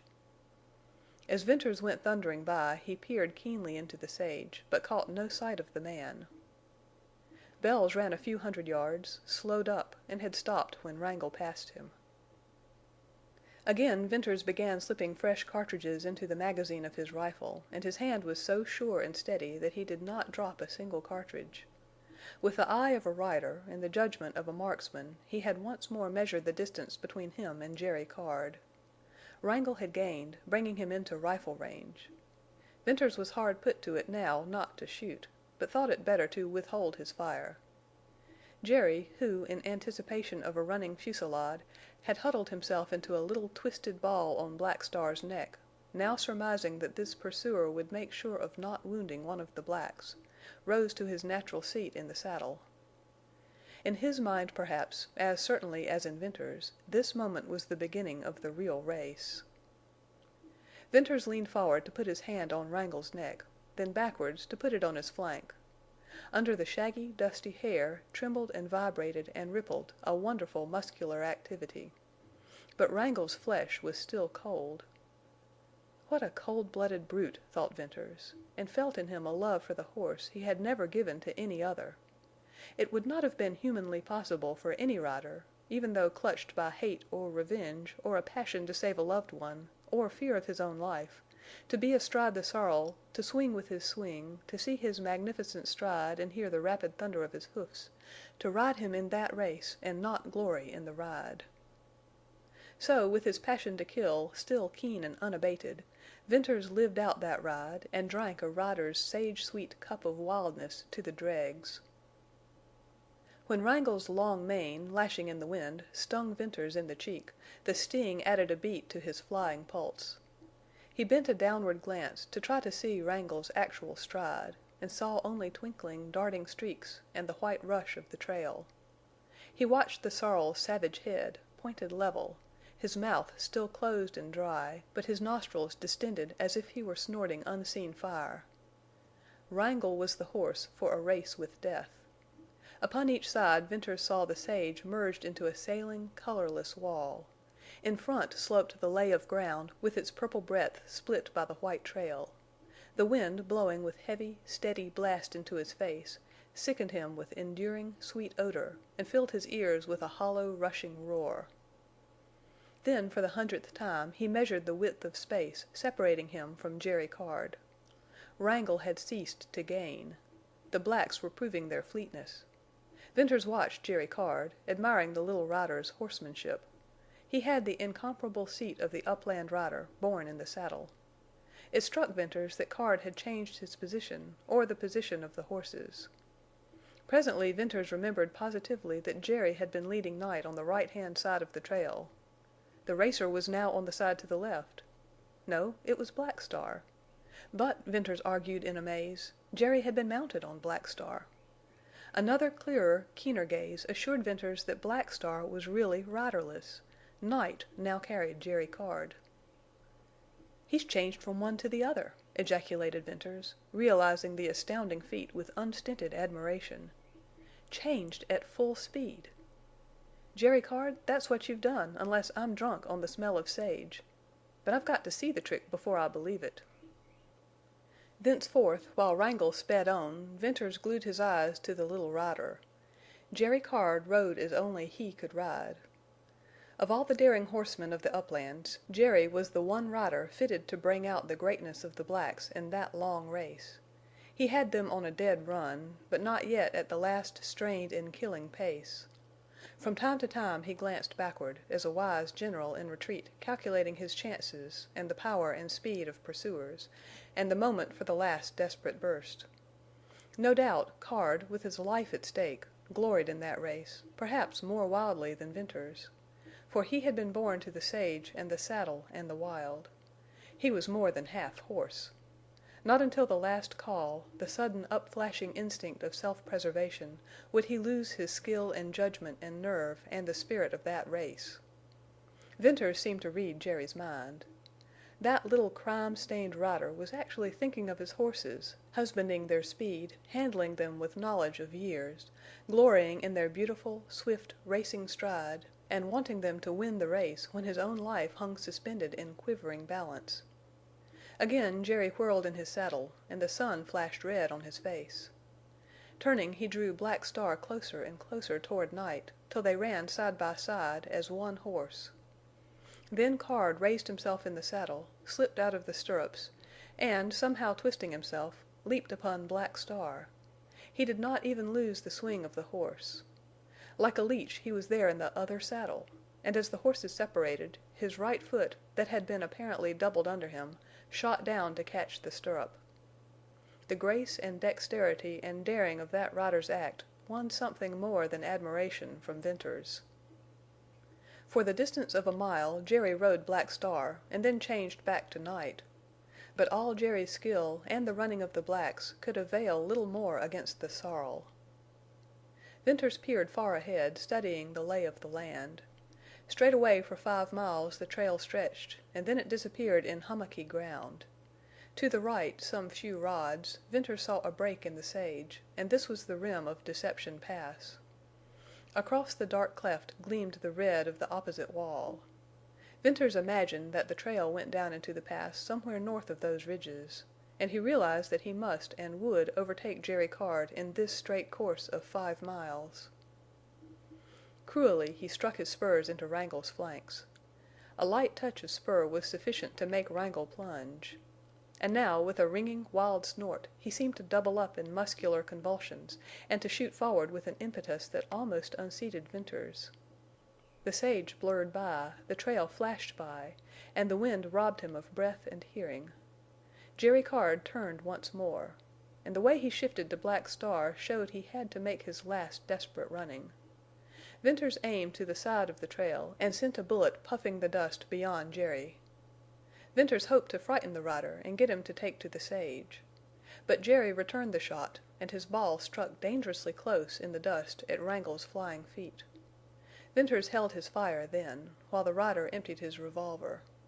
For a mile, with Black Star leaving Night behind and doing his utmost, Wrangle did not gain. For another mile he gained little if at all. In the third he caught up with the now galloping Night and began to gain rapidly on the other black. Only 100 yards now stretched between Black Star and Wrangle. The giant sorrel thundered on and on and on. In every yard he gained a foot. He was whistling through his nostrils, wringing wet, flying lather, and as hot as fire. Savage as ever, strong as ever, fast as ever, but each tremendous stride jarred Venters out of the saddle. Wrangle's power and spirit and momentum had begun to run him off his legs. Wrangle's great race was nearly won, and run. Venters seemed to see the expanse before him as a vast, sheeted, purple plain sliding under him. Black Star moved in it as a blur. The rider, Jerry Card, appeared a mere dot bobbing dimly. Wrangle thundered on. Venters felt the increase in quivering, straining shock after every leap. Flecks of foam flew into Venters' eyes, burning him, making him see all the sage as red. But in that red haze he saw, or seemed to see, Black Star suddenly riderless and with broken gait. Wrangle thundered on to change his pace with a violent break. Then Venters pulled him hard. From run to gallop, gallop to canter, canter to trot, trot to walk, and walk to stop, the great sorrel ended his race. Venters looked back. Black Star stood riderless in the trail. Jerry Card had taken to the sage. Far up the white trail Night came trotting faithfully down. Venters leaped off, still half blind, reeling dizzily. In a moment he had recovered sufficiently to have a care for Wrangle. Rapidly he took off the saddle and bridle. The sorrel was reeking, heaving, whistling, shaking. But he had still the strength to stand, and for him Venters had no fears. As Venters ran back to Black Star, he saw the horse stagger on shaking legs into the sage and go down in a heap. Upon reaching him, Venters removed the saddle and bridle. Black Star had been killed on his legs, Venters thought. He had no hope for the stricken horse. Black Star lay flat, covered with bloody froth, mouth wide, tongue hanging, eyes glaring, and all his beautiful body in convulsions. Unable to stay there to see Jane's favorite racer die, Venters hurried up the trail to meet the other black. On the way he kept a sharp lookout for Jerry Card. Venters imagined the rider would keep well out of range of the rifle, but as he would be lost on the sage without a horse, not improbably he would linger in the vicinity on the chance of getting back one of the blacks. Night soon came trotting up, hot and wet and run out. Venters led him down near the others, and, unsaddling him, let him loose to rest. Night wearily lay down in the dust and rolled, proving himself not yet spent. Then Venters sat down to rest and think. Whatever the risk, he was compelled to stay where he was, or comparatively near, for the night. The horses must rest and drink. He must find water. He was now 70 miles from Cottonwoods, and, he believed, close to the cañon where the cattle trail must surely turn off and go down into the pass. After a while he rose to survey the valley. He was very near to the ragged edge of a deep cañon into which the trail turned. The ground lay in uneven ridges divided by washes, and these sloped into the cañon. Following the cañon line, he saw where its rim was broken by other intersecting cañons, and farther down, red walls and yellow cliffs leading toward a deep blue cleft that he made sure was Deception Pass. Walking out a few rods to a promontory, he found where the trail went down. The descent was gradual, along a stone-walled trail, and Venters felt sure that this was the place where Oldring drove cattle into the pass. There was, however, no indication at all that he ever had driven cattle out at this point. Oldring had many holes to his burrow. In searching round in the little hollows, Venters, much to his relief, found water. He composed himself to rest and eat some bread and meat, while he waited for a sufficient time to elapse so that he could safely give the horses a drink. He judged the hour to be somewhere around noon. Wrangle lay down to rest, and Night followed suit. So long as they were down, Venters intended to make no move. The longer they rested, the better, and the safer it would be to give them water.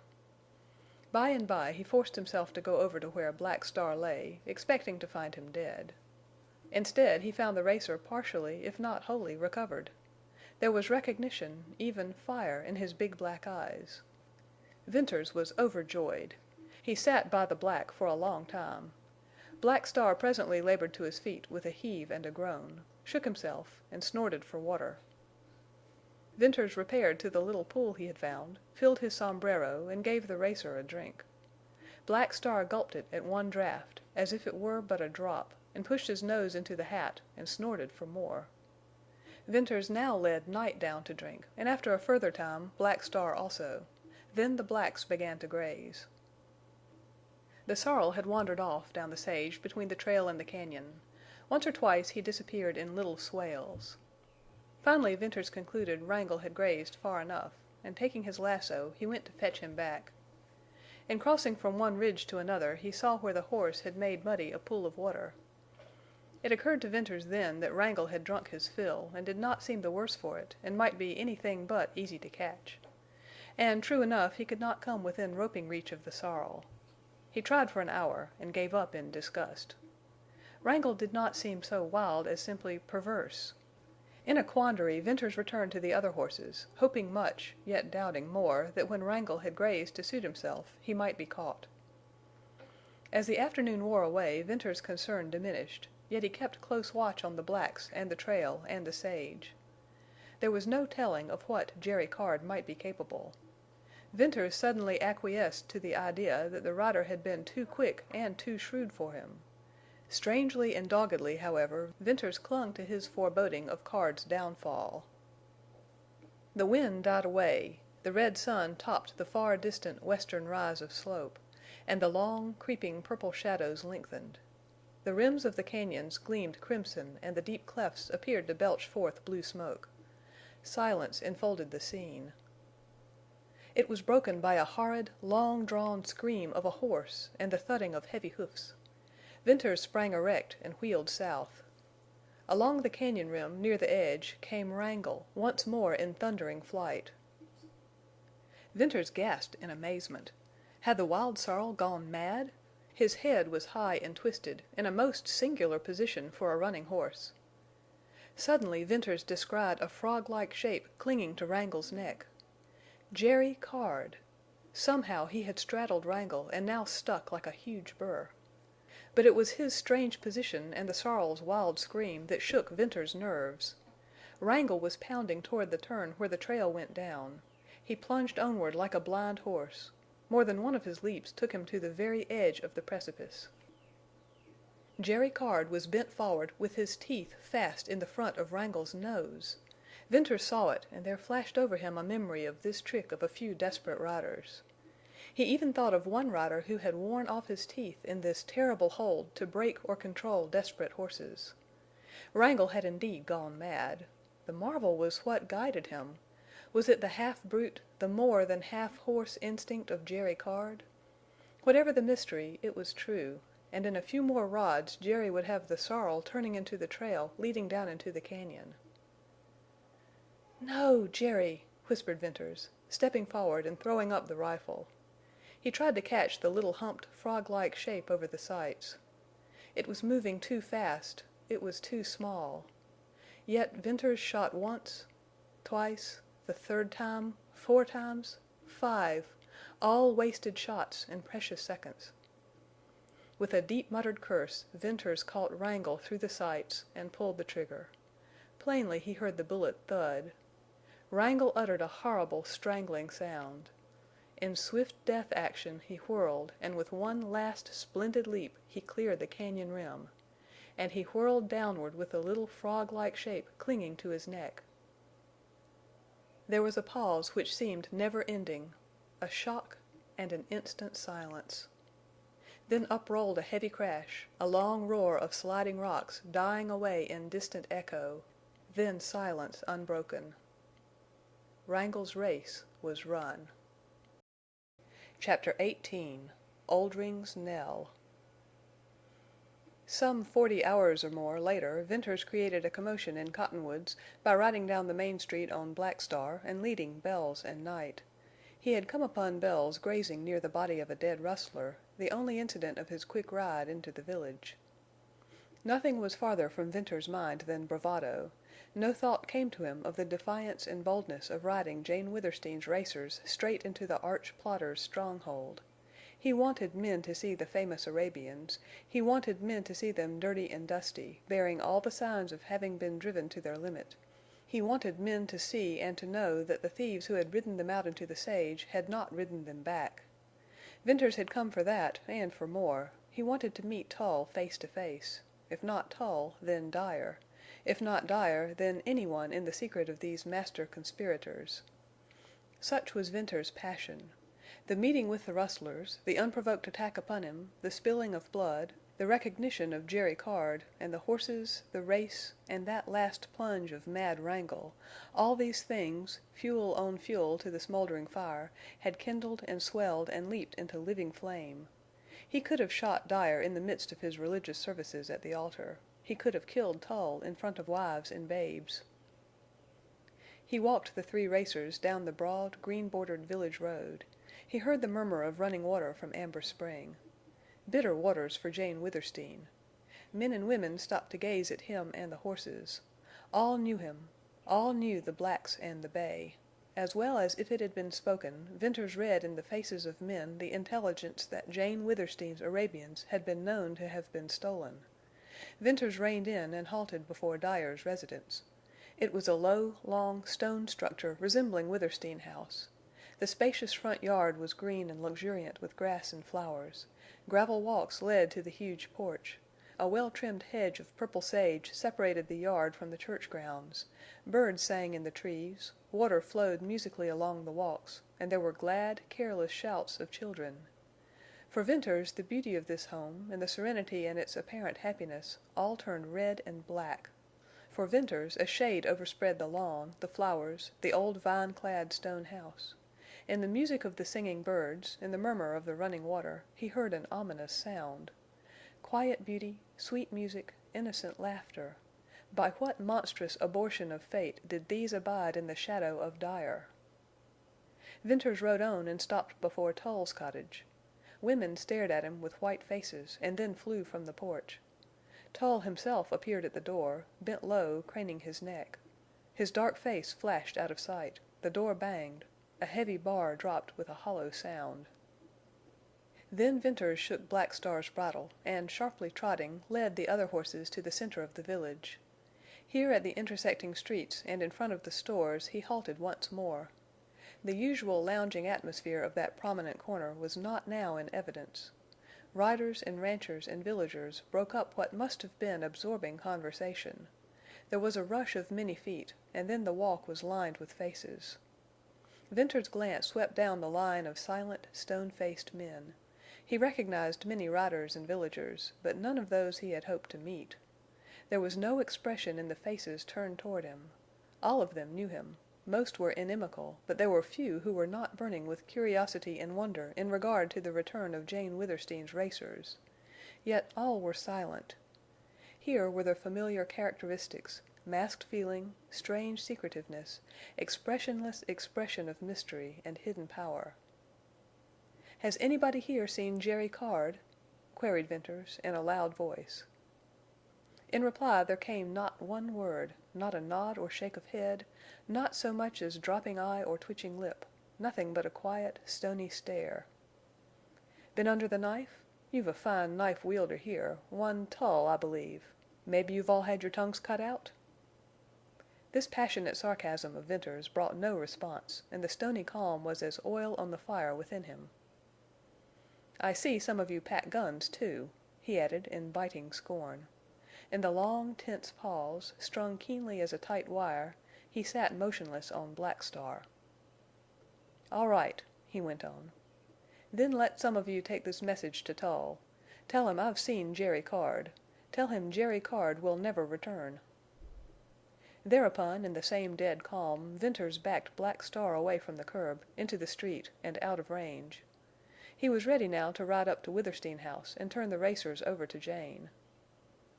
"Hello, Venters!" a familiar voice cried, hoarsely, and he saw a man running toward him. It was the rider Judkins who came up and gripped Venters's hand. "Venters, I could have dropped when I seen them hosses, but that sight ain't a marker to the looks of you. What's wrong? Have you gone crazy? You must be crazy to ride in here this way, with them hosses, talkin' that way about Tull and Jerry Card." "Jud, I'm not crazy, only mad clean through," replied Venters. "Mad? Now, Bern, I'm glad to hear some of your old self in your voice, for when you come up you looked like the corpse of a dead rider with fire for eyes. You had that crowd too stiff for throwin' guns. Come, we've got to have a talk. Let's go up the lane. We ain't much safe here." Judkins mounted Bells and rode with Venters up to the cottonwood grove. Here they dismounted and went among the trees. "Let's hear from you first," said Judkins. "You fetched back them hosses. That is the trick. And of course you got Jerry the same as you got Horn." "Horn?" "Sure. He was found dead yesterday, all chewed by coyotes, and he'd been shot plumb center." "Where was he found?" "At the split down the trail. You know where Oldring's cattle trail runs off north from the trail to the Pass." "That's where I met Jerry and the rustlers. What was Horn doing with them? I thought Horn was an honest cattleman." "Lord, Bern, don't ask me that. I'm all muddled now, trying to figure things." Venters told of the fight and the race with Jerry Card, and its tragic conclusion. "I knowed it. I knowed all along that Wrangle was the best hoss," exclaimed Judkins, with his lean face working and his eyes lighting. "That was a race. Lord, I'd like to have seen Wrangle jump the cliff with Jerry. And that was good bye to the grandest hoss and rider ever on the sage. But, Bern, after you got the hosses, why'd you want to bolt right in Tull's face?" "I want him to know. And if I can get to him I'll—" "You can't get near Tull," interrupted Judkins. "That vigilante bunch have taken to bein' bodyguard for Tull, and Dyer, too." "Hasn't Lassiter made a break yet?" inquired Venters, curiously. "Naw," replied Judkins, scornfully. "Jane turned his head. He's mad in love over her, follers her like a dog. He ain't no more Lassiter. He's lost his nerve. He doesn't look like the same feller. It's village talk. Everybody knows it. He hasn't thrown a gun, and he won't." "Jud, I'll bet he does," replied Venters, earnestly. "Remember what I say. This Lassiter is something more than a gun man. Jud, he's big. He's great. I feel that in him. God help Tull and Dyer when Lassiter does go after them. For horses and riders and stone walls won't save them." "Well, have it your way, Bern. I hope you're right. Naturally, I've been some sore on Lassiter for gettin' soft. But I ain't denyin' his nerve, or whatever's great in him that sort of paralyzes people. No later'n this mornin' I seen him saunterin' down the lane, quiet en' slow, en' like his guns he comes black. Black, that's Lassiter. Well, the crowd on the corner never batted an eye, en' I'll gamble my hoss that there wasn't one who had a heartbeat till Lassiter got by. He went in Snell's saloon, en' as there wasn't no gun play I had to go in, too. En' there, darn my pictures if Lassiter wasn't standin' to the bar, drinkin' en' talkin' with Oldrin'." "Oldring!" whispered Venters. His voice, as all fire and pulse within him, seemed to freeze. "Let go my arm!" exclaimed Judkins. "That's my bad arm. Sure it was Oldrin'. What the hell's wrong with you, anyway? Venters, I tell you somethin's wrong. You're whiter'n a sheet. You can't be scared of the rustler. I don't believe you've got a scare in you. Well, now, just let me talk. You know I like to talk, en' if I'm slow I'll allus get there sometime. As I said, Lassiter was talkin' chummy with Oldrin'. There wasn't no hard feelin's, en' the gang wasn't payin' no particular attention, but like a cat watchin' a mouse I had my eyes on them two fellers. It was strange to me, that confab. I'm gettin' to think a lot for a feller who doesn't know much. There's been some queer deals lately, en' this seemed to me the queerest. These men stood to the bar alone, en' so close their big gun hilts butted together. I seen Oldrin' was some surprised at first, en' Lassiter was cool as ice. They talked, en' presently at somethin' Lassiter said the rustler bawled out a curse, en' then he jest fell up against the bar en' sagged there. The gang in the saloon looked around en' laughed, en' that's about all. Finally Oldrin' turned, en' it was easy to see somethin' had shook him. Yes, sir, that big rustler—you know he's as broad as he is long, en' the powerfulest build of a man. Yes, sir, the nerve had been taken out of him. Then, after a little, he began to talk, and said a lot to Lassiter. And by it didn't take much of an eye to see that Lassiter was gettin' hit hard. I never seen him any way but cooler'n ice, till then. He seemed to be hit harder'n Oldrin', only he didn't roar out that way. He jest kind of sunk in, en' looked, en' looked, en' he didn't see a livin' soul in that saloon. Then he sort of come to, en' shakin' hands—mind you, shakin' hands with Oldrin'—he went out. Couldn't help thinkin' how easy even a boy could have dropped the great gun man then. Wal, the rustler stood at the bar for a long time, en' he was seein' things far off, too. Then he come to en' roared for whiskey, en' gulped a drink that was big enough to drown me. "Is Oldring here now?" whispered Venters. He could not speak above a whisper. Judkins's story had been meaningless to him. "He's at Snell's yet. Bern, I haven't told you that the rustlers have been raisin' hell. They shot up Stone Bridge en' Glaze, en' for 3 days they've been here drinkin' en' gamblin' en' throwin' of gold. These rustlers have a pile of gold. If it was gold dust or nugget gold I'd have reason to think. But it's new coin gold, as if it had just come from the United States Treasury. And the coin's genuine. That's all been proved. The truth is Oldrin's on a rampage. A while back he lost his Masked Rider, and they say he's wild about that. I'm wonderin' if Lassiter could have told the rustler anything about that little masked, hard-ridin' devil. Ride? He was most as good as Jerry Card. And Bern, I've been wonderin' if you know—" "Judkins, you're a good fellow," interrupted Venters. "Some day I'll tell you a story. I've no time now. Take the horses to Jane." Judkins stared, and then, muttering to himself, he mounted Bells, and stared again at Venters, and then, leading the other horses, he rode into the grove and disappeared. Once, long before, on the night Venters had carried Bess through the cañon and up into Surprise Valley, he had experienced the strangeness of faculties singularly, tinglingly acute. And now the same sensation recurred. But it was different in that he felt cold, frozen, mechanical, incapable of free thought, and all about him seemed unreal, aloof, remote. He hid his rifle in the sage, marking its exact location with extreme care. Then he faced down the lane and strode toward the center of the village. Perceptions flashed upon him, the faint, cold touch of the breeze, a cold, silvery tinkle of flowing water, a cold sun shining out of a cold sky, song of birds and laugh of children coldly distant. Cold and intangible were all things in earth and heaven. Colder and tighter stretched the skin over his face. Colder and harder grew the polished butts of his guns. Colder and steadier became his hands as he wiped the clammy sweat from his face or reached low to his gun sheaths. Men meeting him in the walk gave him wide berth. In front of Bevin's store a crowd melted apart for his passage, and their faces and whispers were faces and whispers of a dream.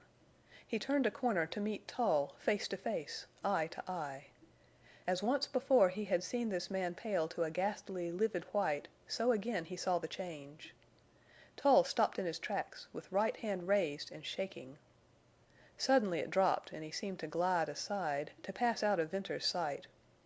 Next he saw many horses with bridles down, all clean-limbed dark bays or blacks, rustlers' horses. Loud voices and boisterous laughter, rattle of dice and scrape of chair and clink of gold, burst in mingled din from an open doorway. He stepped inside. With the sight of smoke-hazed room and drinking, cursing, gambling, dark-visaged men, reality once more dawned upon Venters. His entrance had been unnoticed, and he bent his gaze upon the drinkers at the bar. Dark-clothed, dark-faced men they all were, burned by the sun, bow-legged as were most riders of the sage, but neither lean nor gaunt. Then Venters's gaze passed to the tables, and swiftly it swept over the hard-featured gamesters to alight upon the huge, shaggy, black head of the rustler chief. "Oldring!" he cried, and to him his voice seemed to split a bell in his ears. It stilled the din. That silence suddenly broke to the scrape and crash of Oldring's chair as he rose. And then, while he passed, a great, gloomy figure, again the thronged room stilled in silence yet deeper. "Oldring, a word with you," continued Venters. "Ho! What's this?" boomed Oldring in frowning scrutiny. "Come outside alone. A word for you from your masked rider." Oldring kicked a chair out of his way and lunged forward with a stamp of heavy boot that jarred the floor. He waved down his muttering, rising men. Venters backed out of the door and waited, hearing, as no sound had ever before struck into his soul, the rapid, heavy steps of the rustler. Oldring appeared, and Venters had one glimpse of his great breadth and bulk, his gold-buckled belt with hanging guns, his high-top boots with gold spurs. In that moment Venters had a strange, unintelligible curiosity to see Oldring alive. The rustler's broad brow, his large black eyes, his sweeping beard, as dark as the wing of a raven, his enormous width of shoulder and depth of chest, his whole splendid presence so wonderfully charged with vitality and force and strength, seemed to afford Venters an unutterable fiendish joy because for that magnificent manhood and life he meant cold and sudden death. "Oldring, Bess is alive. But she's dead to you, dead to the life you made her lead, dead as you will be in 1 second." Swift as lightning, Venters' glance dropped from Oldring's rolling eyes to his hands. One of them, the right, swept out, then toward his gun, and Venters shot him through the heart. Slowly Oldring sank to his knees, and the hand, dragging at the gun, fell away. Venters' strangely acute faculties grasped the meaning of that limp arm, of the swaying hulk, of the gasp and heave, of the quivering beard. But was that awful spirit in the black eyes only one of vitality? "Man, why didn't you wait? Bess was—" Oldring's whisper died under his beard, and with a heavy lurch he fell forward. Bounding swiftly away, Venters fled around the corner, across the street, and leaping a hedge he ran through yard, orchard, and garden to the sage. Here, under cover of the tall brush, he turned west and ran on to the place where he had hidden his rifle. Securing that, he again set out into a run, and, circling through the sage, came up behind Jane Withersteen's stable and corrals. With laboring, dripping chest, and pain as of a knife thrust in his side, he stopped to regain his breath, and while resting his eyes roved around in search of a horse. Doors and windows of the stable were open wide and had a deserted look. One dejected, lonely burro stood in the near corral. Strange indeed was the silence brooding over the once happy, noisy home of Jane Withersteen's pets. He went into the corral, exercising care to leave no tracks, and led the burro to the watering trough. Venters, though not thirsty, drank till he could drink no more. Then, leading the burro over hard ground, he struck into the sage and down the slope. He strode swiftly, turning from time to time to scan the slope for riders. His head just topped the level of sagebrush, and the burro could not have been seen at all. Slowly the green of cottonwoods sank behind the slope, and at last a wavering line of purple sage met the blue of sky.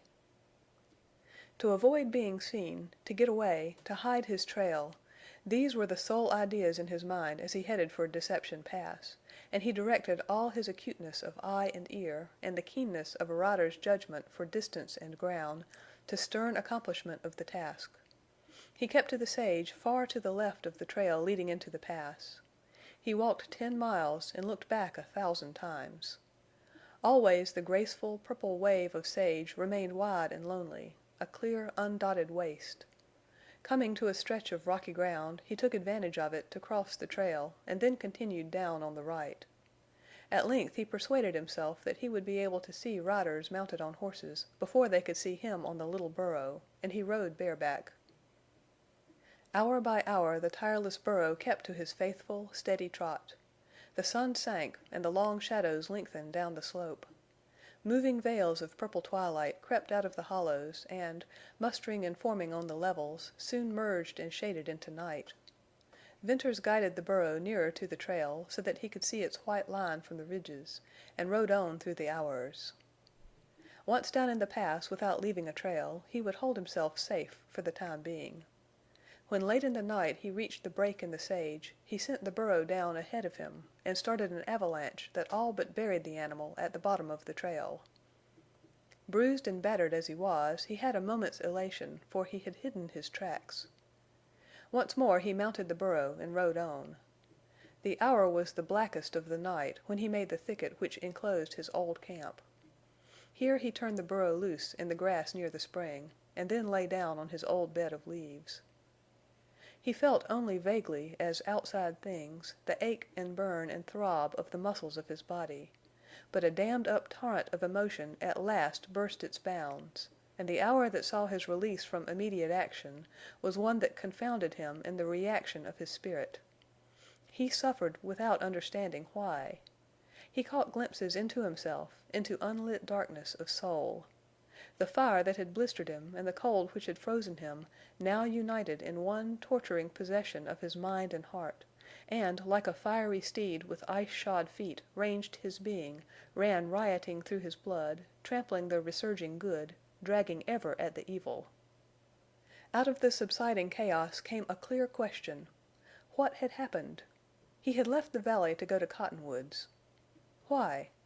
It seemed that he had gone to kill a man, Oldring. The name riveted his consciousness upon the one man of all men upon earth whom he had wanted to meet. He had met the rustler. Venters recalled the smoky haze of this saloon, the dark-visaged men, the huge Oldring. He saw him step out of the door, a splendid specimen of manhood, a handsome giant with purple-black and sweeping beard.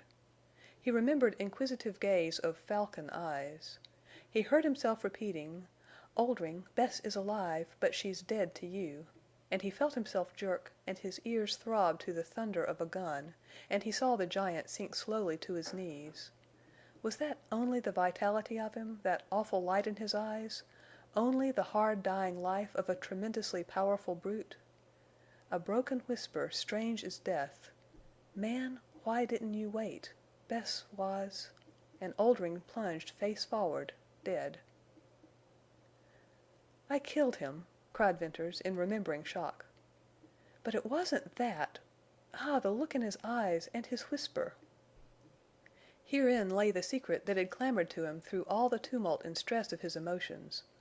What a look in the eyes of a man shot through the heart! It had been neither hate nor ferocity, nor fear of men, nor fear of death. It had been no passionate, glinting spirit of a fearless foe, willing shot for shot, life for life, but lacking physical power. Distinctly recalled now, never to be forgotten, Venters saw in Oldring's magnificent eyes the rolling of great, glad surprise, softness, love. Then came a shadow and the terrible superhuman striving of his spirit to speak. Oldring, shot through the heart, had fought and forced back death, not for a moment in which to shoot or curse, but to whisper strange words. What words for a dying man to whisper? Why had not Venters waited? For what? That was no plea for life. It was regret that there was not a moment of life left in which to speak. Bess was— Herein lay renewed torture for Venters. What had Bess been to Oldring? The old question, like a specter, stalked from its grave to haunt him. He had overlooked, he had forgiven, he had loved, and he had forgotten. And now out of the mystery of a dying man's whisper rose again that perverse, unsatisfied, jealous uncertainty.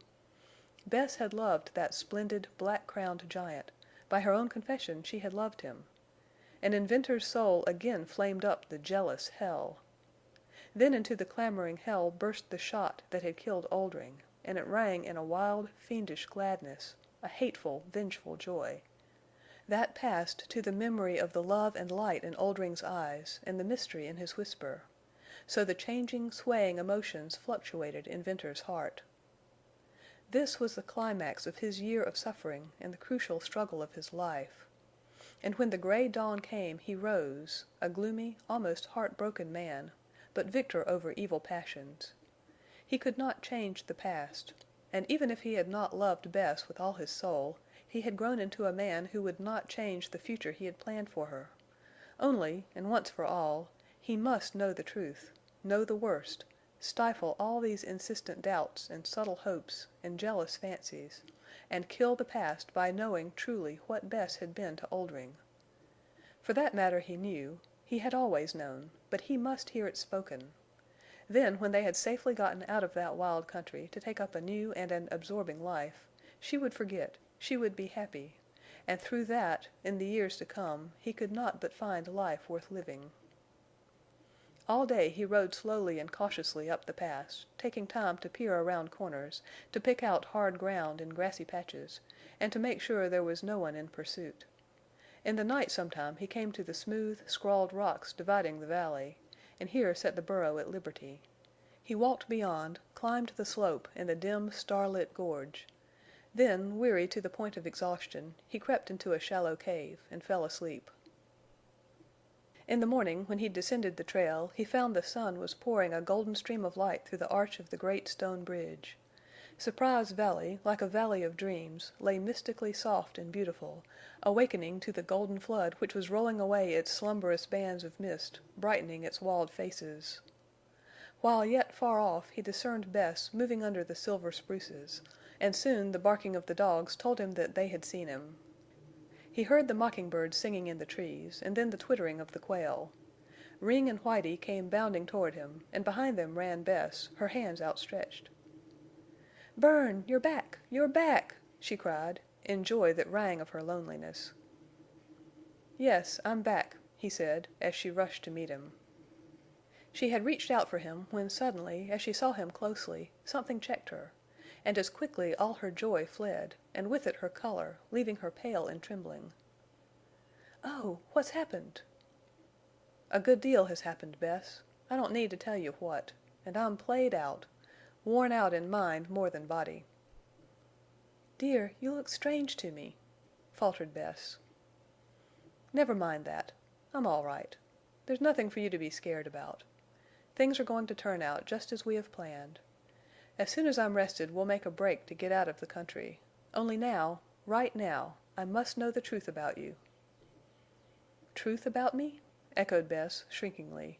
She seemed to be casting back into her mind for a forgotten key. Venters himself, as he saw her, received a pang.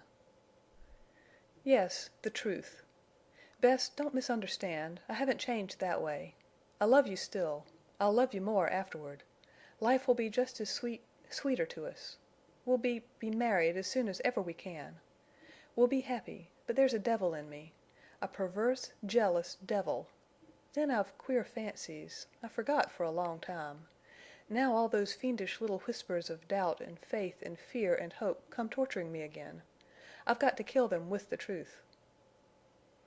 "I'll tell you anything you want to know," she replied, frankly. "Then, by Heaven, we'll have it over and done with. Bess, did Oldring love you?" "Certainly he did." "Did you love him?" "Of course. I told you so." "How can you tell it so lightly?" cried Venters, passionately. "Haven't you any sense of—" He choked back speech. He felt the rush of pain and passion. He seized her in rude, strong hands and drew her close.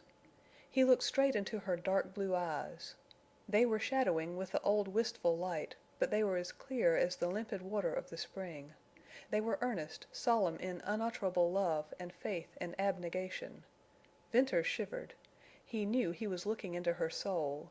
He knew she could not lie in that moment, but that she might tell the truth, looking at him with those eyes, almost killed his belief in purity.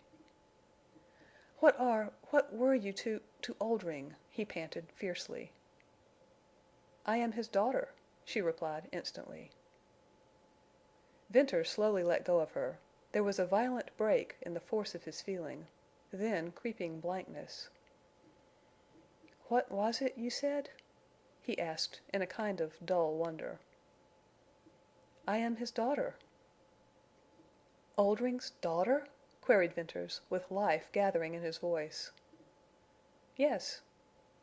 With a passionately awakening start he grasped her hands and drew her close. "All the time you've been Oldring's daughter?" "Yes, of course all the time. Always." "But, Bess, you told me—you let me think—I made out you were so ashamed." "It is my shame," she said, with voice deep and full, and now the scarlet fired her cheek. "I told you I'm nothing, nameless, just Bess, Oldring's girl." "I know, I remember. But I never thought," he went on, hurriedly, huskily.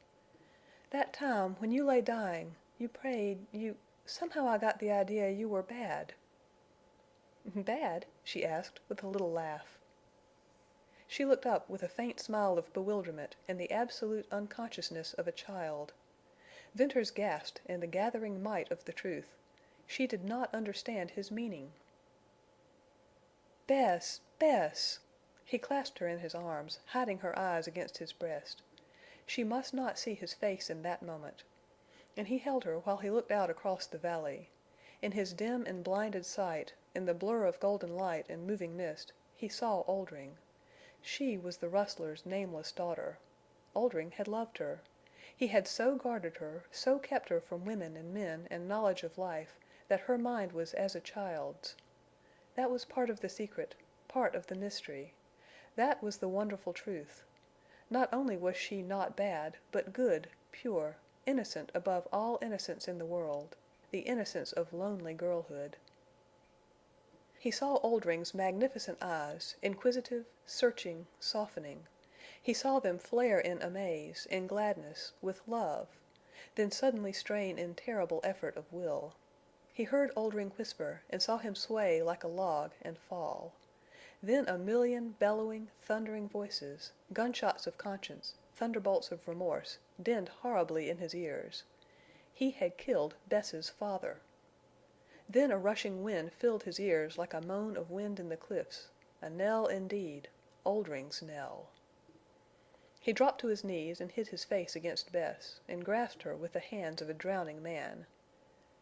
"My God! My God! Oh, Bess, forgive me! Never mind what I've done, what I've thought. But forgive me. I'll give you my life. I'll live for you. I'll love you. Oh, I do love you as no man ever loved a woman. I want you to know, to remember that I fought a fight for you, however blind I was. I thought—never mind what I thought. But I loved you. I asked you to marry me. Let me have that to hug to my heart.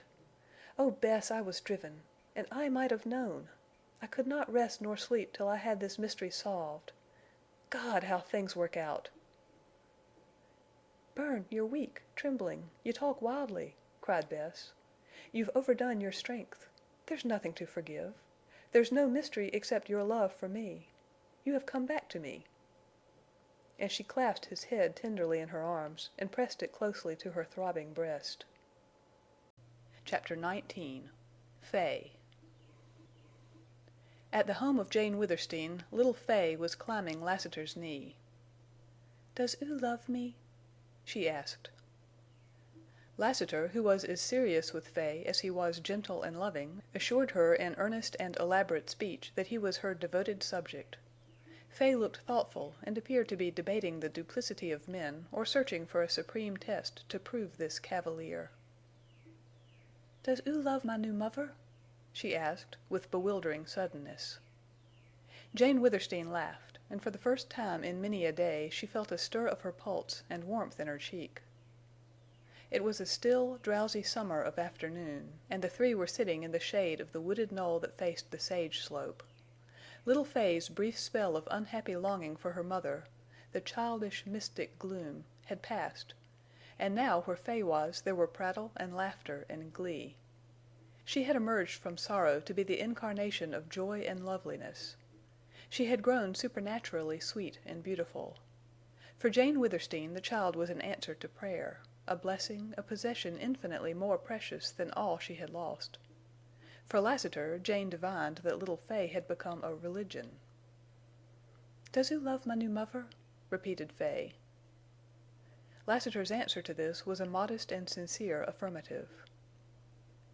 "Why don't oo marry my new muvver and be my father?" Of the thousands of questions put by little Fay to Lassiter, this was the first he had been unable to answer. "Fay, Fay, don't ask questions like that," said Jane. "Why?" "Because," replied Jane, and she found it strangely embarrassing to meet the child's gaze. It seemed to her that Fay's violet eyes looked through her with piercing wisdom. "Oo love him, don't oo?" "Dear child, run and play," said Jane. "But don't go too far. Don't go from this little hill." Fay pranced off wildly, joyous over freedom that had not been granted her for weeks. "Jane, why are children more sincere than grown-up persons?" asked Lassiter. "Are they?" "I reckon so. Little Fay there, she sees things as they appear on the face. An Indian does that. So does a dog. And an Indian and a dog are most of the time right in what they see. Maybe a child is always right." "Well, what does Fay see?" asked Jane. "I reckon you know. I wonder what goes on in Fay's mind when she sees part of the truth with the wise eyes of a child, and wantin' to know more, meets with strange falseness from you. Wait. You are false in a way, though you're the best woman I ever knew. What I want to say is this. Fay has taken your pretendin' to care for me for the thing it looks on the face. And her little formin' mind asks questions, and the answers she gets are different from the looks of things. So she'll grow up gradually takin' on that falseness and be like the rest of the women, and men too. And the truth of this falseness to life is proved by your appearin' to love me when you don't. Things aren't what they seem." "Lassiter, you're right. A child should be told the absolute truth. But is that possible? I haven't been able to do it, and all my life I've loved the truth, and I've prided myself upon being truthful. Maybe that was only egotism. I'm learning much, my friend. Some of those blinding scales have fallen from my eyes. And as to caring for you, I think I care a great deal. How much, how little, I couldn't say. My heart is almost broken, Lassiter. So now is not a good time to judge of affection. I can still play and be merry with Fay. I can still dream. But when I attempt serious thought, I'm dazed. I don't think. I don't care any more. I don't pray. Think of that, my friend. But in spite of my numb feeling, I believe I'll rise out of all this dark agony a better woman, with greater love of man and God.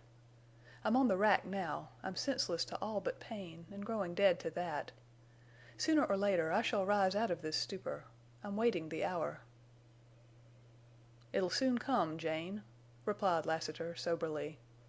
"Then I'm afraid for you. Years are terrible things, and for years you've been bound. Habit of years is strong as life itself. Somehow, though, I believe that you'll come out of it all a finer woman. I'm waitin' too. And I'm wonderin'—I reckon, Jane, that marriage between us is out of all human reason?" "Lassiter, my dear friend, it's impossible for us to marry." "Why, as Fay says?" inquired Lassiter, with gentle persistence. "Why? I never thought why. But it's not possible. I am Jane, daughter of Withersteen. My father would rise out of his grave. I'm of Mormon birth. I'm being broken, but I'm still a Mormon woman. And you are Lassiter." "Maybe I'm not so much Lassiter as I used to be." "What was it you said? Habit of years is strong as life itself? You can't change the one habit, the purpose of your life. For you still pack those black guns. You still nurse your passion for blood." A smile, like a shadow, flickered across his face. "No." "Lassiter, I lied to you. But I beg of you, don't you lie to me. I've great respect for you. I believe you're softened toward most, perhaps all my people except... But when I speak of your purpose, your hate, your guns, I have only him in mind. I don't believe you've changed." For answer he unbuckled the heavy cartridge belt and laid it with the heavy swing gun sheaths in her lap. "Lassiter!" Jane whispered, as she gazed from him to the black, cold guns. Without them he appeared shorn of strength, defenseless, a smaller man. Was she Delilah? Swiftly, conscious of only one motive, refusal to see this man called craven by his enemies, she rose, and with blundering fingers buckled the belt round his waist where it belonged. "Lassiter, I am a coward." "Come with me out of Utah, where I can put away my guns and be a man," he said. "I reckon I'll prove it to you then. Come. You've got Black Star back, and Night and Bells. Let's take the racers and little Fay and race out of Utah. The hosses and the child are all you have left. Come." "No, no, Lassiter. I'll never leave Utah. What would I do in the world with my broken fortunes and my broken heart? I'll never leave these purple slopes I love so well." "I reckon I ought to have knowed that. Presently you'll be livin' down here in a hovel. and presently Jane Withersteen will be a memory. I only wanted to have a chance to show you how a man, any man, can be better'n he was. If we left Utah I reckon I could prove this thing you call love. It's strange, and hell and heaven at once, Jane Withersteen. 'Pears to me that you've thrown away your big heart on love. Love of religion and duty and churchmen and riders and poor families and poor children. Yet you can't see what love is, how it changes a person.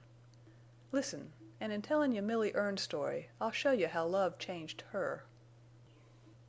Milly and me was children when our family moved from Missouri to Texas, and we growed up in Texas ways, same as if we'd been born there. We had been poor, and there we prospered. In time the little village where we went became a town, and strangers and new families kept movin' in. Milly was the belle them days. I can see her now, a little girl no bigger'n a bird, and as pretty. She had the finest eyes, dark blue-black when she was excited, and beautiful all the time. You remember Milly's eyes. And she had light brown hair with streaks of gold, and a mouth that every feller wanted to kiss. And about the time Milly was the prettiest and the sweetest, along came a young minister who began to ride some of a race with the other fellers for Milly. And he won. Milly had always been strong on religion, and when she met Frank Erne she went in heart and soul for the salvation of souls. Fact was, Milly, through study of the Bible and attendin' church and revivals, went a little out of her head. It didn't worry the old folks none, and the only worry to me was Milly's everlastin' prayin' and workin' to save my soul. She never converted me, but we was the best of comrades, and I reckon no brother and sister ever loved each other better. Well, Frank Erne and me hit up a great friendship. He was a strappin' feller, good to look at, and had the most pleasin' ways. His religion never bothered me, for he could hunt and fish and ride and be a good feller. After Buffalo once he came pretty near to savin' my life. We got to be thick as brothers, and he was the only man I ever seen who I thought was good enough for Milly. And the day they were married I got drunk for the only time in my life. Soon after that I left home. It seems Milly was the only one who could keep me home, and I went to the bad. As to prosperin', I saw some pretty hard life in the Panhandle, and then I went north. In them days Kansas and Nebraska was as bad, come to think of it, as these days right here on the border of Utah. I got to be pretty handy with guns, and there wasn't many riders as could beat me ridin'. And I can say all modest-like that I never seen the white man who could track a hoss or a steer or a man with me. Afore I knowed it 2 years slipped by, and all at once I got homesick, and purled a bridle south. Things at home had changed. I never got over that homecomin'. Mother was dead and in her grave. Father was a silent, broken man, killed already on his feet. Frank Erne was a ghost of his old self, through with workin', through with preachin', almost through with livin', and Milly was gone. It was a long time before I got the story. Father had no mind left, and Frank Erne was afraid to talk. So I had to pick up what had happened from different people. It 'pears that soon after I left home another preacher come to the little town, and he and Frank become rivals. This feller was different from Frank. He preached some other kind of religion, and he was quick and passionate where Frank was slow and mild. He went after people, women specially. In looks he couldn't compare to Frank Erne, but he had power over women. He had a voice, and he talked and talked and preached and preached. Milly fell under his influence. She became mightily interested in his religion. Frank had patience with her, as was his way, and let her be as interested as she liked. All religions were devoted to one God, he said, and it wouldn't hurt Milly none to study a different point of view. So the new preacher often called on Milly, and sometimes in Frank's absence. Frank was a cattleman between Sundays.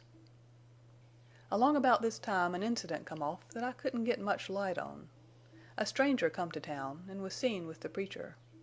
This stranger was a big man with an eye like blue ice and a beard of gold. He had money and he 'peared a man of mystery, and the town went to buzzin' when he disappeared about the same time as a young woman known to be mightily interested in the new preacher's religion. Then presently along comes a man from somewheres in Illinois, and he up and spots this preacher as a famous Mormon proselyter. That riled Frank Erne as nothin' ever before, and from rivals they come to be bitter enemies. And it ended in Frank goin' to the meetin' house where Milly was listenin', And before her and everybody else he called that preacher—called him, well, almost as hard as Venters called Tull here some time back. And Frank followed up that call with a hoss-whippin', and he drove the proselyter out of town. People noticed, so 'twas said, that Millie's sweet disposition changed. Some said it was because she would soon become a mother, and others said she was pinin' after the new religion. And there was women who said right out that she was pinin' after the Mormon. Anyway, one mornin' Frank rode in from one of his trips to find Millie gone. He had no real near neighbors, livin' a little out of town, but those who was nearest said a wagon had gone by in the night, and they thought it stopped at her door. Well, tracks always tell, and there was the wagon tracks and hoss tracks and man tracks. The news spread like wildfire that Millie had run off from her husband. Everybody but Frank believed it, and wasn't slow in tellin' why she run off. Mother had always hated that strange streak of Millie's, taken up with the new religion as she had, and she believed Millie ran off with the Mormon. That hastened Mother's death, and she died unforgiven. Father wasn't the kind to bow down under disgrace or misfortune, but he had surpassin' love for Millie, and the loss of her broke him. From the minute I heard of Millie's disappearance I never believed she went off of her own free will. I knew Millie, and I knew she couldn't have done that. I stayed at home a while, tryin' to make Frank Erne talk, but if he knowed anythin' then he wouldn't tell it. So I set out to find Millie. And I tried to get on the trail of that proselyter. I knew if I ever struck a town he'd visited that I'd get a trail. I knew, too, that nothin' short of hell would stop his proselytin'. And I rode from town to town. I had a blind faith that somethin' was guidin' me. And as the weeks and months went by I growed into a strange sort of a man, I guess. Anyway, people were afraid of me. 2 years after that, way over in a corner of Texas, I struck a town where my man had been. He'd just left. People said he came to that town without a woman. I back-trailed my man through Arkansas and Mississippi, and the old trail got hot again in Texas. I found the town where he first went after leavin' home. And here I got track of Millie. I found a cabin where she had given birth to her baby. There was no way to tell whether she'd been kept a prisoner or not.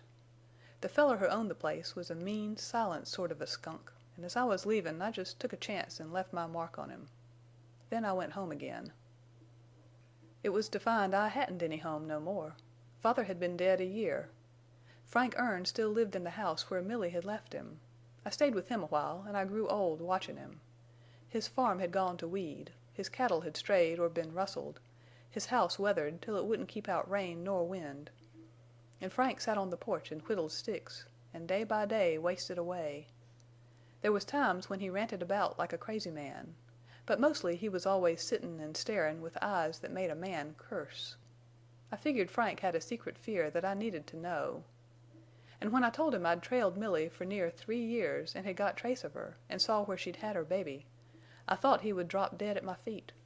And when he'd come round more natural-like, he begged me to give up the trail, but he wouldn't explain. So I let him alone and watched him day and night. And I found there was one thing still precious to him, and it was a little drawer where he kept his papers. This was in the room where he slept. And it 'peared he seldom slept. But after bein' patient I got the contents of that drawer and found 2 letters from Millie. One was a long letter written a few months after her disappearance. She had been bound and gagged and dragged away from her home by 3 men, and she named them Hurd, Metzger, Slack. They was strangers to her. She was taken to the little town where I found trace of her 2 years after. But she didn't send the letter from that town. There she was pinned in. 'Peared that the proselytes, who had, of course, come on the scene, was not runnin' any risks of losin' her. She went on to say that for a time she was out of her head, and when she got right again all that kept her alive was the baby. It was a beautiful baby, she said, and all she thought and dreamed of was somehow to get baby back to its father, and then she'd thankfully lay down and die.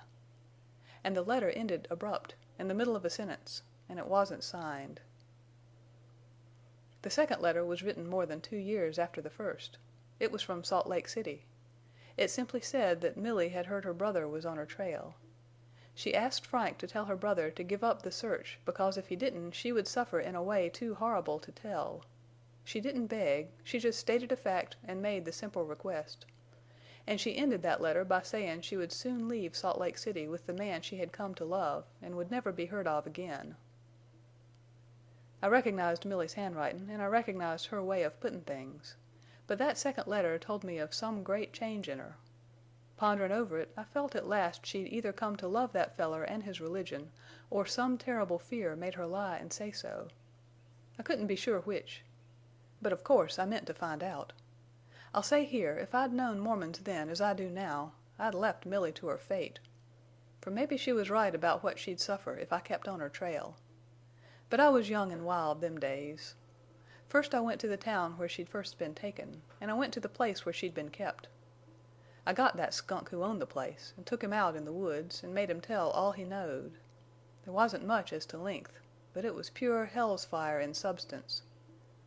This time I left him some incapacitated for any more skunk work, short of hell. Then I hit the trail for Utah. That was 14 years ago. I saw the incomin' of most of the Mormons. It was a wild country and a wild time. I rode from town to town, village to village, ranch to ranch, camp to camp. I never stayed long in one place. I never had but one idea. I never rested. 4 years went by, and I knowed every trail in northern Utah. I kept on, and as time went by, and I'd begun to grow old in my search, I had firmer, blinder faith in whatever was guidin' me. Once I read about a feller who sailed the 7 seas and traveled the world, and he had a story to tell, and whenever he seen the man to whom he must tell that story, he knowed him on sight. I was like that, only I had a question to ask. And always I knew the man of whom I must ask. So I never really lost the trail, though for many years it was the dimmest trail ever followed by any man. Then come a change in my luck. Along in central Utah I rounded up Hurd, and I whispered something in his ear, and watched his face, and then throwed a gun against his bowels. And he died with his teeth so tight shut I couldn't have pried them open with a knife. Slack and Metzger that same year both heard me whisper the same question, and neither would they speak a word when they lay dyin'. Long before I'd learned no man of this breed or class, or God knows what, would give up any secrets. I had to see in a man's fear of death the connections with Milly Erne's fate. And as the years passed at long intervals I would find such a man. So as I drifted on the long trail down into southern Utah my name preceded me, and I had to meet a people prepared for me and ready with guns. They made me a gunman, and that suited me. And all this time signs of the proselyter and the giant with the blue ice eyes and the gold beard seemed to fade dimmer out of the trail. Only twice in 10 years did I find a trace of that mysterious man who had visited the proselyter at my home village. What he had to do with Milly's fate was beyond all hope for me to learn, unless my guidin' spirit led me to him. As for the other man, I knew, as sure as I breathed and the stars shone and the wind blew, that I'd meet him some day. 18 years I've been on the trail, and it led me to the last lonely villages of the Utah border. 18 years. I feel pretty old now. I was only 20 when I hit that trail. Well, as I told you, back here a ways a Gentile said Jane Withersteen could tell me about Milly Erne and show me her grave. The low voice ceased, and Lassiter slowly turned his sombrero round and round and appeared to be counting the silver ornaments on the band. Jane, leaning toward him, sat as if petrified, listening intently, waiting to hear more. She could have shrieked, but power of tongue and lips were denied her. She saw only this sad, gray, passion-worn man, and she heard only the faint rustling of the leaves. "Well, I came to Cottonwoods," went on Lassiter, "and you showed me Milly's grave. And though your teeth have been shut tighter'n them of all the dead men lyin' back along that trail, just the same you told me the secret I've lived these 18 years to hear. Jane, I said you'd tell me without ever me askin'. I didn't need to ask my question here. The day, you remember, when that fat party throwed a gun on me in your court and—" "Oh, hush!" whispered Jane, blindly holding up her hands. "I seen in your face that Dyer, now a bishop, was the proselyter who ruined Milly Erne." For an instant Jane Withersteen's brain was a whirling chaos, and she recovered to find herself grasping at Lassiter like one drowning. And as if by a lightning stroke she sprang from her dull apathy into exquisite torture. "It's a lie, Lassiter! No, no!" she moaned. "I swear you're wrong." "Stop! You'd perjure yourself. But I'll spare you that. You poor woman! Still blind, still faithful. Listen, I know. Let that settle it. And I give up my purpose." "What is it you say?" "I give up my purpose. I've come to see and feel differently. I can't help poor Milly, and I've outgrowed revenge. I've come to see I can be no judge for men. I can't kill a man just for hate. Hate ain't the same with me since I loved you and little Fay." "Lassiter, you mean you won't kill him?" Jane whispered. "No." "For my sake?" "I reckon. I can't understand, but I'll respect your feelin's." "Because you—because you love me? 18 years! You were that terrible Lassiter. And now—because you love me?" "That's it, Jane." "Oh, you'll make me love you! How can I help but love you? My heart must be stone. But—oh, Lassiter, wait! Give me time. I'm not what I was. Once it was so easy to love. Now it's easy to hate. Wait. My faith in God, some God, still lives. By it I see happier times for you, poor passion-swayed wanderer. For me, a miserable, broken woman. I loved your sister Milly. I will love you. I can't have fallen so low, I can't be so abandoned by God, that I've no love left to give you. Wait. Let us forget Milly's sad life. Ah, I knew it as no one else on earth. There's one thing I shall tell you, if you're at my deathbed, but I can't speak now." "I reckon I don't want to hear no more," said Lassiter. Jane leaned against him, as if some pent-up force had rent its way out. She fell into a paroxysm of weeping. Lassiter held her in silent sympathy. By degrees she regained composure, and she was rising, sensible of being relieved of a weighty burden, when a sudden start on Lassiter's part alarmed her. "I heard hosses with muffled hoofs," he said, and he got up guardedly. "Where's Fay?"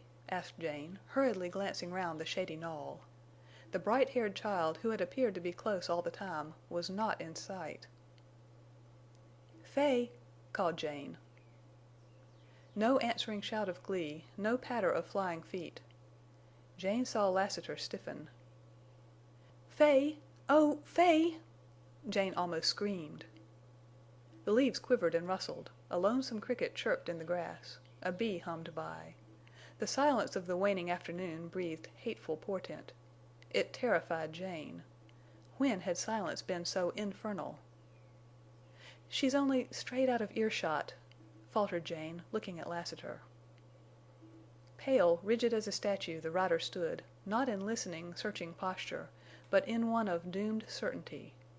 Suddenly he grasped Jane with an iron hand, and turning his face from her gaze, he strode with her from the knoll. "See, Fay played here last, a house of stones and sticks, and here's a corral of pebbles with leaves for hosses," said Lassiter stridently, and pointed to the ground. "Back and forth she trailed here. See, she's buried somethin', a dead grasshopper. There's a tombstone.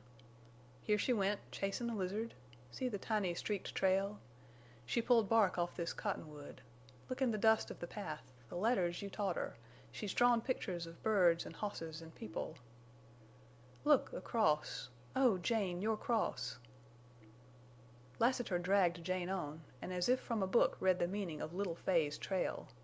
All the way down the knoll, through the shrubbery, round and round a cottonwood, Fay's vagrant fancy left records of her sweet musings and innocent play. Long had she lingered round a bird nest to leave therein the gaudy wing of a butterfly. Long had she played beside the running stream, sending adrift vessels freighted with pebbly cargo. Then she had wandered through the deep grass, her tiny feet scarcely turning a fragile blade, and she had dreamed beside some old faded flowers. Thus her steps led her into the broad lane. The little dimpled imprints of her bare feet showed clean cut in the dust. They went a little way down the lane, and then, at a point where they stopped, the great tracks of a man led out from the shrubbery and returned. Chapter 20. Lassiter's Way. Footprints told the story of little Fay's abduction. In anguish Jane Withersteen turned speechlessly to Lassiter, and, confirming her fears, she saw him gray-faced, aged all in a moment, stricken as if by a mortal blow. Then all her life seemed to fall about her in wreck and ruin. "It's all over," she heard her voice whisper. "It's ended. I'm going—" "Where?" demanded Lassiter, suddenly looming darkly over her. "To those cruel men." "Speak names!" thundered Lassiter. "To Bishop Dyer, to Tull," went on Jane, shocked into obedience. "Well, what for?" "I want little Fay. I can't live without her. They've stolen her as they stole Milly Erne's child. I must have little Fay. I want only her. I give up. I'll go and tell Bishop Dyer I'm broken. I'll tell him I'm ready for the yoke. Only give me back Fay and I'll marry Tull." "Never!" hissed Lassiter.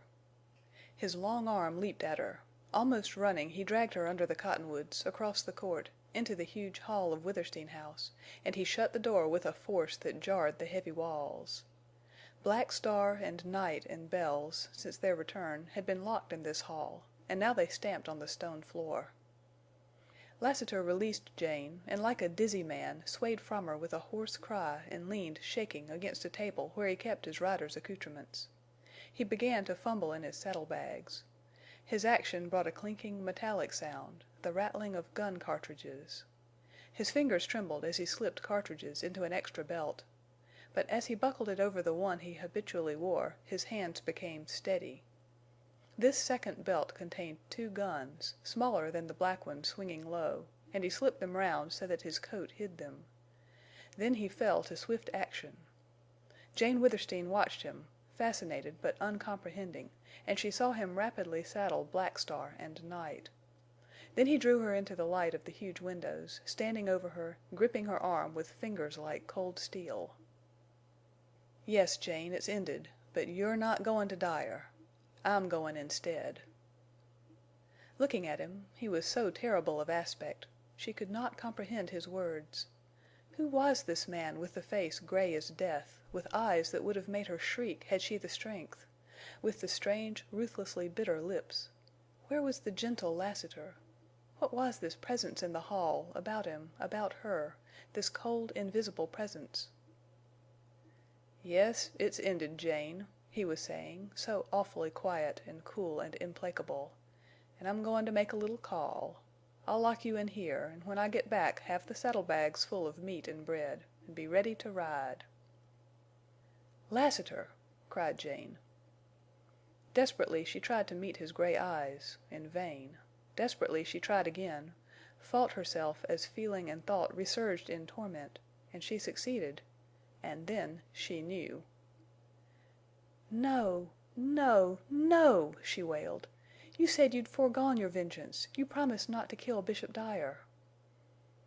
"If you want to talk to me about him, leave off the Bishop.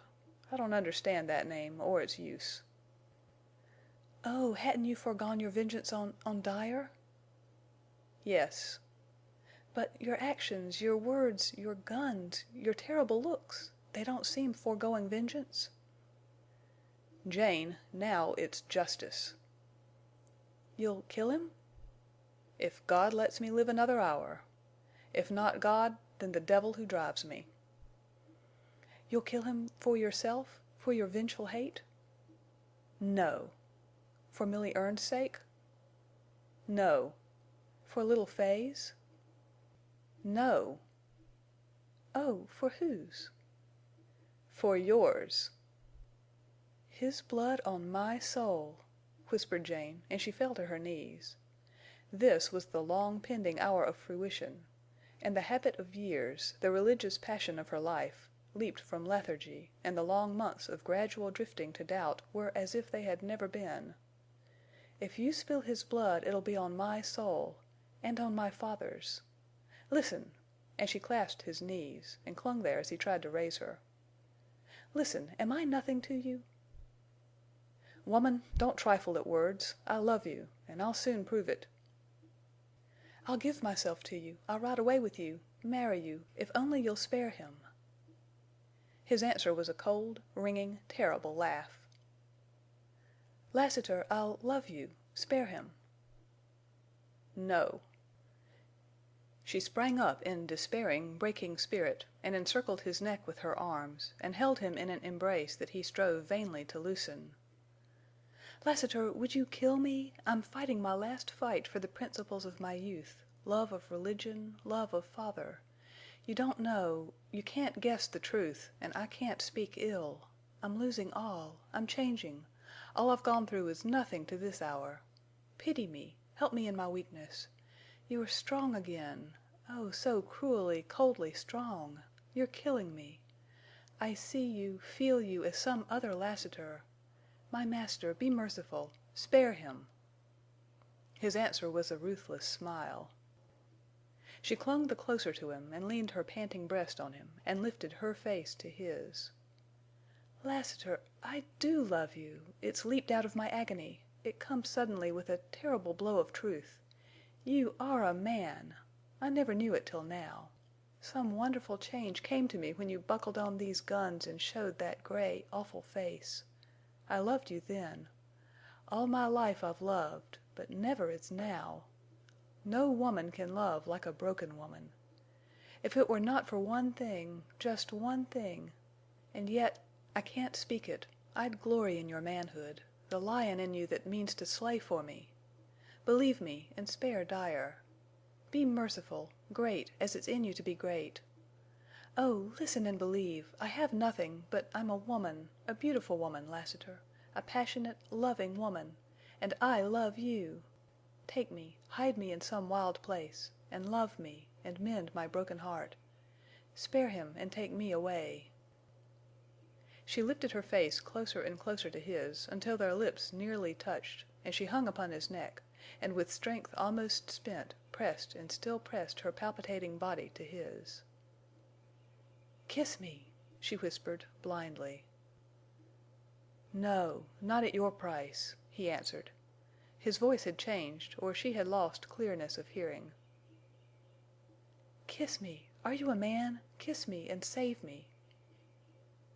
"Jane, you never played fair with me. But now you're blisterin' your lips, blackenin' your soul with lies." "By the memory of my mother, by my Bible, no! No, I have no Bible. But by my hope of heaven I swear I love you." Lassiter's gray lips formed soundless words that meant even her love could not avail to bend his will. As if the hold of her arms was that of a child's, he loosened it and stepped away. "Wait! Don't go! Oh, hear a last word! May a more just and merciful God than the God I was taught to worship judge me, forgive me, save me! For I can no longer keep silent. Lassiter, in pleading for Dyer I've been pleading more for my father. My father was a Mormon master, close to the leaders of the church. It was my father who sent Dyer out to proselyte. It was my father who had the blue ice eye and the beard of gold. It was my father you got trace of in the past years. Truly, Dyer ruined Milly Erne, dragged her from her home to Utah, to Cottonwoods. But it was for my father. If Milly Erne was ever wife of a Mormon, that Mormon was my father. I never knew, never will know whether or not she was a wife. Blind I may be, Lassiter, fanatically faithful to a false religion I may have been, but I know justice, and my father is beyond human justice. Surely he is meeting just punishment somewhere. Always it has appalled me, the thought of your killing Dyer for my father's sins. So I have prayed.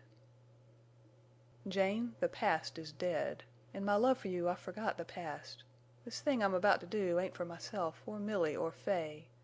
It's not because of anythin' that's happened in the past, but for what is happenin' right now.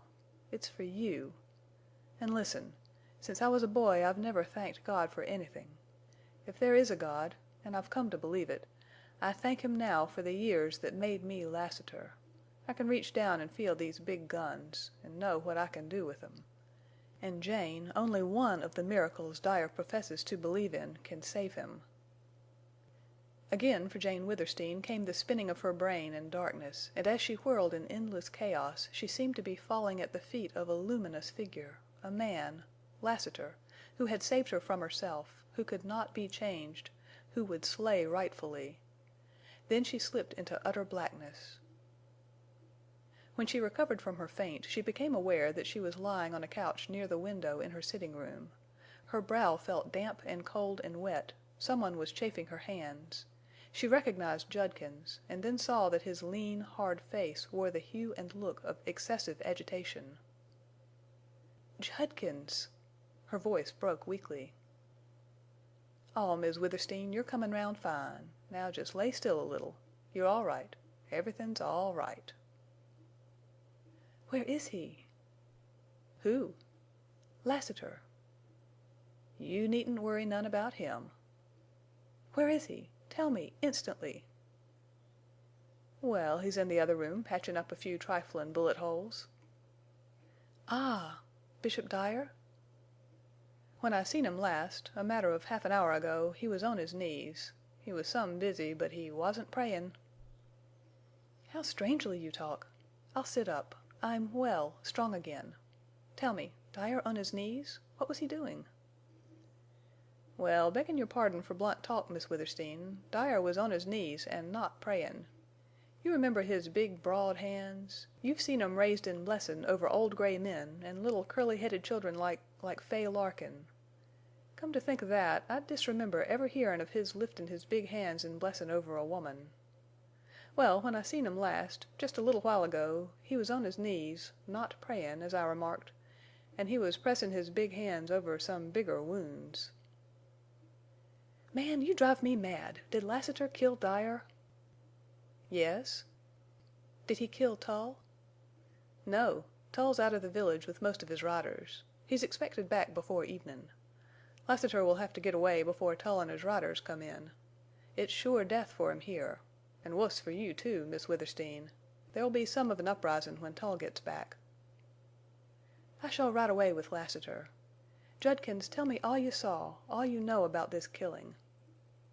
She realized, without wonder or amaze, how Judkins' one word, affirming the death of Dyer, that the catastrophe had fallen, had completed the change whereby she had been molded or beaten or broken into another woman. She felt calm, slightly cold, strong as she had not been strong since the first shadow fell upon her. "I jest saw about all of it, Miss Withersteen, and I'll be glad to tell you if you'll only have patience with me," said Judkins, earnestly. "You see, I've been peculiarly interested, and naturally I'm some excited, and I talk a lot that mebbe ain't necessary, but I can't help that. I was at the meeting house where Dyer was holdin' court. You know he allus acts as magistrate and judge when Tull's away. And the trial was for tryin' what's left of my boy riders, that helped me hold your cattle, for a lot of hatched-up things the boys never did. We're used to that, and the boys wouldn't have minded being locked up for a while, or havin' to dig ditches, or whatever the judge laid down. You see, I divided the gold you give me among all my boys, and they all hid it, and they all feel rich. Howsomever, court was adjourned before the judge passed sentence. Yes, ma'am, court was adjourned, some strange and quick, much as if lightnin' had struck the meetin' house. I had trouble attendin' the trial, but I got in. There was a good many people there, all my boys, and Judge Dyer with his several clerks. Also he had with him the 5 riders who've been guardin' him pretty close of late. They was Carter, Wright, Jengessen, and 2 new riders from Stone Bridge. I didn't hear their names, but I heard they was handy men with guns, and they looked more like rustlers than riders. Anyway, there they was, the 5 all in a row.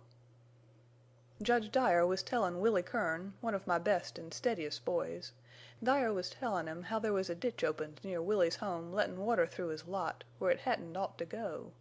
And Willie was tryin' to get a word in to prove he wasn't at home all the day it happened, which was true, as I know. But Willie couldn't get a word in, and then Judge Dyer went on layin' down the law. And all to onct he happened to look down the long room. And if ever any man turned to stone, he was that man. Naturally, I looked back to see what had acted so powerful strange on the judge. And there, halfway up the room, in the middle of the wide aisle, stood Lassiter. All white and black he looked, and I can't think of anythin' he resembled, unless it's death. Venters made that same room some still and chilly when he called Tull, but this was different. I give my word, Miss Withersteen, that I went cold to my very marrow. I don't know why. But Lassiter had a way about him that's awful. He spoke a word, a name. I couldn't understand it, though he spoke clear as a bell. I was too excited, maybe. Judge Dyer must have understood it, and a lot more that was mystery to me, for he pitched forward out of his chair right onto the platform. Then them 5 riders, Dyer's bodyguards, they jumped up, and 2 of them that I found out afterwards were the strangers from Stone Bridge, they piled right out of a winder, so quick you couldn't catch your breath. It was plain they wasn't Mormons. Jengessen, Carter, and Wright eyed Lassiter for what must have been a second and seemed like an hour, and they went white and strung, but they didn't weaken nor lose their nerve. I had a good look at Lassiter. He stood sort of stiff, bending a little, and both his arms were crooked and his hands looked like a hawk's claws. But there ain't no tellin' how his eyes looked. I know this, though, and that is his eyes could read the mind of any man about to throw a gun. And in watchin' him, of course, I couldn't see the 3 men go for their guns.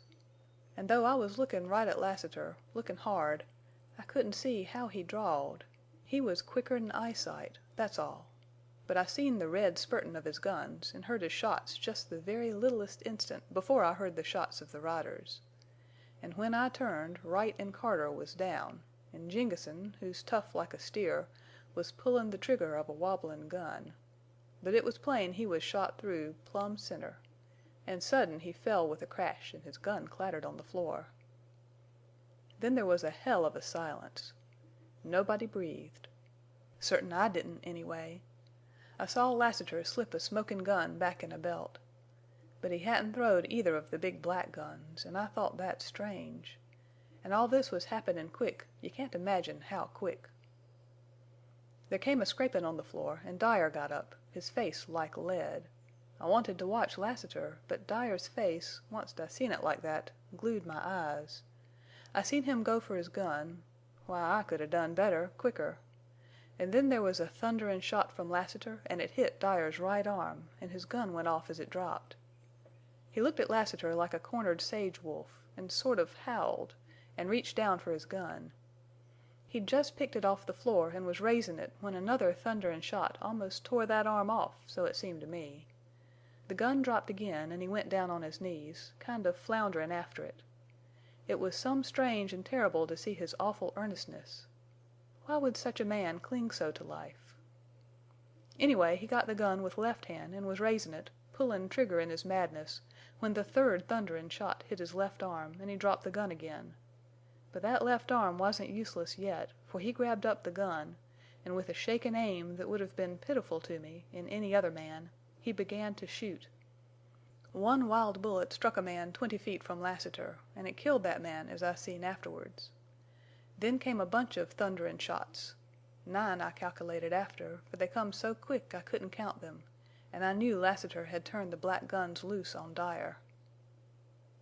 I'm tellin' you straight, Miss Withersteen, for I want you to know. Afterward you'll get over it. I seen some soul-rackin' scenes on this Utah border, but this was the awfulest. I remember I closed my eyes, and for a minute I thought of the strangest things, out of place there, such as you'd never dream would come to mind. I saw the sage, and runnin' hosses, and that's the beautifulest sight to me. And I saw dim things in the dark, and there was a kind of hummin' in my ears. And I remember distinctly, for it was what made all these things whirl out of my mind and open my eyes. I remember distinctly it was the smell of gunpowder. The court had about adjourned for that judge. He was on his knees, and he wasn't prayin'. He was gaspin' and tryin' to press his big, floppin', crippled hands over his body. Lassiter had sent all those last thunderin' shots through his body. That was Lassiter's way. And Lassiter spoke, and if I ever forget his words I'll never forget the sound of his voice. "Proselyter, I reckon you'd better call quick on that God who reveals hisself to you on earth, because he won't be visitin' the place you're goin' to." And then I seen Dyer look at his big, hangin' hands that wasn't big enough for the last work he set them to, and he looked up at Lassiter. And then he stared horrible at somethin' that wasn't Lassiter nor any one there, nor the room, nor the branches of purple sage peepin' into the winder. Whatever he seen, it was with the look of a man who discovers somethin' too late. That's a terrible look.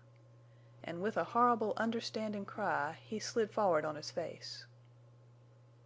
Judkins paused in his narrative, breathing heavily while he wiped his perspiring brow.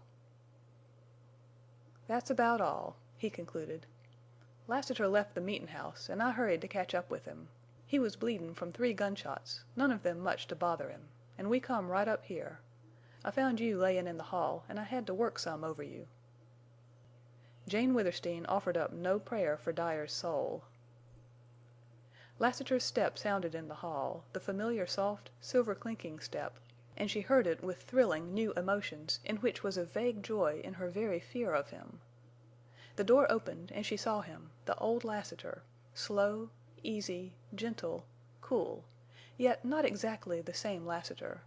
She rose, and for a moment her eyes blurred and swam in tears.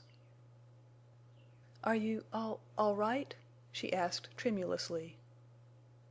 "I reckon." "Lassiter, I'll ride away with you. Hide me till danger is past, till we are forgotten. Then take me where you will. Your people shall be my people, and your God my God." He kissed her hand with the quaint grace and courtesy that came to him in rare moments. "Black Star and Night are ready," he said, simply. His quiet mention of the black racers spurred Jane to action. Hurrying to her room, she changed to her rider's suit, packed her jewelry and the gold that was left, and all the woman's apparel for which there was space in the saddlebags, and then returned to the hall.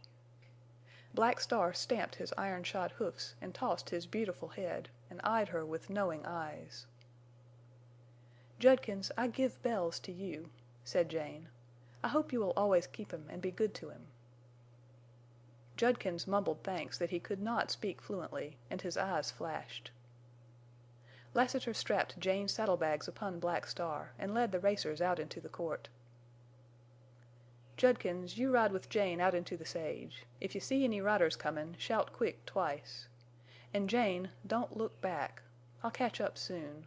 We'll get to the break into the Pass before midnight, and then wait until mornin' to go down."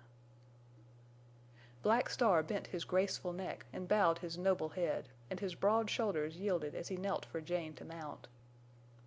She rode out of the court beside Judkins, through the grove, across the wide lane into the sage, and she realized that she was leaving Withersteen House forever, and she did not look back. A strange, dreamy, calm peace pervaded her soul. Her doom had fallen upon her, but instead of finding life no longer worth living, she found it doubly significant, full of sweetness as the western breeze, beautiful and unknown as the sage slope stretching its purple sunset shadows before her. She became aware of Judkins's hand touching hers. She heard him speak a husky good-by. Then into the place of Bells shot the dead black, keen, racy nose of Night, and she knew Lassiter rode beside her. "Don't look back," he said, and his voice, too, was not clear. Facing straight ahead, seeing only the waving, shadowy sage, Jane held out her gauntleted hand to feel it enclosed in strong clasp. So she rode on without a backward glance at the beautiful grove of cottonwoods. She did not seem to think of the past of what she left forever, but of the color and mystery and wildness of the sage slope leading down to Deception Pass, and of the future. She watched the shadows lengthen down the slope. She felt the cool west wind sweeping by from the rear, and she wondered at low yellow clouds sailing swiftly over her and beyond. "Don't look back," said Lassiter. Thick driving belts of smoke traveled by on the wind, and with it came a strong, pungent odor of burning wood.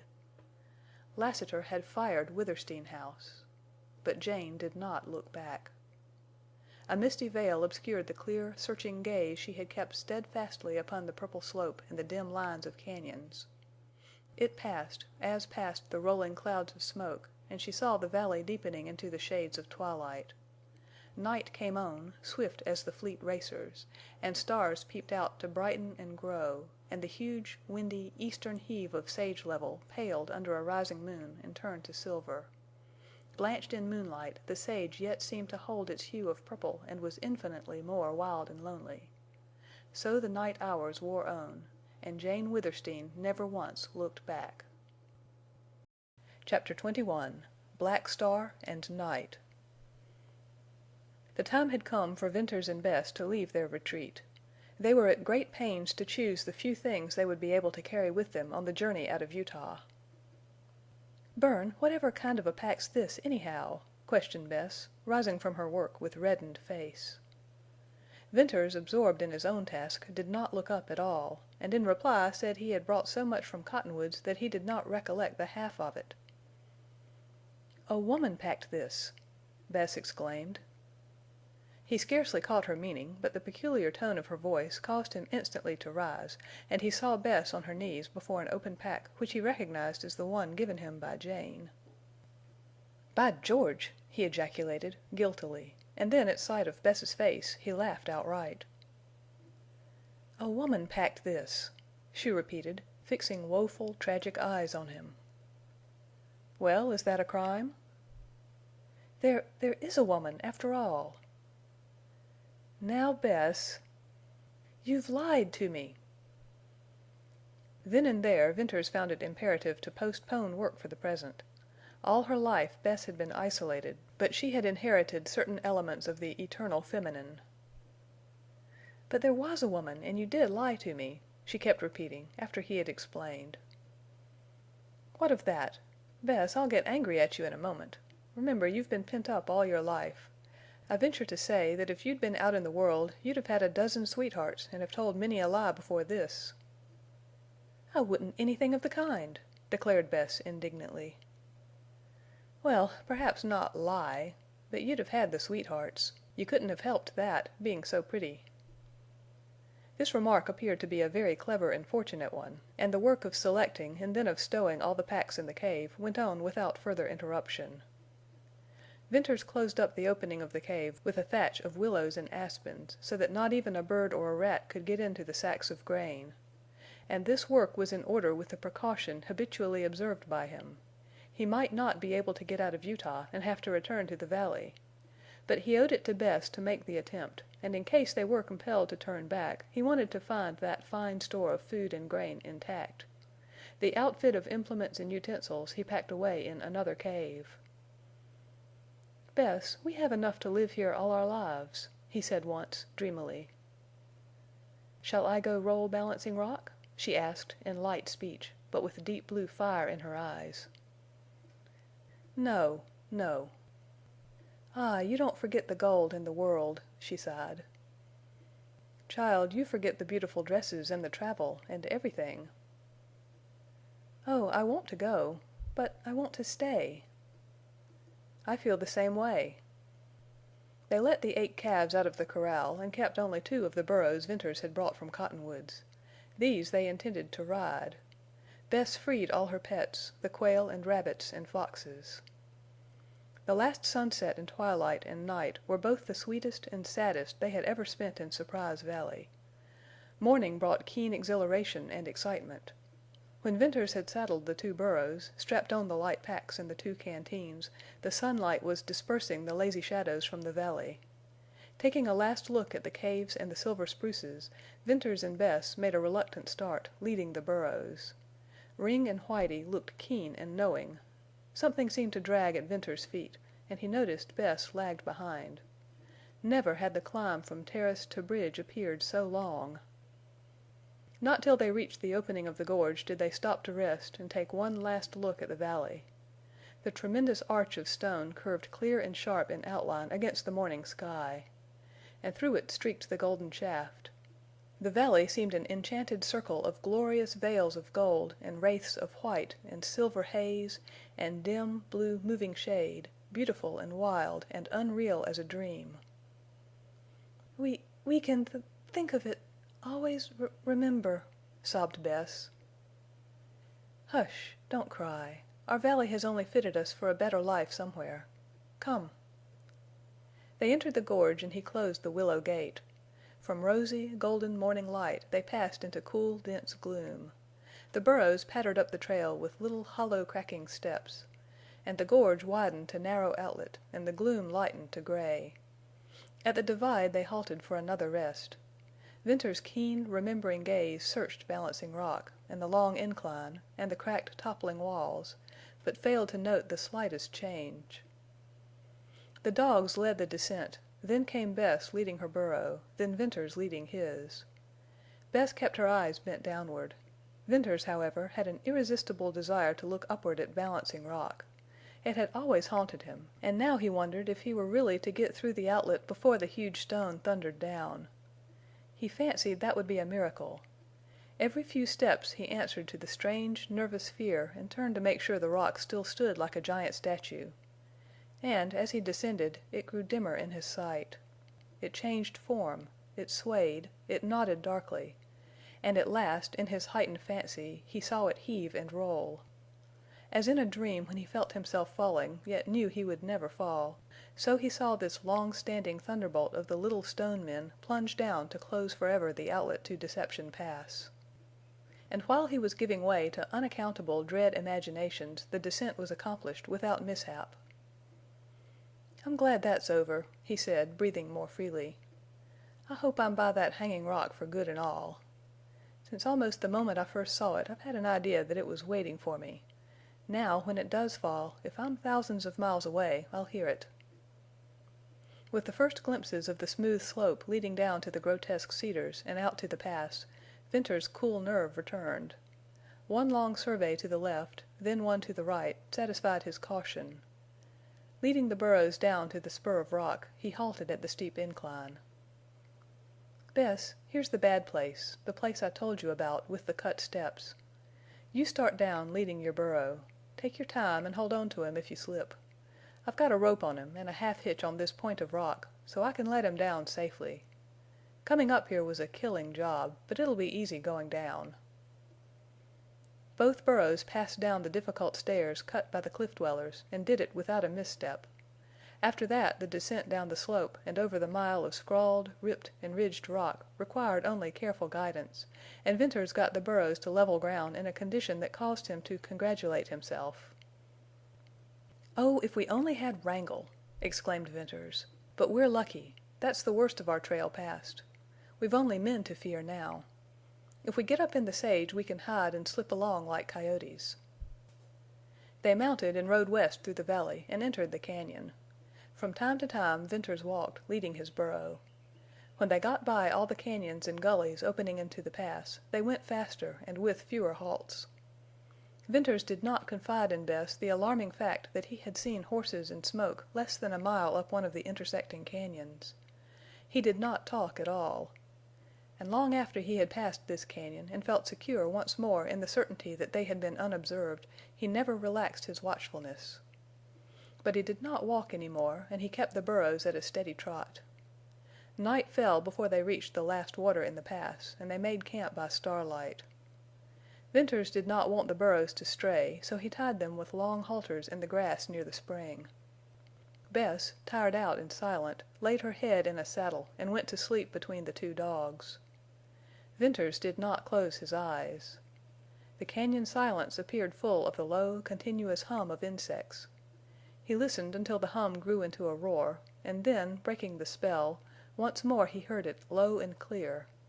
He watched the stars and the moving shadows, and always his glance returned to the girl's dimly pale face.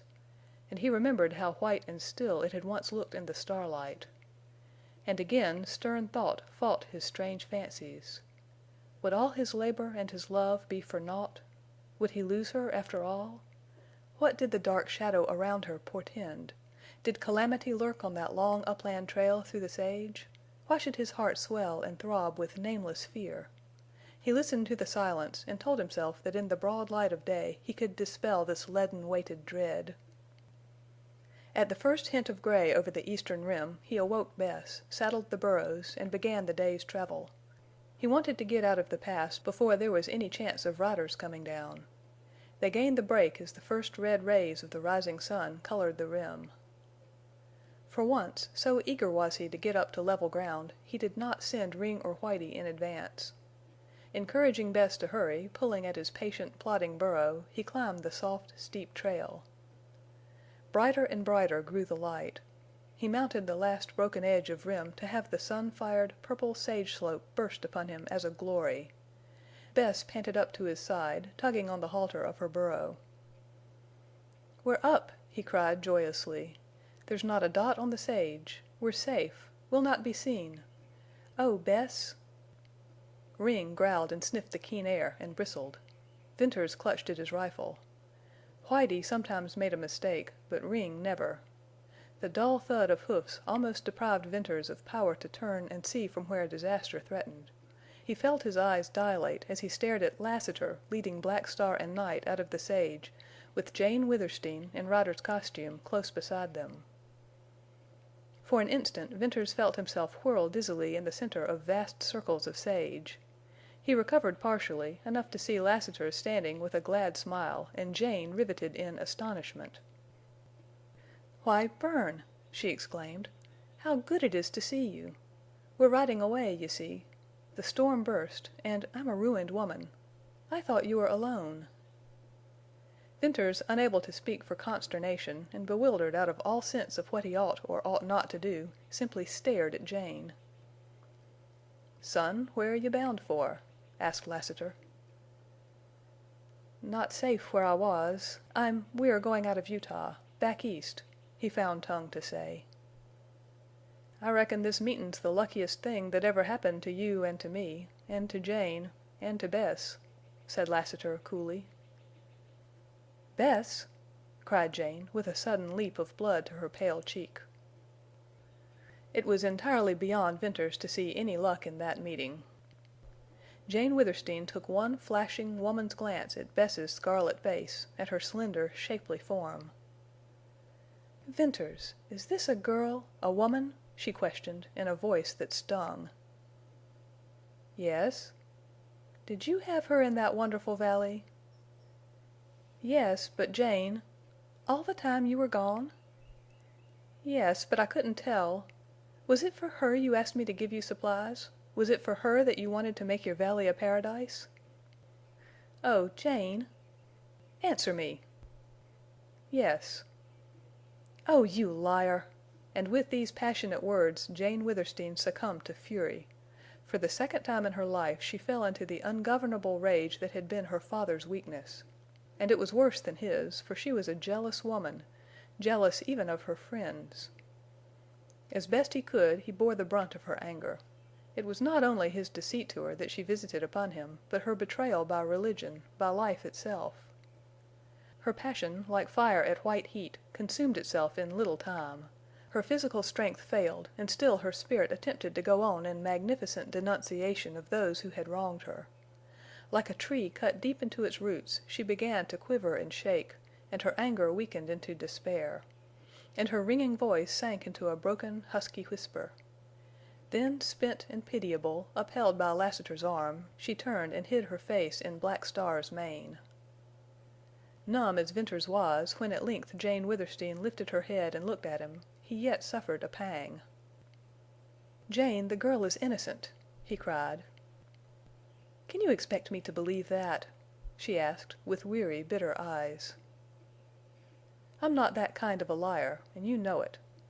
If I lied, if I kept silent when honor should have made me speak, it was to spare you. I came to Cottonwoods to tell you, but I couldn't add to your pain.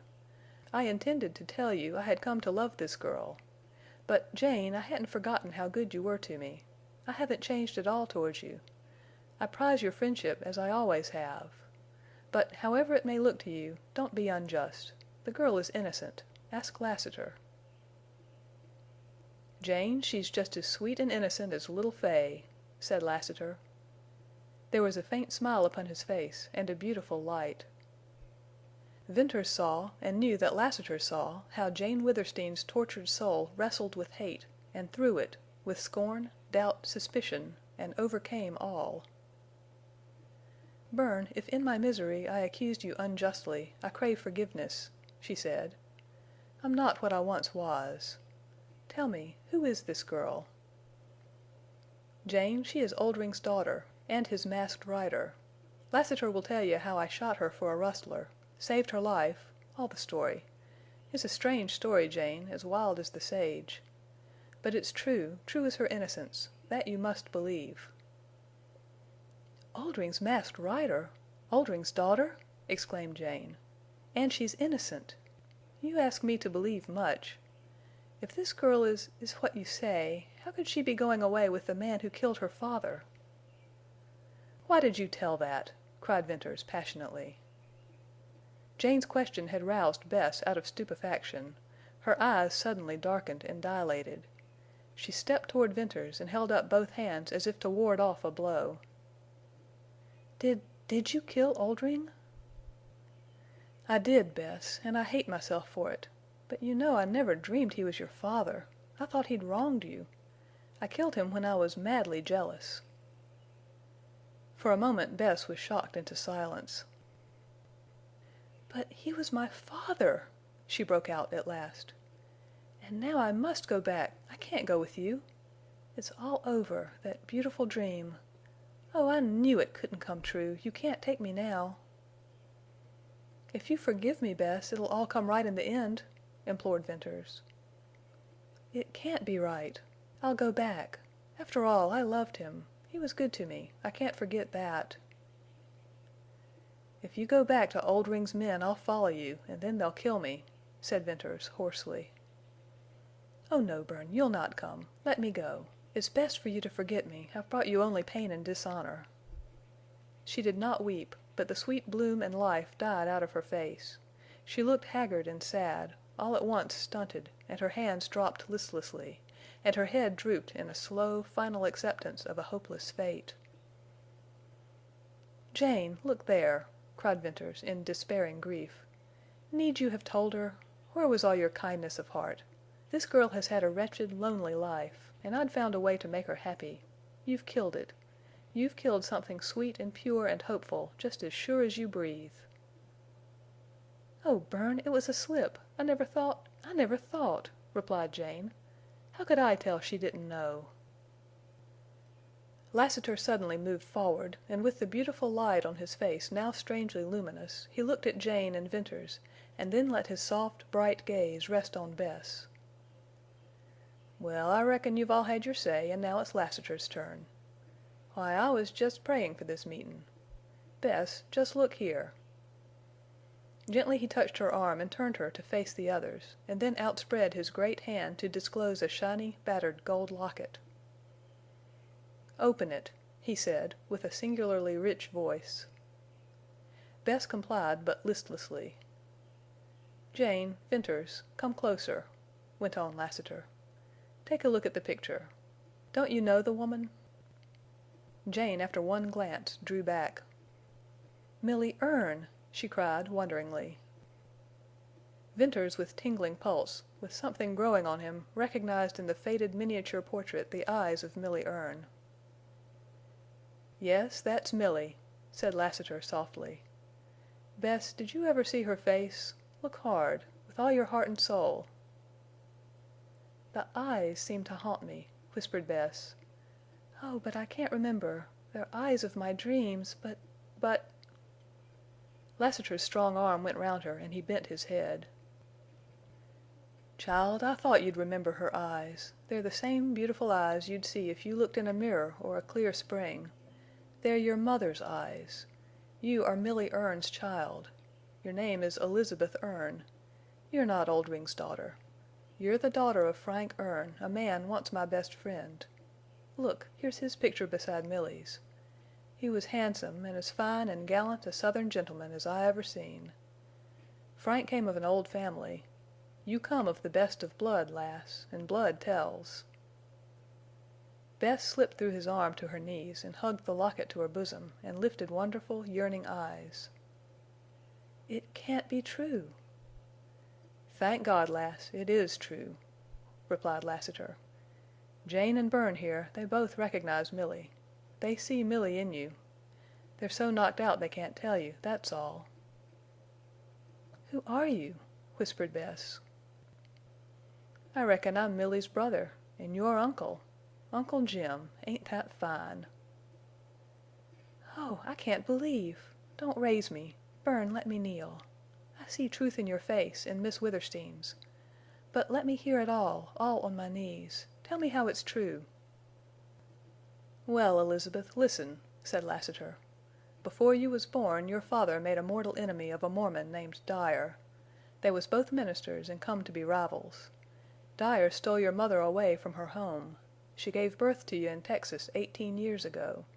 Then she was taken to Utah, from place to place, and finally to the last border settlement, Cottonwoods. You was about 3 years old when you was taken away from Milly. She never knew what had become of you. But she lived a good while hopin' and prayin' to have you again. Then she gave up and died, and I may as well put in here your father died 10 years ago. Well, I spent my time tracin' Milly, and some months back I landed in Cottonwoods. And just lately I learned all about you. I had a talk with Oldrin and told him you was dead, and he told me what I had so long been wantin' to know. It was Dyer, of course, who stole you from Milly. Part reason he was sore because Milly refused to give you Mormon teachin', but mostly he still hated Frank Erne so infernally that he made a deal with Oldrin to take you and bring you up as an infamous rustler and rustler's girl. The idea was to break Frank Erne's heart if he ever came to Utah, to show him his daughter with a band of low rustlers. Well, Oldrin took you, brought you up from childhood, and then made you his masked rider. He made you infamous. He kept that part of the contract, but he learned to love you as a daughter and never let any but his own men know you was a girl. I heard him say that with my own ears, and I saw his big eyes grow dim. He told me how he had guarded you always, kept you locked up in his absence, was always at your side or near you on those rides that made you famous on the sage. He said he and an old rustler whom he trusted had taught you how to read and write. They selected the books for you. Dyer had wanted you brought up the vilest of the vile, and Oldrin brought you up the innocentest of the innocent. He said you didn't know what vileness was. I can hear his big voice tremble now as he said it. He told me how the men, rustlers and outlaws, who from time to time tried to approach you familiarly, he told me how he shot them dead. I'm tellin' you this specially because you've showed such shame, sayin' you was nameless and all that. Nothin' on earth can be wronger than that idea of yours. And the truth of it is here. Oldrin swore to me that if Dyer died, releasin' the contract, he intended to hunt up your father and give you back to him. It seems Oldrin wasn't all bad, and he sure loved you."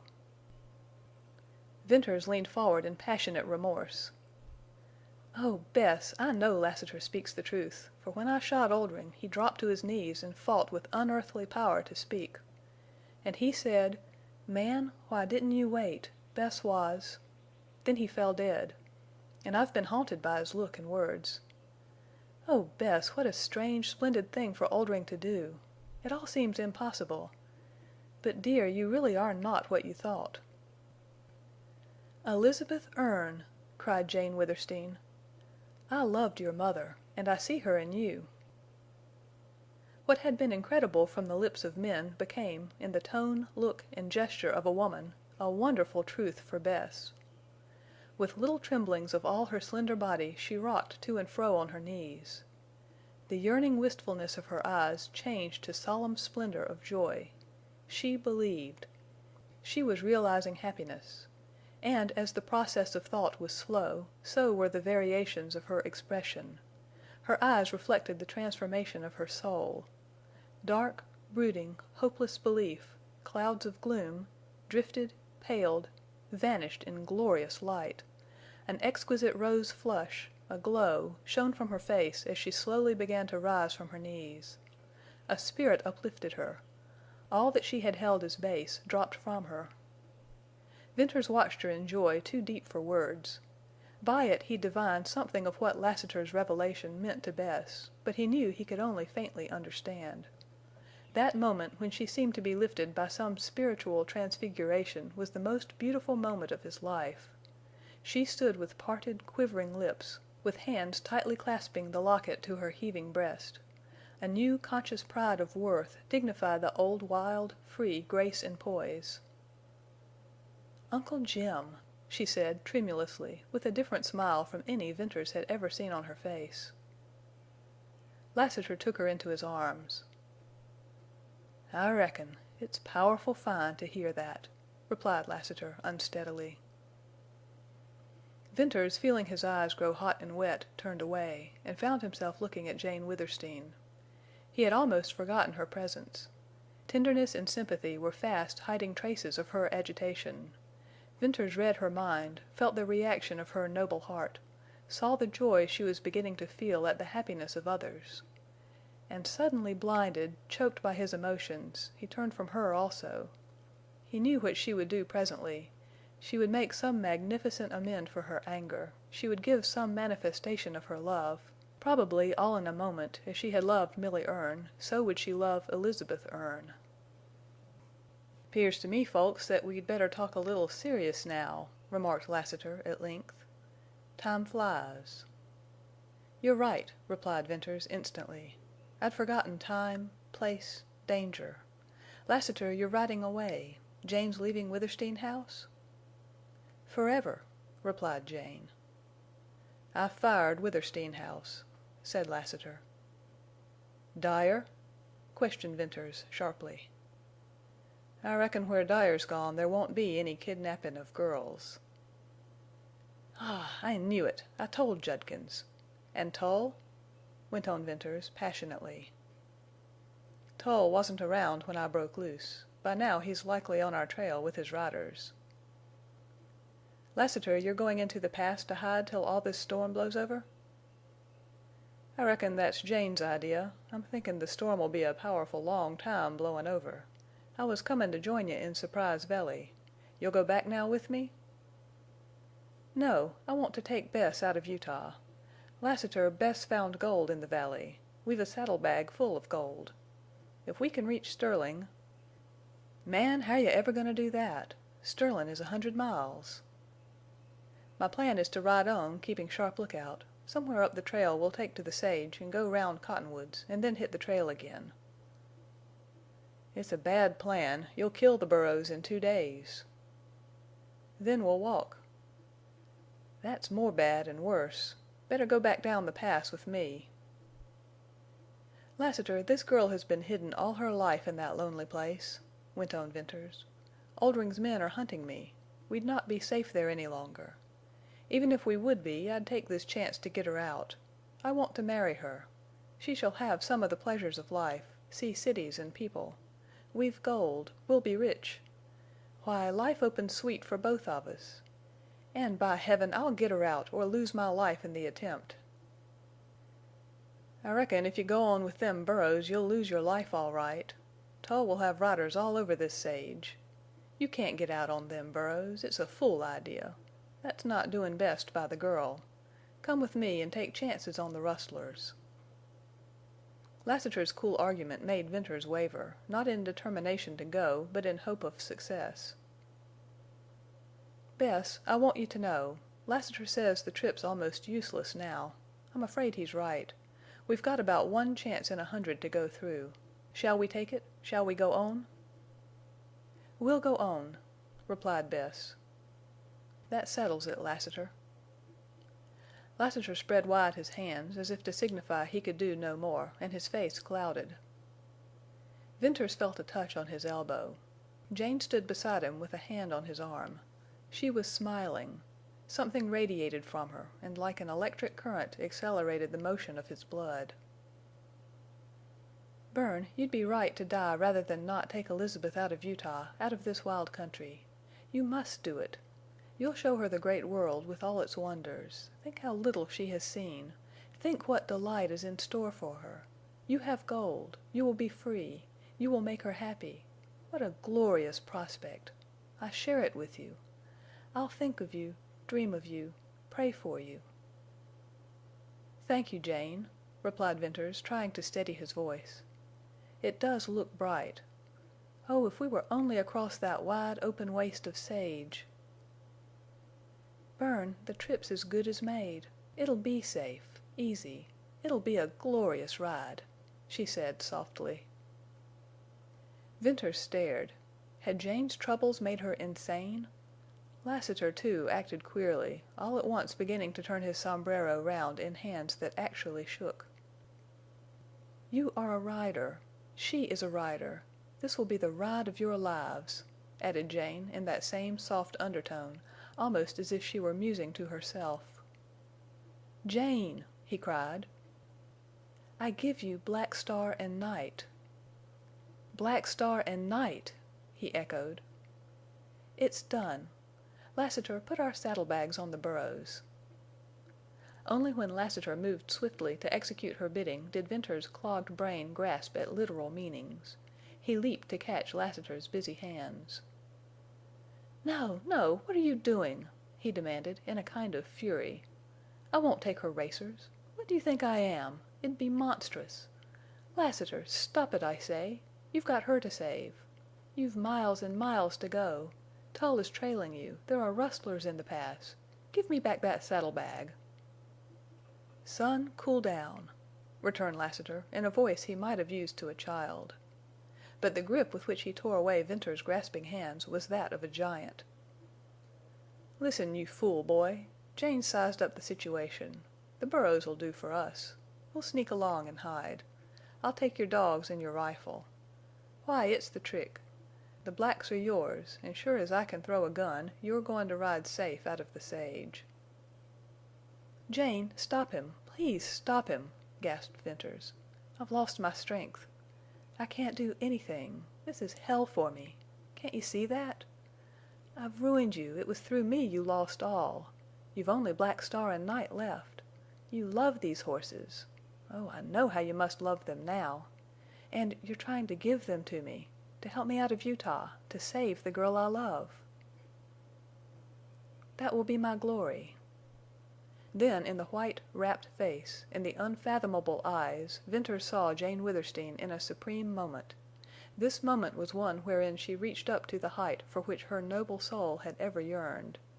He, after disrupting the calm tenor of her peace, after bringing down on her head the implacable hostility of her churchmen, after teaching her a bitter lesson of life, he was to be her salvation. And he turned away again, this time shaken to the core of his soul. Jane Withersteen was the incarnation of selflessness. He experienced wonder and terror, exquisite pain and rapture. What were all the shocks life had dealt him compared to the thought of such loyal and generous friendship? And instantly, as if by some divine insight, he knew himself in the remaking, tried, found wanting, but stronger, better, surer, and he wheeled to Jane Withersteen, eager, joyous, passionate, wild, exalted. He bent to her. He left tears and kisses on her hands. "Jane, I can't find words now," he said. "I'm beyond words. Only I understand, and I'll take the blacks." "Don't be losin' no more time," cut in Lassiter. "I ain't certain, but I think I seen a speck up the sage slope. Mebbe I was mistaken. But anyway, we must all be movin'. I've shortened the stirrups on Black Star. Put Bess on him." Jane Withersteen held out her arms. "Elizabeth Erne!" she cried, and Bess flew to her. How inconceivably strange and beautiful it was for Venters to see Bess clasped to Jane Withersteen's breast. Then he leaped astride Night. "Venters, ride straight on up the slope," Lassiter was saying, "and if you don't meet any riders keep on till you're a few miles from the village, then cut off in the sage and go round to the trail. But you'll most likely meet riders with Tull. Just keep right on till you're just out of gunshot, and then make your cut off into the sage. They'll ride after you, but it won't be no use. You can ride, and Bess can ride. When you're out of reach, turn on round to the west and hit the trail somewhere. Save the hosses all you can, but don't be afraid. Black Star and Night are good for 100 miles before sundown if you have to push them. You can get to Sterlin' by night if you want. But better make it along about tomorrow mornin'. When you get through the notch on the Glaze trail, swing to the right. You'll be able to see both Glaze and Stone Bridge. Keep away from them villages. You won't run no risk of meetin' any of Oldrin's rustlers from Sterlin' on. You'll find water in them deep hollows north of the notch. There's an old trail there, not much used, and it leads to Sterlin'. That's your trail. And one thing more. If Tull pushes you, or keeps on persistent like for a few miles, just let the blacks out and lose him and his riders." "Lassiter, may we meet again," said Venters in a deep voice. "Son, it ain't likely. It ain't likely. Well, Bess Oldrin, Masked Rider, Elizabeth Erne, now you climb on Black Star. I've heard you could ride. Well, every rider loves a good hoss. An', lass, there never was but one that could beat Black Star."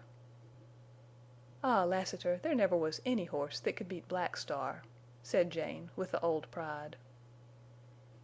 "I often wondered, mebbe Venters rode out that race when he brought back the blacks. "Son, was Wrangle the best hoss?"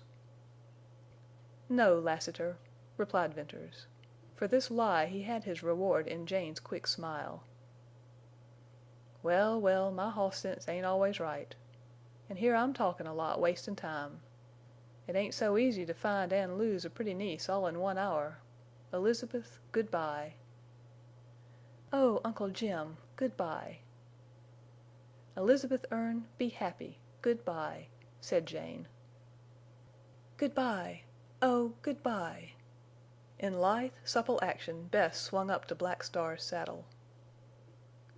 "Jane Withersteen, good by," called Venters hoarsely. "Bern, Bess, riders of the purple sage, good by." CHAPTER XXII. Riders of the Purple Sage.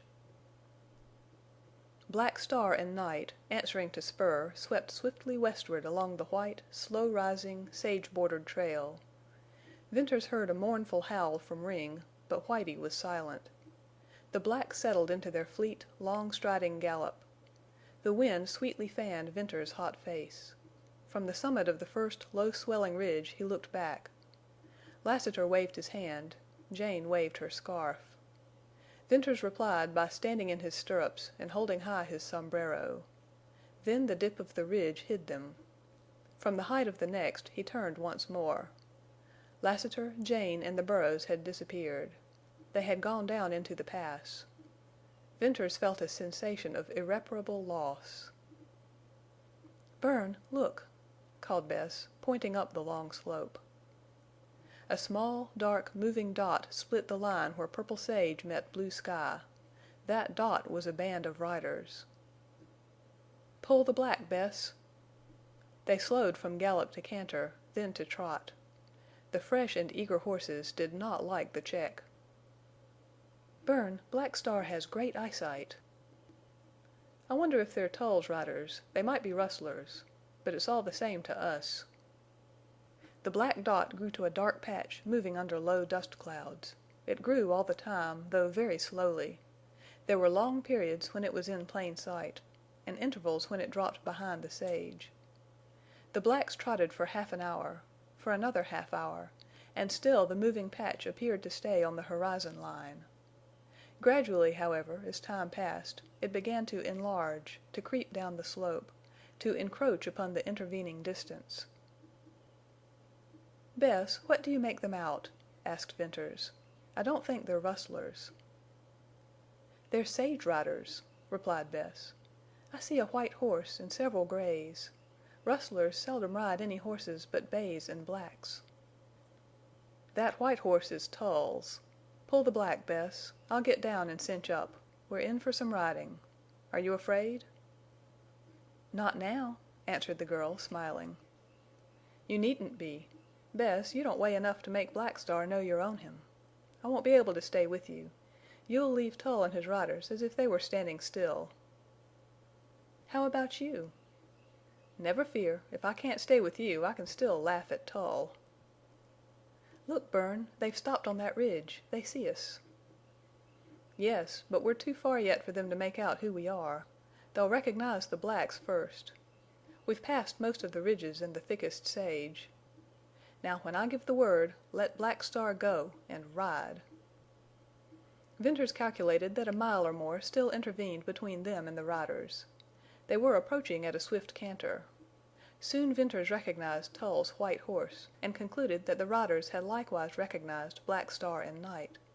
But it would be impossible for Tull yet to see that the blacks were not ridden by Lassiter and Jane. Venters noted that Tull and the line of horsemen, perhaps 10 or 12 in number, stopped several times and evidently looked hard down the slope. It must have been a puzzling circumstance for Tull. Venters laughed grimly at the thought of what Tull's rage would be when he finally discovered the trick.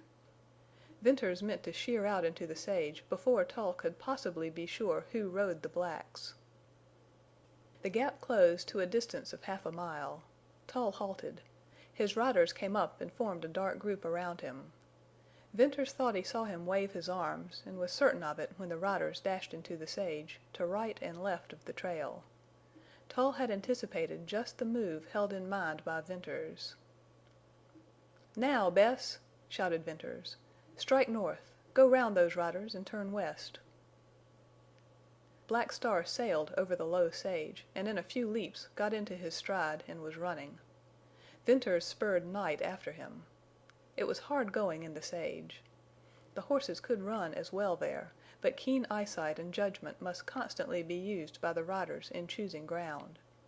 And continuous swerving from aisle to aisle between the brush, and leaping little washes and mounds of the pack rats, and breaking through sage, made rough riding.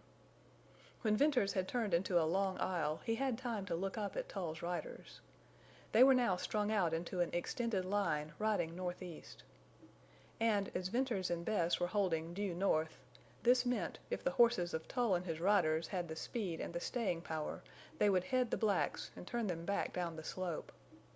Tull's men were not saving their mounts; they were driving them desperately. Venters feared only an accident to Black Star or Night, and skillful riding would mitigate possibility of that. One glance ahead served to show him that Bess could pick a course through the sage as well as he. She looked neither back nor at the running riders, and bent forward over Black Star's neck and studied the ground ahead. It struck Venters presently, after he had glanced up from time to time, that Bess was drawing away from him, as he had expected. He had, however, only thought of the light weight Black Star was carrying and of his superior speed. He saw now that the black was being ridden as never before, except when Jerry Card lost the race to Wrangle. How easily, gracefully, naturally Bess sat her saddle! She could ride. Suddenly Venters remembered she had said she could ride. But he had not dreamed she was capable of such superb horsemanship. Then all at once, flashing over him, thrilling him, came the recollection that Bess was Oldring's Masked Rider. He forgot Tull, the running riders, the race. He let Night have a free rein and felt him lengthen out to suit himself, knowing he would keep to Black Star's course, knowing that he had been chosen by the best rider now on the upland sage. For Jerry Card was dead, and fame had rivaled him with only one rider, and that was the slender girl who now swung so easily with Black Star's stride. Venters had abhorred her notoriety, but now he took passionate pride in her skill, her daring, her power over a horse. And he delved into his memory, recalling famous rides which he had heard related in the villages and round the campfires. Oldring's Masked Rider! Many times this strange rider, at once well known and unknown, had escaped pursuers by matchless riding. He had to run the gauntlet of vigilantes down the main street of Stone Bridge, leaving dead horses and dead rustlers behind. He had jumped his horse over the Gerber Wash, a deep, wide ravine separating the fields of Glaze from the wild sage. He had been surrounded north of Sterling, and he had broken through the line. How often had been told the story of day stampedes, of night raids, of pursuit, and then how the Masked Rider, swift as the wind, was gone in the sage. A fleet, dark horse, a slender, dark form, a black mask, a driving run down the slope, a dot on the purple sage, a shadowy, muffled steed disappearing in the night. And this Masked Rider of the uplands had been Elizabeth Erne. The sweet sage wind rushed in Venters's face and sang a song in his ears. He heard the dull, rapid beat of Night's hoofs. He saw Black Star drawing away, farther and farther. He realized both horses were swinging to the west. Then gunshots in the rear reminded him of Tull. Venters looked back. Far to the side, dropping behind, trooped the riders. They were shooting. Venters saw no puffs of dust, heard no whistling bullets. He was out of range. When he looked back again Tull's riders had given up pursuit. The best they could do, no doubt, had been to get near enough to recognize who really rode the blacks. Venters saw Tull drooping in his saddle.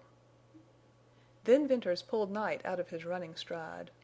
Those few miles had scarcely warmed the black, but Venters wished to save him. Bess turned, and though she was far away, Venters caught the white glint of her waving hand.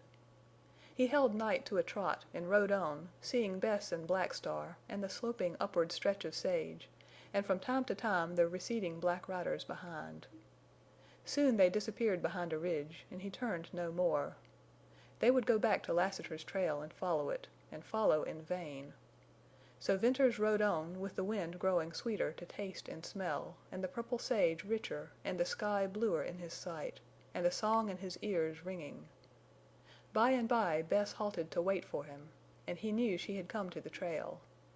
When he reached her it was to smile at sight of her standing with arms round Black Star's neck. "Oh, Bern, I love him!" she cried. "He's beautiful. He knows. And how he can run! I've had fast horses. But Black Star! Wrangle never beat him." "I'm wondering if I didn't dream that. Bess, the blacks are grand. What it must have cost Jane! Ah! Well, when we get out of this wild country with Star and Night, back to my old home in Illinois, we'll buy a beautiful farm with meadows and springs and cool shade. There we'll turn the horses free to roam and browse and drink, never to feel a spur again, never to be ridden." "I would like that," said Bess. They rested. Then, mounting, they rode side by side up the white trail. The sun rose higher behind them. Far to the left a low line of green marked the site of cottonwoods. Venters looked once and looked no more. Bess gazed only straight ahead. They put the blacks to the long, swinging rider's canter, and at times pulled them to a trot, and occasionally to a walk. The hours passed, the miles slipped behind, and the wall of rock loomed in the fore. The notch opened wide. It was a rugged, stony pass, but with level and open trail, and Venters and Bess ran the blacks through it. An old trail led off to the right, taking the line of the wall, and this Venters knew to be the trail mentioned by Lassiter. The little hamlet, Glaze, a white and green patch in the vast waste of purple, lay miles down a slope much like the cottonwood slope, only this descended to the west. And miles farther west a faint green spot marked the location of Stone Bridge. All the rest of that world was seemingly smooth, undulating sage, with no ragged lines of cañons to accentuate its wildness. "Bess, we're safe. We're free," said Venters. "We're alone on the sage. We're halfway to Sterling." "Ah, I wonder how it is with Lassiter and Miss Withersteen." "Never fear, Bess. He'll outwit Tull. He'll get away and hide her safely. He might climb into Surprise Valley, but I don't think he'll go so far." "Bern, will we ever find any place like our beautiful valley?" "No. But, dear, listen. We'll go back some day, after years, 10 years. Then we'll be forgotten, and our valley will be just as we left it." "What if Balancing Rock falls and closes the outlet to the pass?" "I've thought of that. I'll pack in ropes and ropes, and if the outlet's closed we'll climb up the cliffs and over them to the valley and go down on rope ladders. It could be done. I know just where to make the climb, and I'll never forget." "Oh yes, let us go back." "It's something sweet to look forward to. Bess, it's like all the future looks to me." "Call me Elizabeth," she said, shyly. "Elizabeth Erne. It's a beautiful name. But I'll never forget Bess. Do you know, have you thought that very soon, by this time tomorrow, you will be Elizabeth Venters?" So they rode on down the old trail, and the sun sloped to the west, and a golden sheen lay on the sage. The hours sped now, the afternoon waned. Often they rested the horses. The glisten of a pool of water in a hollow caught Venters's eye, and here he unsaddled the blacks and let them roll and drink and browse. When he and Bess rode up out of the hollow the sun was low, a crimson ball, and the valley seemed veiled in purple fire and smoke. It was that short time when the sun appeared to rest before setting, and silence, like a cloak of invisible life, lay heavy on all that shimmering world of sage. They watched the sun begin to bury its red curve under the dark horizon. "We'll ride on till late," he said. "Then you can sleep a little while I watch and graze the horses. And we'll ride into Sterling early tomorrow. We'll be married. We'll be in time to catch the stage. We'll tie Black Star and Night behind. And then for a country not wild and terrible like this." "Oh, Bern! But look, the sun is setting on the sage. The last time for us till we dare come again to the Utah border. 10 years! Oh, Bern, look, so you will never forget." Slumbering, fading purple fire burned over the undulating sage ridges. Long streaks and bars and shafts and spears fringed the far western slope. Drifting golden veils mingled with low purple shadows. Colors and shades changed in slow, wondrous transformation.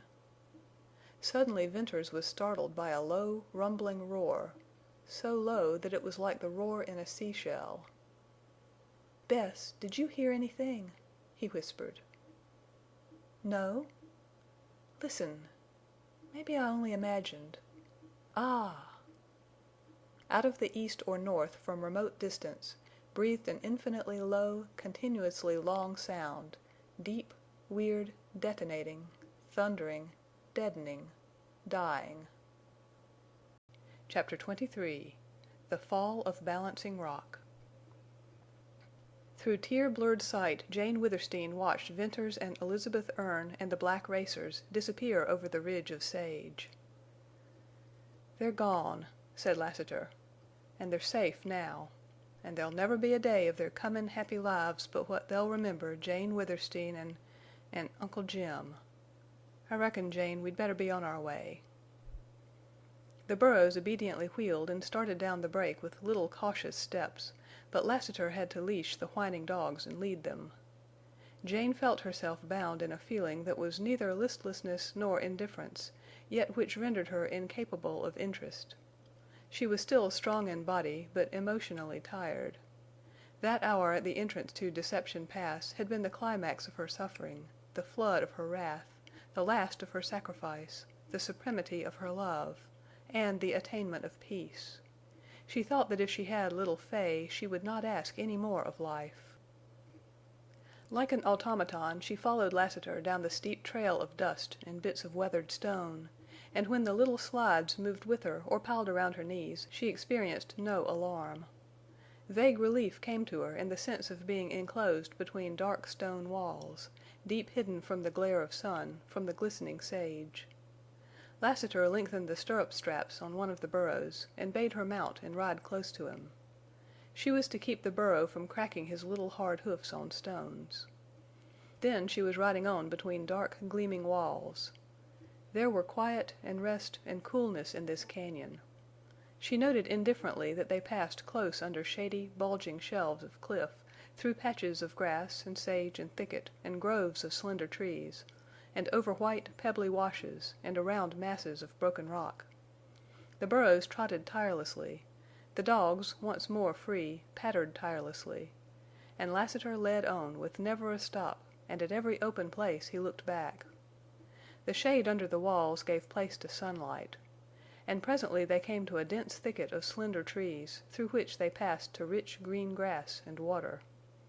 Here Lassiter rested the burros for a little while, but he was restless, uneasy, silent, always listening, peering under the trees. She dully reflected that enemies were behind them, before them. Still the thought awakened no dread or concern or interest. At his bidding she mounted and rode on close to the heels of his burro. The cañon narrowed. The walls lifted their rugged rims higher, and the sun shone down hot from the center of the blue stream of sky above. Lassiter traveled slower, with more exceeding care as to the ground he chose, and he kept speaking low to the dogs. They were now hunting dogs, keen, alert, suspicious, sniffing the warm breeze.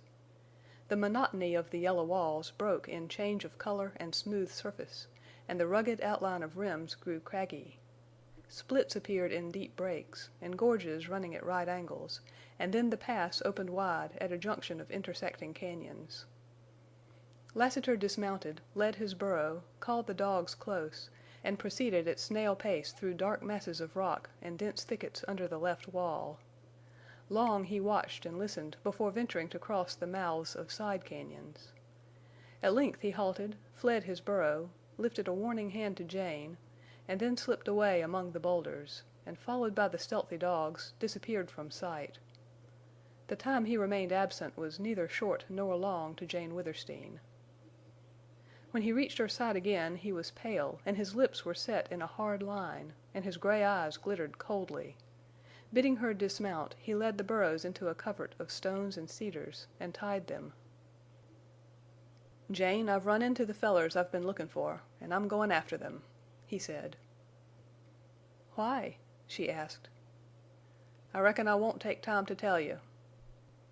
"Couldn't we slip by without being seen?" "Likely enough, but that ain't my game. And I'd like to know, in case I don't come back, what you'll do." "What can I do?" "I reckon you can go back to Tull, or stay in the Pass and be taken off by rustlers. Which'll you do?" "I don't know. I can't think very well. But I believe I'd rather be taken off by rustlers." Lassiter sat down, put his head in his hands, and remained for a few moments in what appeared to be deep and painful thought. When he lifted his face it was haggard, lined, cold as sculptured marble. "I'll go. I only mentioned that chance of my not comin' back. I'm pretty sure to come." "Need you risk so much? Must you fight more? Haven't you shed enough blood?" "I'd like to tell you why I'm goin'," he continued, in coldness he had seldom used to her. She remarked it, but it was the same to her as if he had spoken with his old gentle warmth. "But I reckon I won't.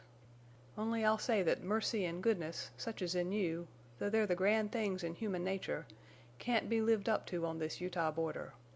Life's hell out here. You think, or you used to think, that your religion made this life heaven. Maybe them scales on your eyes has dropped now. Jane, I wouldn't have you no different, and that's why I'm goin' to try to hide you somewhere in this Pass. I'd like to hide many more women, for I've come to see there are more like you among your people. And I'd like you to see just how hard and cruel this border life is. It's bloody. You'd think churches and churchmen would make it better. They make it worse. You give names to things—bishops, elders, ministers, Mormonism, duty, faith, glory. You dream, or you're driven mad. I'm a man, and I know.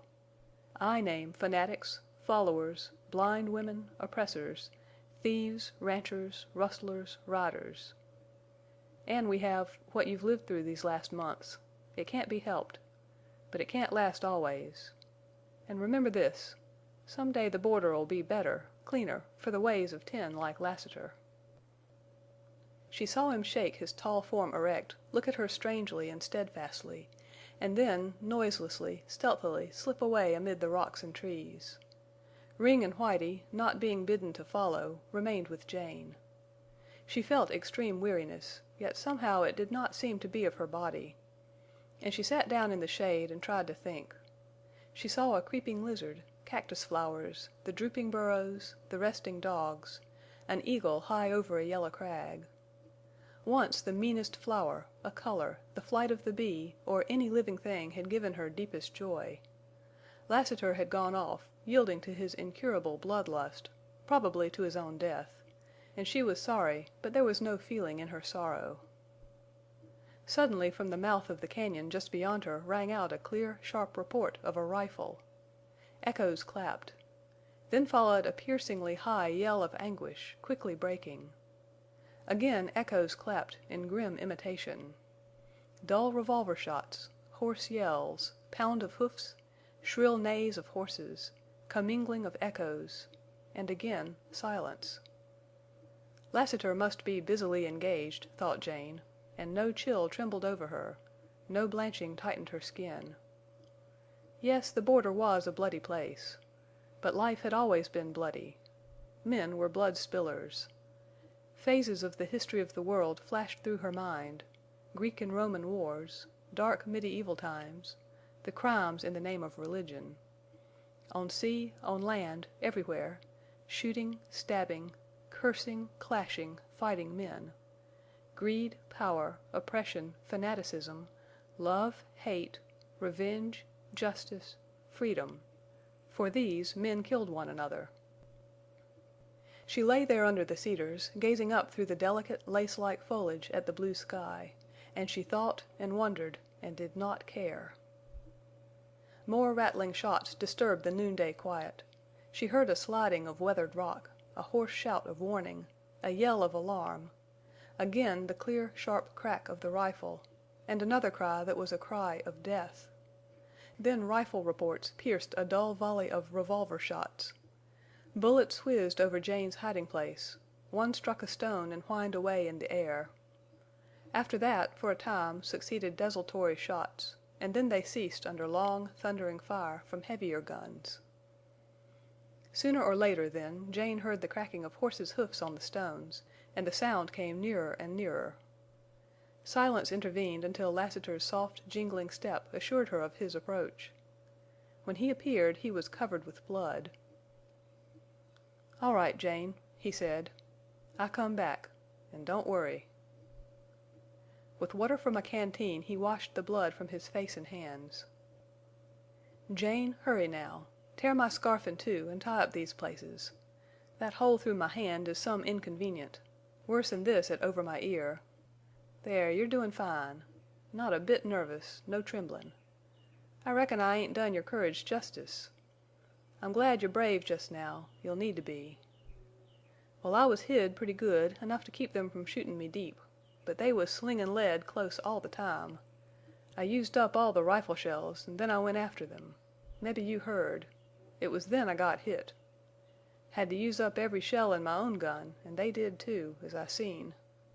Rustlers and Mormons, Jane. And now I'm packin' 5 bullet holes in my carcass, en guns without shells. Hurry now."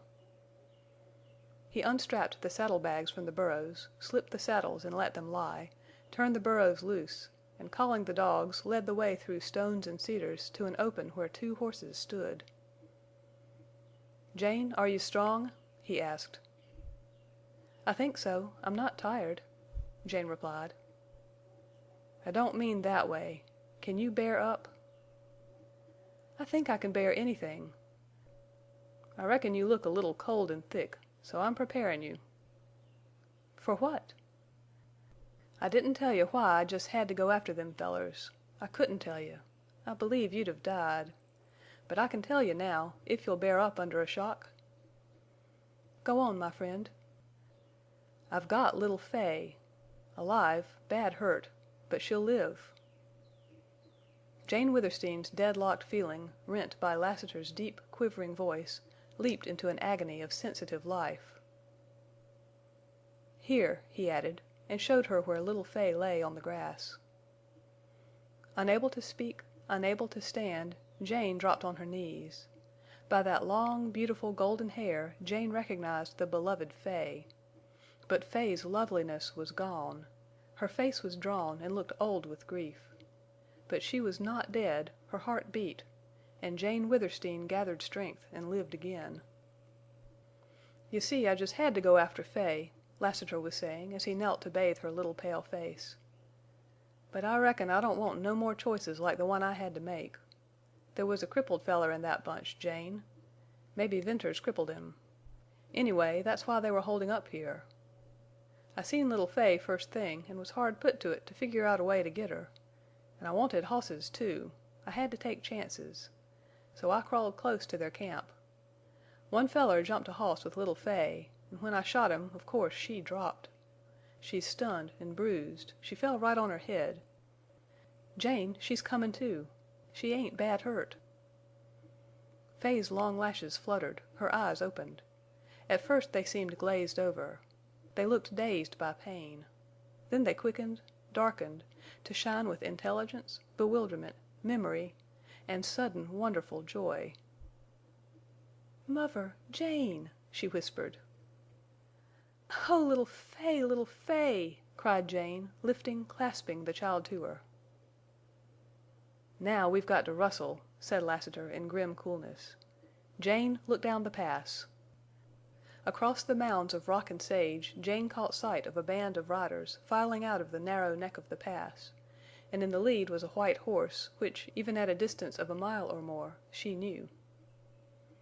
"Tull!" she almost screamed. "I reckon. But, Jane, we've still got the game in our hands. They're ridin' tired hosses. Venters likely gave them a chase. He wouldn't forget that. And we've fresh hosses." Hurriedly he strapped on the saddlebags, gave quick glance to girths and cinches and stirrups, then leaped astride. "Lift little Fay up," he said. With shaking arms Jane complied. "Get back your nerve, woman. This is life or death now. Mind that. Climb up. Keep your wits. Stick close to me. Watch where your hoss is goin' an' ride." Somehow Jane mounted, somehow found strength to hold the reins, to spur, to cling on, to ride. A horrible quaking, craven fear possessed her soul. Lassiter led the swift flight across the wide space, over washes, through sage, into a narrow cañon where the rapid clatter of hoofs rapped sharply from the walls. The wind roared in her ears; the gleaming cliffs swept by; trail and sage and grass moved under her. Lassiter's bandaged, blood-stained face turned to her; he shouted encouragement; he looked back down the pass; he spurred his horse. Jane clung on, spurring likewise. And the horses settled from hard, furious gallop into a long striding, driving run. She had never ridden at anything like that pace. Desperately she tried to get in the swing of the horse, to be of some help to him in that race, to see the best of the ground and guide him into it. But she failed of everything except to keep her seat the saddle, and to spur and spur. At times she closed her eyes, unable to bear sight of Fay's golden curls streaming in the wind. She could not pray; she could not rail; she no longer cared for herself. All of life, of good, of use in the world, of hope in heaven entered in Lassiter's ride with little Fay to safety. She would have tried to turn the iron-jawed brute she rode; she would have given herself to that relentless, dark-browed Tull. But she knew Lassiter would turn with her, so she rode on and on. Whether that run was of moments or hours Jane Withersteen could not tell. Lassiter's horse covered her with froth that blew back in white streams. Both horses ran their limit, were allowed to slow down in time to save them, and went on dripping, heaving, staggering. "Oh, Lassiter, we must run! We must run!" He looked back, saying nothing. The bandage had blown from his head, and blood trickled down his face. He was bowing under the strain of injuries, of the ride, of his burden. Yet how cool and gay he looked, how intrepid! The horses walked, trotted, galloped, ran, to fall again to walk. Hours sped or dragged. Time was an instant, an eternity. Jane Withersteen felt hell pursuing her and dared not look back for fear she would fall from her horse. "Oh, Lassiter, is he coming?" The grim rider looked over his shoulder, but said no word. Fay's golden hair floated on the breeze. The sun shone, the walls gleamed, the sage glistened. And then it seemed the sun vanished, the walls shaded, the sage paled. The horses walked, trotted, galloped, ran, to fall again to walk. Shadows gathered under shelving cliffs. The cañon turned, brightened, opened into a long, wide, wall-enclosed valley. Again the sun, lowering in the west, reddened the sage. Far ahead round, scrawled stone appeared to block the pass. "Bear up, Jane, bear up!" called Lassiter. "It's our game if you don't weaken." "Lassiter! Go on alone! Save little Fay!" "Only with you." "Oh, I'm a coward, a miserable coward. I can't fight or think or hope or pray. I'm lost. Oh, Lassiter, look back! Is he coming? I'll not hold out." "Keep your breath, woman, and ride not for yourself or for me, but for Fay." A last breaking run across the sage brought Lassiter's horse to a walk. "He's done," said the rider. "Oh, no, no!" moaned Jane. "Look back, Jane, look back. 3-4 miles we've come across this valley, and no Tull yet in sight. Only a few more miles." Jane looked back over the long stretch of sage and found the narrow gap in the wall out of which came a file of dark horses with a white horse in the lead. Sight of the riders acted upon Jane as a stimulant. The weight of cold, horrible terror lessened. And gazing forward at the dogs, at Lassiter's limping horse, at the blood on his face, at the rocks growing nearer, last at Fay's golden hair, the ice left her veins, and slowly, strangely, she gained hold of strength that she believed would see her to the safety Lassiter promised. And as she gazed, Lassiter's horse stumbled and fell. He swung his leg and slipped from the saddle. "Jane, take the child," he said, and lifted Fay up. Jane clasped her, arms suddenly strong. "They're gainin'," went on Lassiter as he watched the pursuing riders.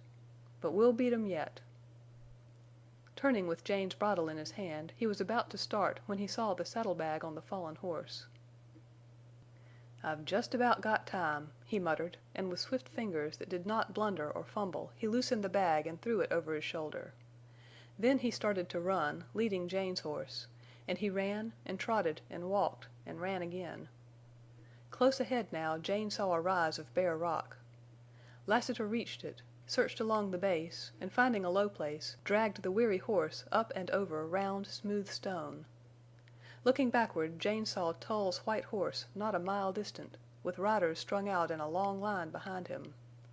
Looking forward, she saw more valley to the right, and to the left a towering cliff. Lassiter pulled the horse and kept on. Little Fay lay in her arms with wide-open eyes which were still shadowed by pain, but no longer fixed, glazed in terror. The golden curls blew across Jane's lips. The little hands feebly clasped her arm. A ghost of a troubled, trustful smile hovered round the sweet lips. And Jane Withersteen awoke to the spirit of a lioness. Lassiter was leading the horse up a smooth slope toward cedar trees of twisted and bleached appearance. Among these he halted. "Jane, give me the girl and get down," he said. As if it wrenched him, he unbuckled the empty black guns with a strange air of finality. He then received Fay in his arms and stood a moment looking backward. Tull's white horse mounted the ridge of round stone, and several bays or blacks followed. "I wonder what he'll think when he sees them empty guns. Jane, bring your saddlebag and climb after me." A glistening, wonderful bare slope, with little holes, swelled up and up to lose itself in a frowning yellow cliff. Jane closely watched her steps and climbed behind Lassiter. He moved slowly. Perhaps he was only husbanding his strength. But she saw drops of blood on the stone, and then she knew. They climbed and climbed without looking back. Her breast labored. She began to feel as if little points of fiery steel were penetrating her side into her lungs. She heard the panting of Lassiter and the quicker panting of the dogs. "Wait here," he said. Before her rose a bulge of stone, nicked with little cut steps, and above that a corner of yellow wall, and overhanging that a vast, ponderous cliff. The dogs pattered up, disappeared round the corner. Lassiter mounted the steps with Fay, and he swayed like a drunken man, and he too disappeared. But instantly he returned alone, and half ran, half slipped down to her. Then from below pealed up hoarse shouts of angry men. Tull and several of his riders had reached the spot where Lassiter had parted with his guns.